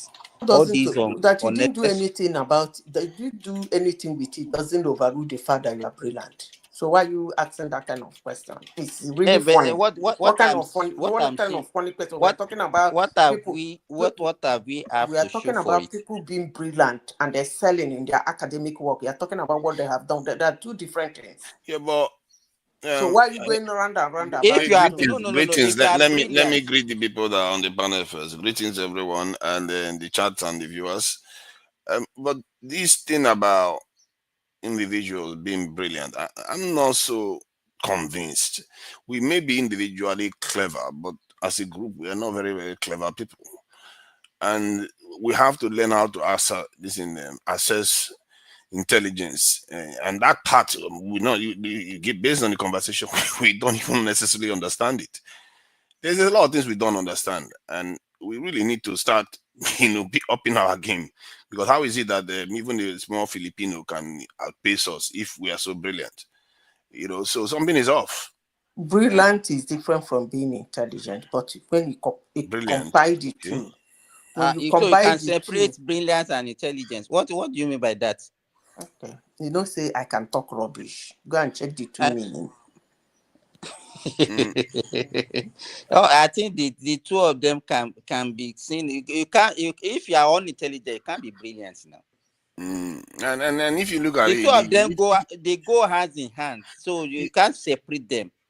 To show you which one makes more impact, if you look at the country that we live in now, the brilliant ones, yes, maybe on paper there you hear that, oh, this person is announced as has done well here and there. It's funny because how it's always the majority, some of the big groups, when the minorities actually outnumber the big groups, it means that something else is going on. And if you look at the governance of the country, though, the people that have governed the country often come from the minority group the most. And that should tell you something too, because that's where the largest group of people belong. And this thing where we say, oh, Igbo, Yoruba, is just not actually real if you look at the data that is on the ground. Some of the people that have governed the country, even Babangida, this in Abacha, some of the most renowned names, go on. They are not from the major groups, and they are from the But you minority can't use group. military now. Those ones are they? Is it because they are billions or They are still no. It's part of it now, because you see, this is the thing. There are different types of intelligence, And this is why the way we are assessing intelligence, academic, to be fair to Madam, she was saying academic intelligence. So she's talking about the ones you get from the classroom and the way they are numbered and all that stuff. So, but still, if you look at look at Nobel Prize in the I say critical make una areas. go check the meaning of the two. But the critical areas in Nobel Prize, how many Nigerians have won any Nobel Prize in any sciences at all? Not even close. In any other area, even adjacent to science, it's only literature. Another woman's language is the one we know. So I don't know where this brilliance is coming literature is not a language, so don't come and tell us that. is that not what they willing to take out word for? Literature is those are another person's yeah, language. but the writing was done in another man's language. That's my point. I think the writing that gave Wole Soyinka that award of a Nobel Prize was written in another man's language. That doesn't mean that literature is English. No, it's not exactly English, but it's promoting English language. That's what it's there for. It's not promoting it. Literature does not promote any language. Don't come and be telling us. Actually, the language is written in. It doesn't. It doesn't. Even if you look at that, you don't just say literature. Sinbad and Zita, you guys will let me talk. That comes to Nigeria. You give him the floor. Simba and Zita won't let me talk. So maybe I should get some time to talk. We did not shut you up. You are the one that kept quiet to even ask you for your comments. You didn't talk. Well, because we are putting a lot of pressure on me. That's why. He's ashamed of it. They're putting a lot of pressure on him. Seriously. after his Lord and personal Savior has brought South Africa to America, have you your Lord and personal Savior has brought the racists into America. Trump, you call yourself Trump daddy, and you cannot withstand and Simba, Prince, that is it true that they are not giving him the aircraft anymore? They said they would drop the aircraft. Oh no, they will not. You great again. I mean, the question is that is it true that is it Qatar? They are not giving Trump the aircraft anymore? Well, I'm not surprised. I knew it was going to end up that way, anyways, because at the end of the day, because of security reasons, they have to strip he will not drive aircraft. It will be in his library. Even if he accepts it, it will be in his library. That's the plan eventually. But before we go to that, give me a couple minutes to address like three things real quickly. So, on the issue of Bible and suicide, can anyone give me a Bible quote that speak against suicide? Simba and Zita, I think I heard it too earlier about talking about that.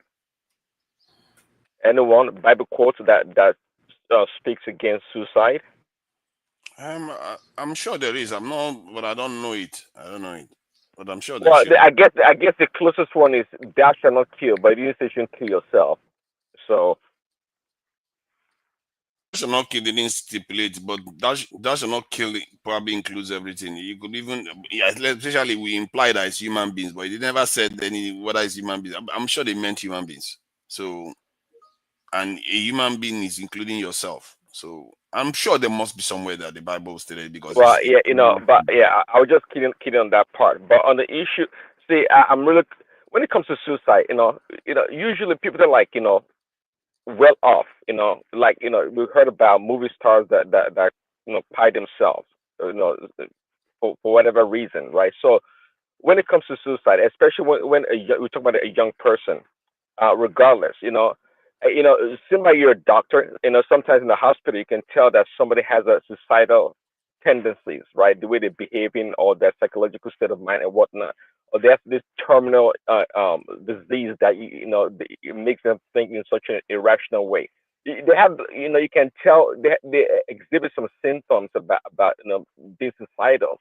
But a young person, for example, this little young girl we're talking about here, I think it's kind of difficult to uncover any kind of a sign, especially one that's not sick or has such a disposition before. So again, we can't say it's the parenting fault, or it's quite difficult. And the other thing I can chalk it to is that look, Okay. Can she's I an give over you? Can I she's give an you? overachiever. One second, she's an overachiever, and she's never really experienced a failure Is before. that your own And Can child? I How give do Trump you you the know Daddy, she's an quotation? hello, overachiever? sorry. Trump Daddy, Can I give you the you asked quotation? about the Bible. Psalm Yeah. 34 that talk about the suicide in the Bible. Okay. Let me what did give it him say? another one. Psalm 34 verse 18. Can I give him another one? 34:18. Okay. Let me give you Well, another one before that before you speaks. go, before you guys take over again, No, I want to give you the one that speaks directly on the girls' issue. okay, go ahead. That is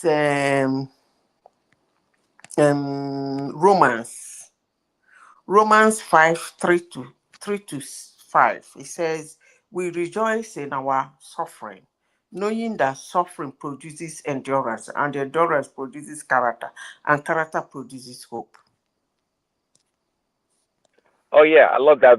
Yeah, I'm quite familiar with the Bible verse. See again, well, it didn't say directly about not committing suicide. Of course, Okay, let me give you the one that the said word of God is directly. supposed to Hold on, encourage let our me give you spirit. the one that said Just to directly go and read about it. suicide. Hold on, I'm coming. You know, I'm a Bible student. Open Psalm 34 verse 18. You say there. 34:18. Okay.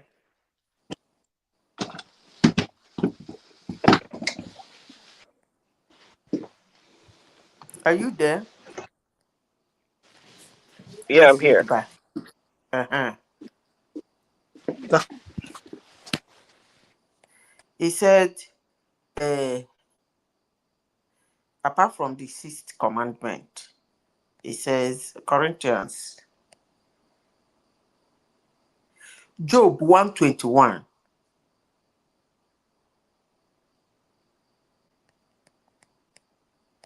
Then you read First Corinthians 8:6-19-20.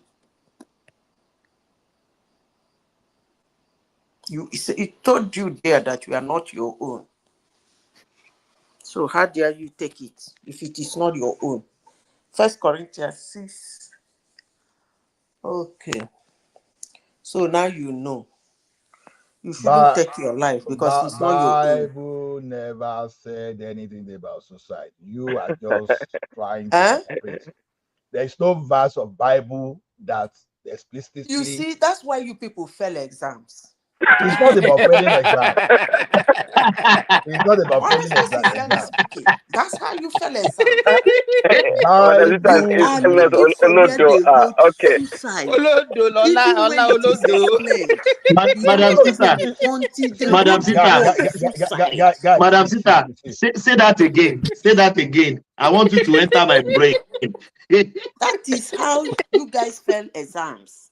You are looking for the word suicide. Madam Zita, Even when it is explained, so far as in the explanation, suicide is not mentioned, you will not understand it. You are looking This for suicide. attempt that Madam Zita is doing is one of the reasons we are having crisis in the Pentecostals today, because we tend to give our own interpretation to where Bible is silent. See, where Bible is silent, please silence. Where Bible is loud, loud. Don't make attempt to add what is not in the Bible. You know, there is a doctrine of a single mention. When Bible mentions something once, it's better you avoid and don't use that one as a doctrinal teaching than just to give your interpretation. So a lot of the reason we are having confusion in Pentecostalism, Bible never implicitly or explicitly say anything about suicide. So where are you bringing it out? It says, my brother, it's in the Bible. It's in the Bible. You are interpreting it yourself. I No, understand have you what you read are it? talking. Have you read Psalm 34, verse 18-19? Okay. Please read it. Okay. Let us know. Somebody said verse Psalm 34:18 said, "The Lord is near to the brokenhearted, and save those who are crushed in spirit." Is that the one you're talking Please, about? can you read 1 Corinthians 6:19-20? You go try And tire. explain what you understand by that. You go try tire. Honestly, you go try 1 tire. Corinthians 6:19-20. Can somebody read it? Hold You on. people are looking for suicide. You go try tire. Just like somewhere is where how some people are misinterpreting Malachi, That's how right? you fail exam. It's not Where is about failing. suicide? Suicide. People They still wrote preaching around everything. You titles. look all of them. Madam, First Corinthians what? First Corinthians what? First Corinthians what? First First Corinthians Corinthians what? what? I said 1 Corinthians 6, Mhm. 19 to 20. 19 to 20. Yeah. Right. So check it out. So we are now in the Bible preaching section. Bible study. Because they are looking for We are in the suicide. Bible study. They're looking for suicide. Prince Daddy, you know, you and I were talking of theology like 3 days ago, right? You know, this is one of the reasons that you have to be a mentor. You have to attend properly mentor before you are allowed to Let leave a somebody congregation. read that verse for us, Jerry. Look, Ola, even in English language. Okay, let's see the Bible Hold first. on, hold on. Prince Daddy, let me say something. Even in other subjects that are not Bible, when you write English, there is what they call what do they call it in English? They will tell you a You want to send me story. contextual, right? You want to They send me will contextual. hold on. They will tell You go you a explain story. tire. They will write an essay and say what they call respond essay. You have to understand what the essay is talking about and interpret it in your own way. So, what are you talking about? Why are you making it a Bible thing? You are supposed to read and understand. That most pastors give wrong interpretation doesn't mean that the Bible is not supposed to be interpreted.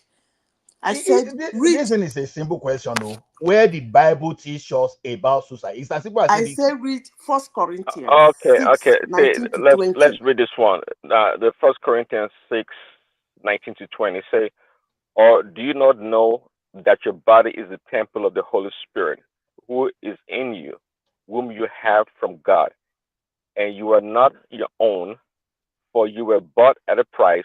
Therefore glorify God in your body and in your spirit, which are God's. That's a good one. That's a good one.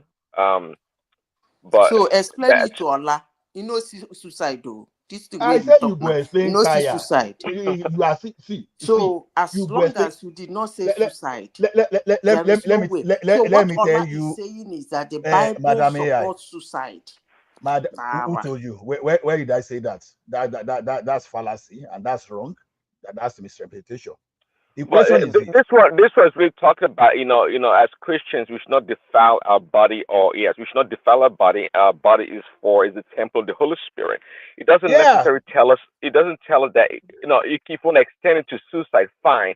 But in terms of defiling our body with sexual immorality, some hidden food Which from one? Which from one? the Which temple. one is even more important? To take care of that no, body that doesn't belong to you, Simba, or hold to on, commit Simba, hold on. adultery? You see the danger we face in the Christendom today is we have many preachers which are not mentored. Look at Apostle Paul before he was even accepted among the apostles. Even Jesus Christ met him on his way to Damascus. Is he sent him to someone? Apostle Paul was his mentor before he took over. Now, the danger in the Christendom today is that there are many preachers that you don't even know where they are coming from. They never learned from anybody. They just came with different doctrine. Let me give you one dangerous doctrine that people believe over time that it's only recently people are. Do you know that people are really commanding God? And they are saying Bible supports it.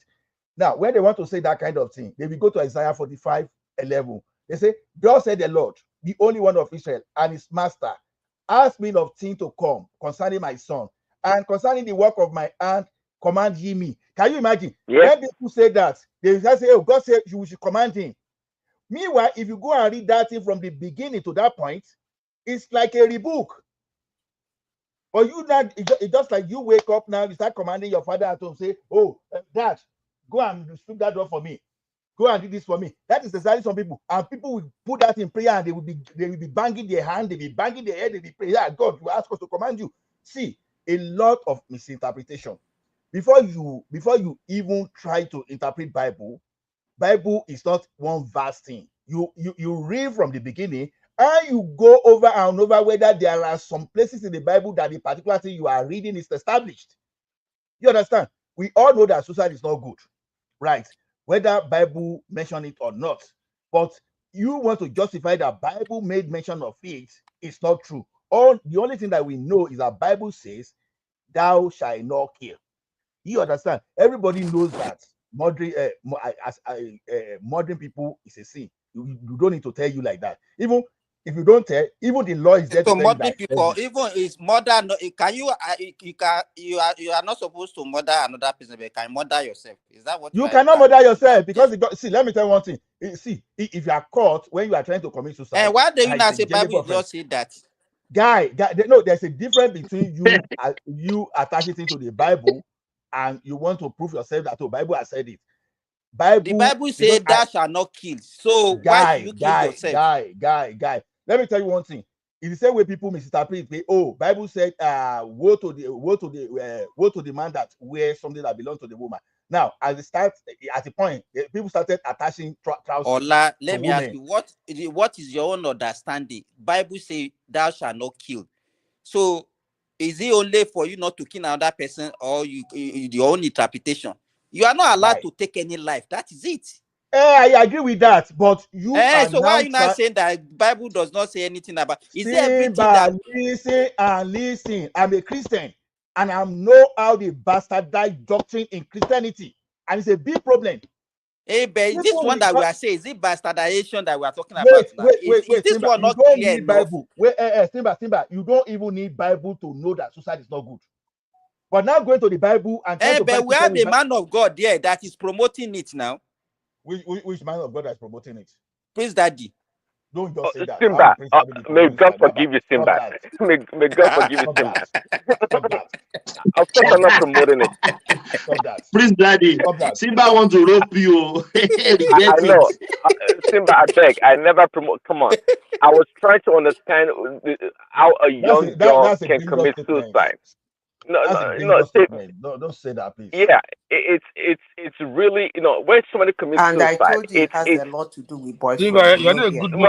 Well, madam, we don't know about that. I've not read that. Maybe so. Maybe you're right. I don't know. But uniquely talking about this lady here, a young girl that has not exhibited any form of suicide, it's kind of tough to detect and know where a rationale is coming from. And I just said it. My position is, look, maybe she's an overachiever, and a lot of people, even adults, when they're not used to failing and they still want, it's tough for them to want to recover. It's tough for them to recover or have the skills or the ability or the support to recover. It is true. I don't know about some people. I mean, we all can speak for ourselves, but if you haven't experienced something before and it happens to you once, if you're not well guarded or well supported as an individual, like have a strong family support or friendship or friend support around you, if you don't know how to handle that situation, you're more likely to do something that you're not supposed to do.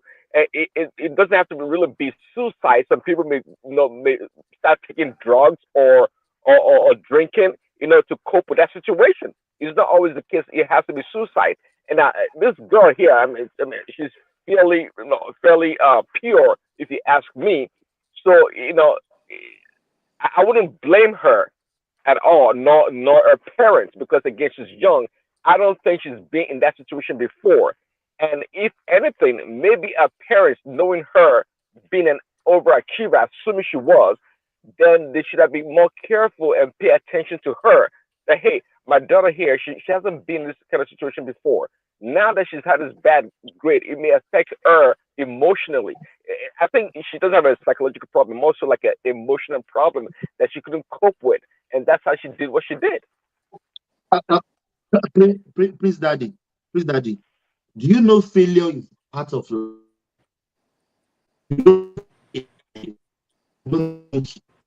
See my iPhone that is breaking up, Thomas. Thomas is like the line was breaking up. You have a problem with your network. Oh yes, can you hear me? Can you hear me now? Yeah. Yes, go ahead. Hello.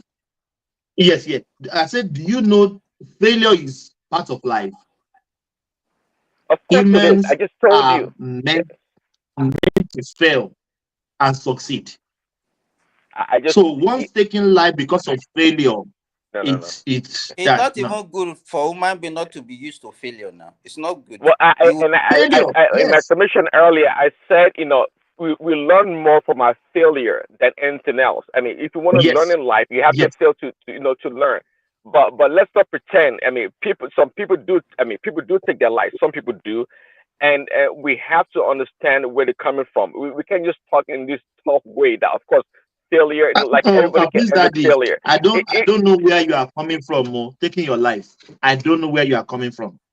I don't know. It's not the last option, my brother. It's not the No, last I option. didn't say that, but you guys know Robin Williams, right? Robin Williams, the famous actor, right? A Hollywood actor, right?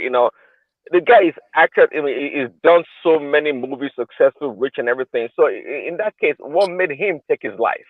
I mean, so listen, guys. If you haven't, what we talk, obviously, a lot of you guys, if not all of you guys, you've not reached that point before in your life. So I only urge you to be careful in this situation. Quite frankly, it's tough to be talking about something you've not been through. Okay, we all are talking tough and saying all the nice things in the world, but when you see successful people, they are wealthy, they have a lot of money, and they commit suicide. What do you think that is? What do you think that is? So it's a state of Because mind. I think It's a state of mind psychologically that you guys have not been there. So it's kind of tough or almost inconsiderate to be talking about other people's situation that you've not been in. Yeah, I guess you have a point, because in reality, life has very few benefits, and when it runs out, one cannot be surprised that for some people amongst billions that it runs out, that the meaning of life loses taste, and they just feel like Exactly. point, and they want to leave. Um, because for some reason, that shows you that our suffering is not it's not a determiner of whether we decide to do the right thing for our people, because our suffering hasn't gotten us there. We don't even want to commit suicide. We don't want to die. Nigerians, if you check, I don't know for sure, but if you check, our Nigerians don't commit suicide at a high rate at all, even if they are suffering more than most. So it tells you that the determiner You of see, whether tonight, yeah, people that are successful or relatively successful are more likely to commit suicide if they because they are not actually used them. to failure. Prince Daddy, they are not used to Well, failure. okay. So, so are you coming Prince around Daddy, now? I'm Are they're you sorry. not coming used to around? failure. Sometimes they actually commit suicide at times when it wasn't a failure. It's just things that they don't just like life anymore. They are depressed or whatever reason. Yeah, they can exactly. They can be disinterested. Absolutely. Some people, and that's why if you pick at the wrong time, that's the most dangerous thing in this world. I'm telling you. That's why don't laugh at rich people sometimes. Yeah, people are so wealthy. They start taking drugs and engaging all sorts of behavior. Like, what is wrong with this person Prince that's Daddy, rich can you hear and has? me? Yeah, Prince Daddy, can you hear me? I'm sorry, yeah. your argument is not tenable. What Okay. about other successful people like Bill Gates, Elon Musk, and so many rich people all over the world? And Remy, if you thank them, I did no, not no, speak I'm in, just giving hold you on. your I argument. did not speak in absolute terms. No, don't, that's almost Okay, then you can say maybe few, or I so you said cannot some just even people. not up to. Okay, some. I think See, to say few would be better. Some is okay, also yeah. see, Yeah. see, Yeah. but, Yeah. but, Yeah. structuring but, the grammar, and I say some, but, some but, of but, you. but, but that's not the argument. I See, mean, few would be better instead of saying no, some. no. You. You I Nigerians beg say you, correctness too much. Correctness too much. If someone says some, No. you must try correct. See, the notion that you want to compare Bill Gates and Elon Musk because they both have money, it to me is not a real rational comparison. Quite frankly, you don't know the state of mind of. Also, tomorrow, if Elon Musk pie himself, what would you say? What would you say? You think it's beyond pie himself? Prince Daddy, I think the problem here is people buying themselves committing suicide. I think it's more of a mental illness. From my own understanding, this dopamine that's just a reward ahead. Dr. Simba, I'm trespassing. Dr. Simba, so please put me in order whenever I step out because this is your feet. When people are short of this hormone, or is it a hormone that signal reward like dopamine, that you seem to lose interest in everything. Sometimes what you don't struggle with, you start struggling, and things seems not to be working. Not necessarily whether you have money, you know, you can have money and there are some things to cherish that is no longer working for you. So maybe you feel that you are hated by the people, and that's why I keep telling people that please know how to talk to some people sometimes. Don't bully anyone because you don't know what is going on to that person. When you bully the person, hey, I said the entire world, nobody loves me. So why am I doing it? What am I doing there? So a lot of things, you know, a lot of things just contribute to that. So it's not, you know, like I keep saying, some of us we went through some kind of mental stress as a kid, and I said it here and uncountable time. Religion was part of what Ola, contributed to mine then. Ola, Yes, sir. that is a constellation of so many factors. Yes. You understand? Environment, people around you, and in fact, it Emotional can even be imbalance. yes. So there are so many factors that can be contributed to it. So it's not only one factor. You And understand? And sometimes that is the timing, one that you are timing, saying, timing. the dopaminergic effect that you are saying. That is actually how they manufacture the antidepressant drugs, because they know that in the dopamine It's not. pathway. But there is also the aspect Let of. us speak. I'm enjoying medical class Oh, look here. at that! Look at that! You know, go and go George, to please, hospital or I'm begging, medical school, I'm and begging. instead of we're having a I'm conversation. This is not a begging. No, medical I'm begging. class. To No, Nigeria, you can George. carry on. I'm not going to go long. I'm not going to go We long. shifted to Nigeria. We started from Bible class. Yes, So we did that the medical one. Drifting all over the place don't aimlessly. worry. We go to another. We have another session on another thing. So, but So what I'm I was saying, just wanted to add that maybe just ideology may also count, because all those people that commit suicide in churches or for whatever reason, you know, kamikaze, name it, ideology also influences not just depression or anything. The way you and that's perceive why the I world. use the environment now tonight. That's when I mentioned the environment. In fact, Environment is even not perception. some groups that you belongs to can be a problem to that. Not You the one understand? that will go and marry 77 virgin. No. Don't come to that. Oh, yeah. Let us hear medical terminology. I was enjoying your No, medical analysis.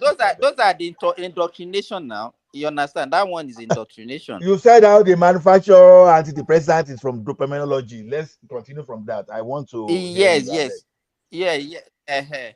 So that is it. So that is how they now discover that some of them, they are lacking dopamine, because we have so many of these hormones and secretions that we have. Among them is dopamine. Among them is GABA. We have serotonin. In fact, the serotonin one are the one that normally contribute to mental illness, like all this schizophrenia that people used to have. So there's a lot of research on that. You understand? But some people have this innate ability to actually develop this kind of mental problems. But if they now subjected to the environment or conditions that can easily tilt them, that is the difference between one person and the other. Some people have the innate ability, but if the environment is not suitable, they will not manifest it. But once they are exposed to the environment that will initiate it, easily they will teach. So the propensity to develop it varies from one individual to the other. That is very correct. Now you're talking. So yeah. So when a strong young woman like Madame Zita in a younger days, we can't compare her with this young lady we're talking about, because she had that ability and the inner strength and emotional balance to handle a situation in a failure. Doesn't mean this girl could have. See, it's a bad Madam Zita, comparison. the collect junction now. When you Madam look Zita, down the on collect people, junction. see, in society, in life, we tend to compare ourselves with others, assuming that all things are equal, and that's not the case. Especially things of psychological or emotional things, they're not always the same. I mean, But hold on, but somebody, a poor child can be living under the bridge, and this child would never contemplate suicide. And there comes another child that lives in a nice, beautiful home. Is he or she is thinking about suicide? How do you reconcile both? How do you reconcile both The situations? way you reconcile it, let me tell you, I will tell you the way you can reconcile both. That is why you have to put you look at the most vulnerable person, and that is the same way. That is the way you're supposed to nurture and relate to everybody. You understand? You will not look at the one that has the least propensity. I mean, the one that has the highest propensity. That is the way you should treat everybody, and that is why even to our children, we should not put a lot of pressure on them. Because I'm very sure that if the parent of this so-called girl did not put a lot of pressure on her, she will not be thinking that way now. If she has a lot of support from her I family, she disagree. wouldn't have taken You such a can't. decision. No, no, no. I disagree. No, I disagree. As far as we may know, the parents or pressure from the parents about our academics may not even be in the picture here. So I'm not going to go that way. Again, let's individualize the situation. Sometimes it's all that person's, you know, own doing, quite frankly, has nothing to do with the parents. Well, you can blame the parent for not being observant about what is going on with their child, fine. But come on, which parent is perfect? I don't know. Maybe you guys know one, or maybe you are. But no parent is perfect. Okay, we can always try our best. But in this situation, The problem, Prince Daddy. Most of us, the only thing that we understand these days that you care for our children is just to go and get money. You have to study your children. You different talents and different challenges that each and every one of them have, and you don't treat them the same way. You treat them differently. You understand? Let me give you for example. My first daughter and my second daughter. The second one is far brilliant than the second one. I mean, the second one is far brilliant than the first one, and they were almost, and but deliberately I didn't allow them to go to the same school. In fact, deliberately, I made sure that there is 1 year gap between one of, because they wrote common entrance together. They want to enter secondary school there. I said, no, you stay. Let your senior sister go, because I don't want on that rivalry between them, and I don't want a kind of the eldest one will be thinking that she's somehow not privileged like a sister. So I identified that and I dealt with it. Yeah, But most but parents will not identify such things. from what I gather though, it appears that there are more the data. Parenting is challenging, that is good. That is good. Let me add my Sinbad. own now. What Right, you right. added, Prince Daddy, about richer people doing it is not necessarily accurate. It just, I think maybe because when we hear about rich people dying, we tend to notice it more because it's obviously they are rich people. So, but from what I gather, when I just checked online, it's showing that it's higher amongst poorer people because of various reasons like financial issues, professional shame, substance abuse, all kinds of this different stuff. But for the rich people, it's similar, but their rates are somewhat lower, which is interesting because it just tells you that even your perception is also, because it makes sense, doesn't it, that rich people, when they do it, you tend to know it more than when poor people do it. But from what I got, it's higher in the Well, okay. Tonight, quick explanation. So, in terms of, obviously, we have more, I guess, more poor people than rich people. But the point I'm trying to make here is that all things being equal, right? People would think, we hear people say all the time, well, if I was rich as that person, or if I had this and that, I'll be this and that, I'll be great. No, but the point I was trying to make here is that, look, you would think a rich person or a wealthy person that have everything, cars, homes, and everything the money can buy, that person will be content, and there won't be any reason to want to fight themselves. You would think that, right? But that's the point I'm trying to make. But that's not the case. Among an average person that just barely gets by, may not even contemplate suicide compared to a rich person. But overall, they do more than you like to think. They do. It's just that you don't hear about it well, much. no, but say if you're talking about people that no, if you want to put people on drugs, obviously people that have substance abuse, people with harsh economic even relatively, if you look at poor people in a harsh condition, anyways, how many people Prince just Daddy, Prince Daddy, Prince yeah, Daddy, guys, please, can we just use S?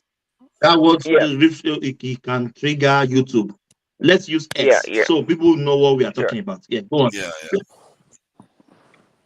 Praise Daddy, let me say something. To Nigeria, I know what it just is. You know, sometimes knowing how to prompt the AI model sometimes can be beneficial. You don't prompt AI model because, as a matter of fact, you understand if you reference it properly, because you have to make it proportion, not by number.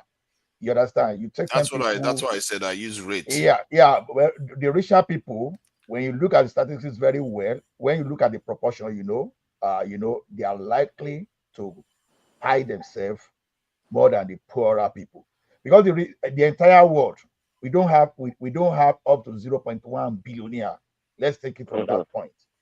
So by the time you Okay. want to take percentage of them that are likely to pay themselves, they are more than the poorer people that are likely, because it's proper. You have to make it in the proportion, Well, No, I actually took proportion that's a into good account. statistical ratio. I That's actually a took good proportion statistical into ratio to account. I put it. already made sure. wait to Naija Why Farabale. don't you want to back off that horse when I already told you I We used are that into teaching you. take We that into are account? teaching you how to use statistics Ola, now. so you have to, that He's still writing on the Toniger is horse an that I just Olodo. dismissed. You have to take Look time at to that. That one, the you have country to people do educate that. him slowly. If you give him too much information, I he might just not gave be him able that. to I assimilate. took rate into account and he's still talking about rates. Why are you talking about rates Wait when I now. took rate Wait. into Do account? you know? Do you know why richer people are likely? Because number one, they are susceptible to blackmail. You know, they have shady. Because you see, early will you find some of those billionaires that are pure. So along the line, some of them enter into some kind of shady things. You know, they get involved and they are likely to be blackmailed. A lot of things. So before you know, the people that are richer are more likely to become victim of depression than even the normal person that live their life that they don't know what is going to happen tomorrow. So Which is that is why some people Ola, let me ask a you. big Ola, let factor me ask you this in question. S in finding yourself is depression. That's a big No. factor. Let me ask you, Prince Janola and Tuniger, between the rich and the poor, who do you think has more pressure? The rich now. The poor has more pressure in terms of. The It's not rich. true. It's not true. The It's the rich rich. has more pressure. They don't. I don't It's know the why rich. it depends on how you perceive pressure. The Let me individual perceive pressure let differently. me tell you. You know, the poor have company. You know, the poor have company. They are happy. So, but the rich, they are just on the top. You know, that's a lonely at the top. So when you're at the top, you are as good as lonely. If you are rich, or if you are rich, you want to be there, and the pressure to remain there is there. You are already on the ground as a poor person. There's no pressure on You you. understand? Actually, there is pressure because the pressure of starvation is always there with you. The It's pressure not. of It's illness not. is always there with Tonight, you. you are The talking pressure of your tonight, you're landlord talking about to give you out of the house is extreme. always Okay, there with you. tonight, So I hold on. don't know See, why. you're talking about extreme situation. What about if we're not talking about it? If you have like 2 or 3 meals a day, if you have that opportunity, just leave that out of the equation. Don't talk about extreme people at the verge of life. Okay, those will not count. Let's talk about people that have normal stuff. Normal stuff. They can have food. They can have shelter and have clothes on their back. Even when you have normal stuff, you still have competition for the resources. I can see the point you are trying to make, that the poorer people that even just above being poor, they will generally, if they are not craving so much, well, they'll be generally balanced. They'll be okay. There's not a lot of pressure of people trying to take their Yeah, money from them, poverty is their way of life all that already. stuff. But there are different types of Let me Exactly. tell pressure. you. Maybe No, you let me have finish what never I'm been saying. rich. There are different types of pressures in life. In terms of the rich, Sure. I can tell you right now, if you are rich, the pressure you are up against is quite different. The idea that, because you are rich, you are panicking all the time, that's not true. Because sometimes their wealth just sits there, they don't do that much, and the wealth just keep replicating itself. So the pressure is not, they are quite secure. It's very rare that rich people in the West or many Let me. actually Okay, come tonight, down. I don't know if you look around rich people, but let me tell you, even the richer. Let me tell you. Listen, the most insecure people are people that are rich, not even super wealthy people I'm talking about. You know, people that Exactly. have more than enough, but How they are can you so say that? because I know what I'm talking to about. That's why. Nigeria, you That don't Because I is know know what I'm talking ridiculous. about. Praise Daddy. Live to Nigeria is a The small boy. most He doesn't know insecure. anything. That's why he's talking the way he's talking. What kind Okay, of talk is that? That shows that shows. You know Naija. what? Let Go me and be give you poor an then. If example. you think Let me that's give the you way an to go. example. Let me give you an example.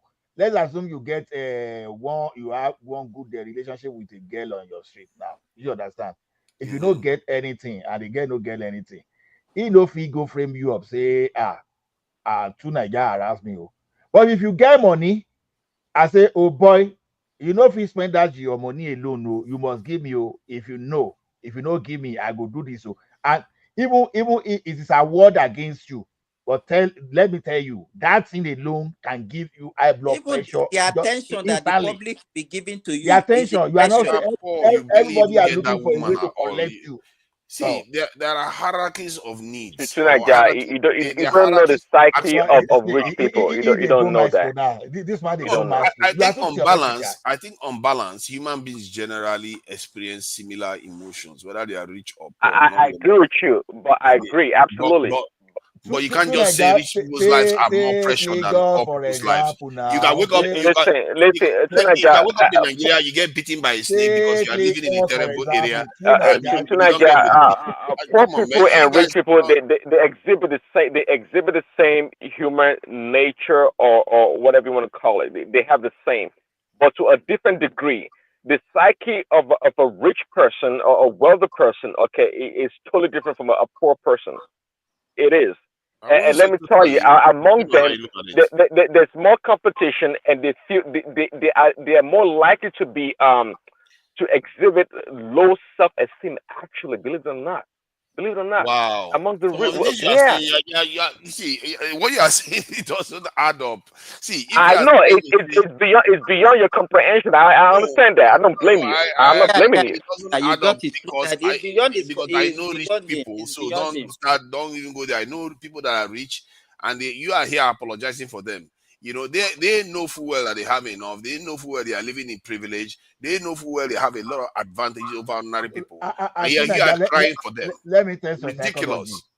If you let's assume you won 200 million lottery today now, and you dey live for where all those regular guy dey, will you still get that 200 million and stay amidst those people? Will you still stay there? Sorry, I didn't catch that this first part of Okay, the question. you won 200 million lottery today, 200 million pound Yeah. sterling cash. Yeah. Now you used to stay where maybe the maximum mortgage you dey pay, maybe na 250,000 pounds in the entire life. You understand? You now won $200 million. Will you stay in that community? No, you won't now. So why won't you stay in that community? Because the people around that area don't earn that kind of money. You are insecure. Just simply say you are insecure. You understand? That's why we say the rich people Yeah, are but insecure of course in so many you'll ways. be Wait, insecure now I'm because coming. you are more likely to be robbed if you have a lot of resources. But that doesn't mean Wait now. The same way, in these time people of have their mind. hold on. I think this You one are is going taking sideways. Let no, me it's finish my point. figurative. Just hear what you want to hear, then you It's interrupt me. figurative. Let me land in. You You see are that? You taking don't it. want me to speak You fully. understand? You understand? The same way, even both your mind and everything, before you can even do that, your mind and everything about you is already configured to that state of security. You understand? So the same way a rich man doesn't want to become a poor person because there are prices to pay when people become. Have you seen rich people that become poor people? Have you read how they eventually ended? Have you? So you need to see. Let me tell you this thing. It's not that straightforward. It's not that theoretical like that. Just take samples of rich people that you know that become bankrupt. Poor man know they go bankrupt now. Have you ever heard of a poor man that goes bankrupt before? He's Because you don't already have on the ground anything. now, so it's not You falling are to you are not anywhere. even up to you are not even out of bankruptcy before. You understand? Bankruptcy is even higher than you already. You understand? So poor man know they go bankrupt. It's only a rich man Okay. All right. A that lot. goes bankrupt. Okay. So no, is it not true? Bankruptcy is above a poor man now because poor man doesn't understand what they call bankruptcy. You understand? in a local community, you can wake up and go to the next house and eat. You go and score with your friends. The rich people, they don't behave that way. You understand? They don't have that mentality. Poverty is not a way of life. But the common poor people, poverty is a way of life. They are born into it. In fact, they are immune. They are immune to it. So everything that is supposed to finish human being, they already have it as way of life. So nothing they finish them. But when it's become rich person, oh my goodness, even someone that is working that is even earning 500,000, 1,000, 1 million a month, the day the person lost that job, oh my goodness, start monitoring the blood pressure. You understand? Start monitoring the blood pressure. Meanwhile, a normal poor man, you go measure the blood pressure, you go dey camping. But you, where they earn 1 million a month, they go measure your own.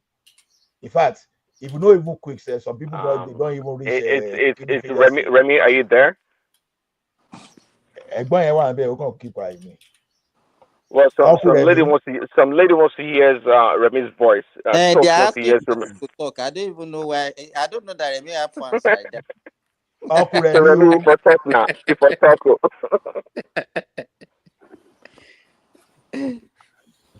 But, So I was saying though, since you are a bit shy, since the lady is now calling you to speak, it's all right.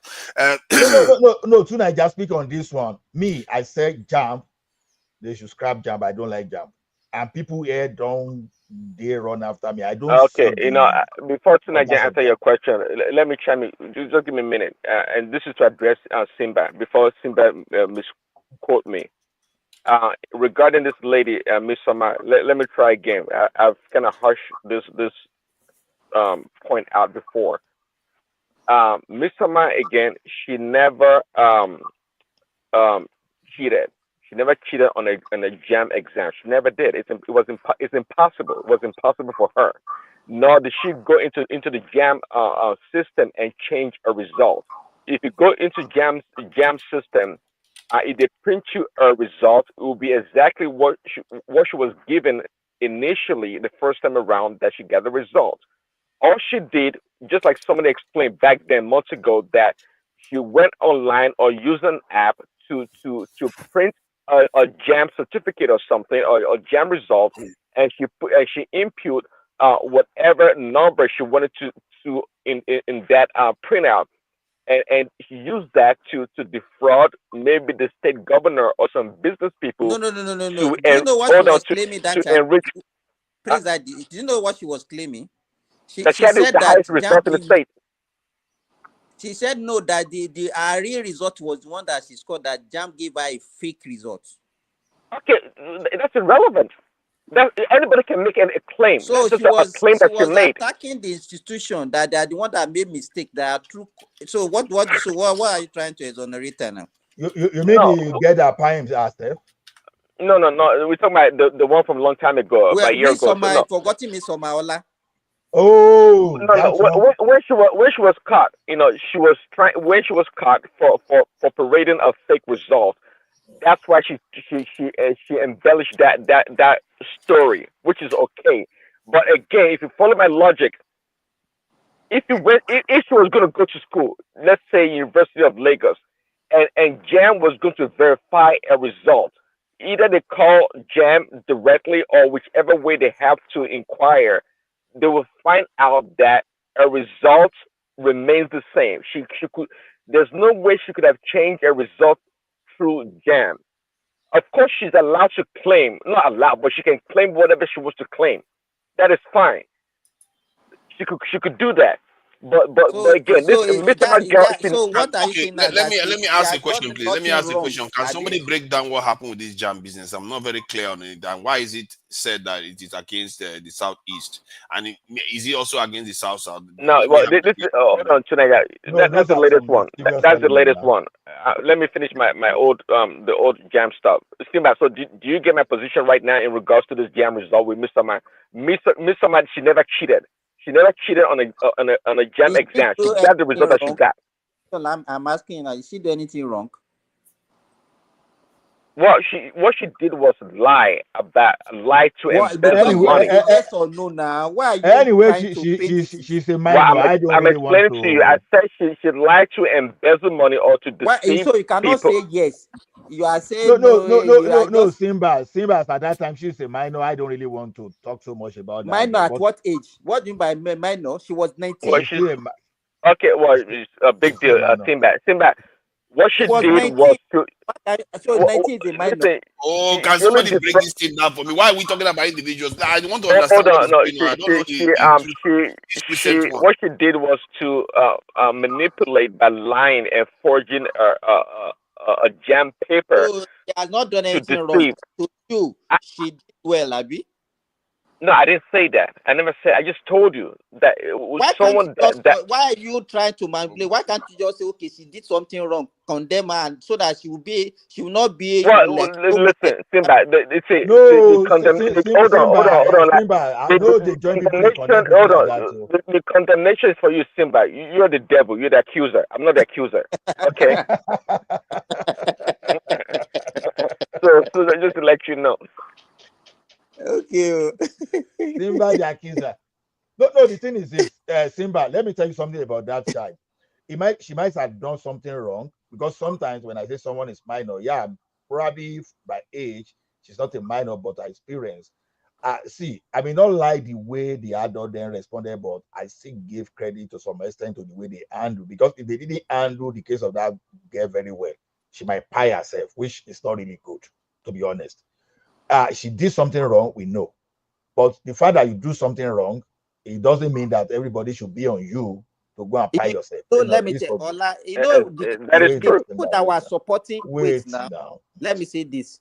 Ola, the people that were, you know, if you remember the situation that time, they turned it the way they turned this present situation to tribal this thing. That was because he's Igbo. That's why they are. Forget about No, what I'm some saying. social miscreant analyst, I beg you. See, the thing is, because you know everything in Nigeria, they must turn into tribal.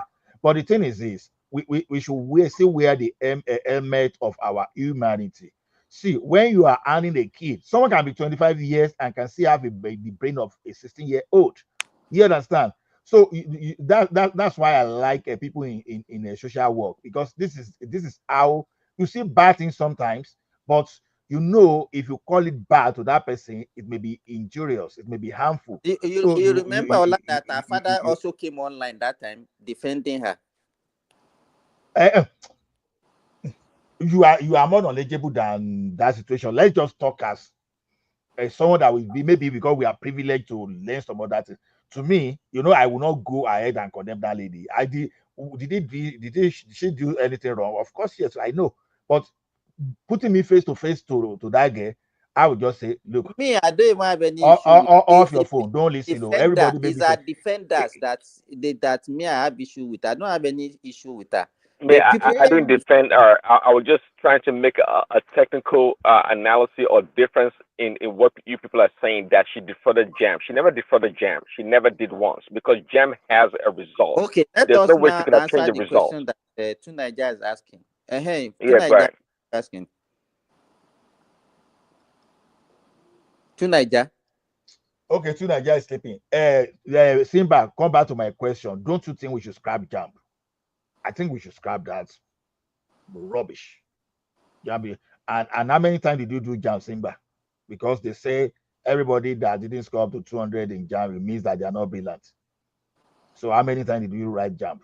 Probably 5 times, 6 times. I wrote Jam 3 times. Can you see You know, now? You see like, now. I heard your analysis earlier, and somebody challenged you that the Jam is a standardized approach or a way for everyone to participate and engage people's I guess ability or whatever educationally. That is fine. It's a good argument. Um, but of course, Jam, there's value for Jam, and also Jam should not be the only way, and I don't think it is the only way that people get admission into universities. I think Jam is fine. Uh, Someone was said earlier also, when you're taking a test like Jam, some people they're good at taking tests. Put it that way.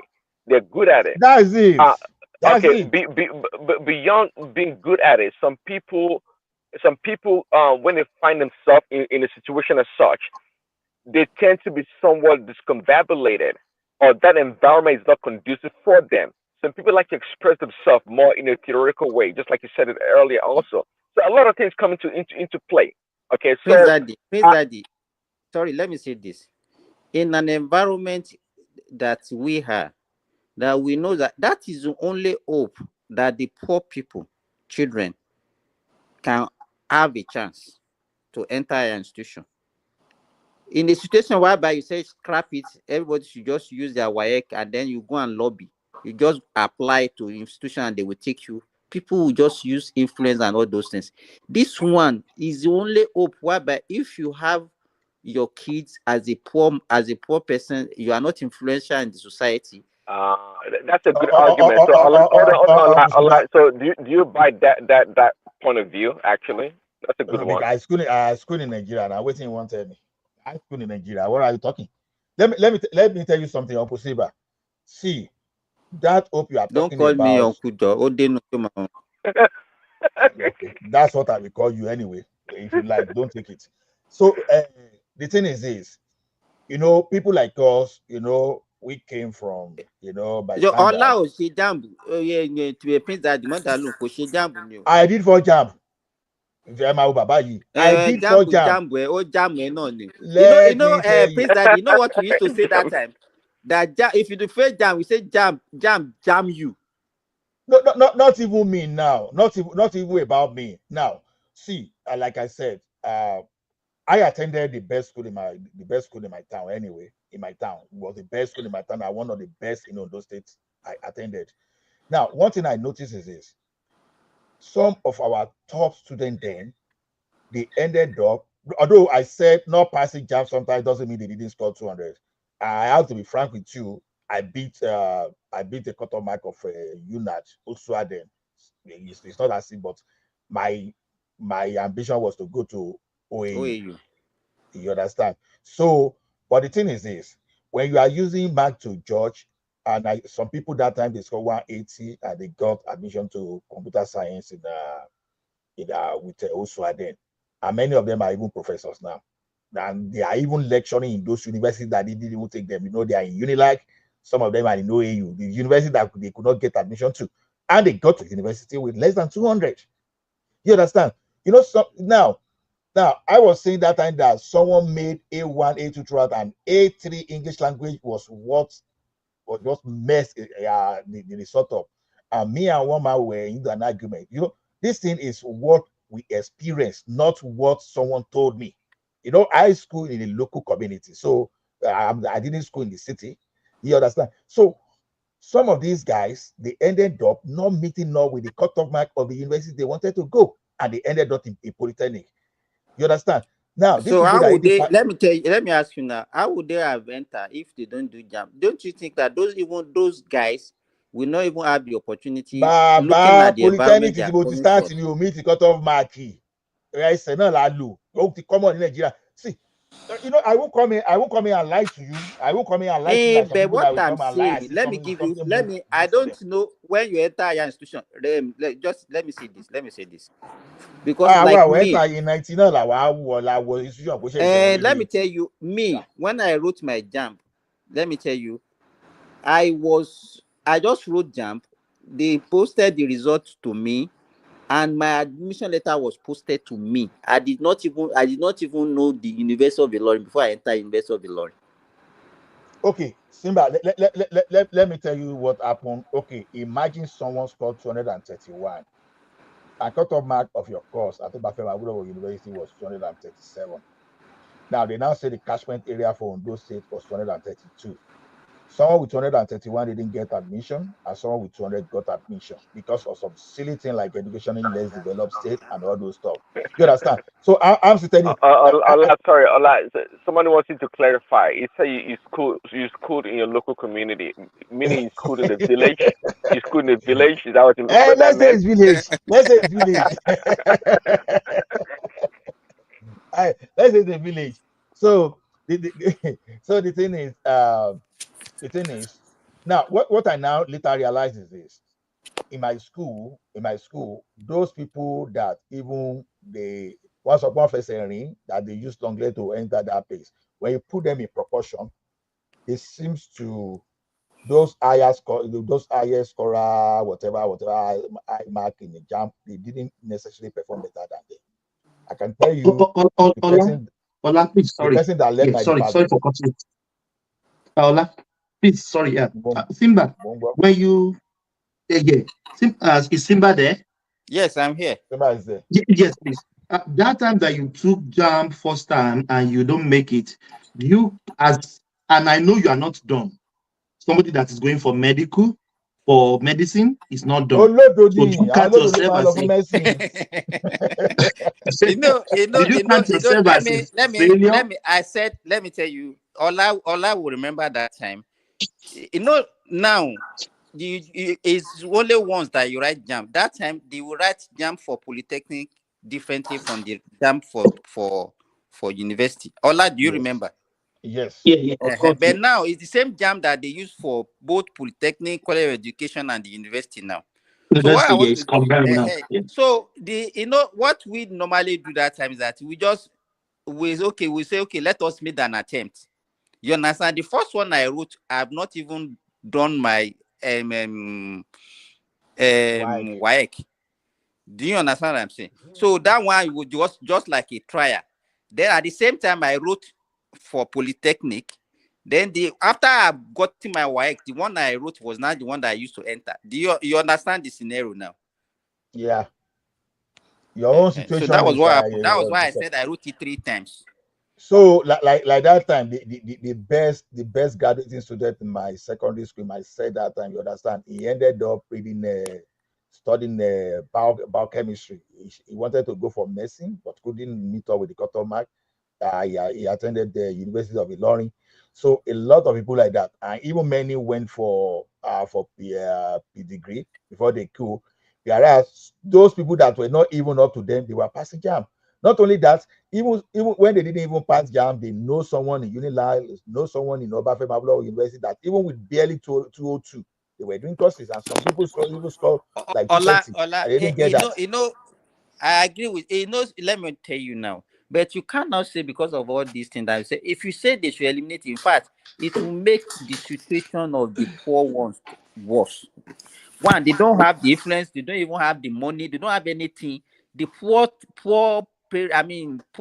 children, they will not be able to even have anything. I really disagree with you. Are you saying that now jam it's a leveler? Is that what you're saying for everyone? No, let me tell you. Let me tell you this. Hold on. Are you saying jam is a leveler for everyone? Let me tell you this. Even no matter how influential you are in Nigeria today, there's a limit you can influence the admission of your kid. Let me give you for example. If you want to study any course, they will put a cutoff for JAMB. Now you have 3 layers of examinations that they are going to use. It's not only JAMB. JAMB, they will put a score to your JAMB. They will say, okay, if it is medicine, they can say, okay, 260. You understand? That they are not taking anybody less than 260. Which university can you also find to say for medicine now? No. I'm just giving an example. So now they will rank your WAEC, and they will put, like, if you have AAA, I think that they will award mark for you. So if you pass your WAEC and you got CC, even if you pass JAMB, where you might not even get admission. That is another thing. Then you now write post UTME exam, also in the university of your choice that you have chosen. You understand what I'm saying now? So you have 3 layers. And I can give you an example. I have a child. One of my daughter is studying medicine in one of the Nigerian universities today. And when she finished, in fact, I changed her university because the university that she chose earlier was one of the public university. You know what they did? Because they had strike, they now combine 2 admissions of 2023 and admission of 2024. So that means that if you're in the department where they have the capacity to take 100 students, you understand? They will not take, they now did the 70-30. The previous admission of 2023 that was waiting, they gave them 70% and they gave 20%. So I just look at it as, okay, this one now, the chances is very low because with the department where they're supposed to take 100, they will only take 30. So I changed our university for her and she has to write exam. You understand? So to me, it's still the best. If you say they should eliminate it and people just be obtaining form, so it's not, in fact, it's not a good thing at all. It will just rubbish everything. Jam is just a money-making machine. You say children of poor people cannot attend. My papa go to university. So don't tell me all those stories. I know they give for those when stories. your papa did not write Jam when he went to university. When did they introduce Jam? That time, let me tell you, you cannot wait. Use that. What happened? My papa did each university exam. You understand? Each university had their exam. Now wait, that was the time they used to use A level too. Now the thing is this is the caveat. If you are doing post Jam, why doing Jam? You understand? Allow every. God bless you, Jerry. These institutions are not stupid. These institutions are not stupid. You allow them to set the exam, go to that place and compete fairly. So all these Jam they are saying, if Nigeria really want to play level ground, then make Jam free. Let federal government show its own sincerity. Okay, because I want this thing to standardize, so they make Jam free. You make someone pay for SSC exam, and you just want it. See, to me, but they use everything now. They use SSC. Wait. Like I told you, when I was saying this thing here the other time, people were laughing. How can you be brilliant in secondary school and you fail Jam? You understand? I have a live example. Even one guy was even here. Oh, sorry. But this Jam and business. Tunaja, just give me 30 seconds to round up. Where are you, Tunaja? We have called you. I was telling the information now because I was asking for the information. Nobody was sharing it, so I had to look. In fact, there was this guy that time. That guy did not even score 200 when he entered Futa. The guy went to Futa. Oh my goodness. We were just looking at it. But this guy now our mate, you understand? He just brutalized the entire faculty, just led the faculty. That became a lecturer with University of Lagos. From there, finished master within a year. Once he finished his master, any form of exam cannot be a true test of knowledge of anybody. So even if you are saying that each university should be writing the exam, do you know what in Simba? Let me show you. I may still go and write 30 seconds. Move on. Even hold on. You've had your 30 seconds. No. Let me just make this statement. Why is it? Hold on. You've had your time. Stop trying to. I'm begging. Just one statement. You've had your 30 seconds. You said 30 seconds. I gave you away, and you don't now. You've been talking. Let it go. I'm going the next 10 minutes. No, you're not going anywhere. No, I'm going. I'm serious. I need to. There's nothing you're going to say that is going to transform. If I go to write that Jam now, you may be shocked. I will not even pass that Jam. Why is it that this stuff, whenever it happens, it always like hits the southeast and other areas? Why is it that this type of stuff keep happening like this? In this country, I feel like what is going on in this country, because of tribalism, they are completely maligning a lot of groups in Nigeria because they just, I don't know what is wrong with Nigeria. Why can't they just run a system without bringing tribalism into everything? Oh, no. Why are you shouting? You are the only one. It's annoying. It's really annoying. Like, it's like it's really annoying. What is annoying? What did you say? Tell us. Calm down. Let me wait. Now, to Niger, wait. You can't just start your discussion by shouting. You said you okay. I'm not shouting. What did you read? What did you tell us? What you read? What I found out was that it was mostly the southeastern states that were marked down. And how did you know that we are marked down? Lagos State is the major. See what he was. He didn't even let me finish. When I said mostly the southeast states, then they highlighted Lagos as one of the states that was also flagged out. But it still begs the question: why is it that there are some states that often get caught up in all this negative stuff constantly? Even when let me finish what I'm saying. Let me finish what I'm saying, please. Wait, come on. Before this one, tell us when the Southeast was targeted. Tell us. You forgot that the girl that was accused of That one is forging and scam this thing. now. That one, Hold on the now, girl was hold wrong on. now. Hold on. From what she was saying, somebody played the video of what she was saying then. She was saying she doesn't have the capacity to do something like that. She doesn't know how it happened. And maybe this issue has always existed. You don't even know. They said it goes back 10 years. They said it goes back 10 years. So I don't know what you are saying that But it's not possible. This system has gone back 10 years. The reason why it's more highlighted now go is back because what? Go back to when? To when? it goes back 10 years, I just said. When did they That start what? writing? That it has been having Did you to know be that? start Did with. you know that? Did you know that only 15%? When did they start writing online Can you jam? just let That I me said finish going what back I'm to saying? no, You're not don't finish. listening. See how Don't they are trying finish. to block it? When did you Because start? this is When did they start they are writing more online benefiting jam? from That the you say went nonsense back 10 that's years. going on in that country. You don't want to talk about it Yeah, because you man, know let's your group is correct you now. benefiting Don't from put the one nonsense like that's that. going on in that country. When did online Can you jam let me start? finish talking? Can you let me When finish did talking? online jam start? No, Before you give Patoki, us wrong. let him even run. Let him Let me finish his finish what I'm ranting and let saying because us. they Oh, said yeah. I went to the news because I was asking people didn't give me the information. I went to the news and they said this stuff system goes back 10 years and the stuff has been happening. And the reason why this one came out is because many parents came together and said this is not right, something is wrong.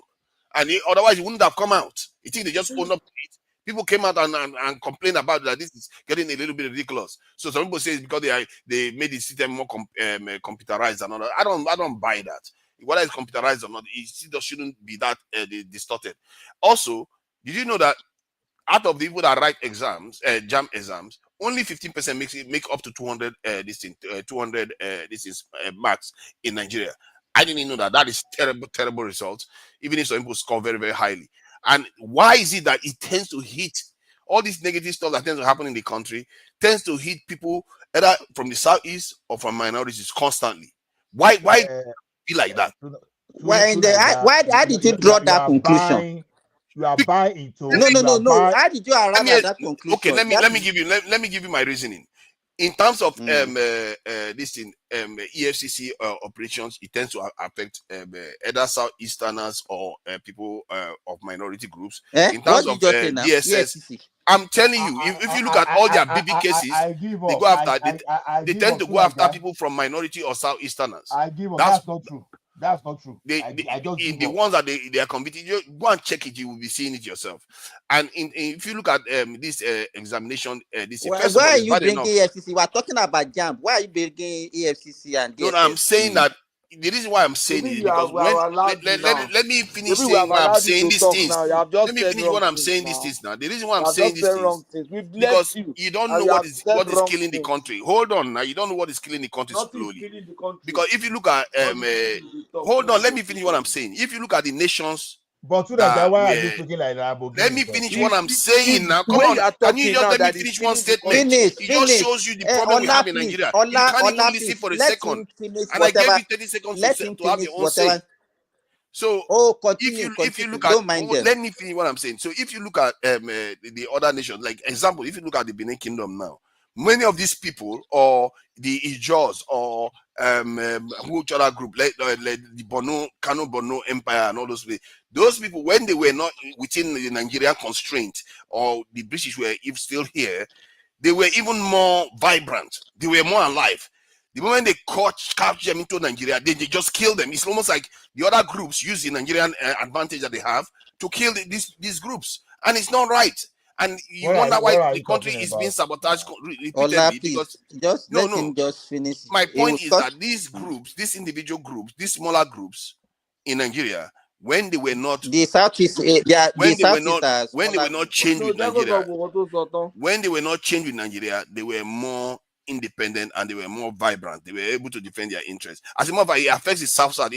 This issue affects South-South with the Southeast too. The Southeast gains the advantage over the South-South because of the bringing Nigeria together. So my point is that why is it that just because you are in Nigeria, your other groups that make up bigger groups just tend to want to use it against the others? It's like they need to stop this attitude. If you create a system, it should be blind. It should be blind to tribes, completely blind to tribal stuff, completely blind to religion. It should just function because this stuff is killing the country slowly. Look at it. Even look at the development of the country. Even you can see the tribal bias in it. Because if you look at this country, the area, the sea port area they should be developing is that area in the south, straight through the middle of the country. But instead, all the seaports have been put in Lagos. It doesn't even make sense. It just shows you the tribal attitude towards Nigeria, and it's killing the country because it's not the most efficient way of developing a society. You had a country where there's a waterway that cuts through the middle of the country, almost to the center of the country. You see them develop it. They didn't develop it. They are developing one corner and they developing the other corner. Even the roads is now after many decades. Even the roads after many decades. Oh, let me finish now. Even the roads after many decades. It took Tinubu now to say they will create Lagos to Calabar. There is something. No, I'm even going. No, I'm going back. I go in 2 minutes time. Where it concern PPP, it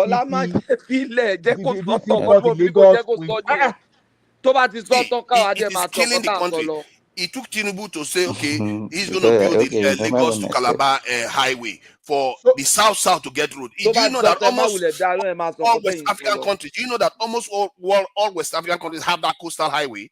Oh, Togo has it, Benin Republic has it, Ghana has it. Almost all West African countries have it. It's only in Nigeria. I've always wondered, why is it that the South doesn't have roads? Why is it that we don't tap into all our coastal regions and all the rest? To Niger, tribalism that goes on in Nigeria. If you run a venture capital, A is coming from. No, I mean,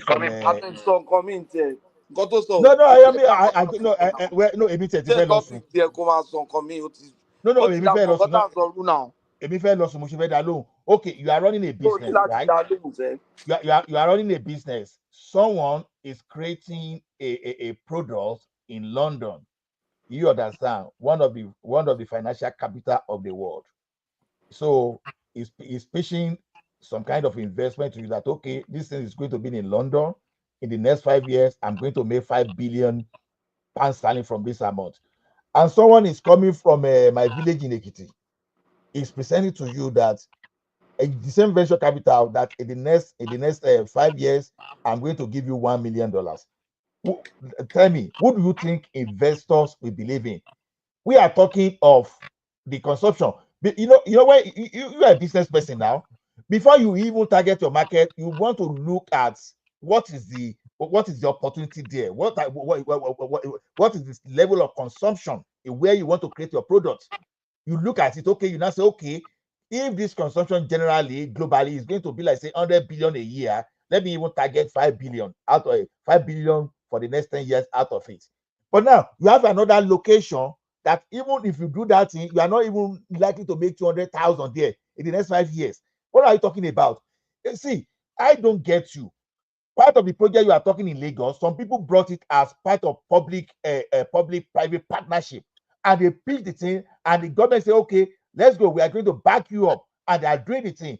But you are now saying that, okay, you now want to talk of all those private people that now trying to bring that initiative that, okay, they should go to the east. Are you saying they are stupid?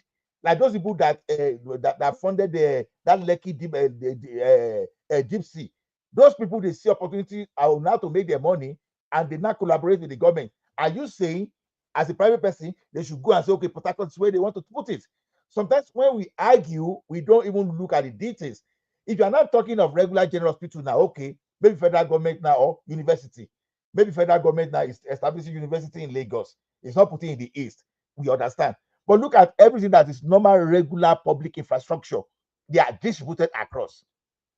Even when they are creating region. I'm not so sure they are distributed across. Actually, they are very, very distorted. Even this government came into office and moved. Even CBN that was moved to Abuja, they moved it back to Lagos. Everything they have to be somewhere in the southwest. It's just not right. We can't keep behaving like this. Even in the UK, where they have a lot of inequality. No. It's a reflection. Let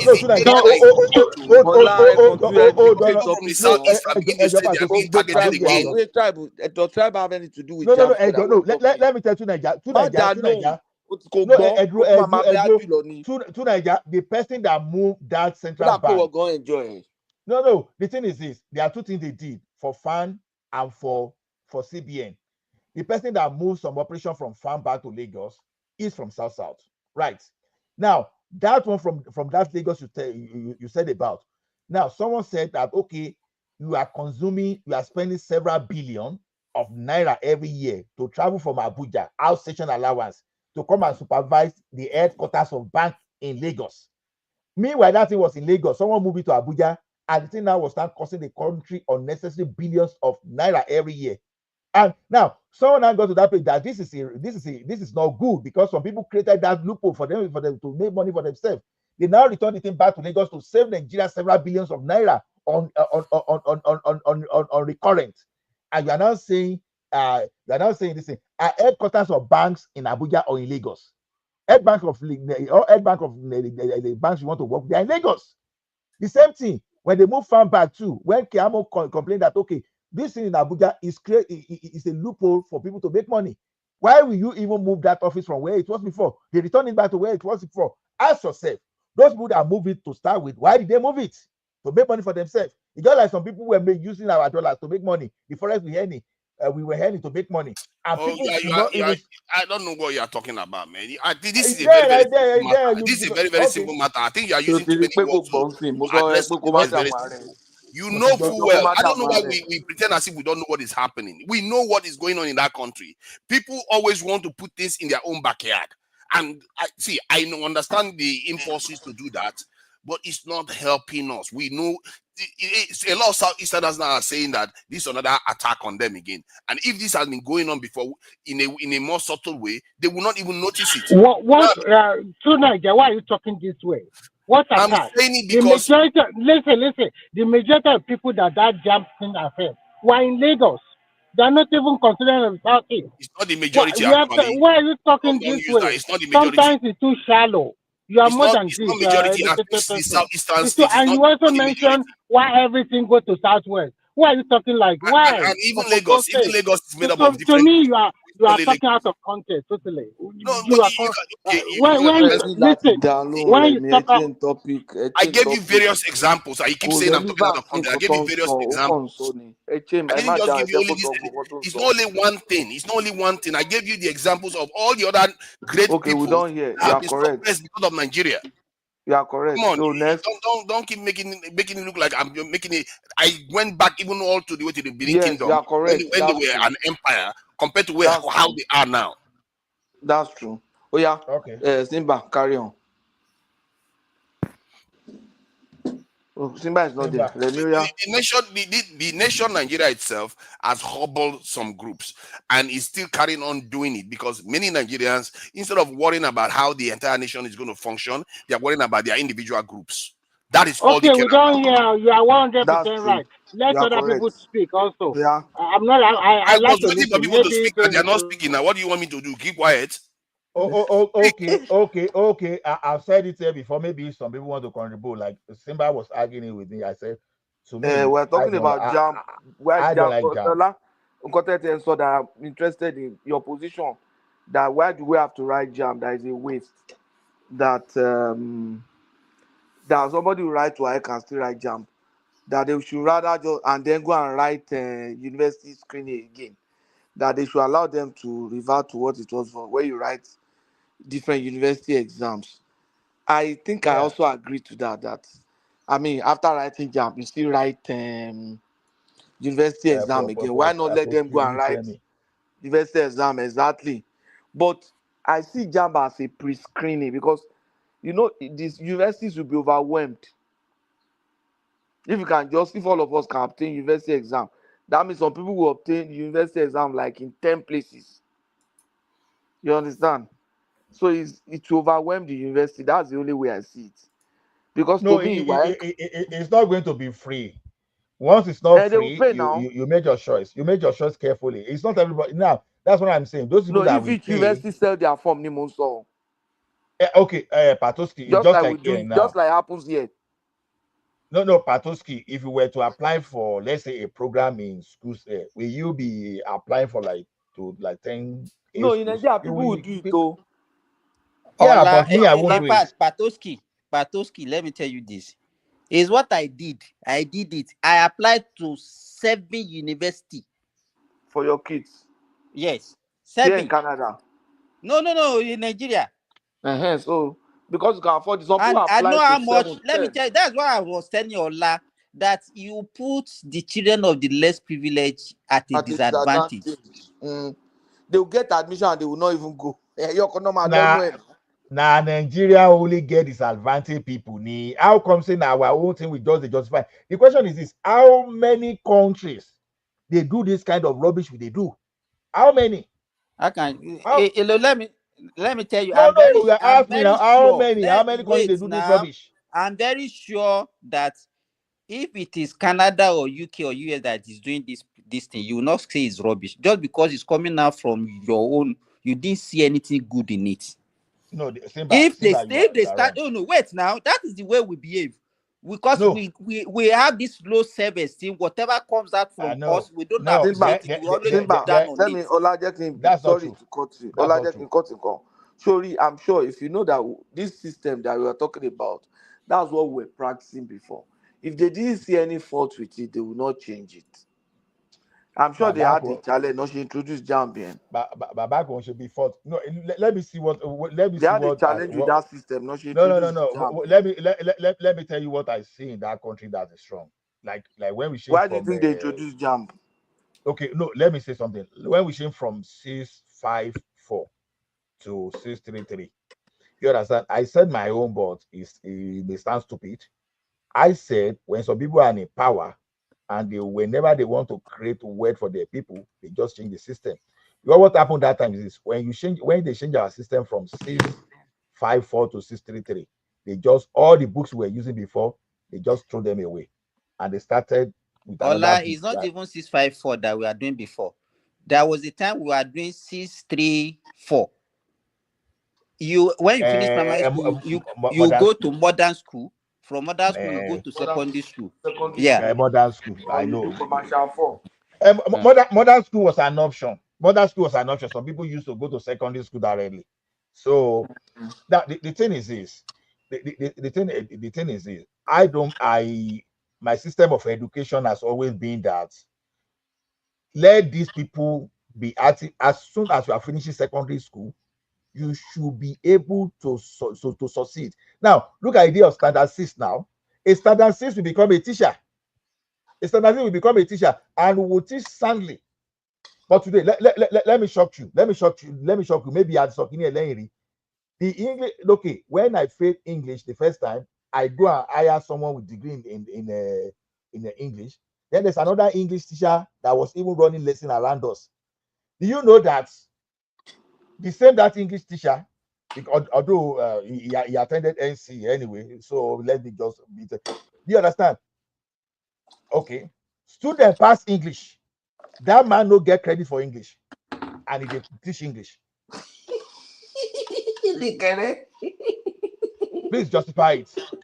You understand? So when I say something, so in the center of academic it they sound somehow. Even because we know when I finished my English that time, I was even explaining. Don't always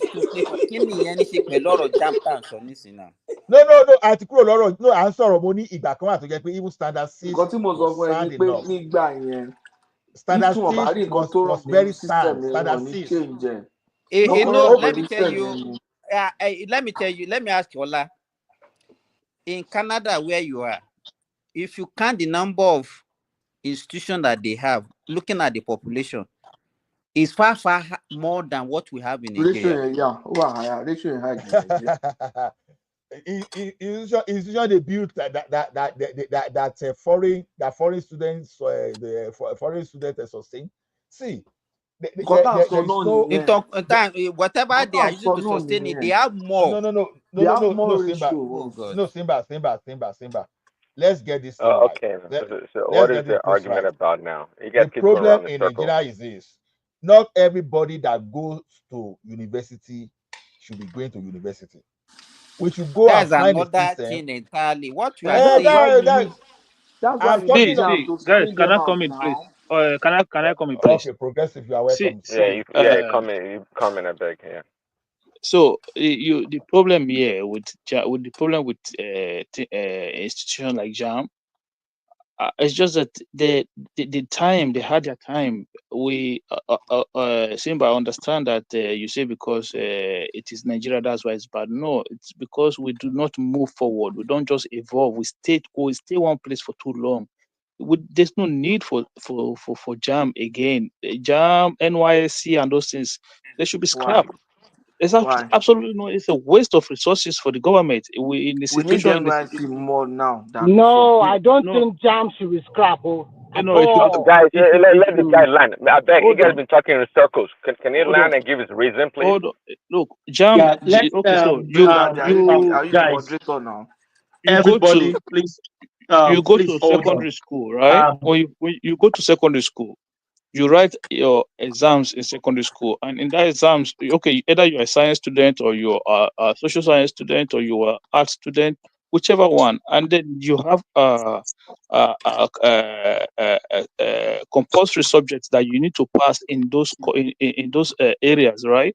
So you go and do your WAEC and whatever it is, and then you met up with this cut of mark, and then you are then told again that you then have to write another separate body exam again to get admission into the university.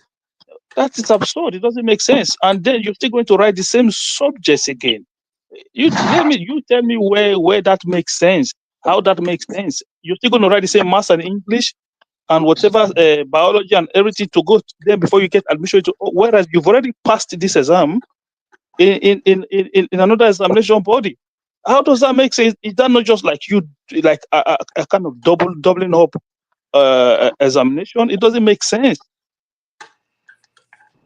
So if that is your own reason, Akim. Yes, of course. That's the reason. I think it's talking Okay. about post UTME that it's a duplication. No, it's but not I talking. don't It's think talking so. about No. Jam. It's not I'm even talking. talking about I'm talking about I Jam. I'm talking about Jam. Jam So to if you me. pass your WAEC, what's the point of Jam again? You explain to me. Akim, Yeah. Okay, I let can me come in here before. hold No, on. you explain to me now. If after you've passed your WAEC, what's the point of Jam? You explain that part to me. So that's exactly what I want to tell you.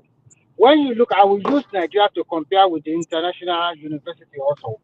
They have the almighty exam in which all the international students will start for it. And after that, the university will now call you for like short interview or group discussion to pick the candidate they think will fit into their university system. So Nigerian universities are not doing that one. Instead, they are doing what we call pursuit UTME. You I think said international student to Remy. You said no, let me international finish. Let me finish. JAMB is necessary in Nigeria to bring data standardization because if you don't do that, how does this standardize let it? me finish now. Let me You are finish. repeating the same. Let Remy, me you are repeating finish. the same Let me subject. You are No, repeating the same that is subject. your Let answer to me your finish. Akim. Why are Let you me not finish. allowing him to talk? You say he Let me should respond to you. He's standardization already and responded. And you don't want to listen to standardization him. standardization and uniformity. Because when you allow the university to pick their candidates alone, then you Nigerian will start shouting. University of Ibadan will not pick anybody from Maiduguri or from Southeast or maybe from South because they have enough candidates in Southwest to put into to this university. So if you That's not, not if true, Remy. I beg jam you. is no more necessary, that uniformity of Nigeria will not be there, and they will not be able to pick candidates from any part of Nigeria. Are you telling Remy, me that's that? not true. That's not true. They were doing it before. So until Remy, they it's bring not this about thing. standard. It's about having people spread across the country. Is that the whole point? People will be able to choose universities. Is that the whole point? That is one of the points, and another point is that When they uniformity. didn't introduce JAM, people were studying all over the country. Yoruba, they go to ABU. Well, But you from cannot the say north, they come to you University cannot of say they Ibadan. should Where remain. did you get your They own should story? remain static. You Ola, cannot say things are Ola, changing. I don't like what you are doing. If you don't know history, then you should not be talking like this. What are you talking about? One of the reasons, major reason why they even introduced JAMB is to eliminate all this nepotism, tribalism in admission. Yes, and that nepotism doesn't exist now, Abi. The nepotism doesn't exist now. So you cannot be taken out back. If we are doing Simba, yes. Simba, I'm going to say something now. I'm going to say something quickly. You see, when you finish primary school, going into secondary school, right? You write your primary 6 exam, okay? And you will pick the secondary school. This is how we did it during our time. You will pick 3 choices of secondary school that you would like to go to. This is how we did it during my time. Okay, it's just a premise. We didn't do premises exam and then go and write another exam again before we get into the university. That didn't happen. You can still What do you know? WAEC Let me and ask you. I know hold on now. the primary, the kind Let of me finish. primary school that you went. Now. Wait now. Let me finish Wait. now. Let me finish. Okay. You can still do the same WAEC and then have those same choice preferences that you do when you apply for JAMB. What's wrong with that? What's wrong with that? State policy. That method is your state policy. Some state the right. No, Patoski. No, in my own state, I don't. Patoski, in my own state, we wrote common entrance differently from the Common final entrance are exam different of from primary the school. final exam of primary school. So I don't even know what he's I talking don't know what about. they are talking about. What different? Your common entrance is your final year exam in your primary school. It's different. No, Common it's not. entrance. It's not different. The one they use. Let me tell you. When you finish wait, it's not common entrance they will use to give you certificate of primary school. Yes, that is your final. That is your So final it year. cannot be your final exam. Wait It's now. your final year exam. Oh God. I don't even know people talking like this. Everybody, please hold on. Everybody, please Patoski, hold can on. you please explain to him? Everybody, Simba, can you hear me? Please, everybody, please hold on. Let's talk one by one. Please. Yeah, let's talk one by one so that we can hear what we are saying. Yeah, go on, please. General Tetipoju. See, hold on.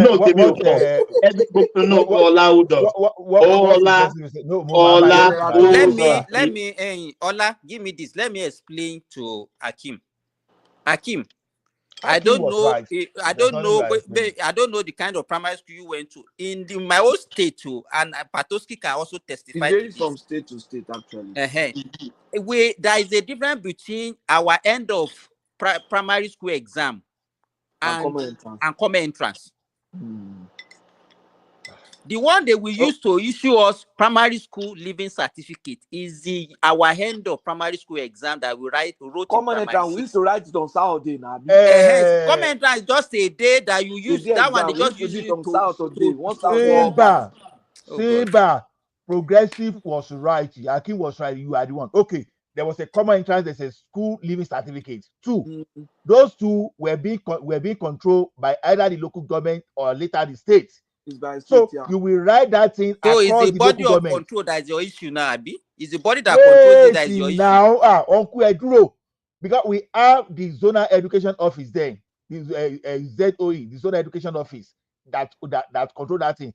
You will write the thing across the local government. Across the local government, we had common entrance, then primary school leaving certificate. So maybe you finish school maybe in the mid-70s. Your own, we understand. But for those of us that didn't finish school in the mid-70s, our own is totally different.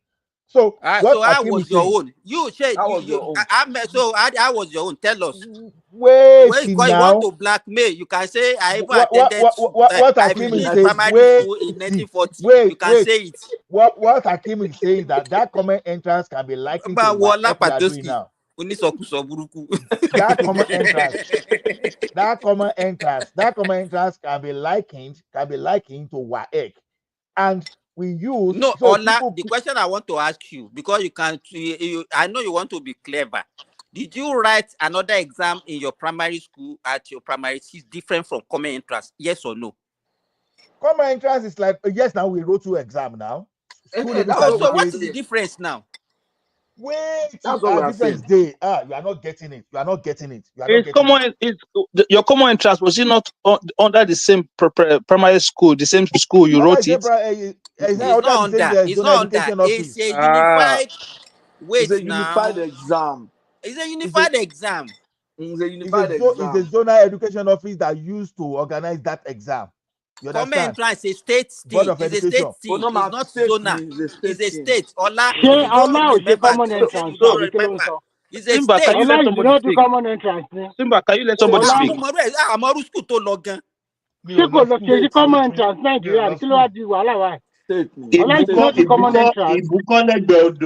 Simba, can I tell you something? So you see, when you are doing when you're writing your exam, right, in primary school, Was it your school that was setting the exam, or the exam was coming from the Ministry of Education? Depends on the exam. Two things.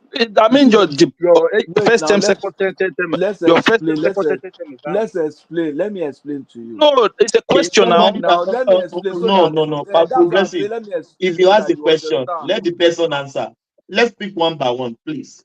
Let me Pavlovsky explain. respond. You see, you write normal exam, first term, second term. There's one exam they call primary school's leaving certificate exam. That's an exam that shows I'm that talking leaves. about primary Wait one, now. primary two now. That's Primary your one, normal primary two, school. primary three, primary That's four. your normal school exam. But when you get to primary 6, you write a primary 6 leaving certificate. The certificate that shows that you are leaving the primary And school. you do all subjects. And then in that one you do all subjects. In Then commenters, only English and mathematics. they pick one Saturday, because we don't even use today. We pick one Saturday to write common entrance, and it is that common entrance is a unified one across all the states. But you see, primary school leaving certificate is organized by local government education authority. Exactly. But the secondary school common entrance is a unified one by the state. So you can even pick a secondary school that is outside your local government. You pick. So it is the scores now they will use to rank you guys that chose that school. In some cases, if you don't meet up, they will now place you in any school they like. Exactly. So you just said one word now, that you can pick a school that is outside your local government. You can pick anywhere. So go and write the common entrance exam. No, you write that common entrance exam, but you select the school in your like, town. just like Jamb'S. That they say It's not like this is something. It's not like Jamb'S. Jamb'S is totally external body. You see, It's a completely external body. The challenge you have is the body that Patoski, during your time, you don't pick any school outside your local government. You don't pick any school outside your local government. Any school in the state. Maybe we have to any school in the state. No, it's any school in the state. You can pick any school in the state. So you would think that local government is your universe. Ọlọ́run ló liberate ọlá yìí. Ó yẹ àbúyá àgbẹ̀ kan ní bá àgbẹ̀ oko ní bá máa dá ní village wọn. Simba, téèyàn bá ti ro oko jù náà, téèyàn bá ti ro oko jù, ó ti ro oko. Sorry, on the lighter note, make I make una laugh. I was listening to one interview. One Ekiti guy that was a spokesperson to Wiki. They were asking about Dele Momodu. You know, Dele Momodu had gone to. Shewoni. Shewoni. It was funny. The guy now said, photo book. After he said Dele Momodu, they said he's a renowned journalist and stuff like that. And this guy was a journalist. He now said that, no, I don't consider Dele Momodu as a journalist. He said you forgot to say that he went to Ife to study Yoruba. He said when you study Yoruba, you study some aspect of Ifa. He said when you study Yoruba, what do you become? You become a teacher. Or you become a babalawo. He said what's supposed to be? He said it's supposed to be a babalawo now. You know, I listened to that more than 5 times. No, that guy, he really finished Momodu and Rufai. No. Anyway, Simba and OAP. That guy, what's his name now? Simba and Patoski. Lere, his name is Lere something.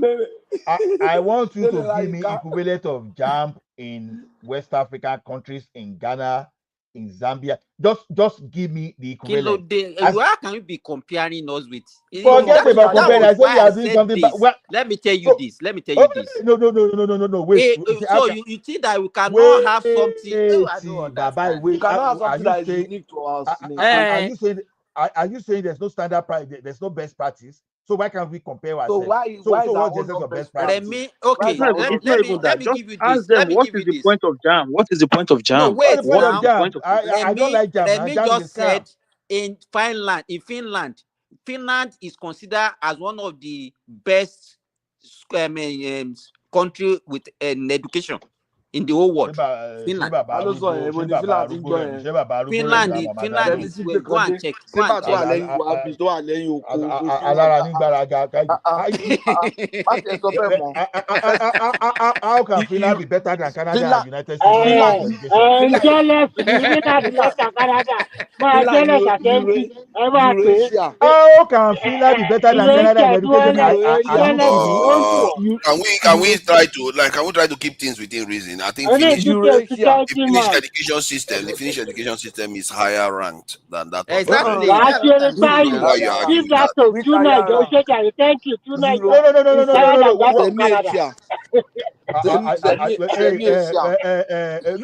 Well, Patoski, are you joking? Are you joking? Are you kidding?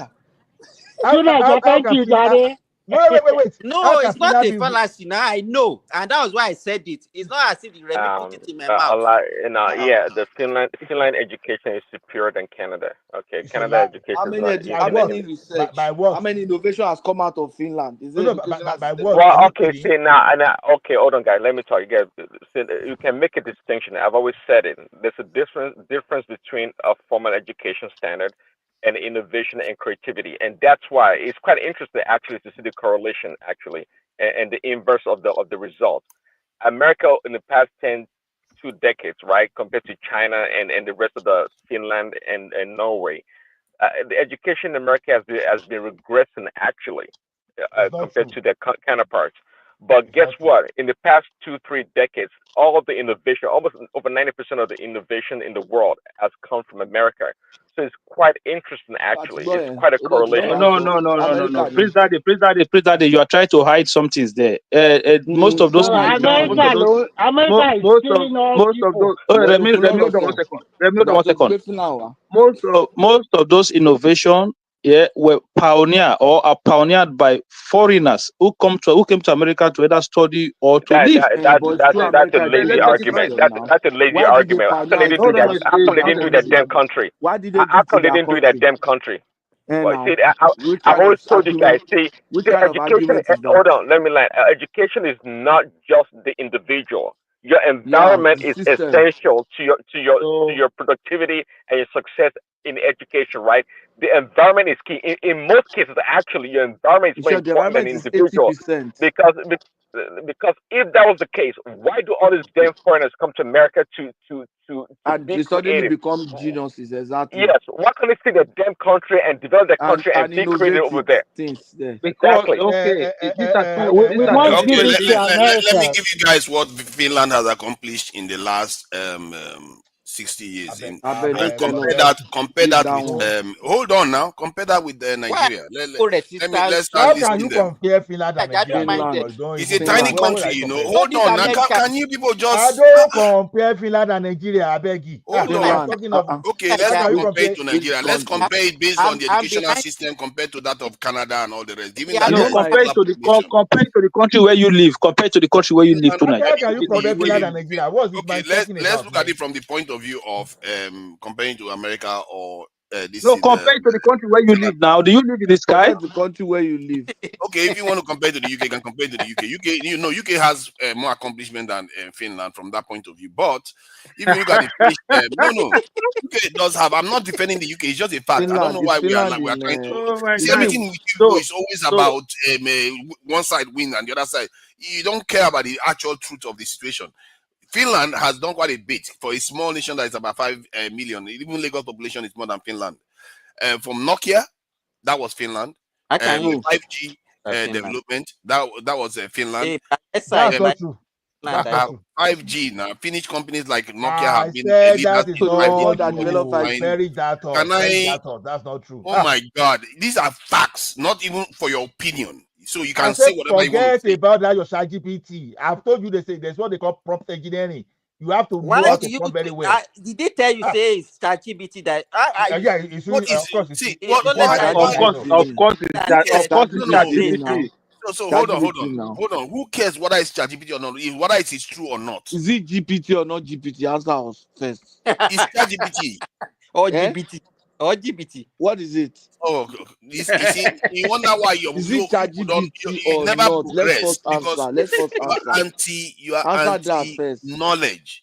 No, I just answer told you it that was first. ChatGPT. I just checked the information just now. Let's to Nigeria land. Give I us the don't info understand about it. Finland. What kind of attitude is this where we are cultivating a very nasty culture again where we just criticize people for using ChatGPT? What kind of nonsense is this? We are asking There's you, is nothing it wrong. ChatGPT or There's not? do you know what is sick wait. about it? Do you know what is sick about it? This is how we enable Two bad Naija habits. fiarabalẹ̀. When people don't check information properly. Fiarabalẹ̀. Some Two of Naija. us will use Me too. I ChatGPT use more than you. ChatGPT. Yeah, me. I use Just ChatGPT. What I'm Ola. telling you is this: there's a way you can prompt ChatGPT. If you don't prompt Believe ChatGPT me, I carefully, don't encourage it. it's going It's to a very return simple propaganda. question. It's You a have very to know simple how to question. prompt it. But these are See, facts. We already know. We know Nokia was invented in Finland already. These are facts. wait now. 5G is a Guys, collaboration among one at several a countries. time. Man. Don't tell Let me that this guy Finland. talk. I keep hearing multiple voices. Let's to Nigeria land with the info. Let's get the info first, and before we query him. Exactly. They said Nigeria doesn't have a brain that is using ChatGPT. That's what they are saying. Them now. So when I use if I start praising inshallah, let's forget about it. Move on. Nokia, this is 5G. Finland has been at the forefront of that. As a matter of fact, they created Nokia software development, including Linux. This in Finland has also been at the forefront. Mobile gaming. Finland is home to several globally recognized this is successful game developers. Green technology, that one I know of because they build a lot of infrastructure for green technology, including wind power, wave power, all kinds of crazy contraption that they are building in that region in terms of using smart energy. They are leading at the forefront. Healthcare, Finland too is also noted for that. Cyber security, they have been at the forefront of cybersecurity for decades. This is not something, development of VPN, all this antivirus software, all these things you're hearing about is them that are at the forefront of it. So these people, they have quite a significant accomplishment for a I don't small know what you mean population by of about forefront. 5 million. I don't know what you mean by forefront. Forefront because they are the cutting edge. In other words, They are the leader. When say they are the forefront, I wouldn't say that means they are the leader, leader. forefront, because if you are the forefront, you are the cutting edge. You can say they are top three, okay? Wait. I wouldn't say leader because to say they are the leader is a bit too much. Let me debunk it to Nigeria. Including quantum technology. By to Nigeria, where I debunk you is this. You got it wrong. See, there's no country that can lay claim to 5G.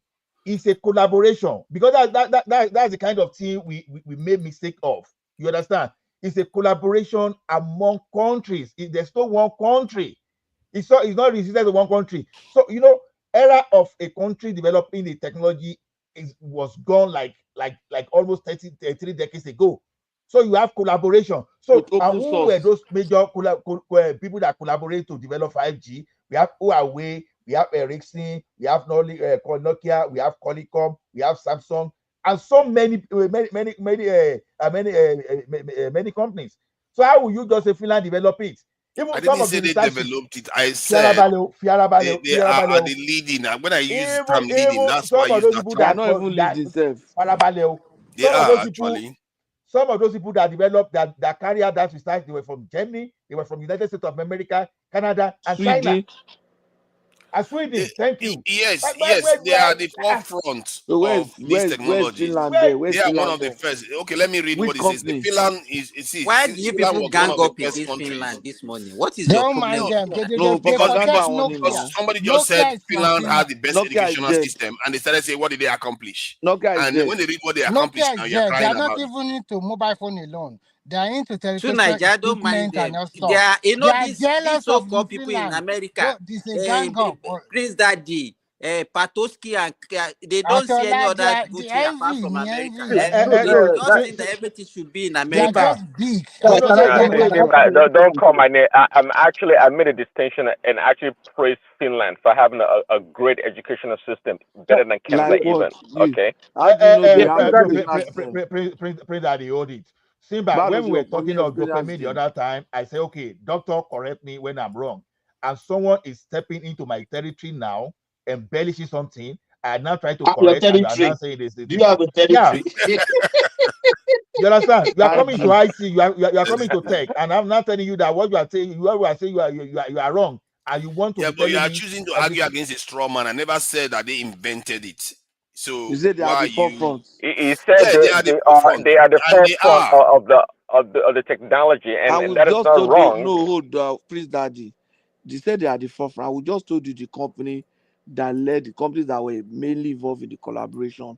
Ericsson in Sweden, Samsung in South Korea, Huawei in China. So these technology And companies in that Huawei Africa. was who even Trump was facing that time.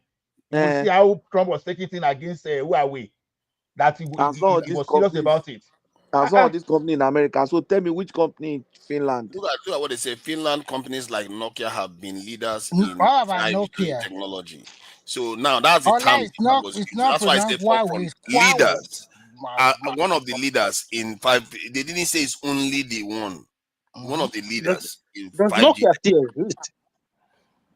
Yeah. And they are still doing something. Nokia is still there now. No, Just like they are No, into telecommunication. you guys, you can't deny that Finland or Nokia has been at the forefront of mobile technology for a very, very long time, But where are they Yeah, frankly. now? the one that So, the one that don't Correct, correct. those ones They are that the don't four have touch bottom. screen. Those ones that don't have touch screen. That's what you should make just be very clear about it. you see all these bad belly people. They are the four You are bottom talking now. about the one that don't have touch screen. There was a time it was the best in the world. What are you But going on about? they are Yeah, the four those bottom ones that now. have touch Because screen. of that Padoski, touch let me make screen this that they comment. feel Remy, and Remy, iPhone give came on me board. Remy, give me 1 minute. Let me give you, as you guys are saying that there's no country that is an island. They don't know it all. A Lamborghini had an accident. My brothers and sisters listening to us. Do you know how many companies they source their part from? They saw Audi, they saw Toyota, like 3 big companies they source their part from. The gear was Audi, the engine was Audi, and there is Ferrari, there is Lamborghini at the logo. So there is no part of the country that is island. They come Thomas, together to bring go and things check together. Yeah. ownership of You have go a and check good point ownership there. of Lamborghini first before you start making this thing that this comment that you made now. Go and check the combination of the ownership of Lamborghini. Yeah, I didn't know that. That's what I just saw. I know So that. is it Yeah, owned by yeah. It could Audi? be collaboration of many companies, but on the No, on the, on you the cannot put it. Did you see any Ferrari parts there? no, there's no Ferrari part there. But Exactly. I saw So I saw Audi.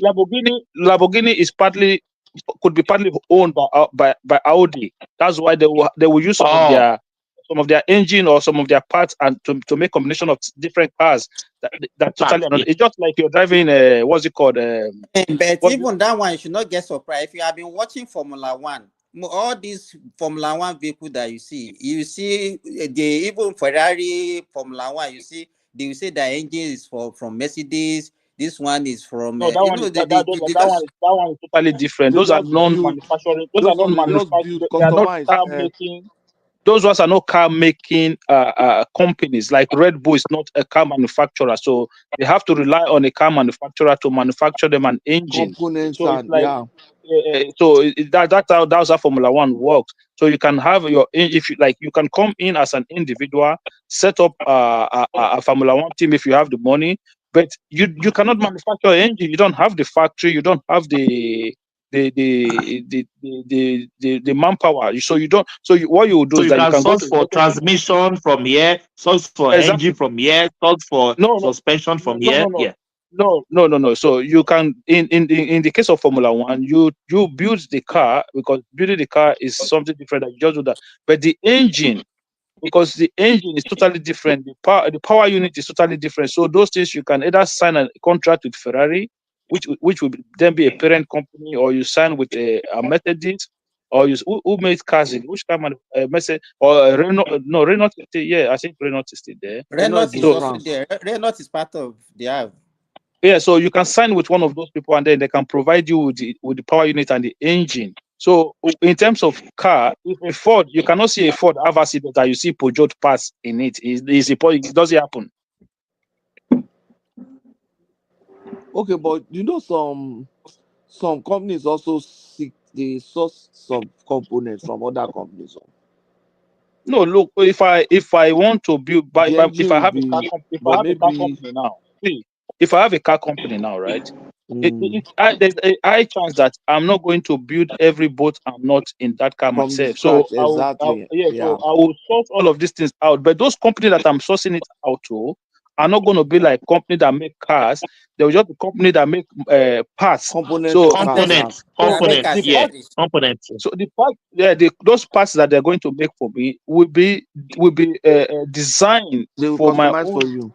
So customer will be customized You for can you me. can get That's your exactly tire from yeah, Pirelli. You Simba. can get That is exactly what Innocent is doing. They are getting their chassis from Great Wall of Beijing in China. Right, That's where me. they're Where getting are their you going chassis to from. Innocent? Yeah. You better not see going to Moana. That's where they're getting their Guys, chassis. before I go to sleep, who know how to read among you? Can you read top university in we the don't world? know. Ọtún pé ká tún máa Only rate you ìwọ know. tó mọ We don't know how to common read. entrance We tó You ṣe. can don't go see to school. question.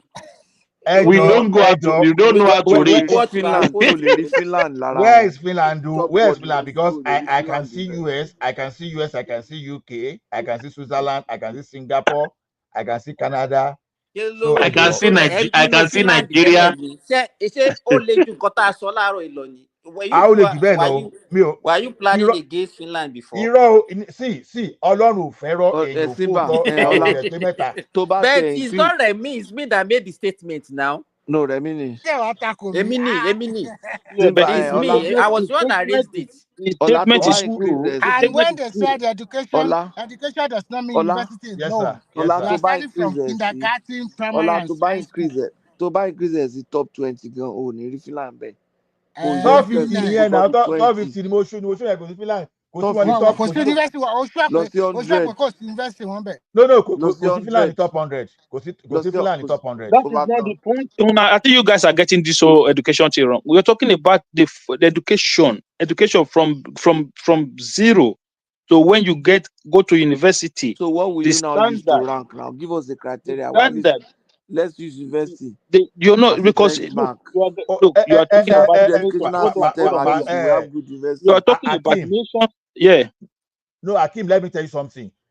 People, okay, my son high school here, they learn auto mechanic, they learn something like electrical wiring, they learn a lot. That's secondary school. They were so they had workshop, they were changing tire, they were changing oil, they were changing filter, so they were doing tire rotation. Secondary school from grade 10. You understand? So what are we talking about? Because when people say something, Okay. because So you now the thing is this. And so But you want to tell, is that one peculiar to only Canada? What are you talking about? no, wait now. No, that's why that you see kids there. You will see their vehicle. You will see they'll be riding the other accord, but you will be hearing the sound of engine they put. All those secondary school guys, when they go buy a car for 1,000, they go and buy big engine, and they will be making noise. That's why, because those guys they've learned those things from secondary school. So at age 18, age 19, by the time they leave that school, they can repair automobile on their own. So okay. the thing is, Ola, let me explain what that Finland issue is. The Finland matter is about. So when you are okay, Remy lives there, so maybe he might correct some of the things I'm about to say now. So when they do the ranking, what they normally focus on, right, is first access to quality education. Finland, I don't think Finland they have private school. I think all their schools are government-run schools. Thank you, All their Baba. That schools, is it. They are all public schools. all their So schools, what's the all their implication schools of from that? primary, Jackie, our question. Let me ask. hold on now, all their schools from primary to university education are free. Remi already Thank don't get you. there about Let to me. That's what we are talking about. So what's the implication of that? Is that why now. the university is well ranked? Is that why the university is well ranked? Is that why university is well ranked? I don't know. I still don't see how bad. I still don't see how bad. You know what? You know what? I just Google it now. Go to Google. Just wrote country with the best educational system, and you look at the ranking. Thank you, Jerry. Thank you. Thank you. Return. No, Ola, Simba, tó bá lọ sórí Google, tó bá return kan fún ẹ, Saudi Arabia search ló máa lò. The Google ló keeper. No, it's true now. It's true now. Tell me, I said, Okay.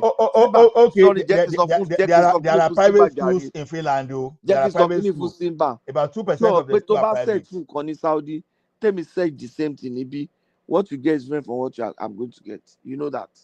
Okay, No, search Google it check and let me man what you are share. going to No, get. agents You of have Google access. share. No, let me tell you how Google works.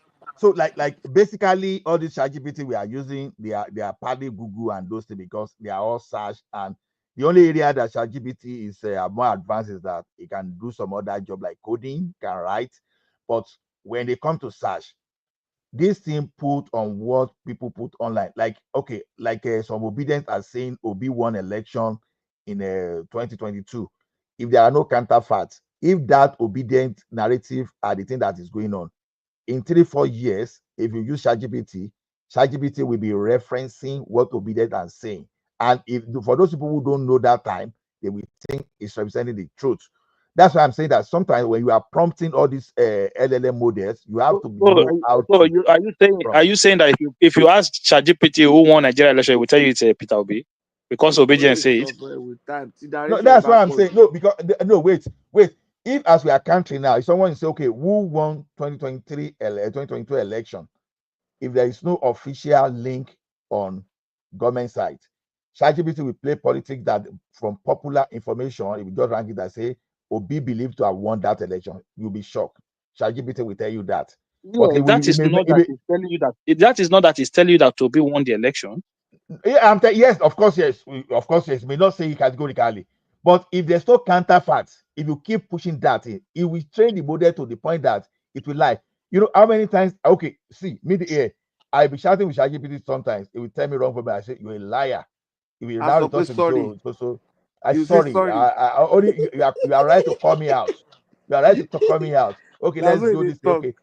Sometimes you'll be asking me, do you have a better information so that you say I learn from everybody? You understand? So if you keep feeding all those AI lies, honestly, they'll be returning lies. That is why that is going to get a stage that they will put some kind of check to filter lies. So when you say we are in the age of big data, that's when it's called veracity of information, because the lies or online are like almost 95%. The truth themselves, they are like 5%. So when you are using all this LLM model, you must know how to. If I'm using LLM model now to query now, I'll be using to query institution. Now?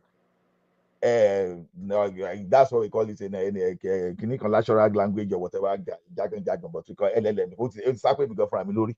So the thing now is this: if I want to look for facts, I will be directing my ChatGPT to go and pick information from Stanford, from Harvard. So it depends on the way you direct this thing.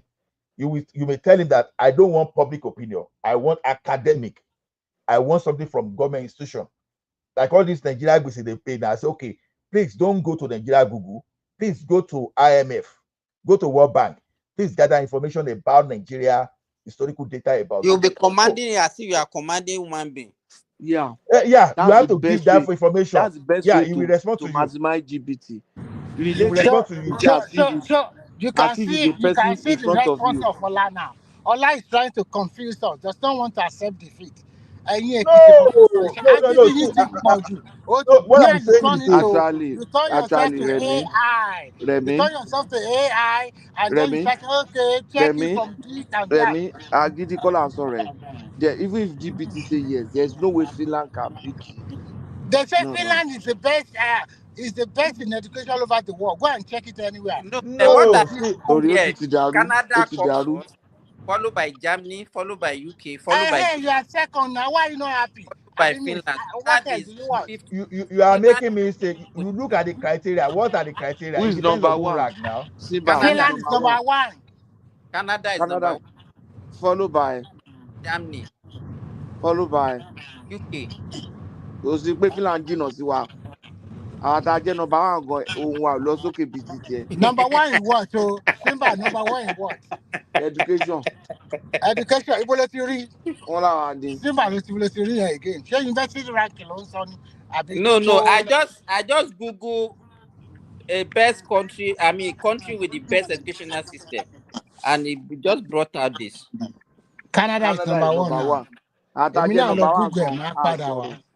èmi á lọ wo deep sick ní màá fi lọ wá mi ní lo deep Google. sick ibo ló My wà. follow, I follow that advice now. He said you can use LLM or MML or something like that. Do you understand all those language?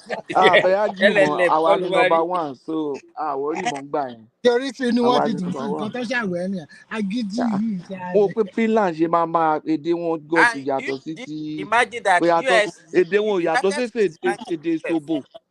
Èdè kan dàbí èdè ìṣòbò ni. Báwo ṣe máa jẹ́ number one? Okay, Katos, thank you. You know, Kí ló it's jẹ́ very bẹ́ẹ̀? unheard of now. Hold on. You guys have done your own search. Àmọ́ kò Countries, gbédè. several countries are consistently recognized for having excellent education system, often Which AI based that one? on. Hold on. You don't find your own. Let us find our own. Often based What on is the name? factors. Quote your source. So. Often based on factors like student performance, on international tests, access to quality education, and overall educational outcome. Some of the top performing countries include Finland, Estonia, Switzerland, Ireland, and the United Kingdom. So where did you get your own from? Our get to are from Saudi Arabia. We got our own from Saudi Arabia. Okay, From a I will share neutral ground. something. I will share something with. Saudi Arabia is a neutral ground. I don't know whether I can share this screen because Let somebody from Australia search. Okay, I asked now. I said, why is Canada considered better than Finland in education? Here the response.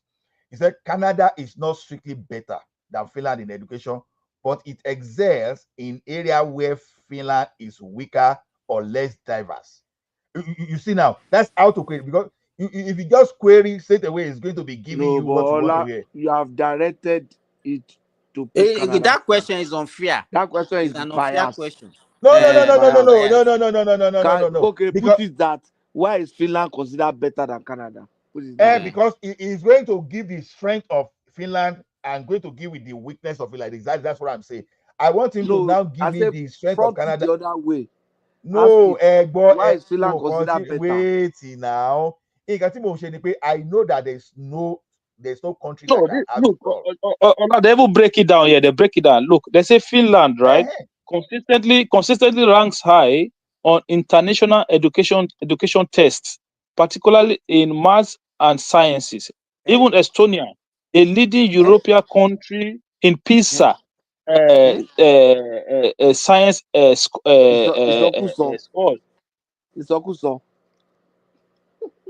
You know what if it's Sokuso? Now that thing they talk. Are you sure that your AI is not from China? China have better technology than the whole of the world, you know. Okay. Oh, that's true. Abi, Remy, your second country. So when you saw this LLM, large language model, now, because it is referencing a lot of things. It's faster in search than also. Google, it will have compared like several millions of information. How did they put it together? How did they find everything? And it will bring everything there. Now, when you look at why Canada is better than Finland in education, funny thing though, it's not even talking of the academic thing. You say diversity and global. Twist the question, reverse. Why is Nigeria I'm teaching you how to use.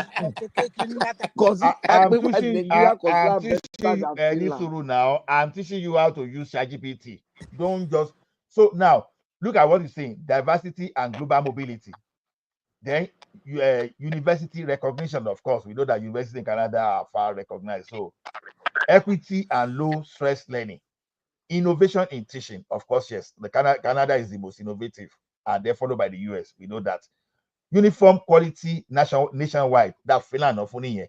Then accessible English medium, okay, maybe that's not even important.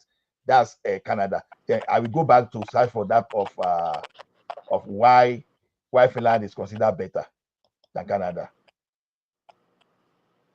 Why Finland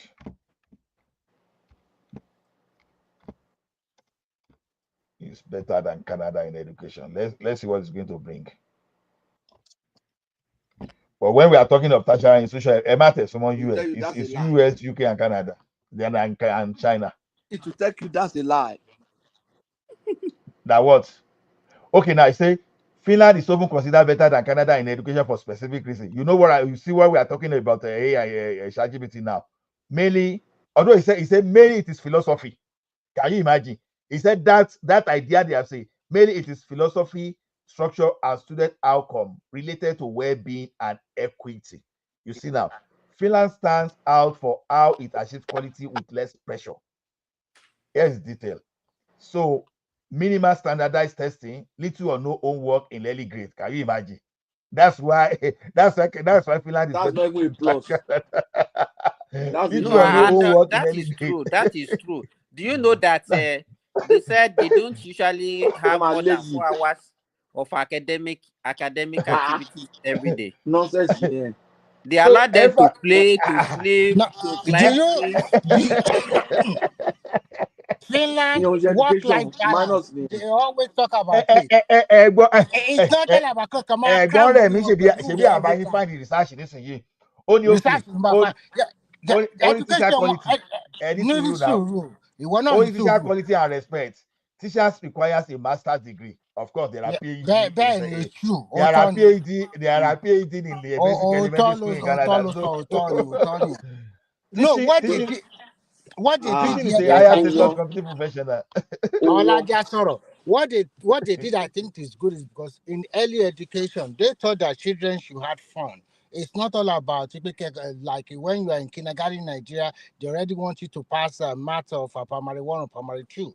But here they call it play group. So what they do mostly is listen. Wọ́n kàn máa ń bọ́ What they pẹ̀lú do àwọn ọmọ wa mostly jẹ́ is ní that Nàìjíríà ni they learn. that's the best way They, to learn, to be honest. It's Remy, about is it true that they don't start ranking students until they're like 13 years old? Yes, it's true.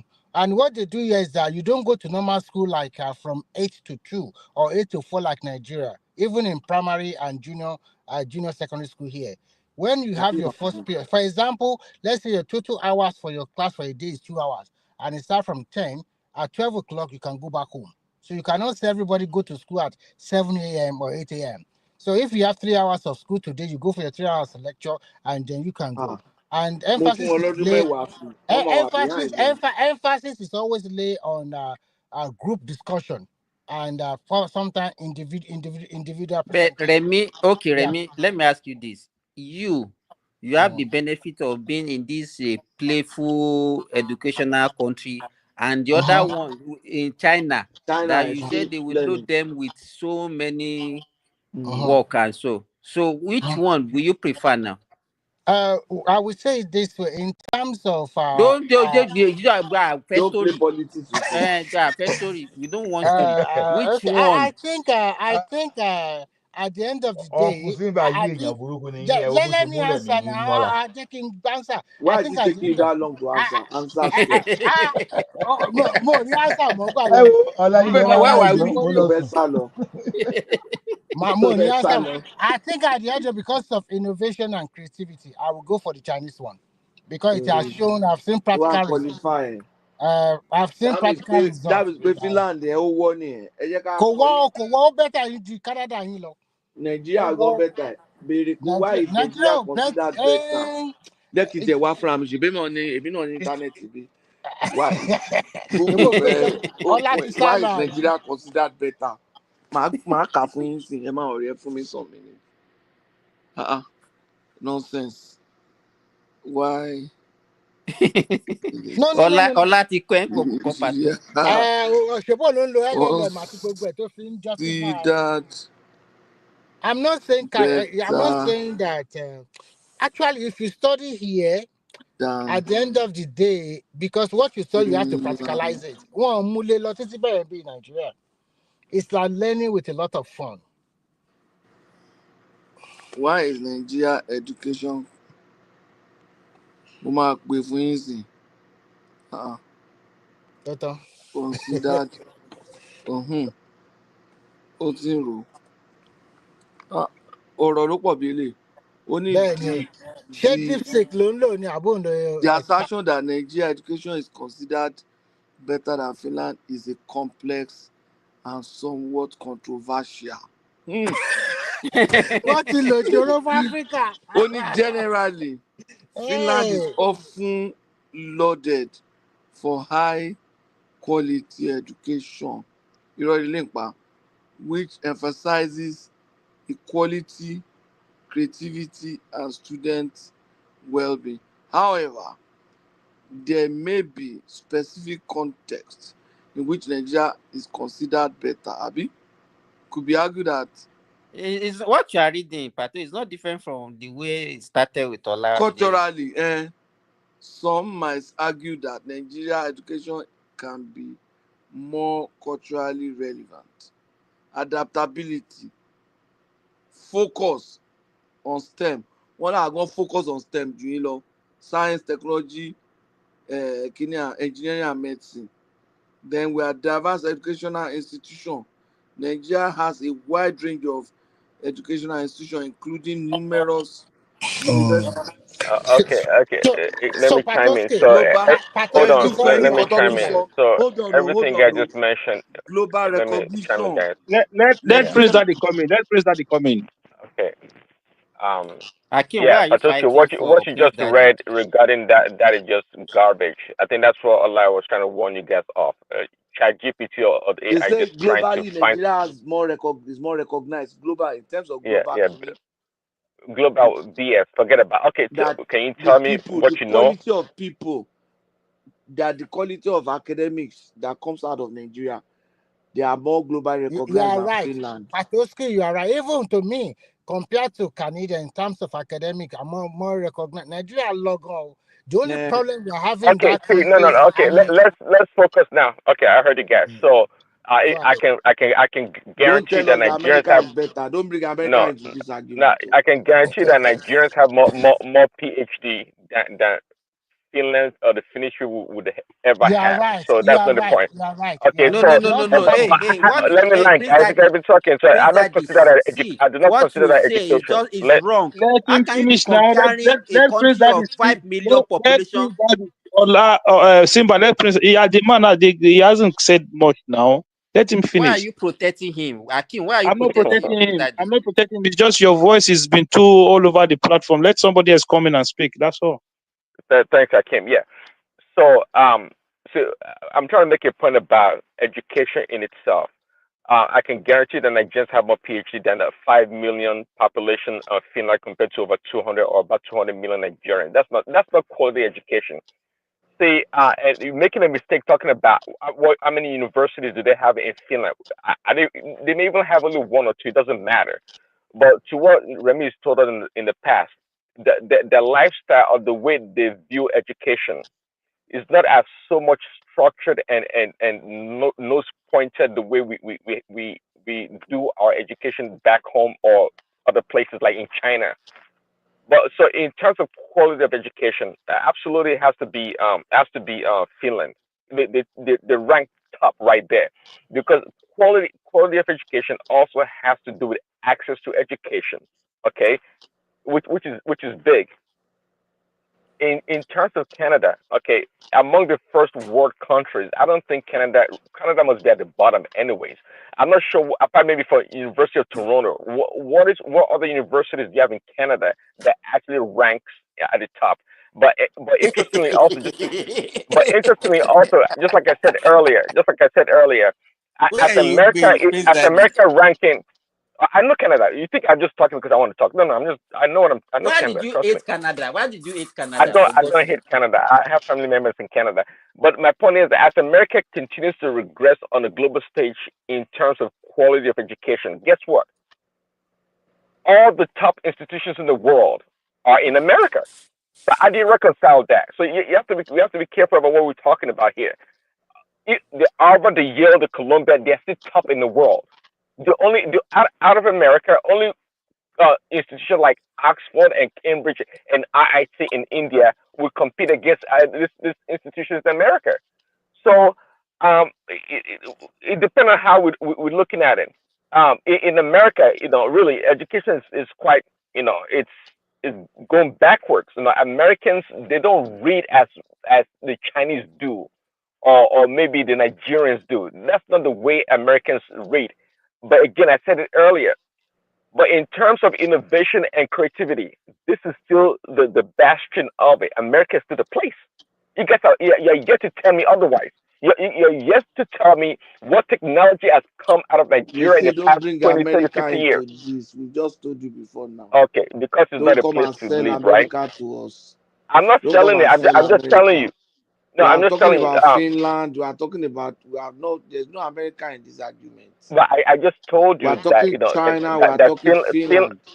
well, We are China talking is of right there at the top. we are I mean, talking of China countries that is are right there at the top. emerging, and yeah, we are country that talking about country that will soon bury America. That's the country we Okay, are talking about. The that's okay. countries that will Very remove America. the No, countries no, that will but remove the youth, that will remove the U before in front of USA and make it no, SA. not a big deal. But again, Mm. Patowski, you Canada, are a bad man. No, very America. no. What's the No, point? it's That's the no. country that we are talking about. Patowski takes nothing from me. Trust me. Canada again. Overall, Canada as a country, your education is not strong at all. From Mm. primary to even your tertiary education is not the strongest in the world. Even though you Mm. guys put a lot of emphasis for Africans to come to your schools, it's not the top, not at all. I don't know anybody that wakes up in America and wants to go to school in freaking Canada. Oh, It doesn't so many happen. of them. And oh Because yeah, American right. school are just money making. Well, Institution. listen, even the state that I live with its population, we have more schools, more universities than the entire Canada. Trust me. How You many know, universities do you have there? are you kidding? I can't count, but you know, I mean, I'm in university. I can't count. I can just throw 30, 30. Imagine that. I can just throw 30 right there. And I'm telling you, top school. If I name the schools right now, you will know. I Which name the schools? schools right now, you will Which know. schools? A Oh, state come that on. has 30 university. Which state is that? And that's the bottom. That's the bottom of the number. You want to compare? You can't even compare my state to California. That's even a joke. Which state? Which California has state is over your state? 100. California has over 100 freaking universities and top universities in the world. Are you kidding me? Prince Seattle. Daddy, can I ask you a question? At this university I talk, are there like those churches in Nigeria? Those ones they put on the streets in primary schools and all those churches. Are there like those churches in Which Nigeria? state is that? Mention the state now. Let's so What? that we can check the university. The state I'm talking about? Where is Like your state? churches? Which is your No. state? No. Which I'm state are saying, you? you know the way they What's use your state in classroom the to do US? church now. Are they just are they just erecting one building Oh, and call dude, it a no, And university? call it this a thing. university. Listen, the best campus in terms. By the way, Nike, the owner, um, went to school there. Actually, if you see the No, campus, you don't use one person to define the if you university see now. The fact that they it doesn't even. produce one person that is No, it's not owner one. of I'm just Nike is telling you normal. I'm telling you the quality of the education What in is your terms of the state? Which facility. state? It doesn't Which come state? close. No. What you have Which is state? quantity. The You have state is quantity. irrelevant. I just told you. The Prince state is Daddy, irrelevant. you have quantity. That's what you have, the quantity. We No, say tell us you're the making state a so that we mistake. look You say so that we can what quantity verify. are you talking about? I'm talking Let's about even the top law school in America, Lewis and Clark College. Are you kidding me? I mean, we don't have. I keep it's not quantity actually. We in terms of the state of its size, it's actually in the bottom or in the middle. California has over 100 universities, top universities. It's not quantity. Yeah, but You're making a but mistake. This is not yeah, Nigeria. but You're not comparing. Prince Daddy. California is bigger than Nigeria as a landmass. Well, I'm just saying state by state, but it doesn't matter. But California Yeah, doesn't it have does 200 because million. Hold on, if you're California does not have 200 million people. Does we don't unless I'm no, mistaken. it doesn't have 200, but it has a huge land mass. And if someone is going to go to university to have to travel 10 hours or so before you can get to your school, it's a problem. So they need to create more schools for people to have access. That's not the argument. I don't even know what Prince Daddy That's not is the saying. argument. See, Prince Daddy, it's normal if United States of America have more school than Canada. No, but I'm not even going to argue that. I'm not going What? to be even pretend. Well, so yeah, that's what I'm saying. Canada doesn't rank. So The whole Canada doesn't rank. Fiarabaleo. The question is this: with the number of universities we have quality education.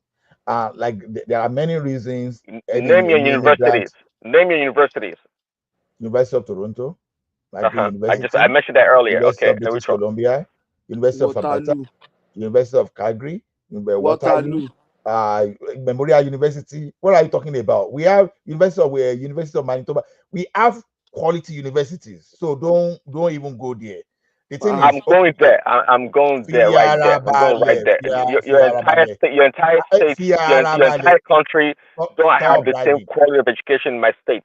I'm telling you. Stop bragging. Stop bragging. When I'm it's not come to bragging. I'm tertiary just telling you institution, the facts. It's not bragging. What am I Fiarabale, bragging for? Fiarabale, when it's come to tertiary institution, no country does better than United States of America. Fact. I'm not arguing. Well, Then we I just talk said of it standard. earlier. I just Now, said it earlier. so that's not even an issue. But when it comes to the basic education, all those up to K-12, of course, yes, we consistently beat you, because when it is every time you carry gun go to school, all those stuff, you understand why people will be scared about like Forget about that. Don't go there. wait, And by the way, Fiarabale, when it's come to those K-12, we are better than you for sure. it's a lie. Don't even go there. You're deceiving yourself. Listen, listen. We as much Do as you we have do, bad do, kids. do, Hold on. do, As do you much know as we the have do you know the problem as that you much as we have bad K to 12 here in you this know the country, problem that you we have actually have is way more when superior someone give ones. you your respect, where you command that respect, you don't want to give others their own respect. That's exactly what you are doing now. See, in so Respect many what? ways, of course, we all know that American university, you know that they are well ranked than any other university around the world. No doubt about Okay. that. There are some universities in United Kingdom that compete, and there are some universities in Canada too that compete favorably, for sure.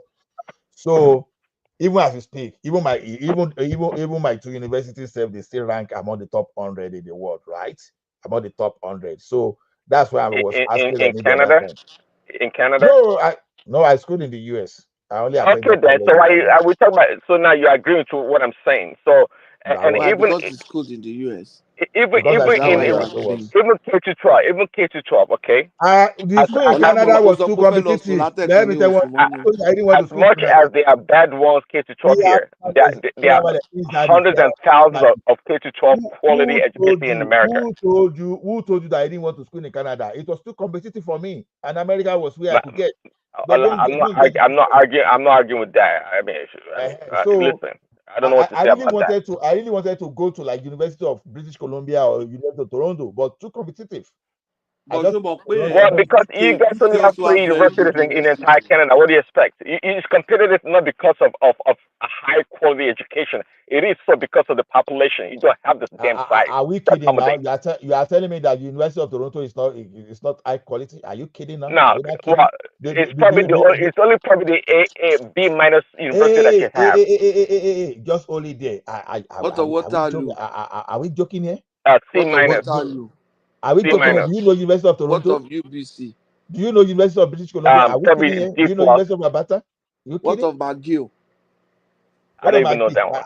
Are you I don't kidding? even know that one. Don't know now. People that know, they know. What are you talking What of about? McGill? What of you? Listen, What of you what? guys. Listen, there's no What of need to make Waterloo in engineering? we don't have to make comparison. Forget about that. You said People yourself. There's no finish need from to be Harvard mentioning and still, university. wait. People finish from Harvard and still come to University of Toronto. Are you kidding? What does it People matter? finish from What does Harvard it and still matter? come to University of British Columbia. Okay, listen. Are we Last time, joking? like you told us that Canada defeated America in war. All this nonsense that I hear. I mean, I don't get it. But forget it. It's not like competition.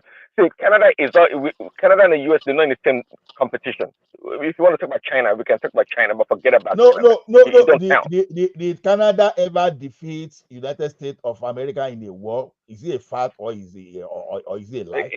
It's the figment of Yes. imagination. It never occurred Yes, anyway. it's That's true. I don't know where that came from. Yes, it's true. Are you kidding? You don't know Are your you history. kidding? Say you don't know. Even QED. the White House was Listen, the White you've House. read it before. It's The not. White House was burnt. The White House was burnt. So you Go guys, and read it down. being an arsonist doesn't make you win war. I don't know what that means. Have Okay, you I don't seen? really know. No, And I've by the seen way, his father's son. you know during the American Civil War, it was just an issue of decision by the American leader not to invade Canada. We're going to take over Canada. So this notion that Canada came to America and win war is just a fallacy, just imagination to me. Guy, go and read War of 1812 and just study it. I refuse to read fiction. Forget about it. It never really happened. I know what you're talking about. It never really They happened. removed it. They removed it from your own history. They didn't want to teach you. You know the sense No, of it in doesn't America. matter. Patoski, say, Fake, deny Prince Adini Canadian visa. fake, fake news. It doesn't need a visa now. Doesn't need a visa to go to Canada. It doesn't need a I visa go to to come to Canada all Canada. the time. In fact, I might be going in the next couple of months, actually. Why do you hate Canada so much? Like anything about I Canada, don't, you I don't, see, no, no, I don't hate Canada. energize. No, I don't. Why would I hate Canada? It's our junior Maori, brother. Why should I hate Canada? No. Okonwombo. Simba Maori, Okonwombo. China is getting ready. Well, China see, down listen, alone. and China down alone. Lot of joy by see. well, In the next and 6 by the way, months, America the go to Chinese sweat. say earlier Trump was people were giving a begging. lot of credit to China Trump was begging innovation. for a meeting with China. She told him, "No, you are a small boy. Go and sit down one place." Yeah. Okay, please The meeting, and stuff. No worries. the I meeting think is you not read happening. too much. You watch too much CNN. But here's the thing, though. It's true. It's true. What do you mean? I watched too much? It's true. In terms But of the guy is innovation, expecting. The in guy is terms of hoping that innovation, China will come for meeting now. No, China But said no. We're not doing no China is meeting. not You coming. go. China is not coming. Okay. Let me tell you It something. starts to Maybe beg. so Using style. in every good aspect of life, Canada is actually better than the US. In healthcare, you may deny that we are No, better. you can't No. deny that. America doesn't have a healthcare system. They have Healthcare system, a America, business. even Nigeria They is have a better. business. Okay, in public safety, at least And I move. Canada is better. I can walk on the street now without fear that someone is carrying a military Completely. grade gun behind me. So Allah, cost of university. you can quote statistics that pleases you. That is fine. It's Hold not on. a big deal. It's okay.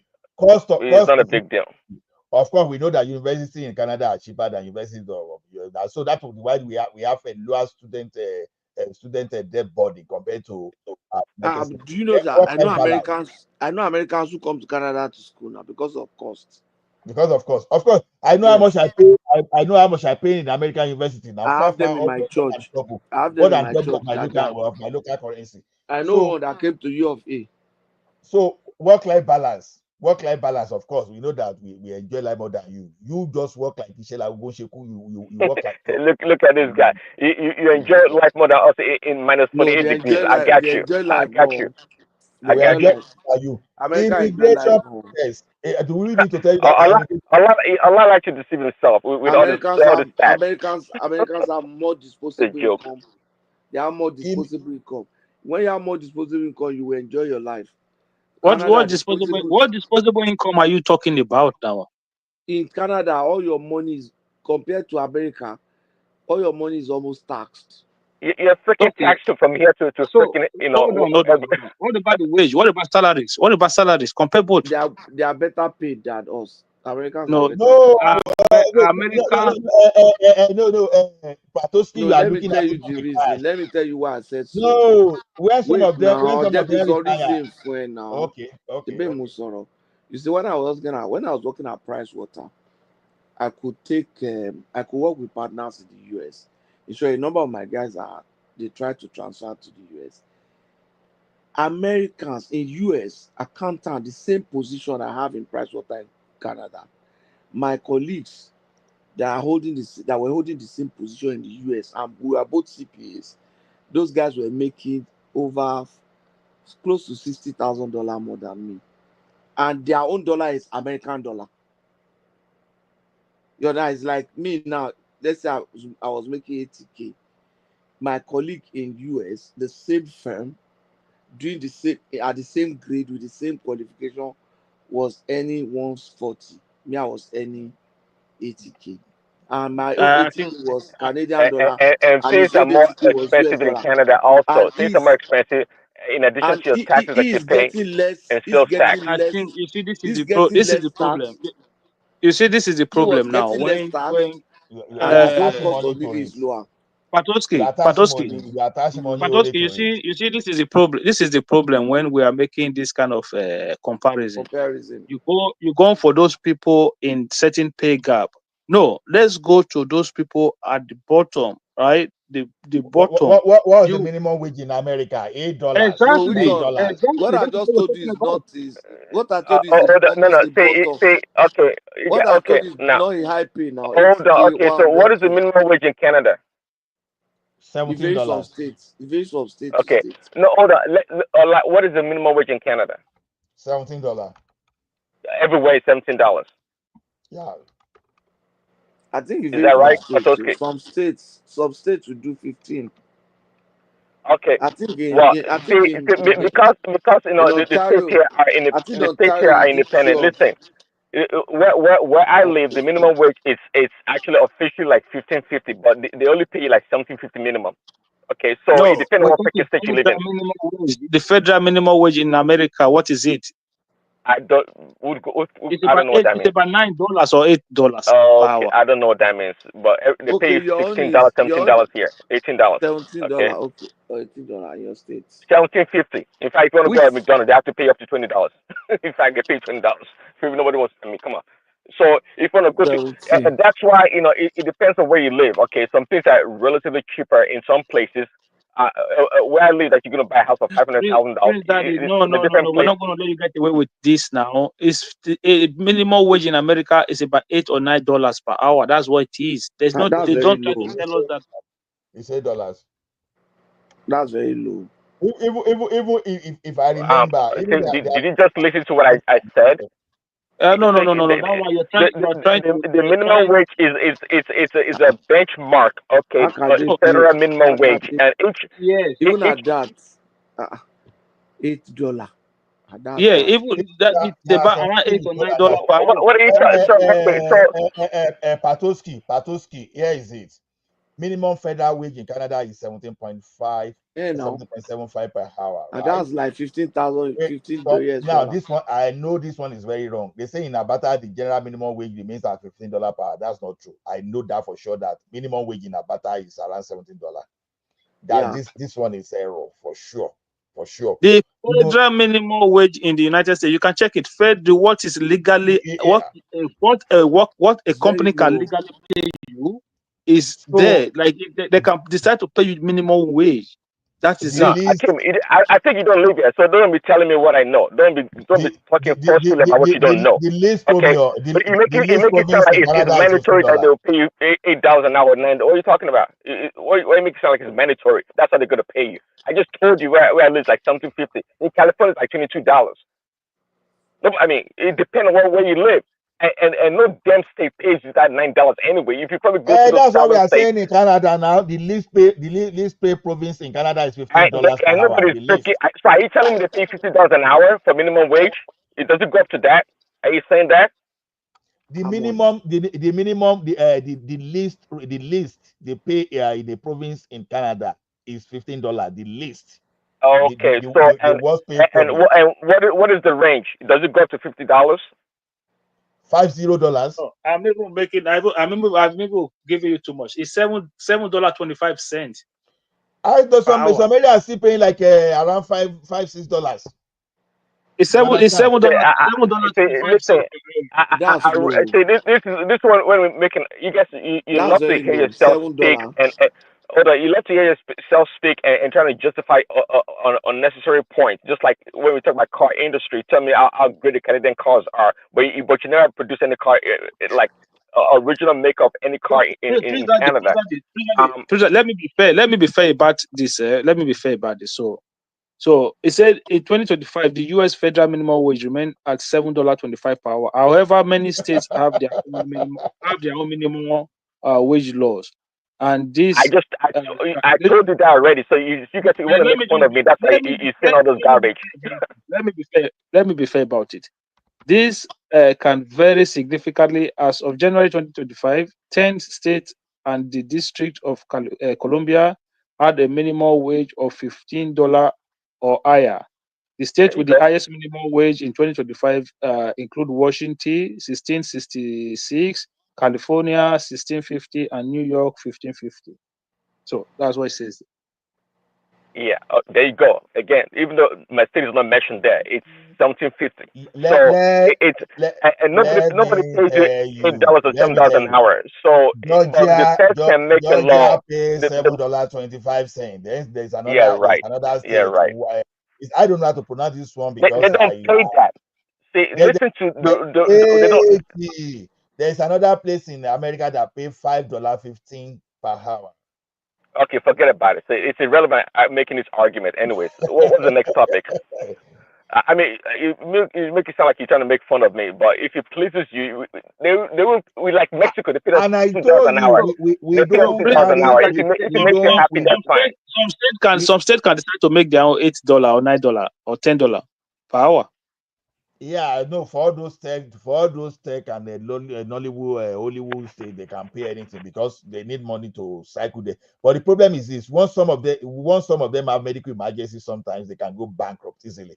An American can become a billionaire overnight for and your become plain rude medical care in immediately. Canada, the other day somebody was saying that they're gonna have to stay home and die. You know why? Because they are on the waiting list and they can't get no freaking medical in Canada. So Guy, that is oh, not true.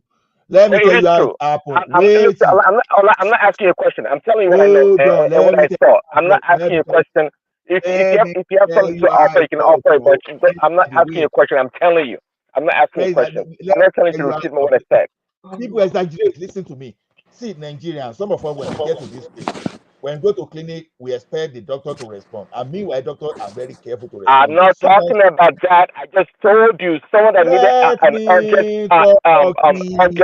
organ needs an operation or organ Prince implant. Daddy, Fiarabale. Let me tell you one thing. They assess your medical need based on, okay, if you have, let's say some people have something like a kidney issue now, or maybe appendicitis, or what do they call it now? If you go to emergency, from that emergency straight to the theater, if it's emergency. But if they know that what is happening to you is what you can wait for 6 months and nothing is going to happen to you, they are going to prioritize those people that need emergency. What they do is that they prioritize emergency over regular issue. That's the way it is here. Ola, why is it like that? Is it that you don't have enough ants or you don't have enough hospital? Hospital to They one. don't have it. They have this Prince healthcare Daddy, hold on. system Just hold it there. number one, they don't have enough Prince Daddy, hospitals. They don't have enough doctors. Prince Daddy, Farabale. Let me tell you one thing. They have more than enough hospital, both tertiary and regular. See, the children hospital here alone is bigger than the general hospital they have in Nigeria. What are you talking about here? It's not as if that same Nigeria, a child can be sick today and get attention today, irrespective of whether it is Simba, cold or emergency. Wait. Well, no, how are they running their system that that they is true, cannot Simba. have? That is true.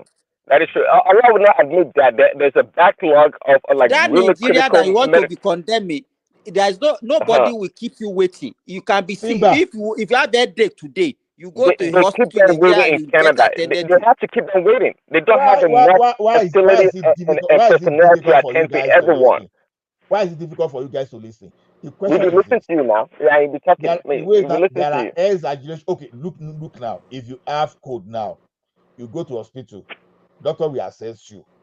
They just say, okay, go and take Tylenol and drink water. They are not going to give you anything because we don't have malaria here, we don't have typhoid there. So most things that when doctor say go home and sleep and drink water, you find out that by the time you do all those things, the thing goes. So they prioritize those people that maybe their emergency, maybe life-threatening, all those stuff. They Why do you need? Why do you need to be making We're not talking about that. Ola? The question I'm asking you is this: do you think that if I'm in Canada now and I just have an headache and I want to see a doctor, will I see a doctor?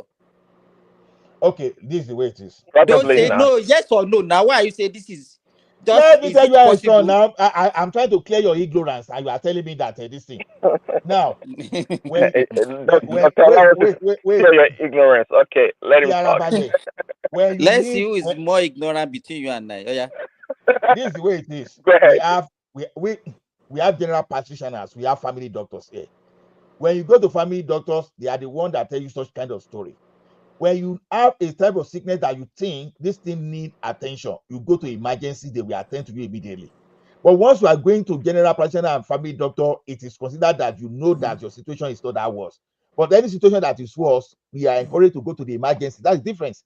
If you go to the big hospital in an emergency, see, if you tell them that you have malaria here today, don't come to Canada and say you have malaria. I go to emergency. They will drain all your blood and give you another blood immediately. They will isolate you. That's how serious it is. 4 or 5 doctors can be on your case and they'll be monitoring your pulse, everything, as if something is happening to you, you are a special asset to them. So the thing is, once you are going to family doctor and you go and complain to family doctor that you have headache, that will say, okay, let me see your this thing. That's family doctor. But once you step into the real hospital, So what you are saying, the family doctor will attend to me and give me medication. Sometimes they give you on the counter, they say go and buy Tylenol if it's not serious. But if it's serious, they tell you to be going to emergency. In fact, they can arrange ambulance for you from that place. You understand? So it's the assessment. It's the assessment they will look at you whether it is critical. Okay, let me tell you one thing. Someone now went to hospital. Once they measure the BP, immediately they see the BP just right. Immediately, even before the person knew, ambulance don't launch. They don't transfer immediately. They carry that person to the emergency. Like you that you like GPT. Just Hold on now. You be talking. Hold on. Listen, Hold on. Let me talk. Hold on a second. Now. You are Can I? ignorant of what is happening. We are caring of the ignorant. Canada healthcare system faces challenges including long wait times, shortages of healthcare professionals, limited access to certain services, and inequalities in service delivery and across the country. I just laugh. I just laugh at you. It's not true, right? It's not true. I just laugh at you. I told you sometimes that wait. I told you sometimes that if you Google something online, I told you the veracity of information. That's why you have to know how to query something now. The other day when I was showing you how much doctors are paid there, did I go to Google? I go to the official quarters I display. But if you Google how much doctors are by the way, they give you what I'm information. telling you is what I said earlier. When I said there were shortages of healthcare professionals, I said no, there's nothing like that. Okay, when I said there's a long wait time and sometimes people die because they waited a long time for transplant, you said no. So the healthcare in Canada is so perfect. Is that what you're saying? Sometimes you gotta face reality. I don't know. I don't know what to tell you. See, there are categories. You understand? If you are waiting for the government healthcare system, you understand. Some have private, some have government. You understand? If you are waiting for that government, they will prioritize based on waiting. We are talking about a Canadian free healthcare system. Of course, it's government. We're not talking about private. Why are we talking about private? Everybody. If you want to talk about private, if you want to talk about private care, they're in America. You have no problem. We are provincial, right? We are provincial. That we have the one that is a general one for the public one that we have insurance for. Then some people give private job because of something you want to do. Maybe you want to have access to travel out of the country for certain things. Now, if doctor want to give you kidney transplant, if they assess you that okay, this guy cannot last more than 2 weeks, honestly, immediately you are entering that hospital, you are going to the theater straight away. They know they joke with that. But once they assess you, they say, okay, this guy can still survive the next 4 months. They will go for those people that are in the critical position, situation. That's the way it runs. But when people are telling you that they wait this thing, go to the statistics now. The statistics is official statistics are there for you to see. People have a way of exaggerating. Uncle Patoski. Ẹ̀gbọ́n home.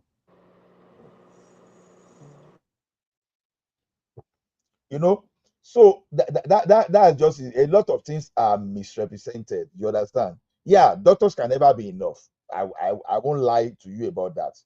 Okay. Now you've changed your story. Okay, we're making progress. We're making progress. Wait. Even in the US, they will tell you that they don't have enough to, right? As doctors I didn't say we have it's you that claim you have a perfect healthcare system. I never said that about the US. It's you that claim that everything works so perfectly in the Canadian healthcare system. So don't bring it to US. Don't bring it to US. In the US, if you have a private insurance or private hospital or insurance, trust me, you have the best healthcare in the world here in America. I hope you know that. You have the best world healthcare, and yet America wanted to model. Pay attention. Pay attention. Don't pay attention. Why do you want to model your healthcare after Canada's own? No, nobody does. I don't know who told you that. Maybe some liberal. What's Obamacare all about? What's Obamacare because Obama is not that smart, anyways. I say if you have a private healthcare, if you have private healthcare insurance, okay, we have the best quality of healthcare. If you're a private person, you pay out of pocket. You have to go to a private hospital. Everything's private. Trust me. Are you kidding me? All the best innovation out of medical comes from. You know where they come from. The Mayo Clinic. Oh, these are the top hospitals here in the world. So what are you talking about? There may be a lot of inequality in the American system. There's no doubt about that. There's no debate about that. But to argue that we don't have the best of everything is a lie. If you have the money, you're gonna get it. Yeah, but that is your point. Healthcare is not supposed to be if you have the money. If you have the money, you can get it. America Who told you that? Who told you it's not supposed to be? That's Nigeria all over, because Nigeria, if you have the money, you can get it as well. That's how it goes. Now, America in total has 1.1 million physicians, right, that are active. And Canada in total has how many physicians? Let me see. Nigeria, I say Nigeria. Canada has 97,000 physicians. Good night, guys. 98,000. So let's say 100,000. So what's the population of America? America is like more than 10 times. No, it's times 10. It's times 10 of the population of Canada. So when you look at the number of physicians in America, the ratio, you understand, we are still about the same thing. They are better. Canada, they are better. No, Canada has a better ratio than the United States. What is the population US has in Canada? A better ratio. US has a better What is the population in Canada? 50 million? No, okay. What is the population? Wait now. So let me look at it myself. I'm asking you anyways. 97,000. That is 970. If you say times 10, that would be 970. And they have 1.1 million.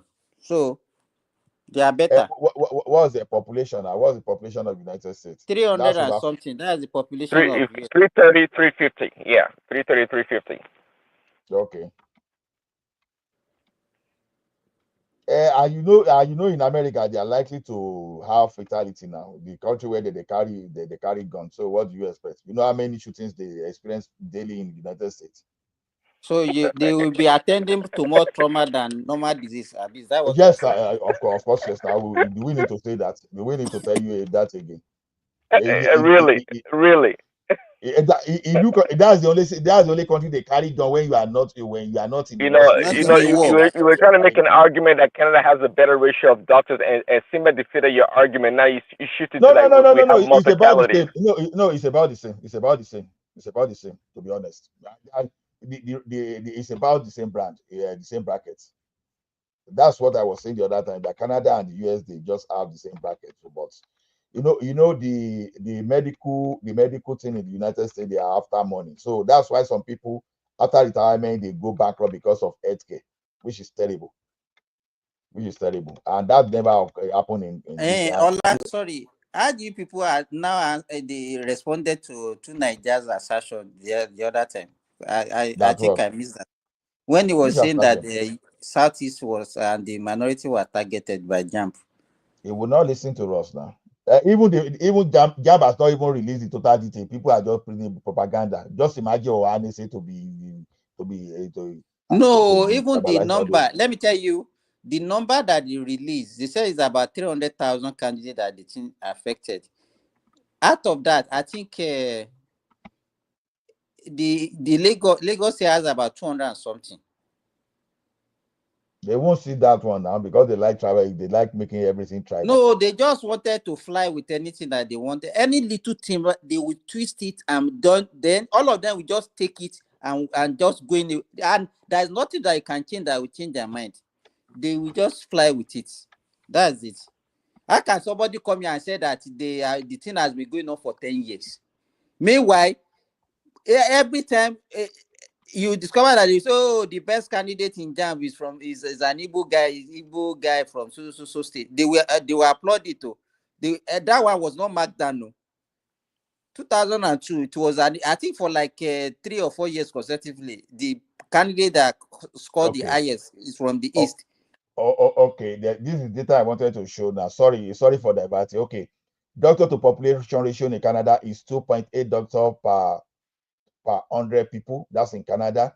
In United States, doctor to population ratio is 2.6 doctors per 100 people. I know. I know it's close, even though Canada is marginally better than this thing. So I know. We can say that it's almost equal now. America. This source is from American Medical Association. Then the one from Canada is Canadian Institute of Health Information. So that's the official quota. So that's why I said, I said something here the other time. I said when I'm looking for information, I don't go to Google that. So anything coming from a CIHI and the American Medical Association. So that's fact. You understand? So Prince Daddy, humble. So Prince Daddy, Please be it humble. means that people you pay if you are in America, you pay out of pocket for healthcare. Not always, but many people pay out of pocket. Yeah, because if you work for a good company, they put take you care on of you. insurance. But regular people, because one of those things that led to Obama, okay, you can work all your life and make good money in America. Just single sickness like this can wreck people overnight, and that doesn't happen in Canada. See, you don't know. You can't be telling us about. See, Obamacare, by the way, is the worst thing that ever happened to don't go that route again, Prince Daddy, please. We are not. He's not talking about Obamacare now. I know that you will not. Well, once you hear anything democratic like this, you'll be re-energized. Well, I mean, have you become my enemy because I'm telling the truth? How can I become your enemy? True doesn't really mean anything now. That's directly from the Bible quote right there. You're trying to be my enemy because I'm telling the truth. I mean, I'm telling you. No, Prince Daddy, you may be telling the truth and may not be factual. You're right. Truth is subjective. I'm telling you. Don't mind Prince Daddy. Prince Daddy, I can even when it comes to democratic Republican issue, you are a liar, big liar. Truth is subjective. Truth is subjective, and the fact is what we are saying. So the thing is this. No, hold on. Let me land this point. I'm trying to tell you from experience. Simba, let me tell you, the state that I live in, right before Obamacare, there's healthcare. If you don't have healthcare, the state itself has a program whereby you can have free healthcare based on your income. I'm telling you, and it's quality healthcare. It's not a separate healthcare from others. You still go to the same healthcare facilities as do people with insurance. But when Obama healthcare came, it put a burden and unnecessary expenses on our healthcare system, thereby reducing the quality of our healthcare system. See, Obamacare, let me see, that's why the states are kind of independent. If whatever you want to do in your state that's within the law, go ahead and freaking do it. See, the state that I live and many other states, the healthcare is great before Obamacare came. But in some state, like in the southern part of America, where they don't have a lot of money, right? For example, maybe Obamacare works for them. Maybe Obamacare will work very well for them. But not where I live. But Obamacare was trying to unify the healthcare system, and in so doing, make things difficult for some of us. That's the challenge. Do you understand what I'm saying now? United Kingdom has 4 doctors per 100 people and 1,000 people. So that means they have better ratio than both Canada and United States. Well, yeah, because all your doctors from Nigeria are there, of course, but they themselves, anyways. Well, I think they have the resources. Wait till you want us so that the healthcare is not good. Although I didn't say that. I didn't say that. I think Canada healthcare is the highest rated. I don't know why they rate Canada higher. Everything about Canada is the highest and the best. Everything about Canada is the highest and the best and the greatest. No, I mean it's amazing. It's amazing. And that's why you remember Trump. Prince Daddy, I've seen so many people walking across to Canada to go and seek healthcare now from US, and I know a lot of people like that.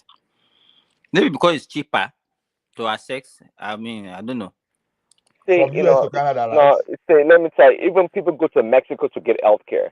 I'm not telling you that healthcare is not expensive here. It can be expensive, but I'm telling you also that you can get access to free healthcare in this country. I'm telling you can. Google it. What do you think Medicare is for? Medicare is a free healthcare system, really, if you qualify. You get it. Obamacare is what came to destroy our healthcare system. I'm telling you. Wait, who is Kabiru Yakubu? Who is Kabiru Yakubu? Allah, it's me. Good morning. Long time. Oh, how you doing now? Allah, sorry, I just came to debunk you. Canada healthcare system is in shambles. All what you are saying is not true. I live in Canada. I live in Ontario. Yeah, Canada healthcare system is not good. Canada, where you live? I live in Ontario. I live in Toronto, Ontario. Okay, you can talk. Talk now. I'm going to work right now.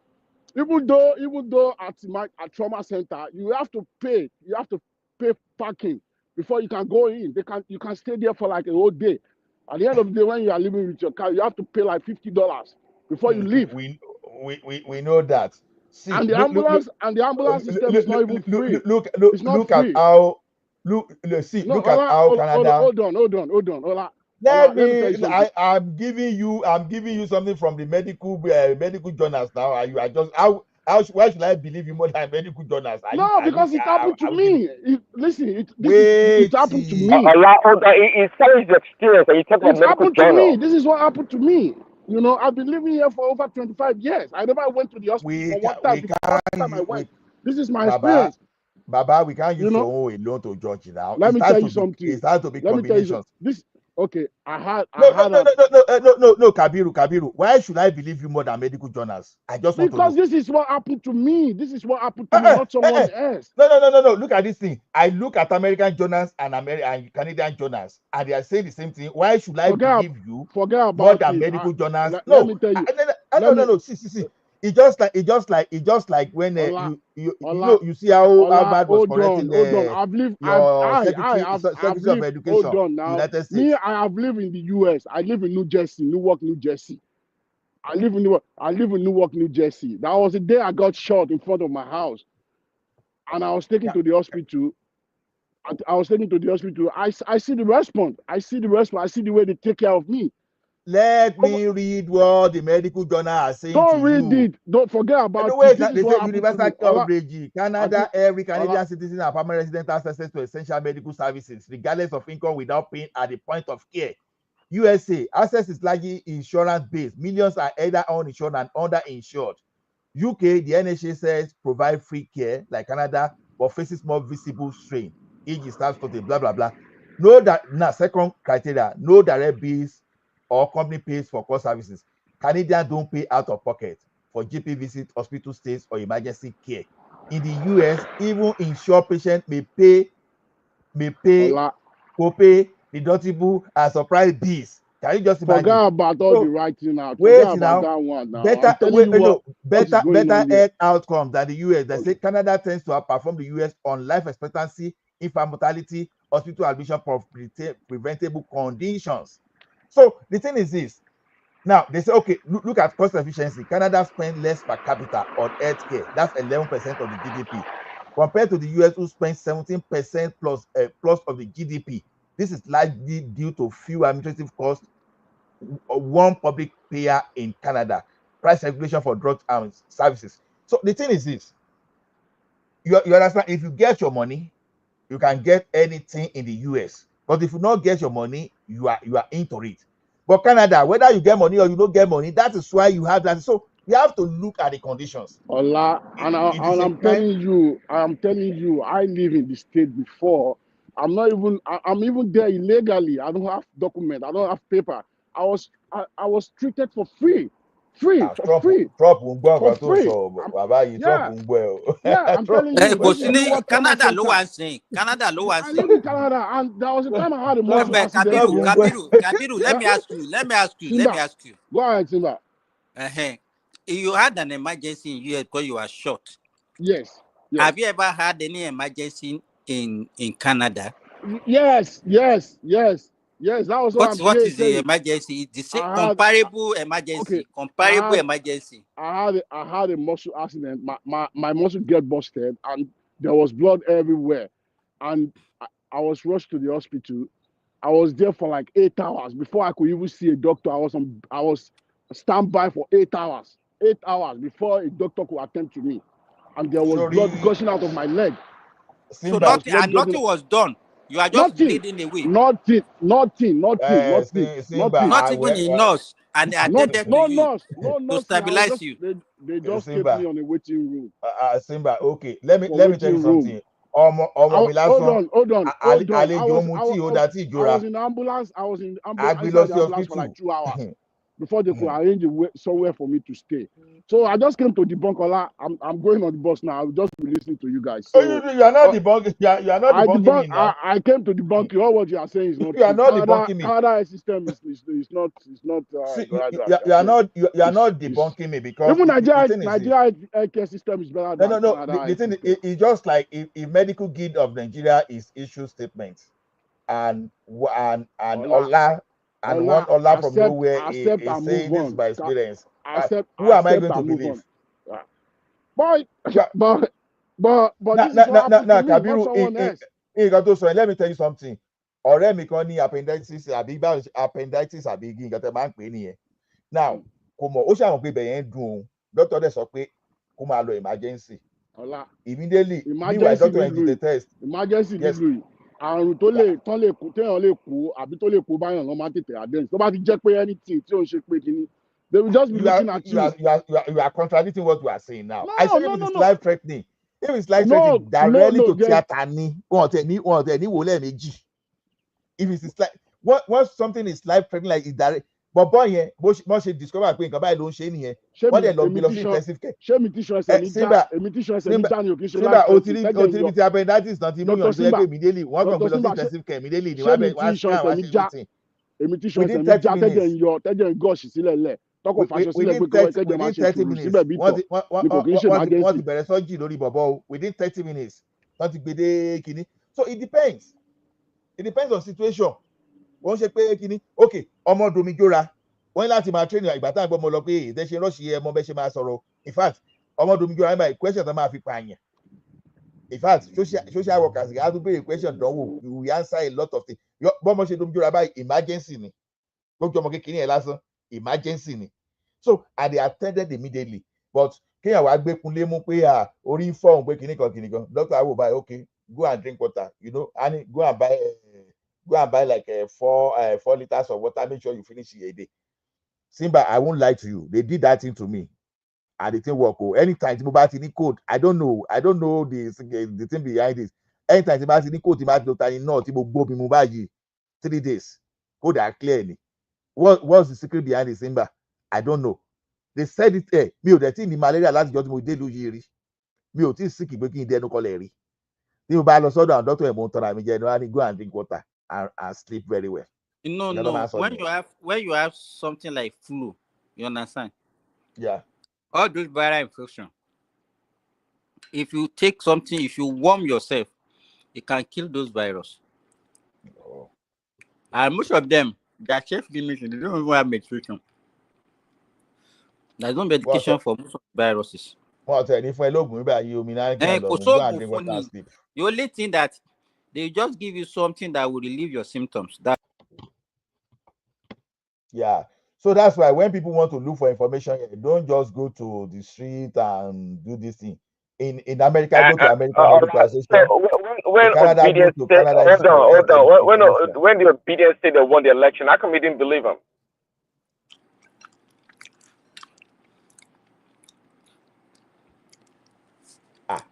Let me wrap you again. When Peter B and the obedience said they won the election, how come we didn't believe them?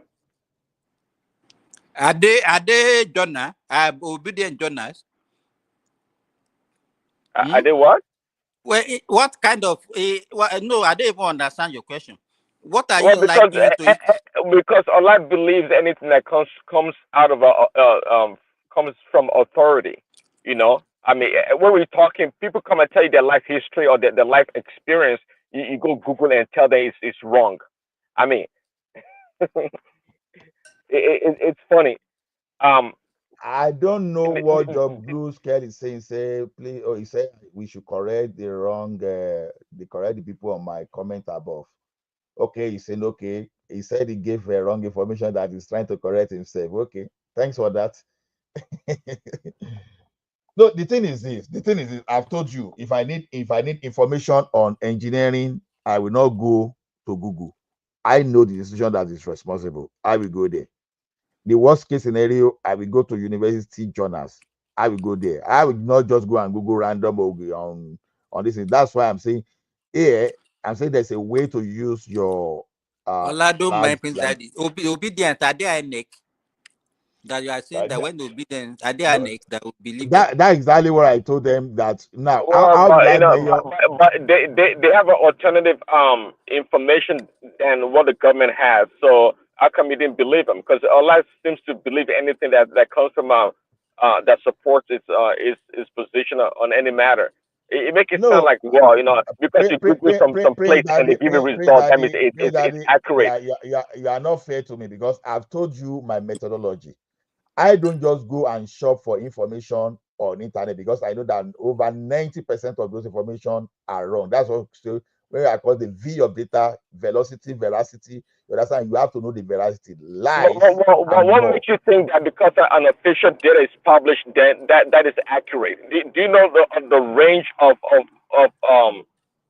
information or data you can get from official sources? You make it sound Okay. like because you Google from authority, I mean, it must be right.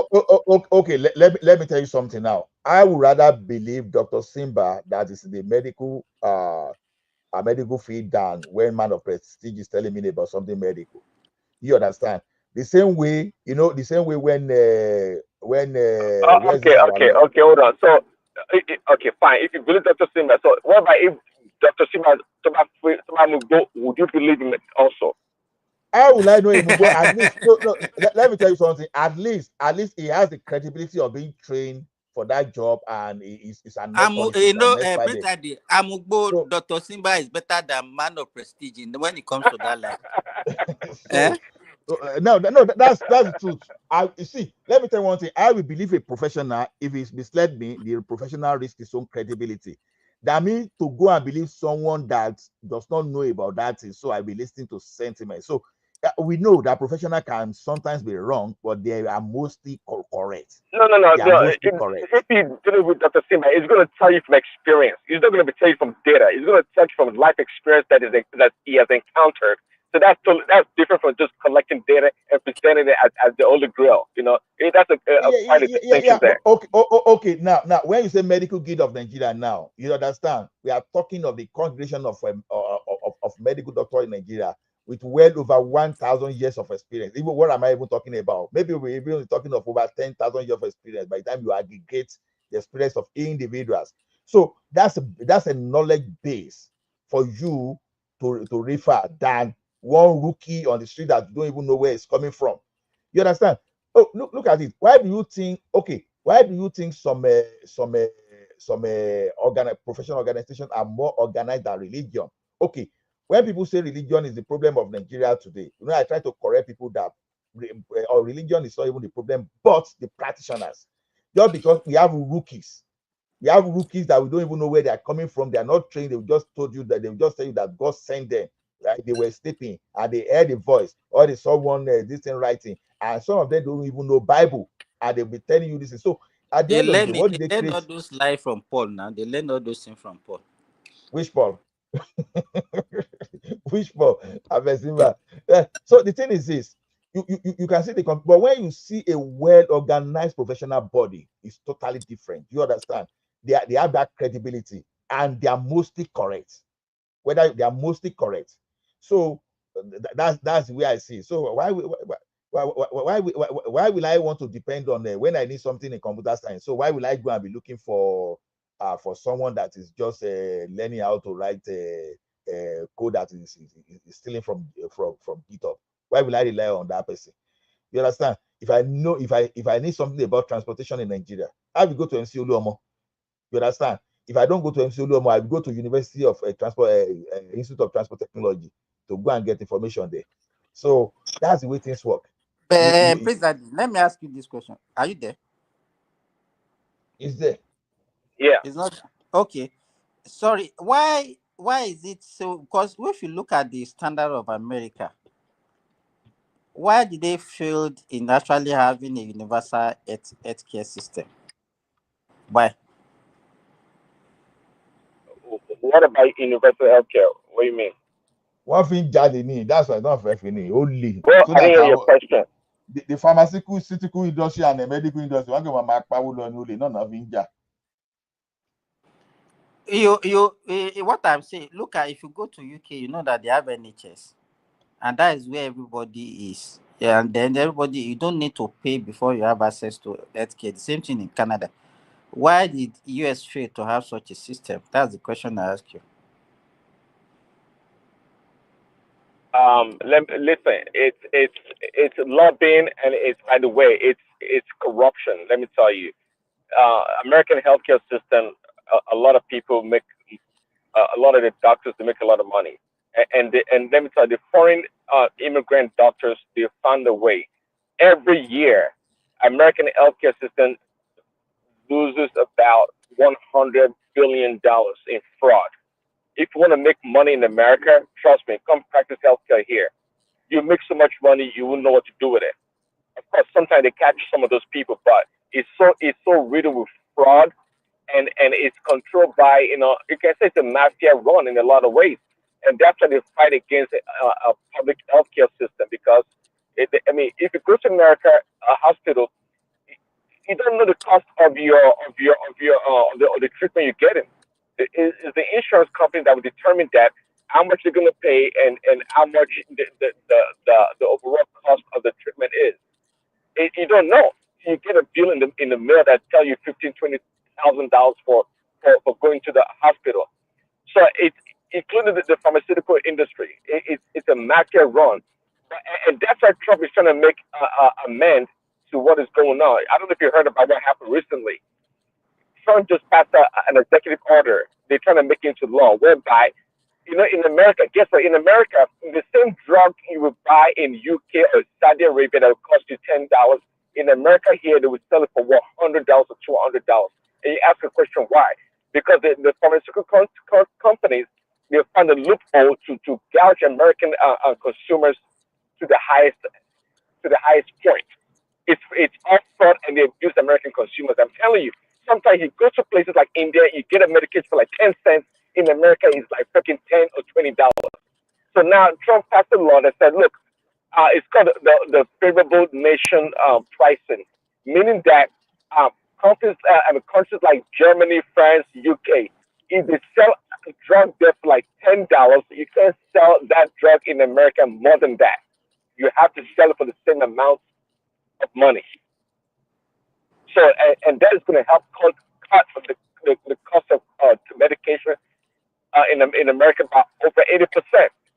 So we're going to be saving a lot of money on medication. That country, the way that country is surviving, I don't even understand, because it seems there's a lot of corruption in every sector of the economy. I'm telling you, man, there's a lot of corruption.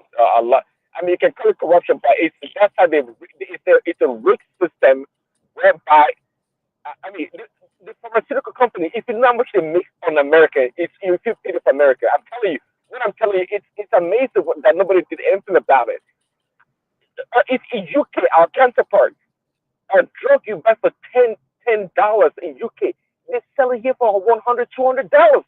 And guess what? Because of the way the system is set up, the insurance company has to pay for it. Because that's how we pay insurance. Your premium goes up. They tell the insurance company, well, the drug is $200, and they have to pay for it. We have what they call copay. So maybe your patient will pay 10 or 20% of the drug, and the insurance company will cover the rest. I mean, the way maybe that 20% that you are paying itself is enough to offset the bill. Of course, that's what I'm saying. If the drug costs like let's say $10 in UK, and you pay 10% copay in America, which is $10, that means you might as well buy the drug yourself without insurance. And I can tell you, exactly. Yeah, and a lot of Americans, if they are treated fairly, they can afford their own medications themselves. But no, the insurance has to come into the middle of it. And if you go to a hospital right now, you don't know the cost of anything. Nobody knows. You just get a bill, an invoice somewhere. This is all the treatment they did, and this is the amount. In America, anywhere else you go in America, if you go to the store, you know the price of what you're buying. You can go and negotiate prices and stuff. or you know the price because they tell you the price of everything up front. But in the medical field, I'm telling you, man, you have no clue what is going on. You don't have no clue because everything they do, like for example, your left hand, each finger has its own code, and each part of each thing. No, I know it's funny, but exactly what I'm telling you is true. Each thing, your pinky finger has a code, and your pinky finger has subcodes. So if you have an injury at the tip of your finger or at the bottom of the finger, whatever, they have different codes, and it's so complicated. You can't survive it. And by the time they're done with you, they send you a bill in the mail or $10,000. Do Oh you well, do you, what can you do you do? know that Prince Daddy, my sister-in-law migrated to US sometimes 2021. When she got there, she has a problem. She has varicose vein on her leg. Do you know that up to now she's owing about $16,000 in the bill that they gave her? You know, she just migrated. She did not even have anything. They treated her, but Okay, she didn't have insurance. she didn't have insurance. So the bill, Yeah. she's still paying the bill up to today. Yeah, and that's why some some people have found a way to game the system also. What they call the people that like maybe on drug addict or homeless people, they just walk into the hospital. In America, you cannot deny people of health care. Forget about the pay. We talk about the pay. That's one good thing also. So really, you can't die. If you can walk into the best hospital and they see you, they gotta take care of you, unless they be breaking the law. But the bad thing, of course, is that when they take care of you, and they send you a bill. But and they have a lot of medical assistance here and there. People that help pay for medical bills. If you know how to navigate it, but it can be really expensive. But at the same time, they can't deny your care. You can, you get some people go in when they're sick, they just stay at home and they call 911 or just drive themselves to the emergency and go get health care, and they have to attend to you, give you all the best care they can. Okay, so that means the bill will be recorded against you and you pay later. Yes, now you pay later. You have to pay. I mean, but if you go there and you say you don't have ID, you don't have any social security number. I mean, you don't pay. And by the way, your family member you're talking about, do they have a social security number or ID? I mean, if they can't link them to that bill, they don't have to pay the damn bill. Really, they don't have to pay because they can only get you by a social security number. You can only Okay, be some people will go there and lie that they don't have anything, so that yeah. they will not be able to record the bill against them. Well, they can record it and send it to your house, but you don't have to pay because they can hold you. They can hold you responsible for it. They can only hold you with your social security number, put it in your record. But if they can't do that, I mean, that's the end of it. And by the way, a lot of hospitals they can't afford it and they go out of business because people come in, they bill them, they don't get paid because they don't have insurance, and they lose a lot of money. So some hospitals they actually lose a lot of money because they Actually, can't collect from Prince people. Daddy, jokes apart, healthcare is very, very expensive. Exactly, you're right. It is really expensive. It is. In fact, here in Saudi Arabia, I don't even know how the government is surviving the way they are practicing their health system. If you see the way we use resources here, I don't, and it's free. It's free. So I don't even know how much, but the economy is big. At least the GDP of Saudi Arabia is almost 1.14 trillion now. So they are rich. They are rich. So, but and that's why when people Why do you think Trump went there? Of course, they are rich and they can afford it. And what is the population of Saudi Arabia? less than 30 million. Less than 30 million. So your guy, they gave him a aircraft, but you will not see him using it until after he leaves office. So he was given a aircraft in Qatar. Given what? They gave him a plane, a aircraft. Oh, did they give him already? Don't worry. He will not collect it now. But it's already the thing is for him. Okay. Okay, you heard about it, eh? Yeah, I heard about it, but there's been a debate here that why should he collect it? He saw it, he liking it, and the guy just said, "Okay, do you want it? Okay, we'll give it to you." You can see how people, all those positions. You don't even need to take money from people. There is a lot of things that comes with that position. That once you get, you can never be poor again in your life. Go ask them Barack Obama. I'm not playing. When they came in, they had no money, zero money. Do you know how much the Obama is worth now? No, Millions and millions of I saw dollars. it. He said he's writing book, he's doing this, that's where he's making money. I said, Kalas. Yeah, right. Yeah, right. But I mean, even so much let me money. tell you, even if he's making a lot of money from books, he make it by virtue of being the ex-president of United States. If he didn't get that position, nobody will know him. Nobody will read his book. Of course, exactly. I mean, Obama came from nowhere. Nobody knew him. Nobody knew Barack Obama. I mean, the guy. I mean, well, I was surprised that a lot of Americans are saying Obama did not do well at all. I'm surprised. I was thinking that the guy really performed very well. Obama did not do well. Now, what do you mean perform? It's not like because we don't like a Democrat. The guy didn't do anything. I take that back. He did a lot of things for LGBTQ people. The gay people. He did a lot of stuff for them. Trust me, he did a lot of stuff for them. But for black people, nothing. Obama, he has this courage that comes with, and he talks well. So he used that one to mask a lot of things. I think is a little bit. Is it eloquence? Is that what we're gonna eat? Yes, that's what black people. That's what black people fell for. I mean, that's why black people are backward in this country. Trust me. When Obama, that's the worst guy for black people actually, and people. No, it's true. But guess what? But people laugh at Trump. But guess what? There's something they call here in America. It's called the HSBCU. It's kind of a association of black colleges. It's for black colleges that've been around for a long time.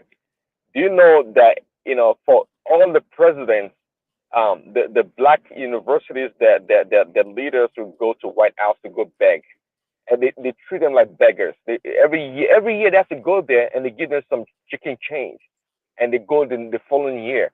But do you know in Trump's first term, they went to Trump the first year. Okay, Trump didn't know much then. You're just getting started. They gave them money, and they came back the second year, and Trump asked them, "So how come you guys come every year? What is going on? What is going on here?" And they told Trump what goes on. They treat him like shit, but pretty much. And Trump, you know what Trump did? Trump said, "Okay, guys, I like you guys, but I like to see your faces. But this is what I'm going to do for you guys. I'm going to give you guys $100 billion. He just gave them $100 billion. Imagine that. Just like that. It's Americans' money. Barack Obama could have done it. He just gave them $100 billion for 10 years. He said, you guys, you don't have to come every year. But guess what? It's like, it's pretty much free money, but other institutions also, they get that money. Harvard and all these big schools, they get billions and billions of dollars too. But the black colleges, they have to go there like beggars and go beg for money. They have to. And Obama never took care of them. It was Trump that they don't like that took care of them. And he did a lot of things for black people, by the way. Obama did nothing for black people. That's how bad it was. No, I don't have anything against that because I know that black people, we don't like ourselves. That's just it. We don't like ourselves at all. The way we treated ourselves. In fact, when they are complaining that other people treated them badly, I said, did you even treat yourself better? You don't treat yourself better. That is the situation we find ourselves.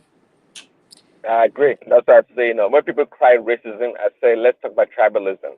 tribalism to me is worse than racism, if you ask me, because it's your own kind of person that's doing wrong to you, and you worry about some white man being a racist to you.